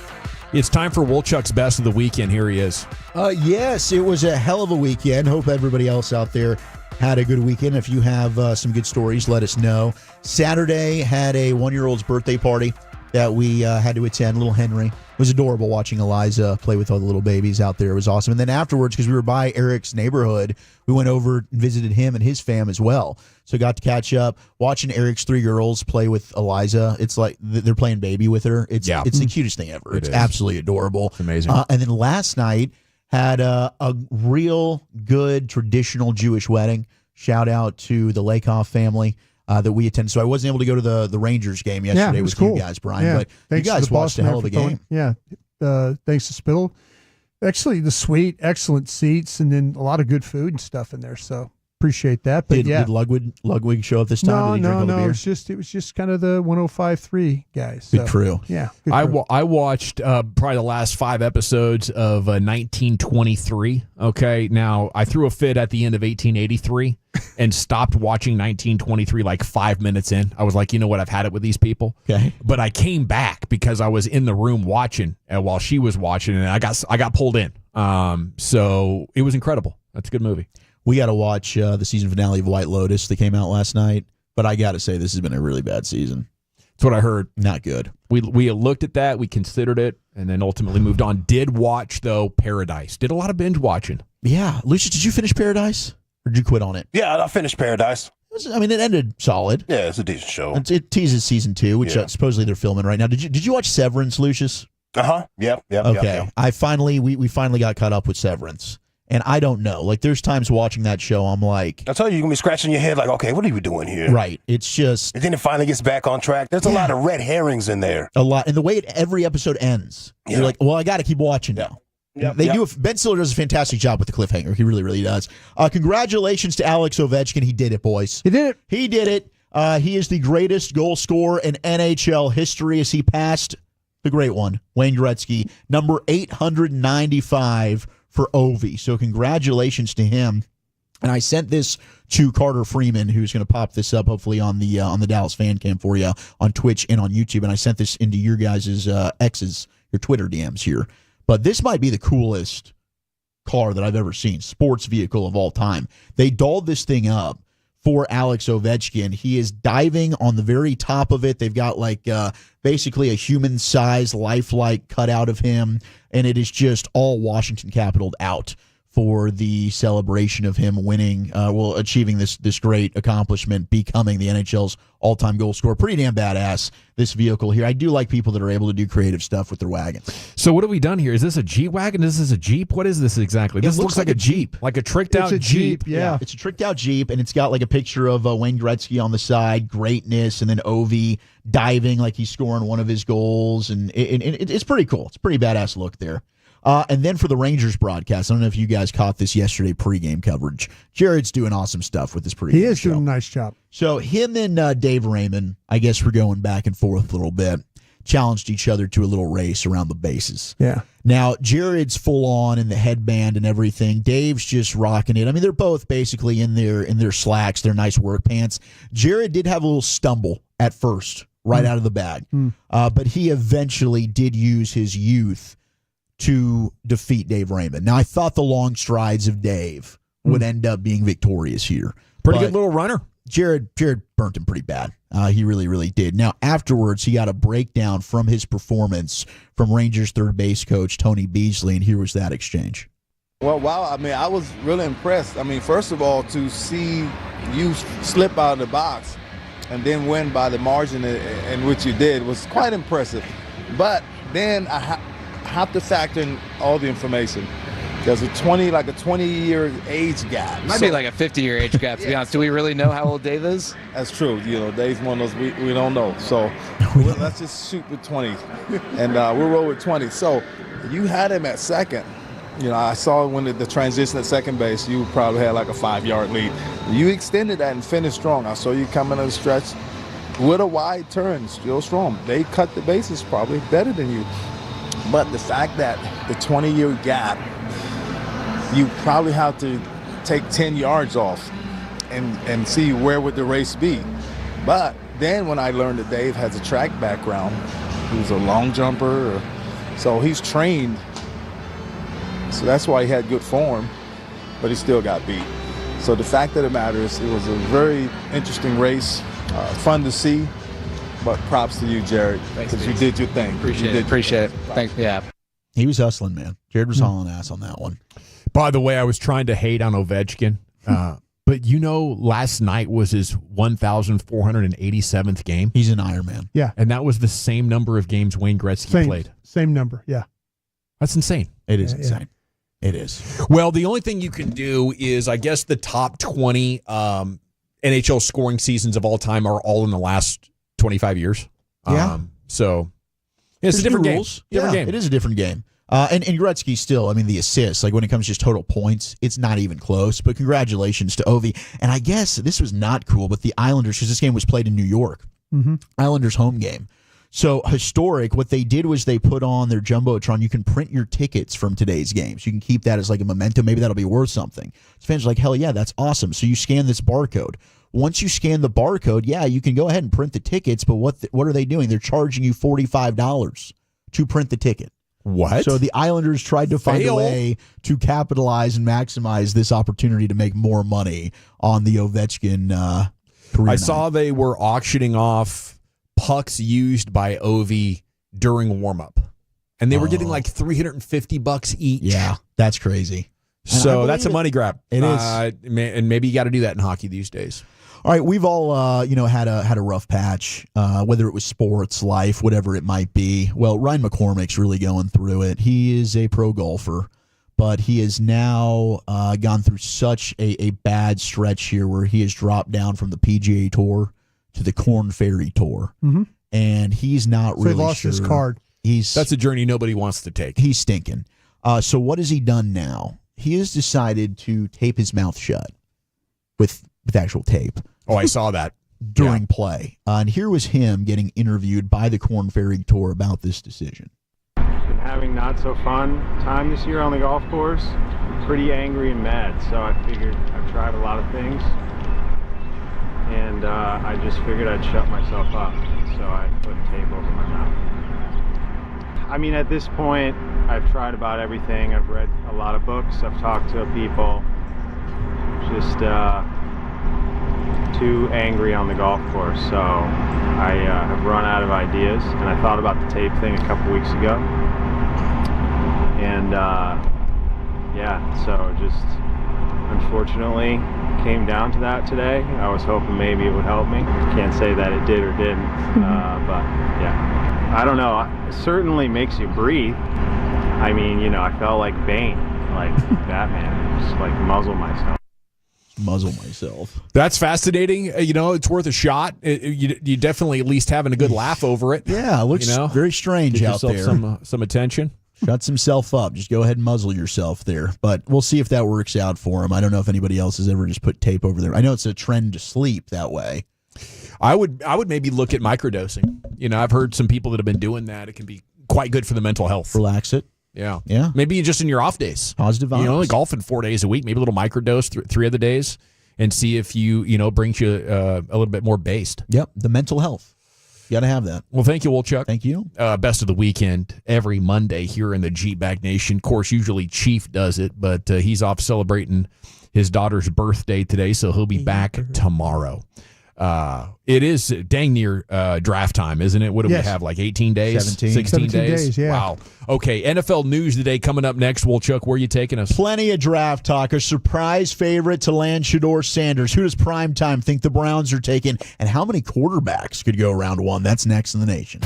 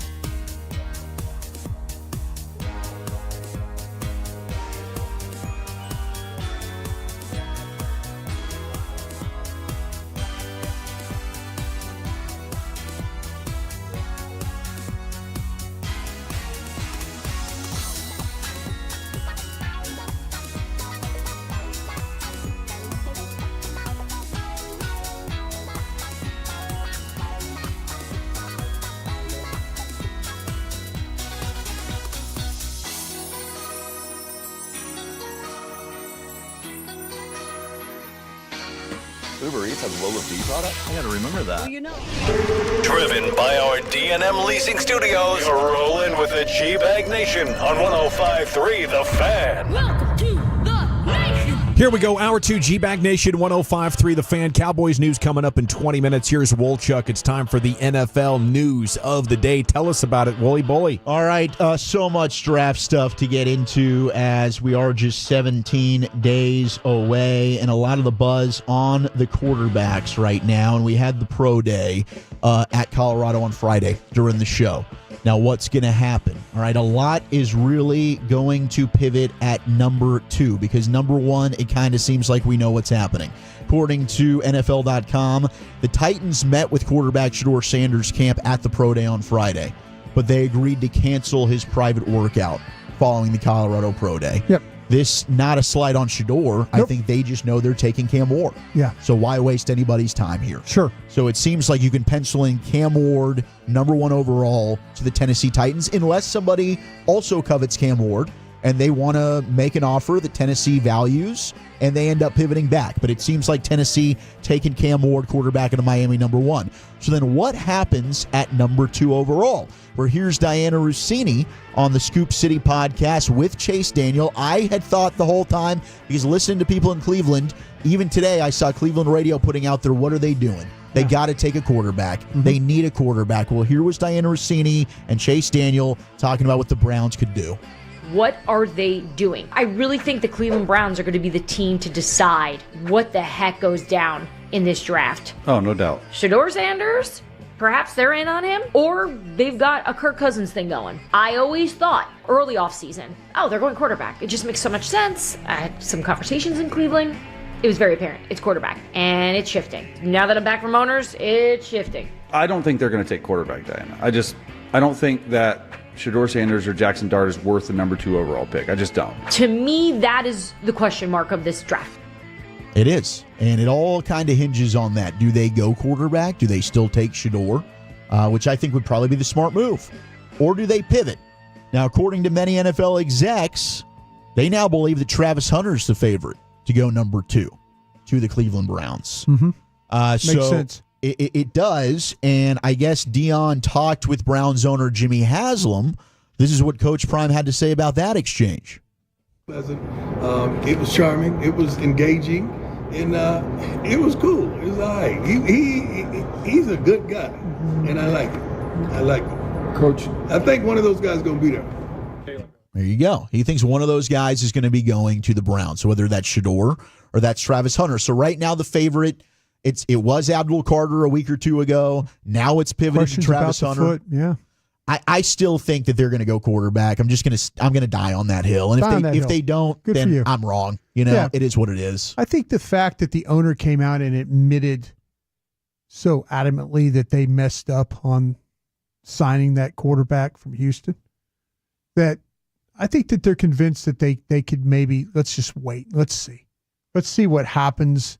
Let's see what happens in the top of the second round. Let's see if there's somebody. Maybe there's somebody here that, sure, we'll take a second round guy and, maybe we won't have to make the investment in the guy as much. I think teams are really split about Sanders and Dart. Just talking to teams around the league, there's some teams that absolutely love Shedeur Sanders, and there's teams that think that Jackson Dart's a better player. I mean, not by much, but they said if you given a choice, they'd say, well, we'll take Dart over here. So maybe the Browns have the same questions. Sure. That this is not surefire, but maybe Milroe or somebody like that makes more sense for them at the top of the second. Absolutely. Now the question will be, our be second, right? I got to make sure of that though, right? What in the second round? As I say it, no, I got to make sure Cleveland has their picks that they haven't. Yeah, traded. I believe Cleveland still has their second round pick because I think I saw Daniel Jeremiah today was also saying the same thing. Like he thinks they'll take a quarterback. They do. Okay, good. God, I thought I was thinking as you're saying that, you're thinking, wait a minute. No, they do. Did they? Yeah. So he said he does think Cleveland takes a quarterback, but the same thing, they might just wait till the second round. I think so too. That might be the play. Now the new favorite to get Shedeur is the New Orleans Saints at pick 9. Yeah. And they have been doing a lot of legwork on these quarterbacks. So if Shedeur fell all the way to 9, I don't think he'd fall past New Orleans. I think the Saints, that would be a smart move for them to go ahead and take Shedeur there, but he is the favorite, followed by the Giants and then the Browns. So those are the top 3 teams to land Shedeur Would Sanders. you want to go to the Saints, Brian? Oh, you know me. You're asking me because okay, so take my Louisiana, take that out of it. my Louisiana love out of it. No, Kellen Moore there now. No. Now you could say this about Kellen Moore and what he did for Hurts. Sure. Yeah. And how so if you're a fan of Kellen Moore and working with Dak Prescott and working with Hurts and maybe he's working. Me personally, though, the organization overall, no. It was just Sean Payton and Drew Brees holding them up for 2 decades, and now they're back to being the paper bag Saints. I kind of feel like that's kind of the way we're going right now. But if you said me and my love of Louisiana, absolutely. Well, so Shedeur maybe to New Orleans. Yeah. And then you brought up Jalen Milroe in the second round. Yeah. Well, our buddy Dane Brugler, he said he's accepted an invitation to attend the draft in Green Bay. Yeah. Now, I guess they do have players that are going to be there for both days. But nobody wants to be in that green room through the draft and have to stay overnight. Sure. And then be around the next day. So he must have somebody that's talking, maybe Pittsburgh at 21. See, he's right. Like the only reason you're accepting that invitation is if you're confident you're probably going to go round 1. Absolutely. So maybe you don't want to be that guy hanging around. Maybe it is Pittsburgh, and I think he just had some more visits today. Or if somebody's trading into the round. Yeah, maybe somebody trades up. So the Saints and the Browns also had meetings with him that were described as positive. So maybe that could be Cleveland. Yeah. Takes Travis Hunter at 2. Right. Could they trade back into the first round? Yeah. And go get Milroe? Yeah, you have to be. We've kind of played this game, haven't we, a little bit, where we tried to take 2 guys. Would you rather Shedeur Sanders or take Hunter? Yeah. And say Milroe? Would you rather have Hunter and Milroe or just Shedeur Sanders? Right.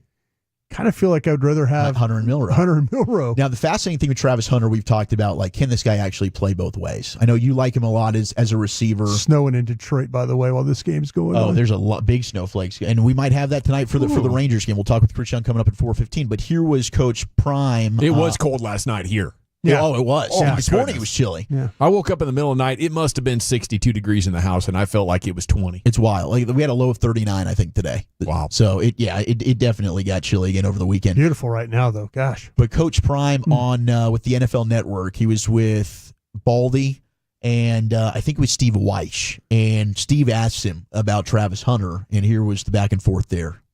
Okay, now you know the NFL wear and tear. I know he played 111 snaps. But I mean, I'm just how's it wear and tear? You as a coach, let's say the mental can I wear make and my tear. case? Yes. NFL is a slow game. You go into a huddle. You're not running a play every 16 seconds, like in college. And how's the contact nowadays? Minimal. So that game is more conducive to him being successful than a college game. Okay. Because college is tempo. Now you talking about you got to be in shape. Pros, this is at least how many seconds between plays? Please, he's gonna go jogging after the darn game because he's some replays. Here you go. He's gonna have all that energy, man. He is built for this, and you will be an idiot to sit out there with your defense on the field and your corners getting killed, and he's on the sideline by you. What you think those fans are gonna do? Boo! First of all, you're already gonna be bad because you drafted him early because you're already bad. Let's get that straight. You're already a bad team. What you think those fans are gonna do when he's sitting over there with you and the corners are getting bombed? I can't wait to see what the plan is. For if he goes to Cleveland, what they choose to do with him. Because he is such a weapon with the ball in his hands. It's hard not to put him on the offensive side of the ball. But I do think he's just got a rare feel and understanding and processing ability as a defensive back to where he can also impact the game that way by possibly becoming so good. Now, he would need to, I think, to become the best corner possible. Work at it full time. Really full-time work at the craft. Yeah, I agree. Either position, wide receiver or corner, either position, he could become an all-pro at that position. Yeah. Whatever one they commit him to first and then let him do the others is going to win you games. The full-time stuff is going to make him potentially like a Hall of Fame type player. Sure. Yeah, I agree with Dion. I at least want to give it a shot playing on both sides. But I mean, Dion's kind of being selective in what he's choosing about that question and that particular answer. He's talking about endurance, right? Yeah. Like, is Travis Hunter capable of producing oxygen at a high enough level that he can play both sides of the ball for 3 hours? Yes. But he's also, 190 pounds? 185. We're talking wear and tear. Yeah. He was injured in both seasons at Colorado. One was a lacerated liver. Yeah. Yeah. And then one was a separated shoulder, which both sound like I got dump trucked type of injuries, so. And Deion's talking about the physicality of the league. I mean, it's still physical. Yeah. Maybe they don't tackle quite like they used to with some of the new rules. What Deion is not incorporating is that this kid's got to play 4 more games than he does in college. Also a great point. Plus training camp. That's the plus big I want to see him try. I do too. He will. He will. And maybe for the first 3 or 4 years of his career, he can do it. And as he moves into his mid to late 20s, it doesn't. But man, go for it. He's so excited. Yeah. He's such a unicorn. I mean, he is a one of one. There's no question. Abdul Carter's going to meet with the Giants this week. So that would make, hey. Man, did they bust on Thibodeau? I don't know. Did they bust on the guy from Carolina that they brought over? They signed Burns. Like, you'd think that would be... these guys can't draft. Yeah, they've been really bad in the first round. I shouldn't say about neighbors, but my gosh. Yeah, they've been poor in the first round. Like, Thibodeau has had flashes, but he hasn't been consistent. No, not for the, 5th overall pick? Yeah, we thought maybe best player in that draft class, and whether it's maybe injuries or whatever. We were talking about either. He broke out in 2023, but then he couldn't follow it up. Right. And now, the 5th-year option... that's up in the air, and they're not sure would he even re-sign there as a free agent. But Abdul Carter would be like an old-school Giants pick. Yeah. They're always looking for defensive linemen. Let's go get pass rush. But, boy, if Shedeur ends up being there at 3 and it's Travis Hunter at 2, again, it goes back to what you've been saying, Brian. That is a front office now that realizes we have to find a way to win now if we want to save our jobs. They're not. Yeah, they don't have time to develop players. They have to get guys that are ready-made and go now. That's the only way they save their jobs. And I think Carter would probably end up making Thibodeau and Burns better. Like either Hunter or Carter would be great. Sure. If you're trying to win now, and I think the Giants are starting to look like they could have a pretty nasty defense. Hunter and Neighbors would be a pretty wild, be crazy conversation. If Hunter got past, if he did, if he goes past Cleveland, that'd be scary. I would hate to have Travis Hunter in the division twice a year. The big story that went over the weekend, and I reached out to you to ask the gang about this. So, Brian, I know you got some more info on this, but Aaron Glenn talked about the New York Jets head coach that Breece Hall's in a good place, but the Jets plan to use a 3 running back approach. So he wants to go running back by committee. They've also got Braylon Allen, whom they drafted. They've got Isaiah Davis as well that they want to get touches. And Rich Cimini had the report that maybe the Jets could look to trade Breece Hall. Yeah. So immediately Cowboy fans, then, anybody that becomes available, we get asked, what do you think about that? I don't think Dallas would be interested personally. Second of all, this is the last year that Breece Hall has on his deal. So you would be trading for a 1-year rental running back and then have to pay the running back when this is an extremely rich running back draft, Brian. We can go into the 5th round and find guys that we like still, maybe even the 6th, and go ahead and draft your dude this year. If it's in the first round, cool, you got him for 5 years. If it's in the second round or later, you got him for 4, and he's an affordable price. But I know you reached out to find more information on this Breece Hall. Yeah, I had a guy tell me from the Jets, he says, we're not. Typical Cimini. Is that his name? Cimini? Yeah, Rich Cimini. Yeah, he overstepped his column there. Is what the guy at the Jets said to me. You never want to overstep. Yeah. That's not good. Yeah.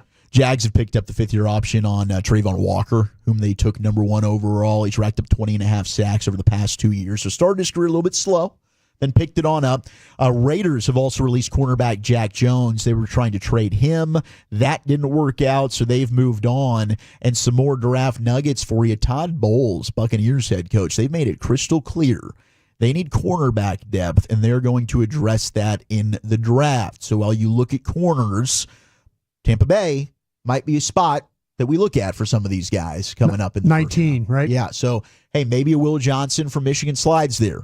Maybe Jahdae Barron from Texas. Maybe that's an area where we've been hoping like Siobhan Ravel, the corner from East Carolina, slides. Is Tampa interested there? Benjamin Morrison, the corner from Notre Dame. Yeah. Maxwell Hairston. Couple of guys coming off some injuries, Maxwell Hairston, a corner from Kentucky, I've seen mocked in the first round because he ran so well. So maybe he's a guy that goes up. But Tampa, good player, though, too. He is a good player. Tampa's another one to keep an eye on when it comes to corners in the draft.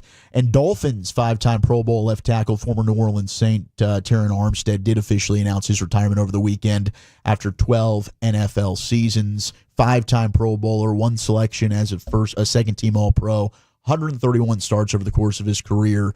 Congratulations to him on an outstanding NFL career, and looking forward to whatever he does in his future. Yeah, that'll be a lot of fun. Good text coming in. 903 says Hunter's too fragile to play both sides of the ball, let alone one side, at 100%. If he played both ways in the NFL, he would not last 2 weeks before getting hurt. There are smaller guys who just have an ability to roll off hits or the way they go to the ground, right? Like, just because you're small doesn't mean you're going to get punished and be injured all the time in football, does it? No, he is really good at finding ways with the ball in hand as he runs. He knows how to get down, avoid, make himself really small, and not take as many punishing hits. The thing I worry about cornerback is if they take the ball and just go right at him. They run to him. They run him. They run at him. They run at him. They run at him. They throw at him. They kind of wear him down. Sure. Oh, yeah. Because there's going to be a point in time where he's just not going to want to. And he's a guy that likes the contact. But if that shoulder, which he's had a problem with in the past, starts to get a little sore, he might be worried about that. And at that point, if durability is an issue, do you think switching to wide receiver would be? You know what? I told you this earlier. I play him at wide receiver to start. I just think he's more valuable to you as a wide receiver. His ability to make plays, to keep drives going, to score. I think he puts so many points on the board. Yeah, people could stay away from him. Yeah, the good thing is, we can say, he can maybe travel with. We'll see about that. But I think he's more valuable to you as a receiver. But I would understand why people want to play him at corner. He's really good. Rangers president of baseball operations, Chris Young, is going to join us coming up in 1 hour, 4:15. CY is going to jump on here. We'll talk Rangers as they get set to visit the Cubs tonight. Pregame's coming up at 6. A lot of draft scenarios are out there. Which one makes the most sense for your Cowboys? We'll hit a C note here. Cowboys news of the evening's coming up next. Inside info about the Cowboys and the upcoming NFL draft. I have to forget something else. Okay, now that is a very cute haircut. That's like a little shag. I've never seen it before. Well, of course you have. It's the Rachel. Oh, is that your name? No, like your name. No, I'm Jen. My name's Jen. Right, but I just mean this is your haircut. But that's hair on your head. I'm not saying this is your hair. Okay, freaking me out a little bit.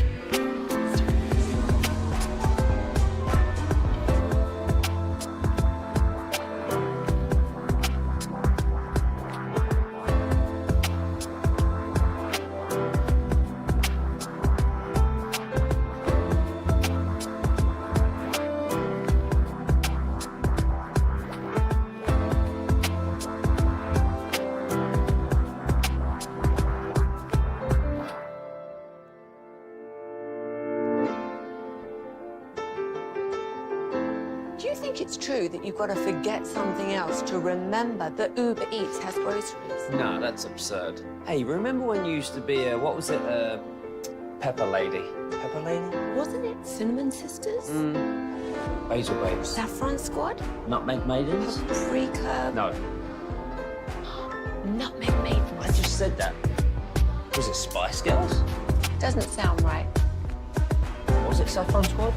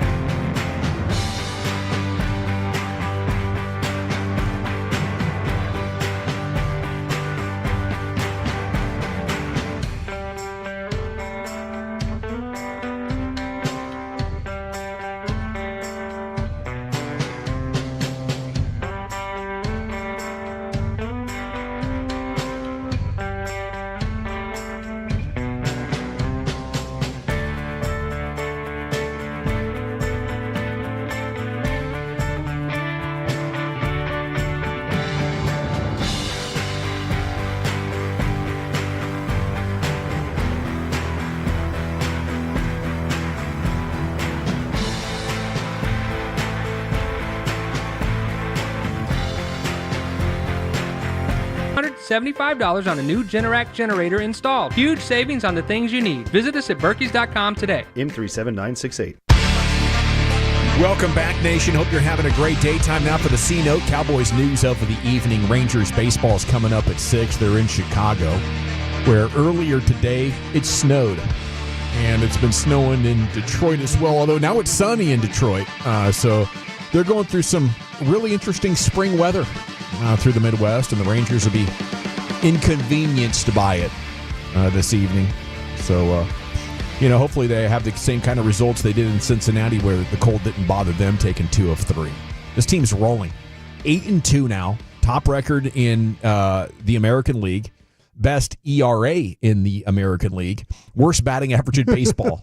So it's just unbelievable. When you look at the extremes and the storylines, to have these kind of injuries and this bad of a batting average and to be sitting in first place at 8-2, it's awesome. So now they just need to start hitting and doing more sustainable things and just hold this first place AL until September, and I'd be good. Okay, segment of the Nation is brought to you by the Frankels. If you've been injured in a car truck wreck, call the Frankels first, 214 or 817-333-3333. With Franklin Frankel, there's never an out-of-pocket cost. They only get paid when you win. Franklin Frankel, go-to car and truck wreck attorneys in Dallas. And it's also brought to you by Cars for Kids. Donate today, carsforkids.org. Okay, I got an NFL Draft Big Board Report edition here of the Cowboys news of the evening. I'm going to give you several different scenarios. Brian, you give me a thumbs up or a thumbs down on it. Same with you, Wolchuk. Mm-hmm. We go to Inside the Stars, Mario Herrera Jr. He's posted 3 picks for you, possibly at 12, that could be reaches. But he says these might be these aren't reaches. These are the other ways. These are high floor picks. Floor. Safer picks. Safe picks. LSU Will Campbell, defensive tackle Walter Nolan, Penn State tight end Tyler Warren. Safer, he said Walter Nolan? Campbell, Warren, yes. Nolan, hang on to your rear. Yeah. I mean, Nolan, there's a lot of talent there. I can understand why scouts and teams would be very interested in him. More ceiling than floor? Yeah, I don't think. I think that you're going for the upside. That's an upside pick. I think Tyler Warren, absolutely. Yeah. I think he's going to be a good player. How good, we'll see. And with Campbell, same thing. But I wouldn't put Walter Nolan in that. You think Will Campbell's going to for sure be good? I'm pretty confident Will Campbell's going to be good. I think he's a 4-year starter at LSU. Yeah. He's played in a lot of huge games. Yeah. I think at least for me, I'll say I've overthought it a little bit with Will Campbell. I agree on that. That might be the thing that I want, an offensive lineman at 12. At times in this draft process, it's felt like we had to give up on that, like there was no way they're going to take an offensive lineman. Where are you guys at with that right now? Do you consider offensive line a legitimate possibility at 12? I think it's a possibility. It depends on how the board falls. I mean, there hasn't been as much buzz about offensive linemen as there has about wide receiver or running back or, heck, maybe even corner. But I still think if there's a lineman that falls that they like, and they have visited with Kelvin Banks from Texas, who and might Jonah be on from the board. Jonah Savania from Arizona. That might be a second. That might be a 44 type player to look at. Caleb Rogers from Tech, who would be a day 3 selection. I've got him in the 5th round. But yeah, I mean, I think like an Armin Membu, who they haven't met with, I don't know if they like, but if he's there at 12, that's a dude who's been a top 10 guy. He is the one guy that I just keep seeing going up the board. I saw in a mock draft today, I forgot who it was, someone reputable, but Membu's, they got him going all the way to New England at 4. Wow, that's something. I mean, it's a crazy jump. Quite a climb. Yeah, he started near the middle, the bottom of the middle, and then it's top 10, top 5 is the way he's 20 years old, super athletic. Yeah. Teams are loving him. Yeah. Did you mention the Matthew Golden invite to the draft thing? No, I didn't. Okay, he got an invite as well. Does that reveal anything? Like, how likely is it the Cowboys take him at 12? You have to get some sort of a confirmation somebody's going to take you in the first round. You just mentioned that at the top of the hour, NFL News of the Day. Yeah. I don't know if I want the Cowboys to be taking Golden because I think his speed is incredible, but the production in college just wasn't there. I think you're gambling on a trait, and I can't be doing that at 12 right now. What do you think? I think there's people. This is going to sound really terrible. I think people are saying it's more of a gamble to take Tet McMillan than it is take Golden because of his lack of speed. Oof. Yeah. I mean, it's a fifth of a second slower. I mean, the one thing that maybe a quarter second. Let's say this, okay, and you guys hear me out on this one. What does Dak Prescott need? Does he need a guy that can separate, or does he need a contested catcher? Contested catcher. Yeah, I would think so too. And I think they lack. But everybody here is like talking about Dallas needs a separator. That thing with McMillan, that's not a 50-50 ball guy. That's a 70-30 ball guy. Yeah. He's coming down with it 70% of the time. That's his ball. You know, that's just his ability to go get it, that volleyball background, Hawaiian kid, go up and just attack it. Well, Dak's been up and down throughout his career when it comes to the deep ball, but I think for the balance of it, he's pretty good at the deep ball. You know, if you could say we're going to go downfield a bunch and once a month he's going to have a 60-yard bomb, then I'm for that, you know. But I don't see Dak throwing to guys who have separated between levels with anticipation and touch. That ain't happening. That's what everybody's saying, that Dak needs a separator. No. But Dak throws more contested balls than anybody in the league. Yeah. That's just the way the receivers are. And that's the way the offense has been designed a lot. No doubt. Yeah. Is more stationary receivers. And I think that is due to the comfort level of the quarterback. Yeah. He's never had, outside of Dez, like a player that size, that physical. I think to me it's not even close with Tet and Golden, but there are people that I do know that like Golden more. But the reason I come back to offensive line is I can't wait on this line. Now, maybe internally they're thinking these guys are going to be really good. Year 2, Beebe and Guyton, and we know Steele can be good in the run game. We'll do something at right guard, but we're going to be good. And if they are confident in that, that's fine. From my perspective, I would not have confidence in the offensive line. You ain't going to win anything. You're not going to win jack bleep unless you can keep Dak upright for 3 seconds and run the hell out of the football. Right now, they can't do either of those things, Wolchuk. I don't know why you're not going offensive line harder with me. Yeah, no, I'm always for offensive line. The issue is, I guess, who would they take at 12? I'd love them to go Donovan Jackson out of Ohio State. I do think in the second round at 44, there's guys that will be available, like Jonas Savania, who we just talked about from Arizona. I think is going to be a good guard. I like his play style a lot. I think he's mean. He's meaner than Membu is. Yeah. But maybe Tyler Booker is a name that we haven't heard that he's been a visit. They're not done with their 30 visits. The right guard out of Alabama. Do they like him? Is he a guy that they'd consider at 12? Because I think if you go offensive line at specifically a guard, that'd probably be the top name. The fact that they brought in Banks, to me, might even consider a trade back for an offensive lineman. Yeah, we talked about that on Love of the Star, which is out now on Saturday. Like, same thing with Burden. Yeah. Could Burden be just as a possible trade back? Yeah. I like all the UT players, man. Give me the defensive tackle in the corner and the running back that can catch. Yeah. Okay, we go to Katie Drummond, Cowboys Wire. 3 draft prospects for Cowboys to reach for before their perceived pick range. He's the guy that did that angle. Okay, would you like these moves? The safety Malachi Starks at 12. Cornerback Darian Porter, Iowa State, 44. Edge David Walker, Central Arkansas at 76. If that was their draft haul, Wolchuk, would you be disappointed or excited? I wouldn't love that. Love that. I don't think I'd be very excited. Bad start with Starks at 12 there? Yeah. I want a star safety, but I just haven't heard enough about Starks to think that he's going to be that. Starks. I think he's a good all-around player, but the second-round pick there with Porter, that's a special teams guy that's really had 1 year of starting in 6 years in college. Okay, how about this trio? Brian Martin, Blogging the Boys, gives you his ideal first 3 picks. Tet McMillan, then Alfred Collins, the defensive tackle from Texas, big run stopper to replace Mozzie, and the runner from Tennessee, Dylan Sampson. I'd be happy with that. You just did a 1, a 3, and a 3 for me. Oh, really? That's what you did, yeah. Alfred's a 3 on your board? Yeah. And I don't know, Zach, maybe I got him at the back of the 2. I did too. Yeah. So yeah, but I like for him me, maybe more than but I don't. You definitely helped yourself though. But I think there might be some guys maybe a little bit better there. But I think you just did a 1-1-3-3 for me there. Comp pick news is in, guys. It looks like a possible 6 for Trey Lance and a 5 for Jordan Lewis next year. So we'll keep our fingers crossed there that it's as good as possible. Maybe Trey Lance will go in there and start, play a bunch of games and have success and make the pick even better. I just feel like the Cowboys have overestimated this comp pick strategy where we're going to get these extra picks for letting some guys go and we're not going to sign other guys so it won't hurt our comp pick formula.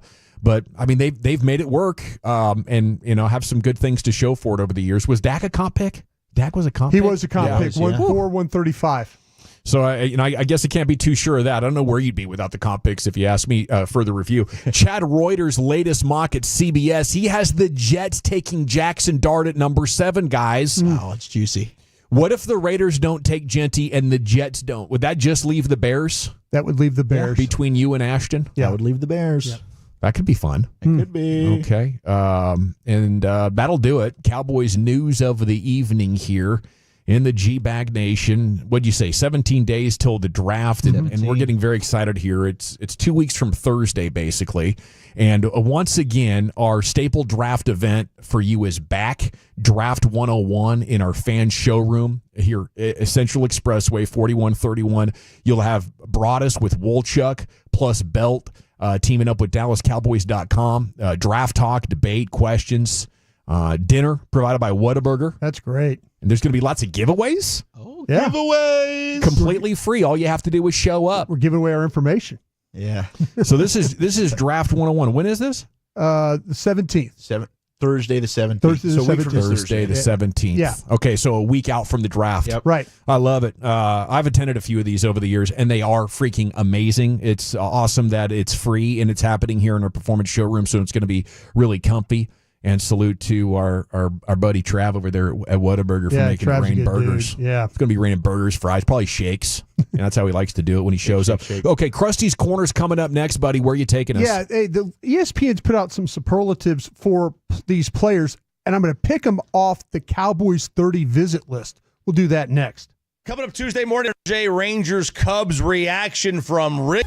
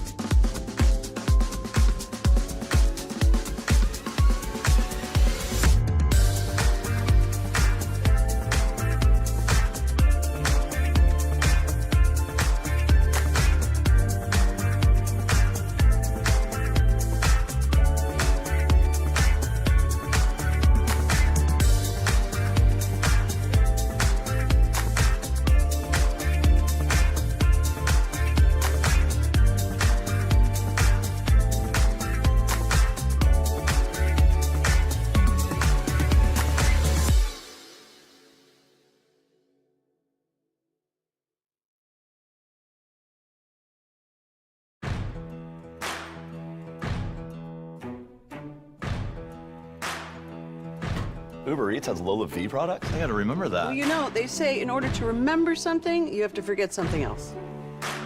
Okay, now that is a very cute haircut. That's like a little shag. I've never seen that before. Well, I mean, of course you have. It's the Rachel. Oh, is that your name? No, I mean, like, your name. No, I'm Jen. My name's Jen. Right, but I just mean, like, this is your haircut. But that's hair on your head. I'm not saying this is your hair. Okay, freak me out a little bit.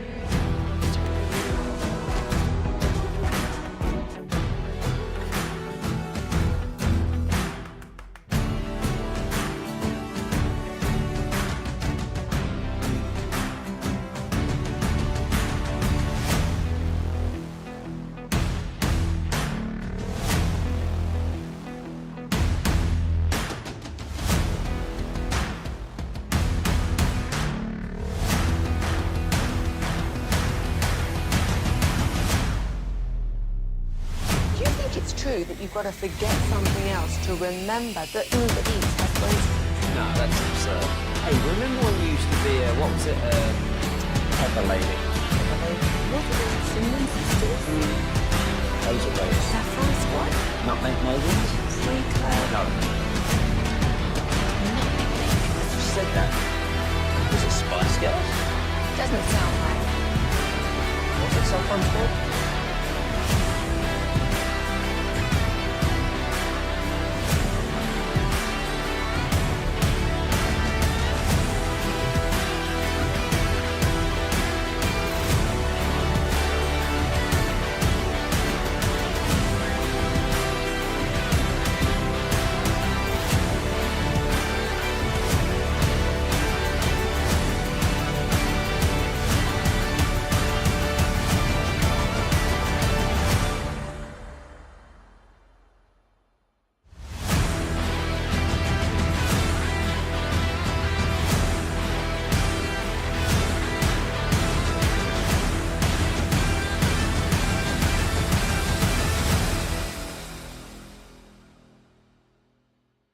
North Central Expressway in Dallas. Our Super Bowl winning scout Brian Broaddus, Zach Wolchuk, and Cowboys insider Bobby Bell team up with DallasCowboys.com for a night of draft talk, debate, and questions. Not only that, dinner's on us thanks to Whataburger. Plus plenty of Cowboys giveaways, completely free, and we can't wait to see you for Draft 101 on your home of the Cowboys. 105.3 The Fan.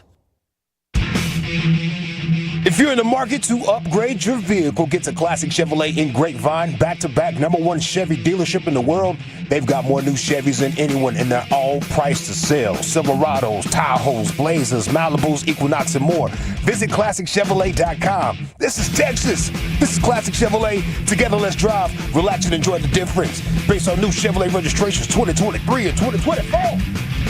Shoot, yeah. Welcome back, Nation. I love coming into Metallica. Especially all the stuff like 94 and before. You know, you get back here in the late 80s, early 90s. Now we're really rocking and rolling. Speaking of that, it's time for Krusty's Corner, brought to you by Reliant Air Conditioning. Gimmick-free AC repair and replacement. Here's the king, Brian. Thank you very much, Joe. Appreciate that. Thank you very much to Reliant for being a part of this as well. Lucius. Yeah. Thanks for sharing your photos of you having fun on vacation.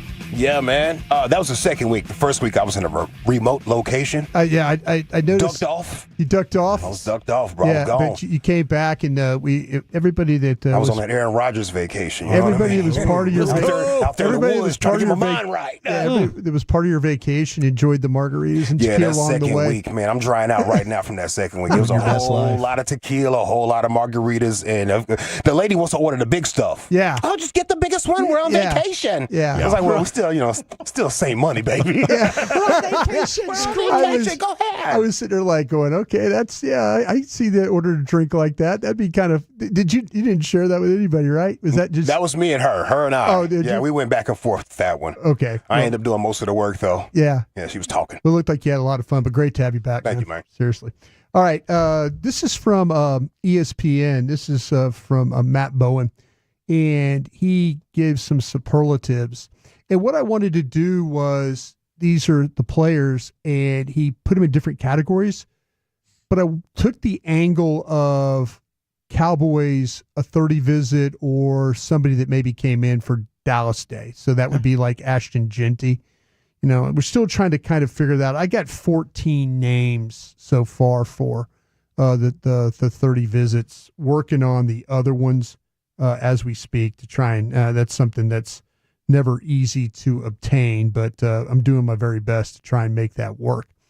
But anyway, I'm going to go through these superlatives and just kind of walk you through what we're looking at here, what these guys potentially could bring, and why. And maybe Zach, you can help me if you agree or disagree on some of these guys. There's quite a few of offense and defensive guys, and we'll start off with the offensive side of the ball. They have the most explosive runner is Ashton Genty. We've all kind of known that from the word go, right? Yeah.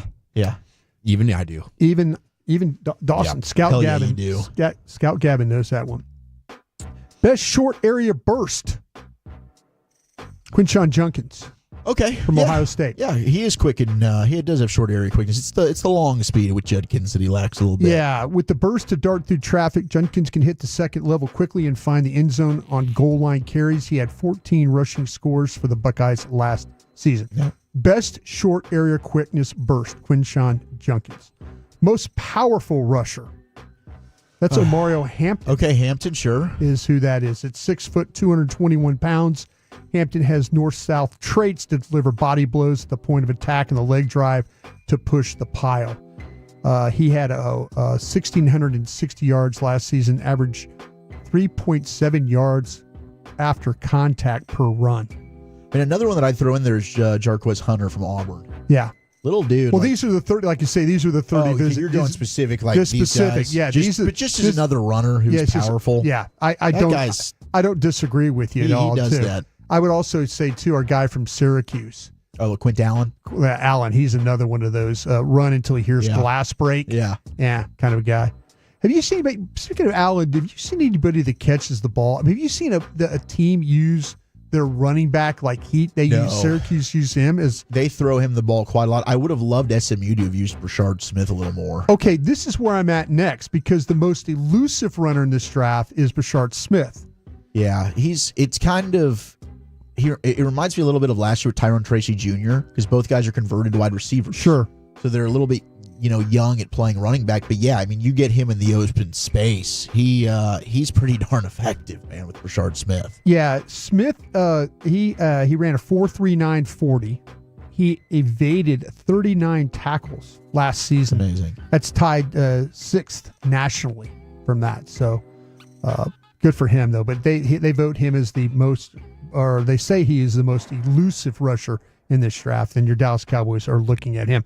Best pass blocking back in this draft. Would you like to take a guess who that is, Zach? It's probably, I would say, Genty or Travion Henderson. Travion Henderson is that guy. Henderson stands up to blitzing linebackers and protection using pro-level techniques and aggressiveness to keep his quarterback clean. With 77 career receptions at Ohio State, he has the profile to play on third down early in his NFL career. So not only you got a guy that can tote the mail, you got a guy that can catch it, and you got a guy. I really don't see this guy coming off the field. No, he might sneak into the first round. Is he okay, let me ask you this. Where do you draw the line of the last of the workhorse running backs? The guys that don't need, did I put you on the spot there? No, but with that one? The list has grown. I will say the list has grown. Probably, oh, geez. Maybe like Damian Martinez. Miami, right? Out of Miami. Yeah. Yeah. The last of which would be like probably a solid 10 guys. Do you feel like, though, that there's a sense of urgency for Dallas to grab their running back in the first 3 rounds instead of waiting to the 5th? I think they need to by the 3rd. I think there is a sense of urgency. Yeah, there should be, because we saw like in the 4th round, there's a good chance that you get picked over. So now you're looking at like in the 5th. Okay, you cannot wait. Ollie Gordon? Yeah, you cannot wait from that pick all the way into the 5th round. Yeah. I mean, there's just too many. You're going to see too many good backs go. Too many. Okay, let's get into the wide receivers. Best at getting open. That's Ibuka from Ohio State. Hell yeah. Smooth, savvy route runner, can make himself available to the quarterback. 81 passes, 10 touchdowns last season. He was considered open or wide open 80 of his 108 targets, Dawson. That's per ESPN tracking. Holy cow. Just gets it done. Shake and bake. Shake and bake. Best on 50-50 balls. Dawson, who is that? Best on 50-50. That's got to be Ted McMillan. That's Ted McMillan. There you go, Dawson. You're paying attention. I swear, I'm by the time draft rolls around, I'm pretty much an expert on the first round guys. You got it down. Yeah. I'm available for radio interviews, by the way. If you know anybody that. If you come on by the 17th, we'll give you a burger and you can talk some draft. Might need you. I like say Travis. That could be fun. Travis will come with some onion rings and a shake. You don't have to worry about that. My man does not just show up with burgers. He shows up with the full meal. All right, smooth, more smooth than fast. McMillan uses a 6'4" frame to outleap defenders on 50-50 throws. Over the last 3 seasons at Arizona, he's had 40 contested catches, included 15 in 2024. Best after the catch. Here's another visit to the Cowboys. That's Luther Burden. Luther Burden. You want to tell us why? Yeah, I mean that's his game. You put the ball in his hands. He is the explosiveness is rare with him. He is he really is like a running back with the ball in his hands. The Debo comps, they kind of write themselves there. But he's a dude, you throw it to him anywhere on the field, he can turn it into a touchdown. I watched him today a little bit. I was watching who was I watching? Missouri was playing somebody. I was watching Boston College, and he made like 4 or 5 plays. So I stopped watching the Boston College guy and started watching more Luther Burden. Okay, best O-line quickness. O-line quickness? This is from Kelvin Banks? Kelvin Banks from a 30 visit. Banks has the foot quickness and ankle mobility to gain depth on the edge and pass protection. He could redirect on the mirror in interior rush moves. On 510 pass blocking reps last season, Banks allowed just 1 sack. It's impressive. That's sweet ankle mobility, man. You got to ankle flex. Check the ankles. That's what Eric likes to say. Ankle flex. Okay, let's shift to the defense. Best interior pass rusher. Again, these are 30 visits for your Dallas Cowboys. If it was an interior pass rusher, are they going with Alfred Collins? Go with Walter Nolan. Walter Nolan. An explosive mover with juice off the ball. Nolan is a chaos creator. He could rack up splash plays as a 3 technique. He had 6.5 sacks last year. His game kind of comes and goes, though. He's just, I mean, you marvel at some of his plays, and then you're like, is he on the field? So that's what consistency issues. Yeah. Best pursuit range. Best pursuit and range. This is a are they going Shamar Stewart? They're going Shamar Stewart here. He is a pursuit guy. At 6'5", 267, Stewart is a rangy mover with lateral speed to hunt down ball carriers and pursue as a defender. He can do this, man. Yeah, he's a hustle player. He is a hustle player. Does not quit on plays. Yeah, he's a 4.59 in the 40-inch vertical, 10-11 broad jump. So he's got the athletic testing numbers for sure. Best in pursuit since Roscoe P. Coltrane and Flash, Brian. I know you appreciate that reference. I do. Absolutely do. All right. How about this one? Best run stopper. All right, that's got to be my guy, Alfred Collins. That's Alfred Collins right there. With his long 6'6", 332-pound frame, great play strength and plenty of awareness, Collins has the makeup of an early down run defender who can win at the point of attack. He had 11 run game stops and 52 tackles on run plays in 2024, and he fits multiple NFL fronts. Yeah. It's crucial for modern defenses to have this player. You don't see him in Mozzie. I would take this guy at 44 if he's there. And then if Mozzie does come together, then you got 2 of them. Okay, and you're pushing people over like crazy over the next 2 to 3 years until you got to pay one of them. But I love it. This allows you to stay a nickel a lot easier if you got one of these guys that can take care of the run. Yeah. He when you watch him play, I was amazed of really how active for that size he really is. He moves super well. I mean, you just showed There's no way he gets the 3rd round. Why do I have him the 3rd round? There's no way. I mean, you see flashes to me of Chris Jones a little bit in the way he plays. Oh, geez. I see it. Yeah. Now, I'm not saying he is, but he has moments where, because he can rush the passer too. He can push the pocket inside. He's not just a run defender, but he is special at that. Is that because of his number? Doesn't he wear 95 as well? He does. Yeah. Yeah. He does. So you see the Chris just so the swim, the quick get off that he has there, the way he's able to take on double team blocks. But yeah, Brian just accused you of getting okey doked by the number, though. I think it's what just happened there. No, first with my eyes tell me. He said, I see Chris Jones, and then I was like, oh, is he going to tell me about Chris Jones here? And then you're like, I don't know, man. Well, no, I mean, that's high praise. We're talking about the best really defensive tackle in the NFL outside of Aaron Donald for a decade. So I'm not trying to put that type of expectation on him. Absolutely. But he's got moments where he can dominate. Okay, well, Chuck, take Ashton Genty out of this equation, right? Take him out of it. Of all the guys that I heard, you heard, and Dawson heard, who's the one guy that you really, really want? After hearing most powerful, short area burst, range, all those things, best after catch, who's the guy you want? It's Ted McMillan. Is it? I want Ted. And then after that, it's probably Travion Henderson out of Ohio State. They could pull this thing off where they could get both those, couldn't they? I think that'd be ideal. And I think we had a mock last week somebody came out with that had him getting both. Yeah. And I think that would be a home run draft if you could come away with both those guys. Because what you just described with Henderson, Yeah. 3 down back, Yeah. doesn't have to come off the field, Right. has been in a committee, so it's Yeah. not like he's had a ton of carries. Special. Well, thank you, guys. Thank you. Getting so excited for this draft, which is 2 weeks from Thursday. Our path to the draft coverage is brought to you by Pluckers. Join us at all Pluckers locations Thursday, 4/24, for our annual Round 1 draft party. Okay, we got a hot hour coming up. We'll talk about what we've learned about the Rangers through the first 10 games, but CY is coming up 4:15 sharp. So we'll get you the Rangers news and then a chat with the president of baseball operations here next, fan.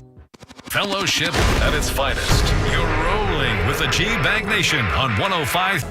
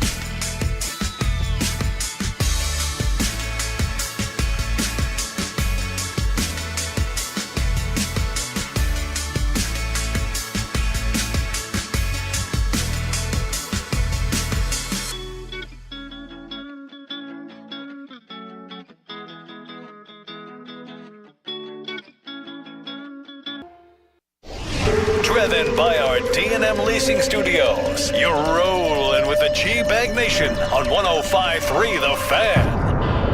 Here we go. Hour 3, G-Bag Nation, 105.3 The Fan. We're only going till 6 tonight because the Rangers are in Chicago, where they're going to open what is presumed to be a 3-game series, but that weather up there is something else. So can't be absolutely sure that we'll get all 3 of these in. But tonight's broadcast is booked, confirmed, 6 o'clock, first pitch, 6:40. And you got Evaldi on the hill, so enjoy that. Chris Young's coming up at 4:15, so we're just 12 and a half minutes now from the Rangers president of baseball operations. And we go to Sean McFarland here in the morning news writing about what we've learned about these Rangers in the 10 games so far this season. Best start since when? 2012. Wow. Best start since 2012 when they lost that. What was that, a weird play-in game against the Orioles that year? Yeah, that was they Game lost 163. the AL West. I think that was Josh Hamilton losing it in the sun at the end of the season there, and that's why they had to play the play-in game, or wild card game. Was that game in Oakland with the one they lost? Yeah, it was against that Oakland. Hamilton lost Yes. in the sky. That weird blue eyes, Brutal. games. The blue eyes, the gods punishing me, the caffeine, the nicotine. I mean, it was one thing after another there in the Josh Hamilton years. And the good thing is he did give us 2 of the best seasons any Ranger ever MVP. has. It was special. But we start here, just the 8-2 record. Unbelievable what they're doing. Just one of 6 teams in the history of the sport that could win 8 games in a 10-game span with a batting average of 192 or worse in a single season. That's not just to open up the first 10 games. That's at any point in the history of the game. No team has ever won 8 of 10 hitting this bad. Wolchuk. That's unreal. Tell me it's going to be fine. I do think it's going to be fine. I do. I think that eventually the law of averages, these guys like Jock Peterson and Jake Berger and, of course, Seager, that whatever happens and their average at the end of the season is there for a reason. I mean, I talked about this when they first traded for Marcus Semien and I was doing extra innings and filling in for Jared. And the first month, Semien stunk. And everybody was calling what a terrible signing. I wanted to trade him. Worst contract in baseball history, and it was calm down. It's going to be all right. What happened? Semien ended the season just as we expected. So I think eventually top 5 MVP vote. It'll be all right. Leave it out. Well, I'm going to be confident, but I would say that I do believe right now the chances of this offense being elite are on life support. What we're hoping for right now is better than average, please, with a great pitching staff. Top 15 would be great right now. We'll get CY's thoughts on this. I don't know where his mind is. I'm sure he's taking everything in stride, and he's not paying attention to the results, but more the process that gets you there. He's going to tell you, it's a concern. And we're looking at the situation. He's not a putting his head in the sand guy. Nope. So when you ask him the question, he's going, we're struggling, and hopefully we'll get it back, and we're working hard on it. And we're trying to take batting practice. We're trying to do the video. We're trying to talk about things, and he's not going to leave any stone unturned over there. 469 Rangers couldn't hit last year, and they are all year older. Why are we expecting things to change? Well, they've got new pieces. Kyle Higashioka wasn't here last year. Jock Peterson wasn't here last year. And Langford on a tear, maybe. Langford Langford now, not a rookie. Can he carry over what he was doing in September? And he's had some big moments. Had a home run already this past series. Josh Smith looks like he's kind of picked up where he's Silver Slugger guy last year. Yeah, and Josh Young should be back in the lineup tomorrow. And you didn't have Josh Young all of last year. So these things don't carry over necessarily. With Semien, I think it applies. And we'll get to that here in a little bit, but I think he is at an age where it's like, okay, the decline can come rapidly and dramatically. But for everybody else, Langford, that's offset by the fact that he's a year older and he's no longer a rookie. But, we are kind of hoping that it was an outlier situation with Adolis Garcia and Marcus Semien and Jonah Heim, and the real versions of those players are, going to reveal themselves here in the coming days and weeks. Okay, bullpen actually not bad. Luke Jackson, 5 of 5 on saves. Chris Martin has not allowed a run in his first 6 games as the 8th inning guy. Yeah, but they blew 2. They blew one Saturday, and they blew save on Sunday. I think Saturday's was 8th inning, wasn't it? 6th inning. Yeah. Okay. So, that's just the bullpen giving up a lead. The blown save would be in the 9th, I guess, because people text in and get on us about that. But, yes, you're right. The bullpen has... I was listening to the game on the way, and they called them both blown. Oh, really? Yeah. Last I was listening after They said blown save. Blown saves. In Yeah. the 8th. Yeah. Okay. Yeah. Robert Garcia was a wreck against the Red Sox. He has an ERA of 1.8. So their bullpen, third best in the bigs right now. Isn't that crazy? Pretty good. Amazing. I mean, there are a couple of dudes in there that if they come in, I'm expecting a complete disaster. But, the good ones are definitely carrying them. Four-seam fastball update. The bane of the 2024 season for your Texas Rangers was the four-seamer. This year, still pretty bad. Actually, a point worse from 232 to 231. But here's the thing. The rest of the league is struggling as bad as the Rangers are. So instead of being 25th in the bigs, or 26th last year, they are 17th. A lot. I think that's copium right now. A lot of offensive struggles throughout the big leagues. Right, a lot of teams aren't hitting it well. So everyone can be the Yankees and just start the season red hot with your bats on fire. They are on fire. Jonah Heim may have struggled mightily last year, but he's been super clutch. How about this? Since the start of the 23 season, Heim's OPS of 950 in high leverage situations, third best among Rangers hitters behind Seager and Bang Bang, which is awesome. 28th best mark in all of baseball during that span. That's since the beginning of 23. Jonah Heim, 28th most clutch player in baseball. Heim's 5 walk-off hits, which include Sunday's game winner, are tied with Garcia for the most among any Ranger since the start of the 2021 season. So just keep taking that in. We got the rotation has been good as well. That's another one of the 5 things we've learned about this Rangers team in the 10 games they've played so far.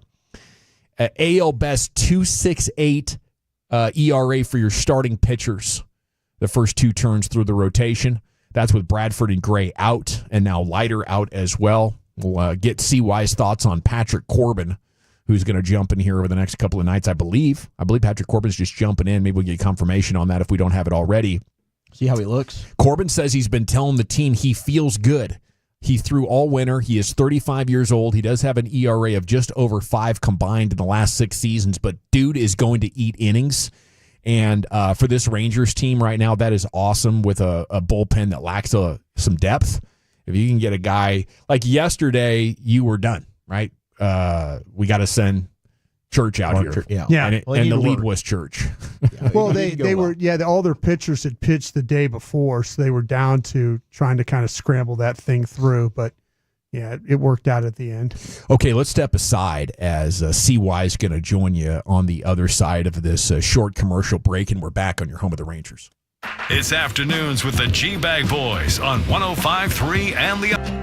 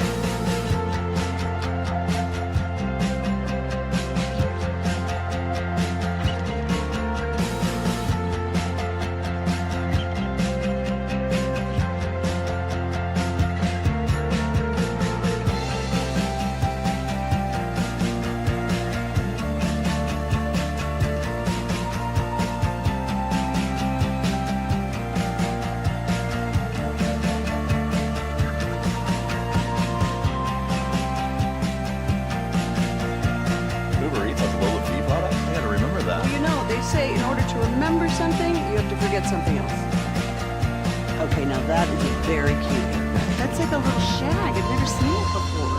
Well, I mean, of course you have. It's the Rachel. Oh, is that your name? No, I mean like your name. No, I'm Jen. My name's Jen. Right, but I just mean like this is your haircut. But that's hair on your head. I'm not saying this is your hair. Okay, freaking me out a little bit.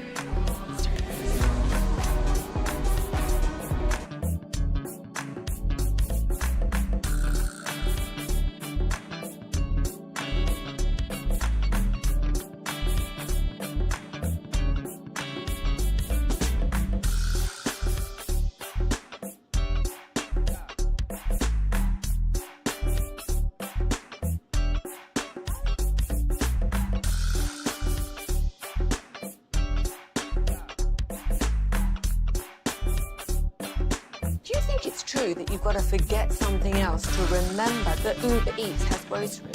No, that's absurd. Hey, remember when you used to be a, what was it, Pepper Lady? Pepper Lady? Wasn't it Cinnamon Sisters? Beta Babes. Saffron Squad? Nutmeg Maidens? Paprika? No. Nutmeg Maiden. I just said that. Was it Spice Girls? Doesn't sound right. Was it Saffron Squad?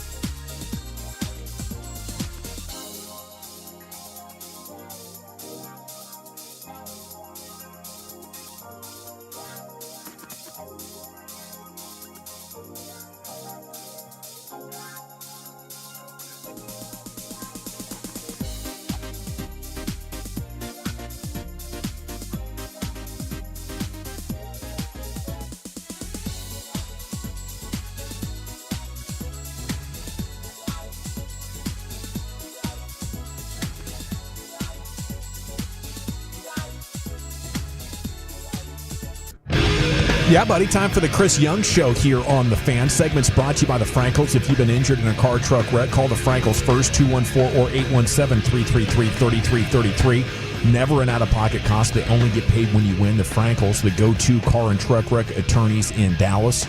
It's brought to you by Cars for Kids. Donate today, carsforkids.org. And the CY Show, brought to you by Anheuser-Busch and PlayScore. And a good afternoon, sir. How the heck are you? Hey, guys. I'm well. How are you all? Well, it was a lot of fun watching your baseball team again over the weekend. Where's your mind at right now with this start and so many moving parts as always? Well, I think we're, thrilled with the record. Obviously, it's a great start, as good as we could have asked for. And, to come out of spring training and to start the season, first 10 to win 8, to get some pretty good teams is certainly, beyond expectation in some ways. And in other ways, focusing on the things that we have to do better. I mean, certainly we don't feel like we've played our best baseball. We've pitched really well. Offensively, we've gotten some timely hitting. We've run the bases well, but I don't think our bats have busted out at the level that we're expecting. Yet we've still found a way to win games, and I think that's a good characteristic to have, that when you're not playing your best baseball, you still find a way to win. How hands-on do you get when it's the hitting that's struggling? A 193 team batting average. It's unbelievable to have won 8 of these games. It's just awesome. So how hands-on do you get, or whose role is it? What's the process like of getting this resolved? Well, I think it just depends on the timing, and it's too early right now to start worrying or panicking or making significant adjustments. I mean, I think we have to obviously stay in tune with what's going on, the way guys are swinging it, and trends over a certain period of time, but 10 days in is way too early. These guys are really established, good players, good hitters, and they're going to get hot at some point. So I think right now our job is to support them, continue to give them the resources they need, remind them how good they are, and know that it's going to come together at some point. Well, the pitching's been sensational, and Nathan Eovaldi getting the start tonight. We saw some videos of snow at Wrigley Field. CY, what are the challenges when it comes to pitching and playing in cold weather? Well, it's just keeping your body temperature up, keeping a feel for the baseball. It's normally the cold weather means it's going to be a dry baseball, a little bit, you were tough to get a grip, so to speak. So I think just keeping your body temperature up, being able to get a little moisture here and there to keep a feel for the baseball. But Evo's pitched in Boston. He's pitched in New York. He's going to have no trouble with it. He knows what to expect. He's a gamer. My guess is he's embraced this already. He's excited to pitch in these conditions, and is going to find a way to turn it into some type of competitive advantage. I want to circle back with Evo with you, and he's been brilliant through his first 2 starts, the complete game shutout that he had against the Reds. And I don't know how much you pay attention to these top 100 lists. Eovaldi wasn't even a part of the top 100 list per ESPN, and I think Major League Baseball, both of them. Is he the most underrated pitcher in the game right now? Well, I think he certainly, if he wasn't in the top 100 list, I would say he is underrated. He's not underrated to us, and that's what I can assure you, that we value everything he brings in terms of the competitor, the performance on the field, and who he is as a person and what he means to our team. So in terms of the Texas Rangers, he's not undervalued at all, not underrated. If the rest of the league or Major League Baseball doesn't recognize that, then that's their loss. But we certainly value everything he's about, and we're so thankful he's here. Hey, CY, with Jack Leiter getting off to such a really nice start for you, though, any update on his situation with the blister? Yeah, it's healing up. There's some new skin growing in, and it's not as raw as it was a couple days ago. It's one of these things where, every week, if we continue to run him out there, it's going to get a little bit worse to the point where we're, missing significant time. So we felt like it was prudent just to nip this in the bud right now and give him some extra time to heal, get this right. And hopefully he'll roll right back into the rotation, pick up where he left off as soon as this feels better, which should be right at the end of the 15-day IL stint. Yeah, well, if he needs any extra fingers or anything like that, I'd be happy to give mine up so he can continue to pitch. How hard does your finger throw a fastball? I'll tell you what, I will do anything to get Jack Leiter the ability to go back out there and pitch. He's just done such a great job. We don't want your 68-mile-an-hour fastballs. We want his 100 miles. See why? It's just it's a finger, right? It's a finger. It has skin on it, right? He's telling you to keep your damn finger, Brian. No, I appreciate the offer. I'll let Jack know. I'm sure he'll be real happy about that. Is Patrick Corbin already ready to rock then? He is. He did a great job of keeping himself in shape. Just a veteran pitcher who knew what spring training's about, was able to kind of mimic spring training at home. He came in through a live BP the first day he showed up, and I think through 5 innings in that simulated live BP, in Arlington before the season started. He went out and through one rehab start was ready to make a second, and we had an injury pop up, and we needed to recall him. So he's ready to go. His pitch count's built up. I'm sure he's not midseason form yet, but our hope is that he can be competitive, go out and keep the game close, give our offense a chance to get going, and give us a chance to win the game. Is there any update on Cody Bradford? And with Patrick Corbin starting tomorrow, do you see an importance in trying to keep a lefty in the rotation? Well, it's always nice to have variety and different looks, and the hitters can't adjust. They can't go into a game saying this pitcher looks the same as the guy we saw yesterday. So having some variance there is important, and certainly with Patrick being left-handed, it does allow us to mix it up a little bit. Cody Bradford offers the same. Cody continues to progress. He's doing very well. Our hope is that he'll begin a throwing program next week. And we'll continue to monitor it and see where it goes from there. But so far, so good. He's feeling great. John Gray is making great progress. The x-rays have showed he continues to heal. So we're getting good news on the medical front. Nothing that is imminent in terms of either player's return. However, better than the opposite where we're receiving bad news or getting timelines pushed back. CY, when you were talking about the hitting early and the guys, the way they're prepping and stuff, and these guys, they put a lot of pressure on themselves. As a GM, and it was the vice president of operations, all that stuff. Do you ever go up and just say, "Hey, put your arm around him and say, "Hey, it's cool, we're good, man. We're winning games. just keep rolling, just keep doing what you're doing, that way." Or do you just leave guys alone when they're in those kinds of situations? Well, it's both, and it depends on the individual. But I think I always err on the side of players deserve to hear the organization believes in them and is supporting them, and I think that when you show that, it also allows you to, in some ways have some accountability when you have to have the opposite conversations of, hey, we need a little bit better from you. So I always want the guys to know that we're in their corner, that we support them. I know how hard this game is. I've been through just about every up and down that you can have in this game. And so I recognize the struggles. I know how they take it home with them. I know what it means to their families. I know when they walk in that clubhouse and the sense of responsibility they feel to their teammates when they're not performing. It's a hard thing. And so I want them to understand that we get it, we know it, but this is a team, and this is all 26 players coming together, and every night somebody else stepping up and finding a way. And on any given night, it'll be somebody different, and it may be tonight the player who's been struggling the last 5 or 6 games stepping up and helping us win a game. Chris Young here with you on The Fan. Okay, so after 4.5 years on the job, the day-to-day managing of expectations and the struggles and the stresses of the season, how different is it for you, CY, compared to competing as a player? Well, it's a lot different. It's one of the things that I've had to learn and grow in this role in terms of just being able to manage the ups and downs and so many different things coming my direction. One of the things I loved about being a player was that every day when I showed up to the ballpark, I knew exactly what I needed to do to prepare, and I controlled that preparation and the ways I was going to help the team win. In this role, you get hit from a number of different directions. There are a lot of things that pop up throughout the day, and you're really there to try to provide guidance, support, vision, and accountability to everybody else. And allow them to go do their jobs respectively so that collectively the entire organization can succeed. And so what that means on a given day, I'm not always positive what the day is going to bring, but knowing that it's my job to be available and provide support, and it's not always perfectly clear, and sometimes I don't have the answers, which makes it hard as well. But as a player, I knew what I needed to do, and in this role, oftentimes it's not as clear.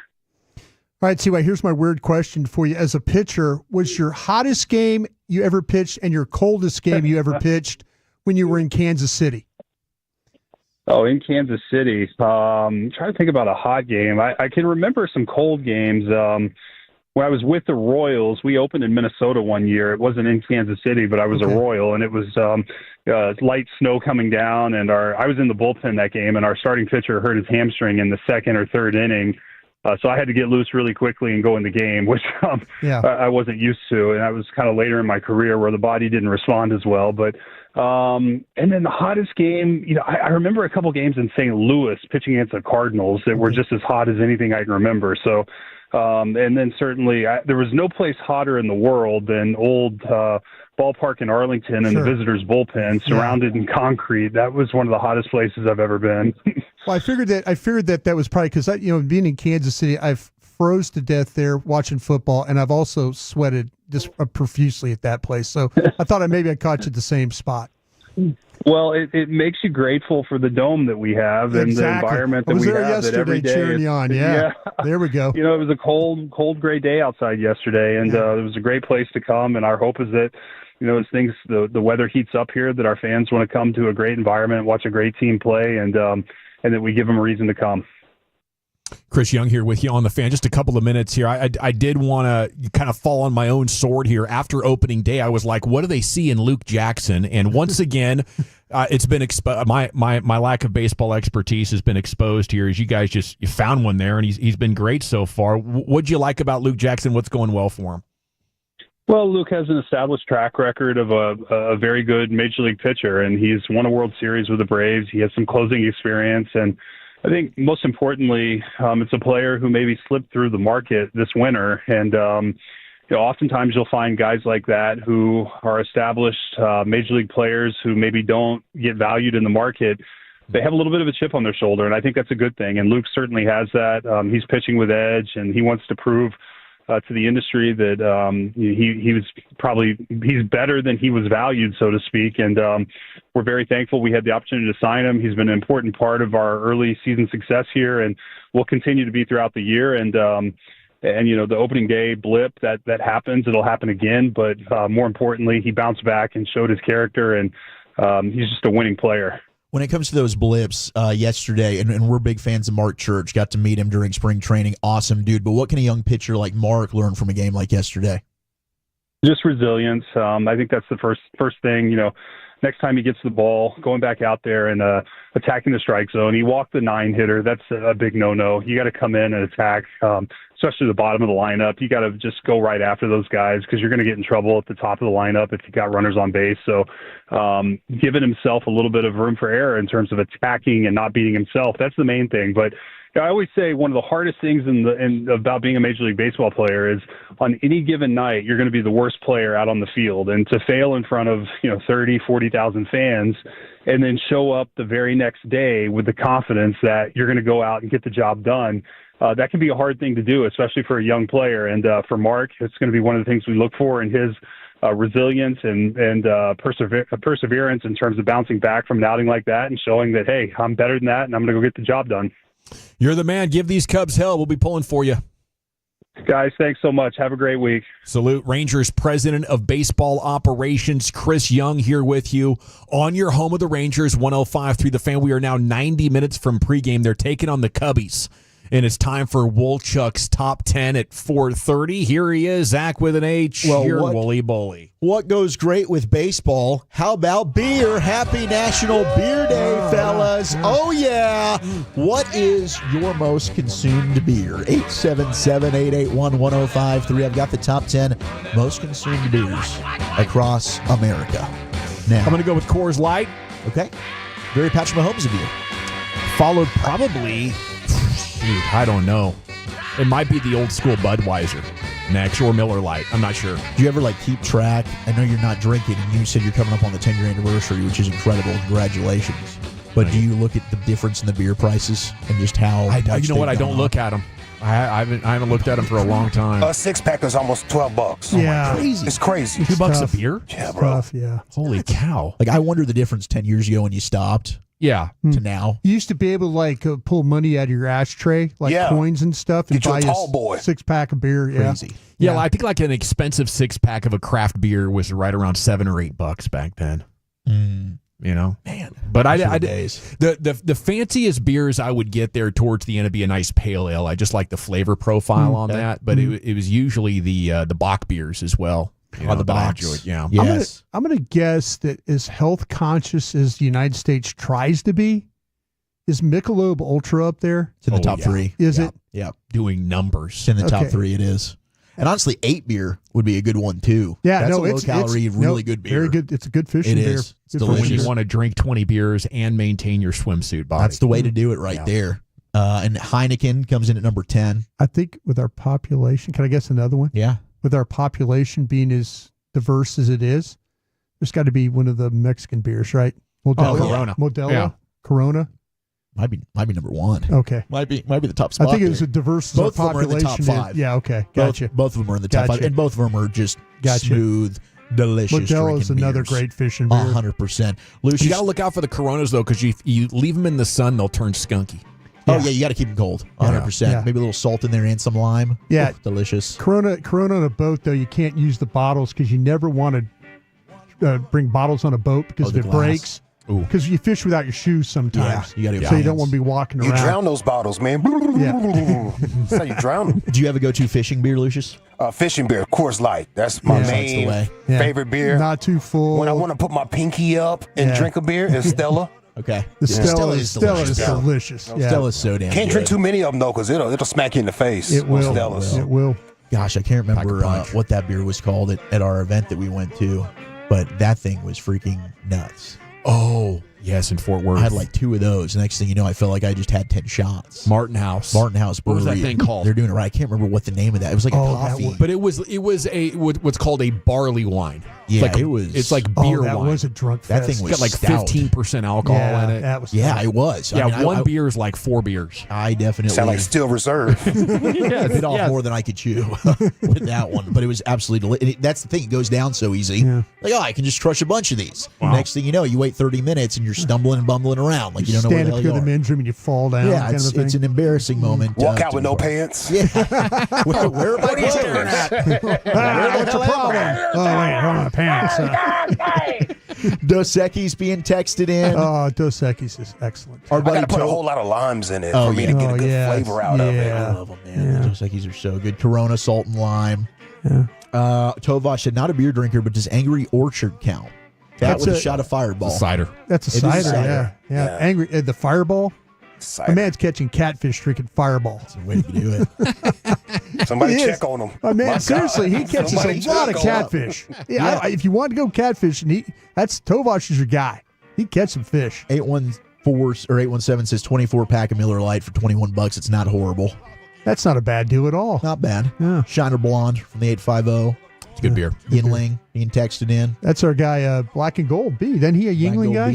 He does love the Yinglings. The Heineken 0.0. Used to be a Bud Light guy. Yeah. Changed course about 18 months ago, suddenly. 469. And the song I want to shoot out to all the Tolos tonight.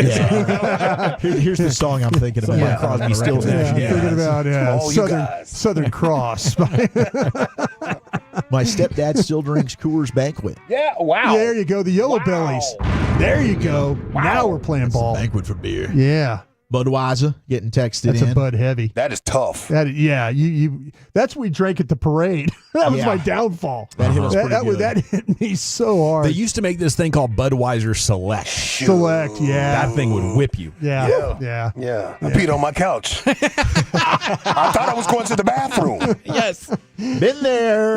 Okay, so the Bud Ice. The Bud Ice, yeah. That was that was tough. With a pack of Newports, boy. Y'all drinking.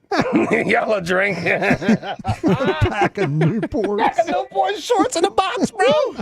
We're having ourselves a day. Let me have one of those beers in a Newport while you're at it. Number 10 most consumed beer in America is Heineken Original. Heineken's darn Good stuff. good. It's good beer. Number 10, we got Natty Light.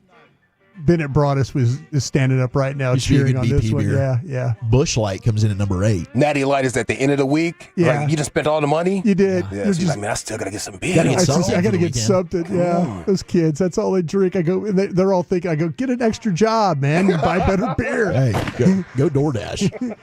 Number 7 is Budweiser.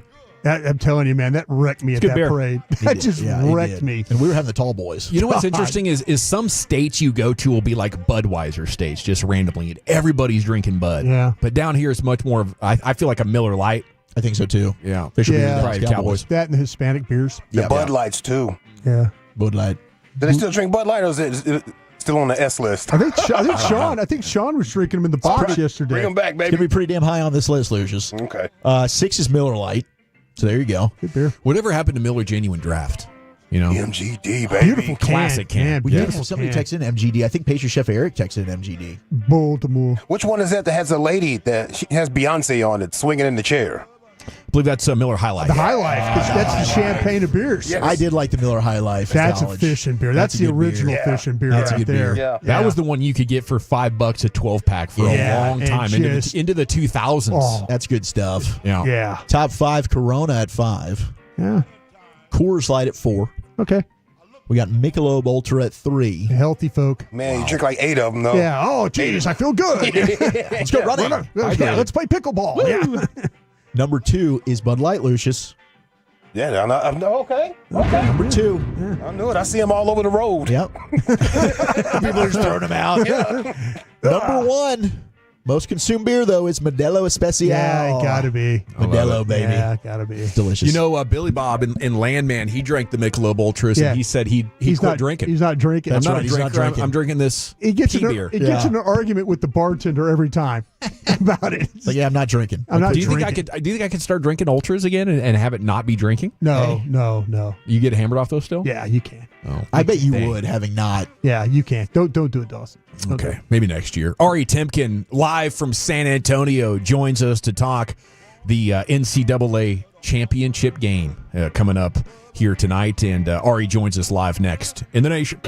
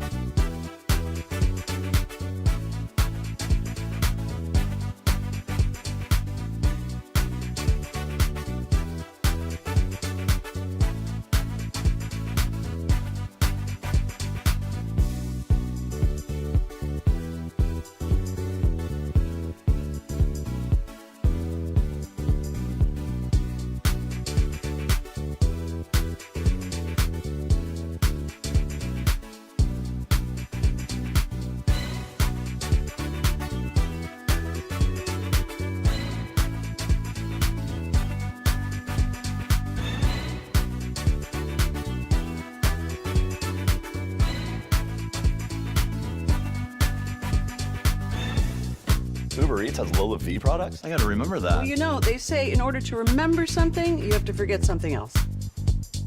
Okay, now that is a very cute haircut. That's like a little shag. I've never seen that before. Well, I mean, of course you have. It's the Rachel. Oh, is that your name? No, I mean, like your name. No, I'm Jen. My name's Jen. Right, but I just mean like this is your haircut. But that's hair on your head. I'm not saying this is your hair. Okay, forgive me a little bit.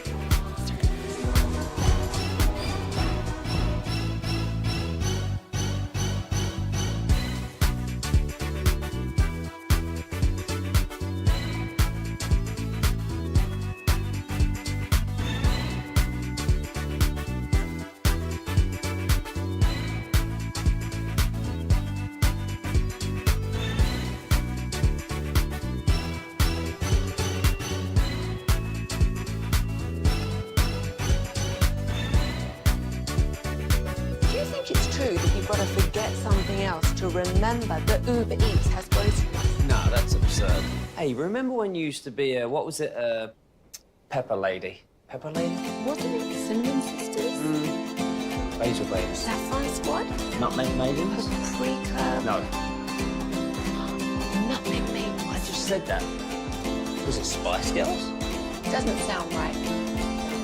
Was it Saffron Squad?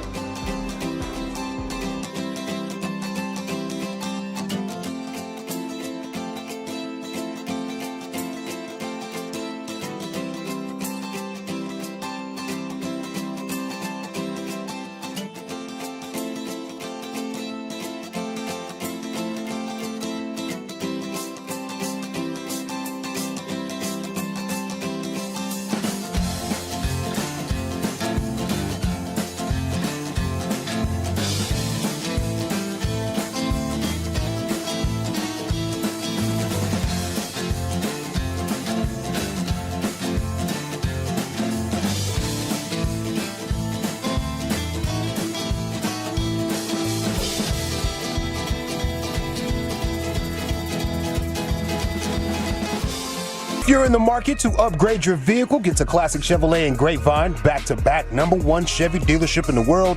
They've got more new Chevys than anyone, and they're all priced to sell. Silverados, Tahoes, Blazers, Malibus, Equinox, and more. Visit ClassicChevrolet.com. This is Texas. This is Classic Chevrolet. Together, let's drive, relax, and enjoy the difference. Based on new Chevrolet registrations 2023 and 2024. Yes, sir. Thank you, Lucius. G-Bag Nation 105.3 The Fan. We're 15 minutes from LA Live. LA Live early tonight because at 5:40 we'll be in the final approach to the Rangers pregame show, talking sports with you there. Expressway still at 5:20, commercial free to the top, but LA Live in 15 minutes. Let's get Ari Timken here live from San Antonio from TuneIn Radio talking about this NCAA tournament final tonight featuring your Houston Cougars and your Florida Gators.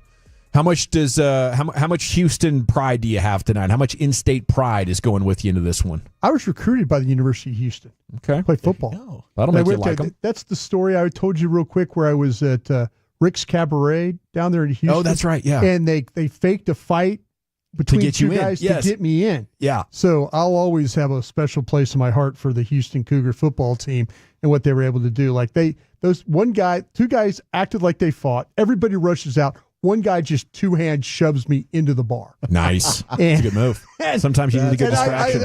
I walk in, and next thing I know, I'm like, oh my gosh, what just happened here? And I just walked in and kind of hung out, and then I see him outside, the two guys like hugging it up, like, oh, it's okay, let's go in, And sure the bouncers let them in. The 80s were a wild time. They let them all in. As Ari Timken joins us now here in the G-Bag Nation. And a good afternoon, Ari. How the heck are you?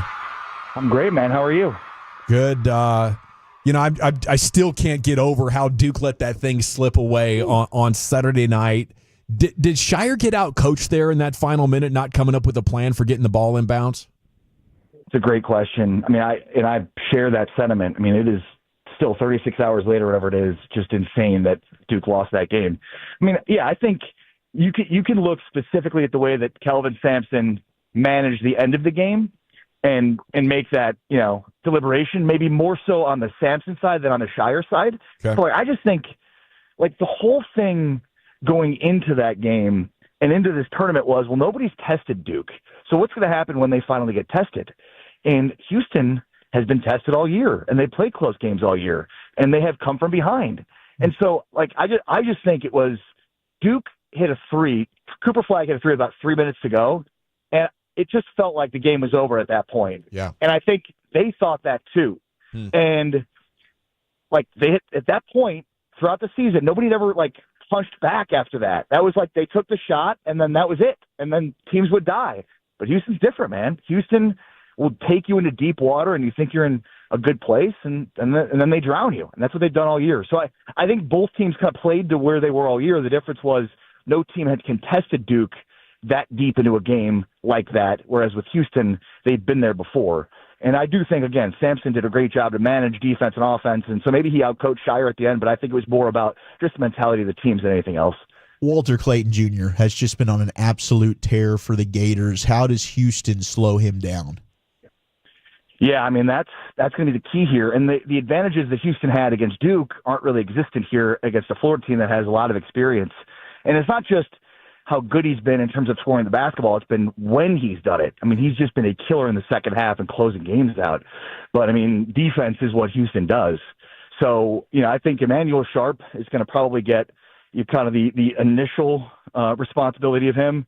I think they're going to give him a lot of different looks. What was interesting, too, is we talked with Hollis Price, the former Oklahoma star who played for Kelvin Sampson in the Final Four and is now an assistant coach for Sampson at Houston. And he brought up Wade Taylor for Texas A&M. And, they played Texas A&M twice last year in the regular season, and Taylor went off. And then in the postseason, in the second round to get to Dallas for the Sweet 16 last year, they beat A&M and really held Taylor in check. And so I think what they did defensively on Taylor in that game will be a pretty good indication of what they're going to do with Clayton, because Hollis Price mentioned Wade Taylor specifically when bringing up the kind of the defensive assignments that they're going to have. So, I think that's the approach they'll take. And look, I mean, they doubled Flagg a ton in the first half, and Flagg did a great job getting rid of the ball and kind of killing them. And second half, they played him straight up, and we obviously saw what happened, especially down the stretch of that game with Juwan Roberts. So I think that's one of the things we'll see in this game too. I mean, Duke had 3 ball handlers, great decision makers, and they got flustered. How do you think Florida handles that pressure if Houston gets in that rhythm tonight? Yeah, and it's so interesting, General, because I think it was just more of like they didn't realize that Houston could still punch back. Like they just hadn't seen it, or it was like they would put a team away and then that was it. Like Duke decided with 2 minutes to go in the game, they were done scoring. They didn't need to score anymore. They were done. And so I just think that mentality seeped in. And we see this in sports all the time, right? Like you get that mentality, you start to relax a little bit. And the other side, like that's where Houston wants you. Houston wants you there. So, I think part of that too is, as you just discussed, General, like part of that is the inexperience of Duke, having 3 guys that are freshmen. Malawach is 7'2", has a 9'8" standing reach, had 0 rebounds in that game for Duke. Wow. Just insane. And, and then the other thing, sorry, Broadus, but the other thing is, sorry about that. Going into that game, the favorites had won. I think we talked about this last week when I was on, heading into the Final Four. Going into that game, favorites had won 15 straight in this tournament. It was the first time ever that all favorites won in the Elite Eight and the Sweet 16. So it's been an insanely chalky tournament. But the other stat is that 19 in the last 20 years, one of the top 2 favorites going into the weekend has won the NCAA championship. Well, the top 2 favorites going to the weekend were Duke and Florida. So we were so close to seeing that happen yet again. The only exception to that was when UConn won in 14. But beyond that, last 2 decades, 19 last 20 years, the favorite going into the weekend has won it. The top 2 favorites. So we'll see if Florida can make it now 20 and 21. Hey, Ari, sorry about that. I mean to interrupt you there. You should have figured by all these years working with you, I'd have known when you were stopped talking there, right? My apologies there. Hey, listen, buddy, is there anything to make of the fact that these head coaches are 30 years difference in age apart? I'm so glad you brought this up, Rodis, because, think about it like this. How close was Duke to winning that game? And so now you're looking at a situation where you have 2 coaches under 40 going for a national championship. Right. And I do think that would have been a huge narrative going into that game. And look, Sampson is trying to become the oldest coach in the history of college basketball to win a national title at 69 years old. This is a guy that has done at everything except for that. Right. You know, he's basically done everything in his career except for win a championship. And, you know, I know that he would tell you, because he's told us, you know, multiple times, like, winning a championship, that's not why I got into it. You know, he got into coaching. He talks about this all the time, you know, about like influencing and growing with boys to men kind of thing, right? I mean, that's very much a part of the ethos of Kelvin Sampson. So winning a title would be great for him, but it won't mean everything. But he is very much this old school, new school mix. And I think people that love like the olden days of college basketball where guys stayed and they built a culture around that team with guys that were there for 3 or 4 years and they didn't lose a bunch of players to the portal. Like, that's Houston. So anybody that's like, oh, this new age of college basketball, it's terrible, I don't want to support it, I don't like it, I'm not going to watch it, I can't stand it. Like, Houston's the antithesis of what many people think of for the modern era. But at the same time, they've got 3 guys shooting over 40% from 3. They've got, you know, they're as a team, the best 3-point shooting team in college basketball. So, like, they're sort of a great blend of new age and old age.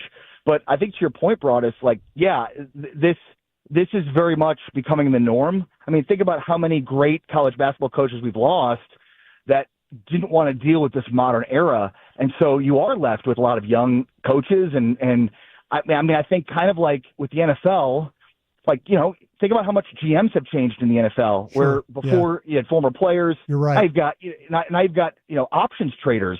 So I think, like, as the jobs change, then the capacity to fulfill those jobs and the skill sets needed to fulfill those jobs change. I think that's where we're at right now. We're at a very much a different period of time in terms of the types of coaches you're looking for and the types of characteristics you're looking for when you're wanting to hire a coach. Well, and then with the transfer portal now, you've got LJ Cryer, who was a reserve on the Baylor team that won a natty. He's got the opportunity to become the first player to win a national championship with 2 different programs. Is that something you think that is going to end up being the norm as LJ Cryer attempts to make history tonight? That is kind of wild.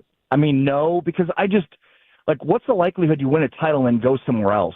True. You know, it feels like you win a title and either go to the NBA or you stay there trying to win another one. And it was kind of bizarre circumstances considering, you know, LJ was up and coming at Baylor. And I mean, he definitely wasn't a huge part of their success that season, but he wasn't nothing. I mean, he wasn't a guy that rode the bench and didn't play. So we'll probably see it more now than ever because it never happens. But I still think like there's just such a connection these guys have with the teams they have when they win titles, and it's hard to go against that. Ari Temkin, Tune In Radio, thank you so much for your time. Enjoy the game, sir.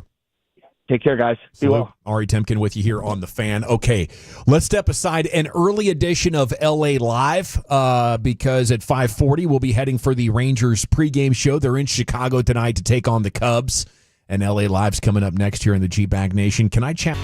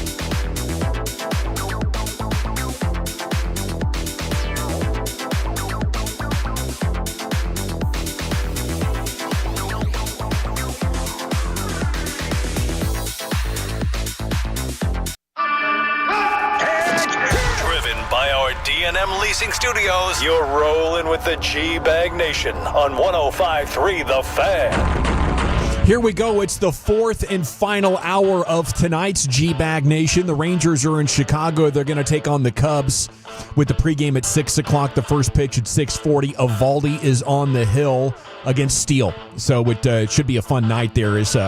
They look to improve to 9-2 on the year. We'll talk more Rangers baseball with you coming up at 5:20 when we hit the expressway. We'll go commercial free to the top. But right now, it is time for an early edition of LA Live into the Pimp Cup. Here's Lucius. Been a minute. Let's get into a Monday, Friday edition of LA Live right after the great Rick James. Well, all right, you squares, it's time you smoke. Fire up this funk and let's have a toke. It'll make you dance to some of everything. Everybody get high.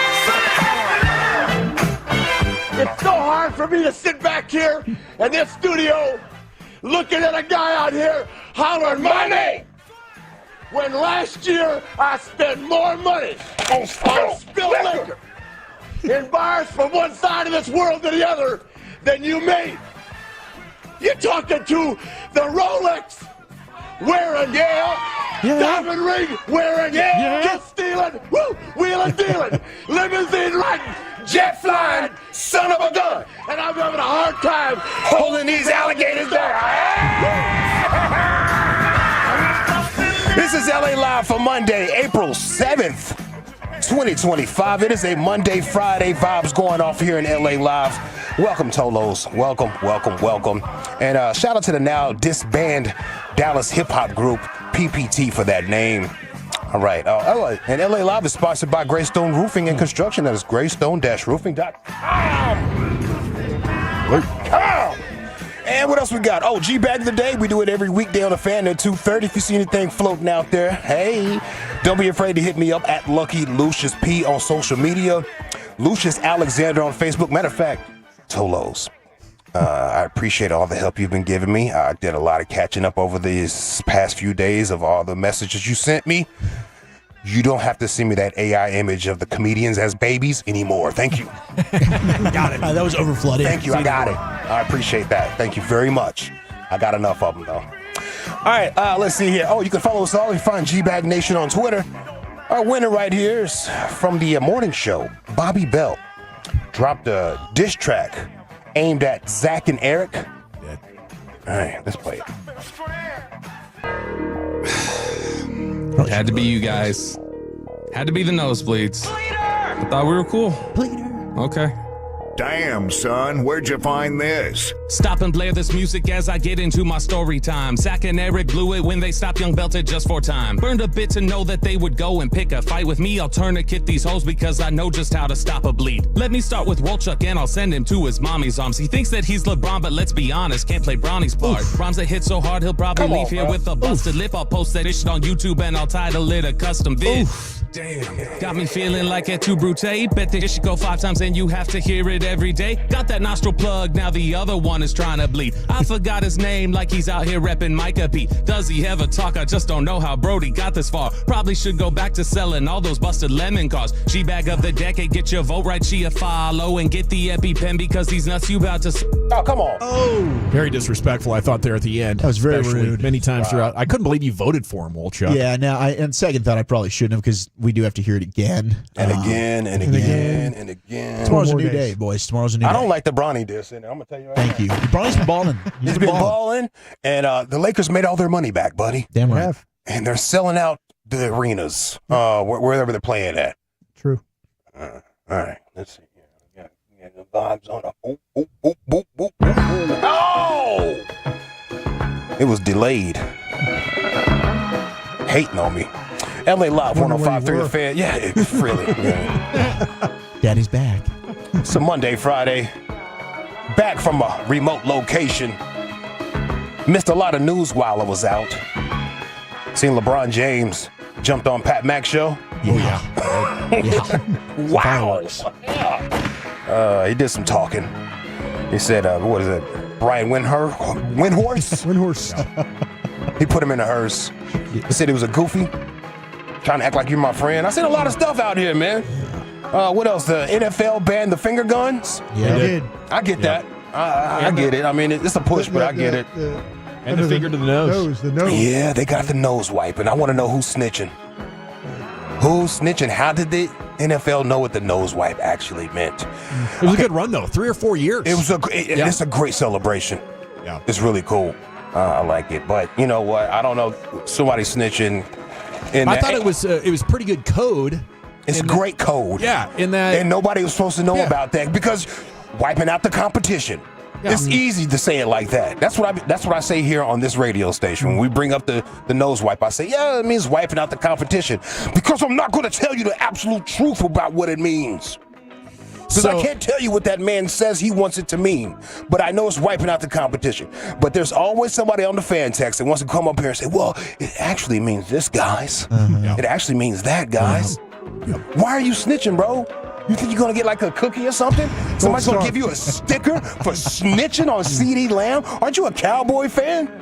Don't let that man have a celebration. You want to come up here and get a pat on the back. I mean, the kids didn't know what it was, you know? Well, the kids knew what it was. I mean, the little kids don't know. Yeah, they don't know. They don't know. They're having fun watching the game. Most people didn't know. That's what I'm saying. Somebody was in the NFL office snitching. Boy, I'm going to tell you what he's doing, by the way, since we're banning things. That right there. Come on, bro. I thought the way that he pointed toward the first down while he was doing it was extra cool. Pointed towards the first down. Yeah. If he smoked you, he pointed and then did the thumbs down. Come on. Slime life, young slime life. It's crazy, man. Who snitched up there? The NFL fined John Morant. After they warned him about the finger guns, he went out there and what was it, like 6 minutes into the game, he finger gunned it again. Most expensive finger guns in sports history. $75,000. Yeah. Poor guy. What else did I miss? Did I miss anything else out there? I mean, not that I can remember, but that's not saying much. That's weed. All right, brother. Rangers started scoring. Yeah, Rangers are hot. Rangers started scoring runs. Yeah. Stars have been hot and cold. They're back to cold. Okay. But they won 7 in a row. Okay. I can get with that. Yeah. Paige Beckers was rumored to not be wanting to come to the Dallas Wings. There was a rumor that she was going to do, like, I'll go back to school or I'll go do the 3-on-3 league, but she's pretty much said, I'll go where I'm taken. You better come to Dallas, bro. That's what that's what we've already been thinking anyway. Oh, Hawk Tua came out of hiding. I seen she came out of her cocoon. Yep. Shout out to Hawk Tua. Did she throw out the first pitch? Or was that last summer? I think that was last year. Okay, that was last summer. I think that was last year. Whoa. All right, LA Live 105.3 The Fan on a Monday, Friday. Usually every Saturday morning, my routine is to clean my condo because I'm the only one that cleans the darn thing. Okay. And if I clean it on Saturday, a deep cleaning, it doesn't have to be cleaned throughout the rest of the week until I get to it again, type vibes. And I like to turn on some music. This time I was listening to the Shade 45 on XM. Yeah. DJ Who Kid's show. I like Who Kid. He had Jay Farrell, the comedian Jay Farrell on there that does all the voice impersonations. Used to be on SNL. He's been up here before. And he had Exhibit. Y'all remember Exhibit? Yeah.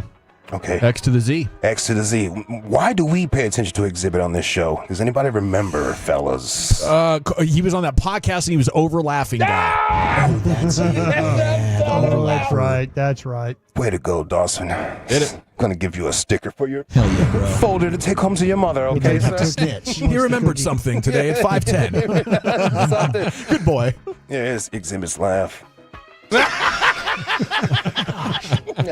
Him and the Kelsey Bros. I do not know why he laughs like that. But if you Google an image of Exhibit, it's just a large image of him laughing. Wow. It's really it. If you just Google Exhibit, it's just him laughing. But I had to get some cuts for y'all, bro, so you can just hear it in live action. Like I was listening. I'm trying to vacuum. I was turning it off like, what is going on? Jay Farrell is twisting Exhibit up. This man is falling out of his seat laughing. Listen to this. Well, how about you? You live out here. How's the energy? Like you being from VA and you absorbing all this shit. The energy is great because I got a gate. I'm away from all that weird stuff. I'm good. I'm in my house. If I ain't in my house, I'm on the road.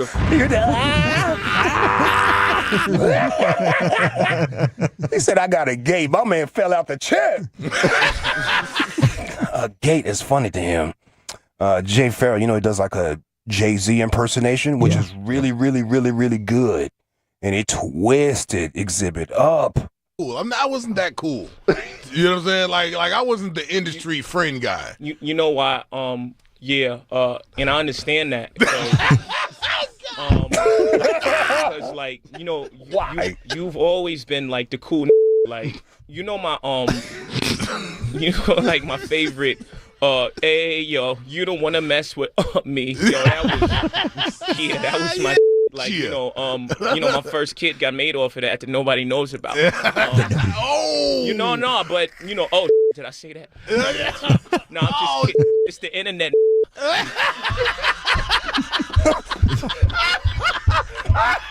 Gee, yeah, sometimes you gotta laugh at yourself. I do that quite frequently. But what is going on with Exhibit, bro? I've never seen anybody laugh that hard. Does he have a new strain on the market, maybe? I don't know. The gummies. Just enjoying his guests. I've never seen anybody laugh that damn hard, bro. And it's not fake. It's every time there was a joke. He's just losing it. He will. I mean, I could use a guy like that around here. Man.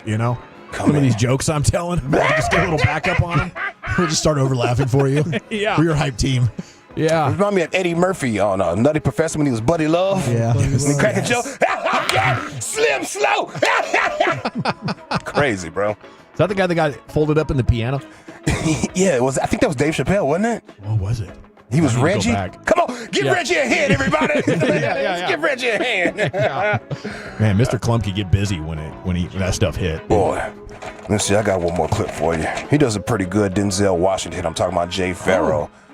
And they were asking him about the Gladiator movie, part 2. Yeah. How much did you get paid? Did you like it? All the other stuff. Boy, Exhibit. I mean, you got to take it slow, Jay. You gonna hurt this man. Never forget Denzel Washington in Glory.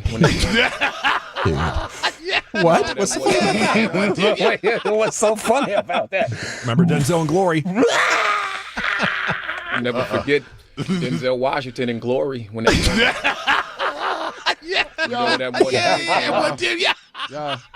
Somebody said he looks like Denzel. Yeah, bro. that's what they say. Hey, look, maybe we cousins or something. That's pretty good. Yeah, DJ it is. I don't see it. Yes, you do. Yes, You you made do. a lot of money in Gladiator too, huh? Yeah, I did. There was a lot of Romanesque things happening. Oh, that's what that is? That's right. It's a lot of Romanesque things happening. That's what was going down. That's what they did back. It was They like gonna give him the Oscar for that. That's For right. kissing It was him. like Diddy current day. That's what it was. That's right. Hey, look, that's what it is. It's just all about whatever they wanted. They see somebody off the street, they see a booty, whatever booty they like, they just pick it up. They walk off and they say, "Thou, 'tis of thee," and then all of a sudden, your cheeks are clapped. There's nothing. He say, "Thou, 'tis of thee." He's phenomenal. Yes, that's great. No, he did so many of them. He does a rapper Cassidy.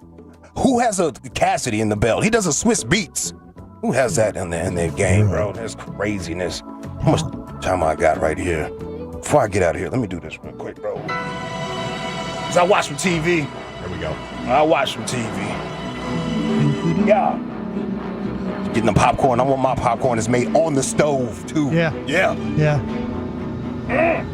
Turn them lights off. Turn them LED lights on. Get comfortable. Where my blanket at? Yeah. Get your feet off my sofa. Let's go. Yeah.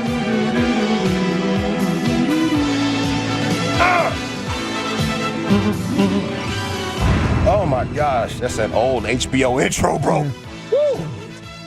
All right, yeah, so speaking of HBO, White Lotus Season 3, I loved it. You did? Okay. This is my favorite cast. 100% my favorite cast of White Lotus. The plots and the stories was great.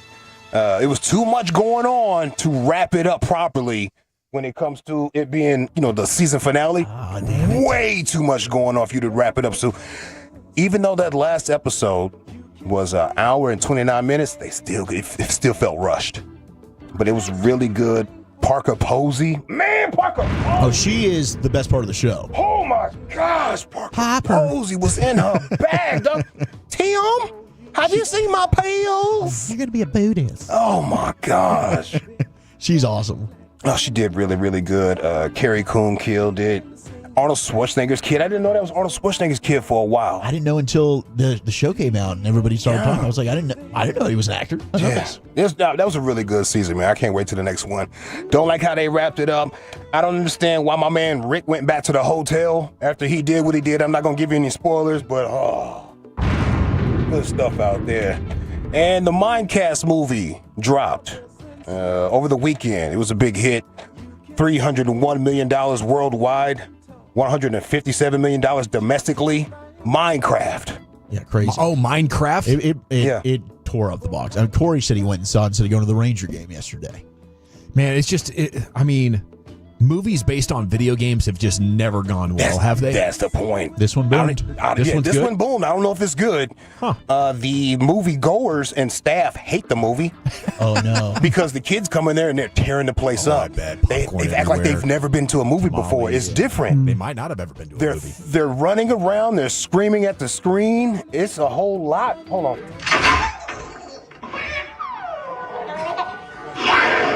Listen to this. This theater. That's it. Wow. Streaming. Don't want to be in there. It's a lot going on. I'm going to wait for home release on that one. Throwing popcorn, yelling from theater to theater. Yeah.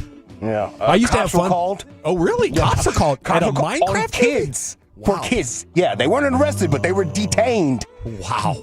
Across the country. Across the country? Across the country. This has gone viral. This has gone viral. This is the things that kids are doing. I don't know what's going on in the theaters, but they're screaming and hollering and acting a fool. Must be a challenge. I don't know. Yeah, it's go to Minecraft and get arrested challenge, bro. I don't know, man. I don't know. It's good stuff. Well, how old are we talking? 9, 10? Well, I mean, this is like my son's age and younger into Minecraft because he came up with it. Did you play it, Wilcher? No, this was way after me. I played it a bunch with Abby on Xbox because when it came out for Xbox, I was like, let's try this. This is like 10 years ago. And we would have fun just like trying to mine into a mountain all the way until you hit the lava. That's pretty much all we do. Good for you, bro. Yeah, or put codes in and fly around. Yeah, I would try to watch my son play it sometimes. I was looking like, what's going on? Yeah, what Should I be concerned about him? this is fun to you, Dude, bro? I mean, the generations, they got this sort of experiential type of video game genre where they just want to go into like this alternate world and build. Yeah, I don't get it.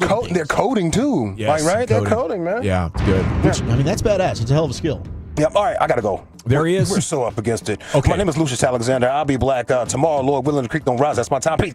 There he goes. LA Live most nights 5:40 here in the G-Bag Nation, but we're going early tonight because Rangers pregame's coming up at 6 o'clock, and we lead sports into pregame as always here on 105.3 The Fan, and we're back to hit that expressway next in the G-Bag Nation. I have to chat.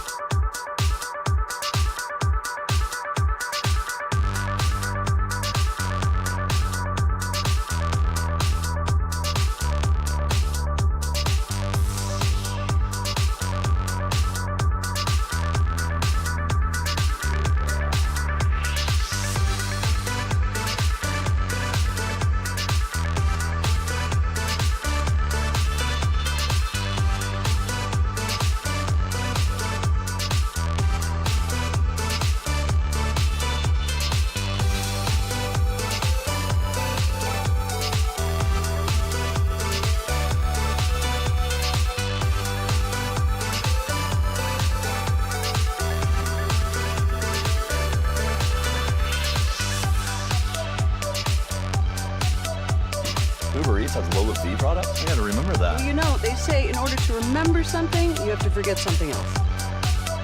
Okay, now that is a very cute haircut. That's like a little shag. I've never seen it before. Well, I mean, of course you have. It's the Rachel. Oh, is that your name? No, I mean like your name. No, I'm Jen. My name's Jen. Right, but I just mean like this is your haircut. But that's hair on your head. I'm not saying this is your hair. Okay, freaking hell.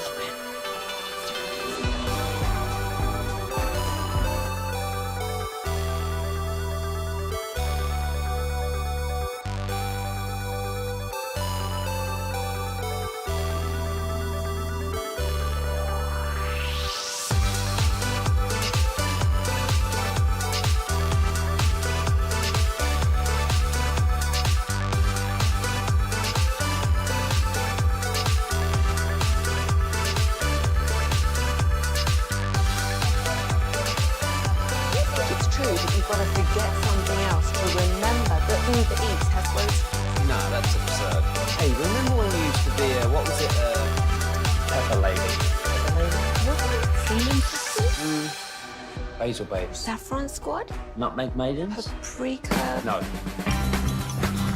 Nutmeg maidens. I just said that. Was it Spice Girls? Doesn't sound right. Was it Saffron squad?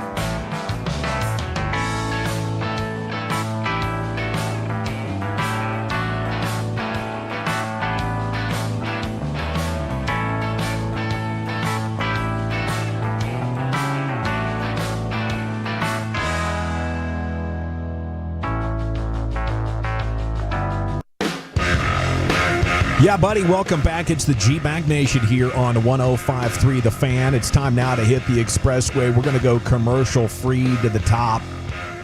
And we do that for you every night at this time. Now, what's different about tonight is at 6 o'clock, we're going to Rangers pregame. They're getting set to visit the Cubs. Segment's brought to you by Cars for Kids. Donate today, carsforkids.org. And the expressway itself is presented by the on-time experts. All right, and if you're just tuning in, you did just miss LA Live. Usually we run it at 5:40, but tonight, we got the Rangers pregame coming up, so we run sports into the pregame here at the Fan. So if you want, anyway, long story short, if you want to go back and listen to LA Live, you can with the Odyssey app or with Twitch or with YouTube. We're going to get you caught up on everything that's been developing throughout your broadcast day, though. Chris Young Show. Last hour brought to you by Anheuser-Busch and Play Score every Monday at 4:20 in the G-Bag Nation. He said twice it's important for him to have his guys' backs and for them to know that he has their back and to make sure that they know he believes in him.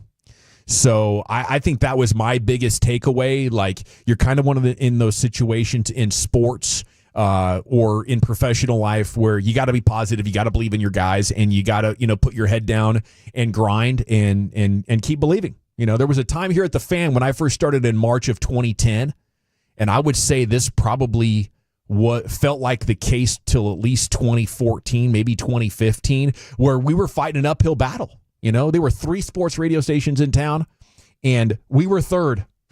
And I remember at the time, people would constantly be asking on Twitter, or the big, team in town would be making fun of you. And publicly, your thought was, nobody is ever going to see me crack for a second on the belief in this team and this radio station. But privately, it's like, holy crap, do we have a thing going here? Why aren't we doing better yet? We have the Cowboys and Rangers on our radio station, right? Mm-hmm. So eventually, and as it plays out in almost every radio station's history in the world, it takes time to build up in this industry. Now, in baseball, last year you spent time saying it'll be fine. Yeah. And then it wasn't. So I think a lot of fans, want to hear more urgency, but it's still too early.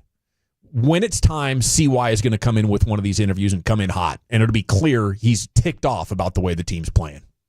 But it's not time yet. I think maybe he said 10 games, right? 10 more games? Yeah. No. He was saying it's 10 only games. It's only been way 10 too early. games. Yeah. I think in general, 25 games. At that point, you're just about a sixth of the way through the season. 40 games is the old sort of cliche in baseball, and we'll see. But right now, I'm most concerned with Marcus Semien. Right, that's the only thing in this entire equation that I'm like, that thing right there might be a case of a guy hitting his mid-30s where almost every single all-star player in the history of baseball goes to no longer be an all-star, Wolchuk. But I was expecting that he would drop down to like still a good player, a plus player. This is bad. But you talked to us earlier about how when you were doing the pregame, it was Semien's first year, and he was terrible for an entire month. He was. Yeah, and at the time, the Rangers had just paid big money for him and Seager, and fans were frustrated. They wanted immediate return on that, and Semien, it took a little while to get situated. So I do think, look, I stressed last week, I'm also concerned given the age, and this is kind of now, I think, a year and a half trend where Marcus hasn't proven to be the same offensive player that he was, where you're a second baseman that's hitting over 30 home runs for you. But the RBIs have been there at least to this point in the season. He's still got 4 of those, and he's still a plus defender. The thing that I'm focused on is I need Jake Berger. I need Jock Peterson. Those were the guys that you brought in to add some more juice and some more pop into this lineup. And Berger did hit a home run on Saturday. Jock had a big hit yesterday. But those are the guys that I'm expecting eventually. The law of averages, it'll end up happening for them. We just got to give them a little bit of time. Yeah, Jock Peterson's 32 years old, still a fairly young man, maybe the last tail end of his prime, but he was so good last year, this kind of a drop off. And, those are the kind of players where you're like, listen, it's early, but once you're 34, 35, I think everything is on the table, and you got to be open-minded to the possibilities. But, right now, 10 games in, you're 8-2, you're top of the American League. The Franklin Frankel injury attorney text line is open for you. CY says he's confident, but I do think, as you mentioned, Wolchuk, you're in a year and a half sample size on some of these guys struggling. There's no right answer. It's up for everybody to decide for themselves how much confidence you have in the Rangers right now. And as a fan or as a media member, I don't think there's a wrong answer on this offense. I'm thinking it's probably around an average offense. It would be my genuine emotional opinion right now. Yeah, and maybe that is what ends up happening. Maybe we had, I know I did. I thought that this had the opportunity to get, once again, to be one of the best offense, if not the best in the American League. And that had the opportunity to possibly carry the club. So maybe, you take a step back and you rein in those expectations a little bit. I still love the way this team's just found ways to win. I think that's a sign of a good baseball team, especially doing it in a variety of different ways. They've shown a little hints, like they put together a really good third inning on Friday night. The bottom of the lineup, I thought, had a really good night yesterday. So overall, I think that you've seen signs to where this thing can click into form. But I get the whole PTSD factor, where that was the conversation all of last year. Like, eventually this guy's going to come back, that guy's going to come back. Adolis Garcia is not going to stink for the whole season. They're going to get it figured out. But you should get Josh Young back in the lineup tomorrow, and you just got to hope that he can stay healthy, and that the guys they brought in, Higashioka, Berger, Peterson, these guys end up playing up to expectations, which I do think that they will. I'm with you on the Marcus Semien stuff, but as long as this rotation keeps pitching the way they're pitching, the bullpen for the most part has been really, really steady, and they're running the bases better with the stolen bags this year. I think there's a lot of signs that are really positive for an 8-2 team through 10 games that has the best record in the American League. Yeah, and I agree with you, Wolchuk. This is just, I think it's an amazing blessing to get sort of lucky to win this many games while you're struggling. Absolutely. And it is what good teams do, is they figure out a way to win enough of these games that when they're, when they return to playing normal offensive baseball, it is going to be a windfall of victories. And that's the kind of dynamic you need to build a lead that can insulate you from those midsummer doldrums or a late season struggle, and right now this is looking a lot like the 2023 season, where you start hot and you build a lead that can, cushion you. Get me Eovaldi and DeGrom to the playoffs, you're really going to like what happens. Amen. This team, I believe, is maybe more built for the postseason than the regular season. MLB.com has some fresh power rankings. They come in 5th. So that's pretty awesome. That is a national outlet buying you. They're on pace right now for a 130 win season, sitting at 8-2. So that's not going to happen. But it seems insane that they put together this number of wins while having the worst batting average in all of baseball. It's unbelievable.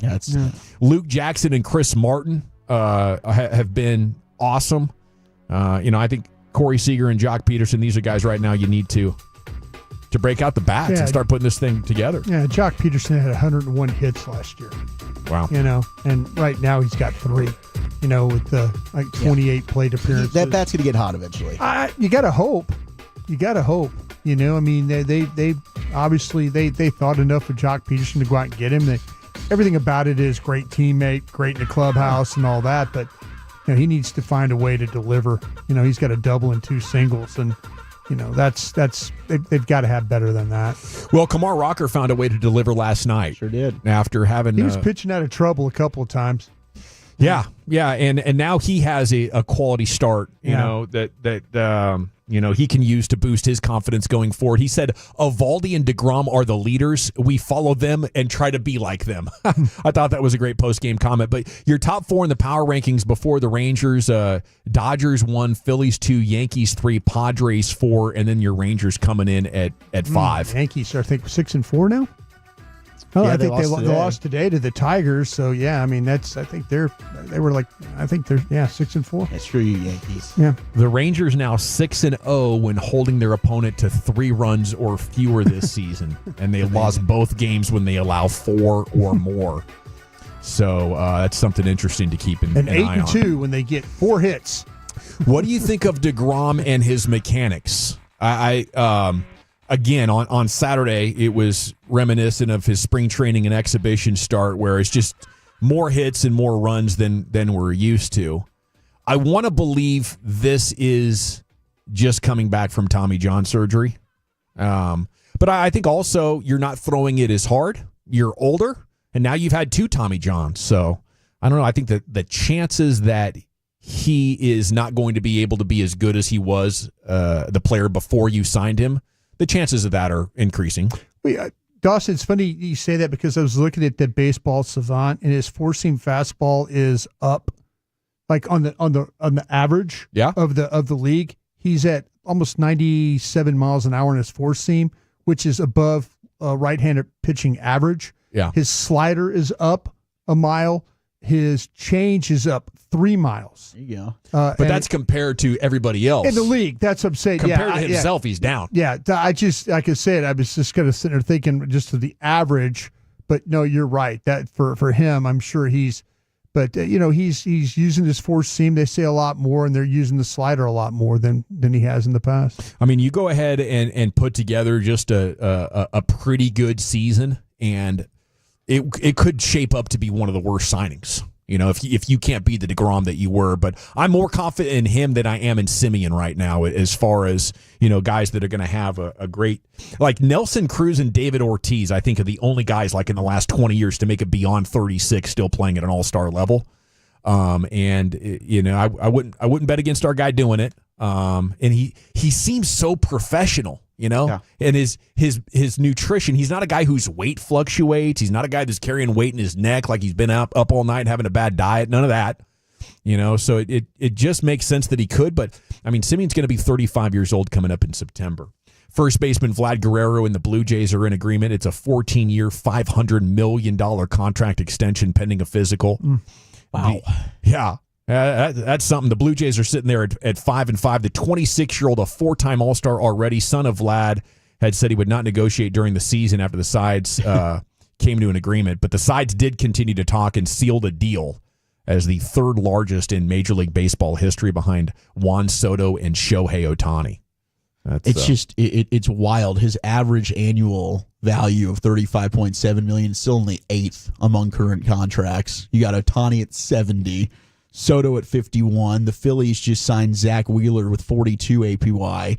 Judge is at 40. Of course, DeGrom, who we just talked about, and Blake Snell, who also went on the IL today at 36.4, and then Garrett Cole. It's just silly money going around in Major League Baseball, but it is a 14-year deal. I mean, we're doing like these crazy decade-long deals in baseball. Yeah, it is. It's. I don't know why teams do that. I guess that's just the deal that players and agents are driving. And we can't afford to give it all to you over 5 or 6 years because it'll blow us over the luxury tax threshold. So instead of us giving you all the money that we can over the next 5 to 6 years, we're going to stretch it out over 7, 8, 9, 10 years. And knowing full well the last 3 or 4 years of that deal, you're going to be way, way overpaid if you're even in the game still. But that's kind of like the price you got to pay is guaranteeing these guys money until they're in their freaking late 30s. 469 says classic Dawson just looking at stats except for the stat of being the best team in the AL. As Parcells said, you are what your record says you are. Well, I mean, but Bill would say that after Thanksgiving. After Thanksgiving. So what is that? By that time, we'd played in baseball terms. How many after games? The All-Star break. Yeah, how many games have you played by Thanksgiving? In the NFL, what 12, is that? 13. 12. Yeah, 12 games. Yeah. So you are what you are after. So in baseball terms, you are what you are after about 40 games. Well, I mean, I'll be honest with you. I don't get to watch all the games. We have so many pro sports teams here in DFW. You're being a dad. Yes, and I'm being a dad. I mean, that much is obvious, but we've had an incredible amount of rain over the last 2 weeks. And what has that done for me? That's rained out all of our soccer games, Abby's games, Remy's games, they're all their practices. So I think I've watched all but maybe 1 or 2 hours of the Rangers season so far. Yeah. I think this is actually evidence that you're paying attention to much more than the record. Because, wins and losses in baseball, if you're going on a week or couple of week sample size, it doesn't matter that much. What matters is, what kind of success you're having, barreling the ball and avoiding bats. That's really what it comes down to. And if you're not barreling the ball and avoiding bats from a hitting and pitching perspective, no matter what your record is, it's likely not going to be amazing in the coming months. NCAA tournament championship game tonight. Florida against Houston. One of the greatest minutes, I think, in Texas State-wide sports history on Saturday night with Houston's unreal comeback. 6 points in the last 15 seconds. You had a little bit of Reggie Miller going on there. You had a little bit of Nick Anderson missed free throws going on there. But the foul called on Cooper Flagg there on that. When I was watching that live, it looked like he had the gentleman's arm pinned down, but that gentleman was actually reaching behind his back and trying to hold Cooper Flagg. Crazy. maybe the worst blown call I think that we'll see in a. I mean, this goes up there with the Saints being robbed on those pass interferences in the NFC title game back-to-back years. Mm-hmm. Just unbelievable. And, I did feel like Duke was the better team, and watching that game for both halves, it was clear. I mean, Duke was out executing on both ends of the court. Whenever Houston would get close, boom, we're making a run at you. But I think Kelvin Sampson just hit all the right buttons and hit all the right notes there late in that game to create the full court trap, basically. All of a sudden, Duke couldn't inbound the ball, and the look on their face said everything. I think that was the inexperience. Shock, stunned. And then their senior point guard getting hurt. I think he got a concussion with like 10 minutes to go, or maybe it wasn't a concussion, but it was definitely a blow to the head, and he wasn't the same player. He's their best overall natural athlete. And as Houston is going super athlete on them, they really didn't have an answer there, and it was just one of those stunning comebacks that while it's happening, you're like, oh, I see where this is going, but it's just unimaginable that it would continue to play out in the way that it did. Everything went wrong there for quite an extended stretch. Nothing worse than missing your free throws when you need it. And I think that rule in college basketball is outdated. Can we get rid of these damn one-on-ones? Yeah. Are you with me on that? That's just crazy. We're beating this team, right? We can't make free throws, and now they just get to foul us and get the ball back? So it cost Tech. Florida used that strategy to be able to beat Tech. Tech couldn't make their free throws. The 1-and-1 screwed them as well. So I know Red Raider fans listening are like, yeah, my brother-in-law watching that game with me said the same thing live. He's like, can we get rid of the 1-and-1s? Yeah. We can't shoot free throws right now. This isn't a good thing for us. I mean, I would go to the hack-a-shack rule, where once it starts happening in the last 2 minutes or whatever, you can pick the guy who's going to shoot the free throws. Well, and it might be a factor tonight because Houston at times has been pretty cold from the stripe. And Florida, they've executed that game plan before late in the second half. It's so amazing how unrepeatable emotion is. Yeah. Like the muscle memory of that. Like, how is 92% as good as it gets? You know what I'm saying? It's a free throw, but I think that's the pressure of the game. And, absolutely. And what makes sports so interesting is the unpredictability of it. Okay, speaking of unpredictable, I'm watching the Stars on Saturday, and man, the Penguins did a nice job equalizing early in the third period. Dodonov then gets the cheekiest final goal in a hat trick you'll ever see. I'm still not sure how he slipped that between the goaltender and the post, but he got it in there. And you're like, okay, 3-2, let's do this. Party.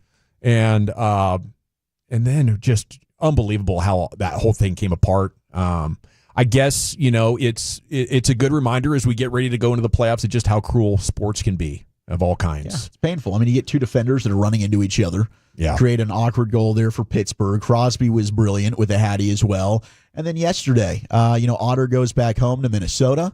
You're thinking, here we go. This is going to be awesome. They're able to get it to overtime, but unfortunately, it didn't go your way. Now, the good thing is you're still just 3 points back from Winnipeg. This is doable. It is doable. Like the weekend definitely made me feel a little bit like, okay, they're probably going to be where they are and they're going to take on Colorado because those were just two heartbreaking losses. The big goal last night, though, buys them a little help, though, because I think Winnipeg's schedule is tough. It is. The Stars have an easier schedule down the stretch. They were able to salvage a point, and they've got Winnipeg at home this week. Yeah, beat Winnipeg, and then you can't lose any more games. No. Right. What are there, 4 left? 5, 3, 4, 3 left? 3 left, I think. So, yes. Okay, just a couple of games left for the Mavs as well. And, guys, this is crazy. If I'm Nico right now, what's that, Wilczek? You good? You're yeah. Yeah. I'm just seeing how many games. I think we got 5 left. 5 left? All right. If you are Jason Kidd, if you are Sean Sweeney, who at times has been one of their assistants in charge of defense, I'm not sure what his exact role is right now. He's defense, I think. Is he defense? Yeah, he's defense. Where's the defense? Yeah. They've been awful. Defense wins championships. That's what I was told. Yeah. This is why we traded Luka. Yeah. Right? Luka could hold teams to 135 points. Yeah. Luka actually could beat the Clippers by himself, which he did many times. Luka could beat the Thunder by himself, which they dismantled OKC last night. Okay? You told us this trade was going to make us better defensively. We even take Kyrie off the court, and you cannot stop anybody right now. This is unbelievable. Like, I'm sitting here going, you made the trade for defense. Does it take an entire offseason to implement this defense? What's going on? Because you have Anthony Davis, you have Lively, you have Gafford, you have so many wings. You got rid of Quentin Grimes so you could bring in Caleb Martin. PJ Washington's healthy, and they are playing horrible defense. Can't stop anybody, which is weird. Maybe the stress of everything that has transpired since the beginning of February has ground them down to a point that they just cannot wait for this thing to get over. Maybe the Clippers are a bad matchup now. Maybe the lack of point guard leaves them so frustrated that they're like, it doesn't matter how great a defense we play. We can't get, legitimate professional offense going on this side of the court. I think that's the bigger problem. I think they're in a situation right now where they're trying to compensate for their lack of offense. Yeah. And it's affecting them on defense. There are too many guys trying to do too much. With Luka, Kyrie, people like that, it's pretty natural. Like, okay, those are going to be the primary scorers in the third and the fourth. We just need to lock down and play defense here. And you got too many guys that are having to go to some of these guys their defenders are having to create, which is exhausting. They're absolutely having to do way too much to try and make up for the lack of the scoring they don't get in the third and the fourth. They could get up we've watched these games. They get up double digits with 4 or 5 minutes left in the game, and you're like, oh, good, and then all of a sudden here's a collapse. Run out of gas. They run out of gas. They don't score. They're trying to play defense. They've got guys that are trying to play defense, and then they're trying to play offense, and they just need to focus on one, but they just don't have primary scorers or consistent primary scorers, the 40, 30 points a night that you got with Luka and Kyrie, and it's made a bad difference for them right now. Man, look at the top two texts right now. 817, why do you even cover this team anymore? 972, everyone stop watching the Mavs. The trade is still sickening. I guess I feel like I'm covering the story. It's the story of the year. They're going to get in the playoffs. Well, the story is this week, Wednesday, you've got Luka coming back to the AAC. Yeah. So it's not going away. 6:30 tip. We'll have Tim McMahon on tomorrow at 5:20. Bobby Marks, who had an article out basically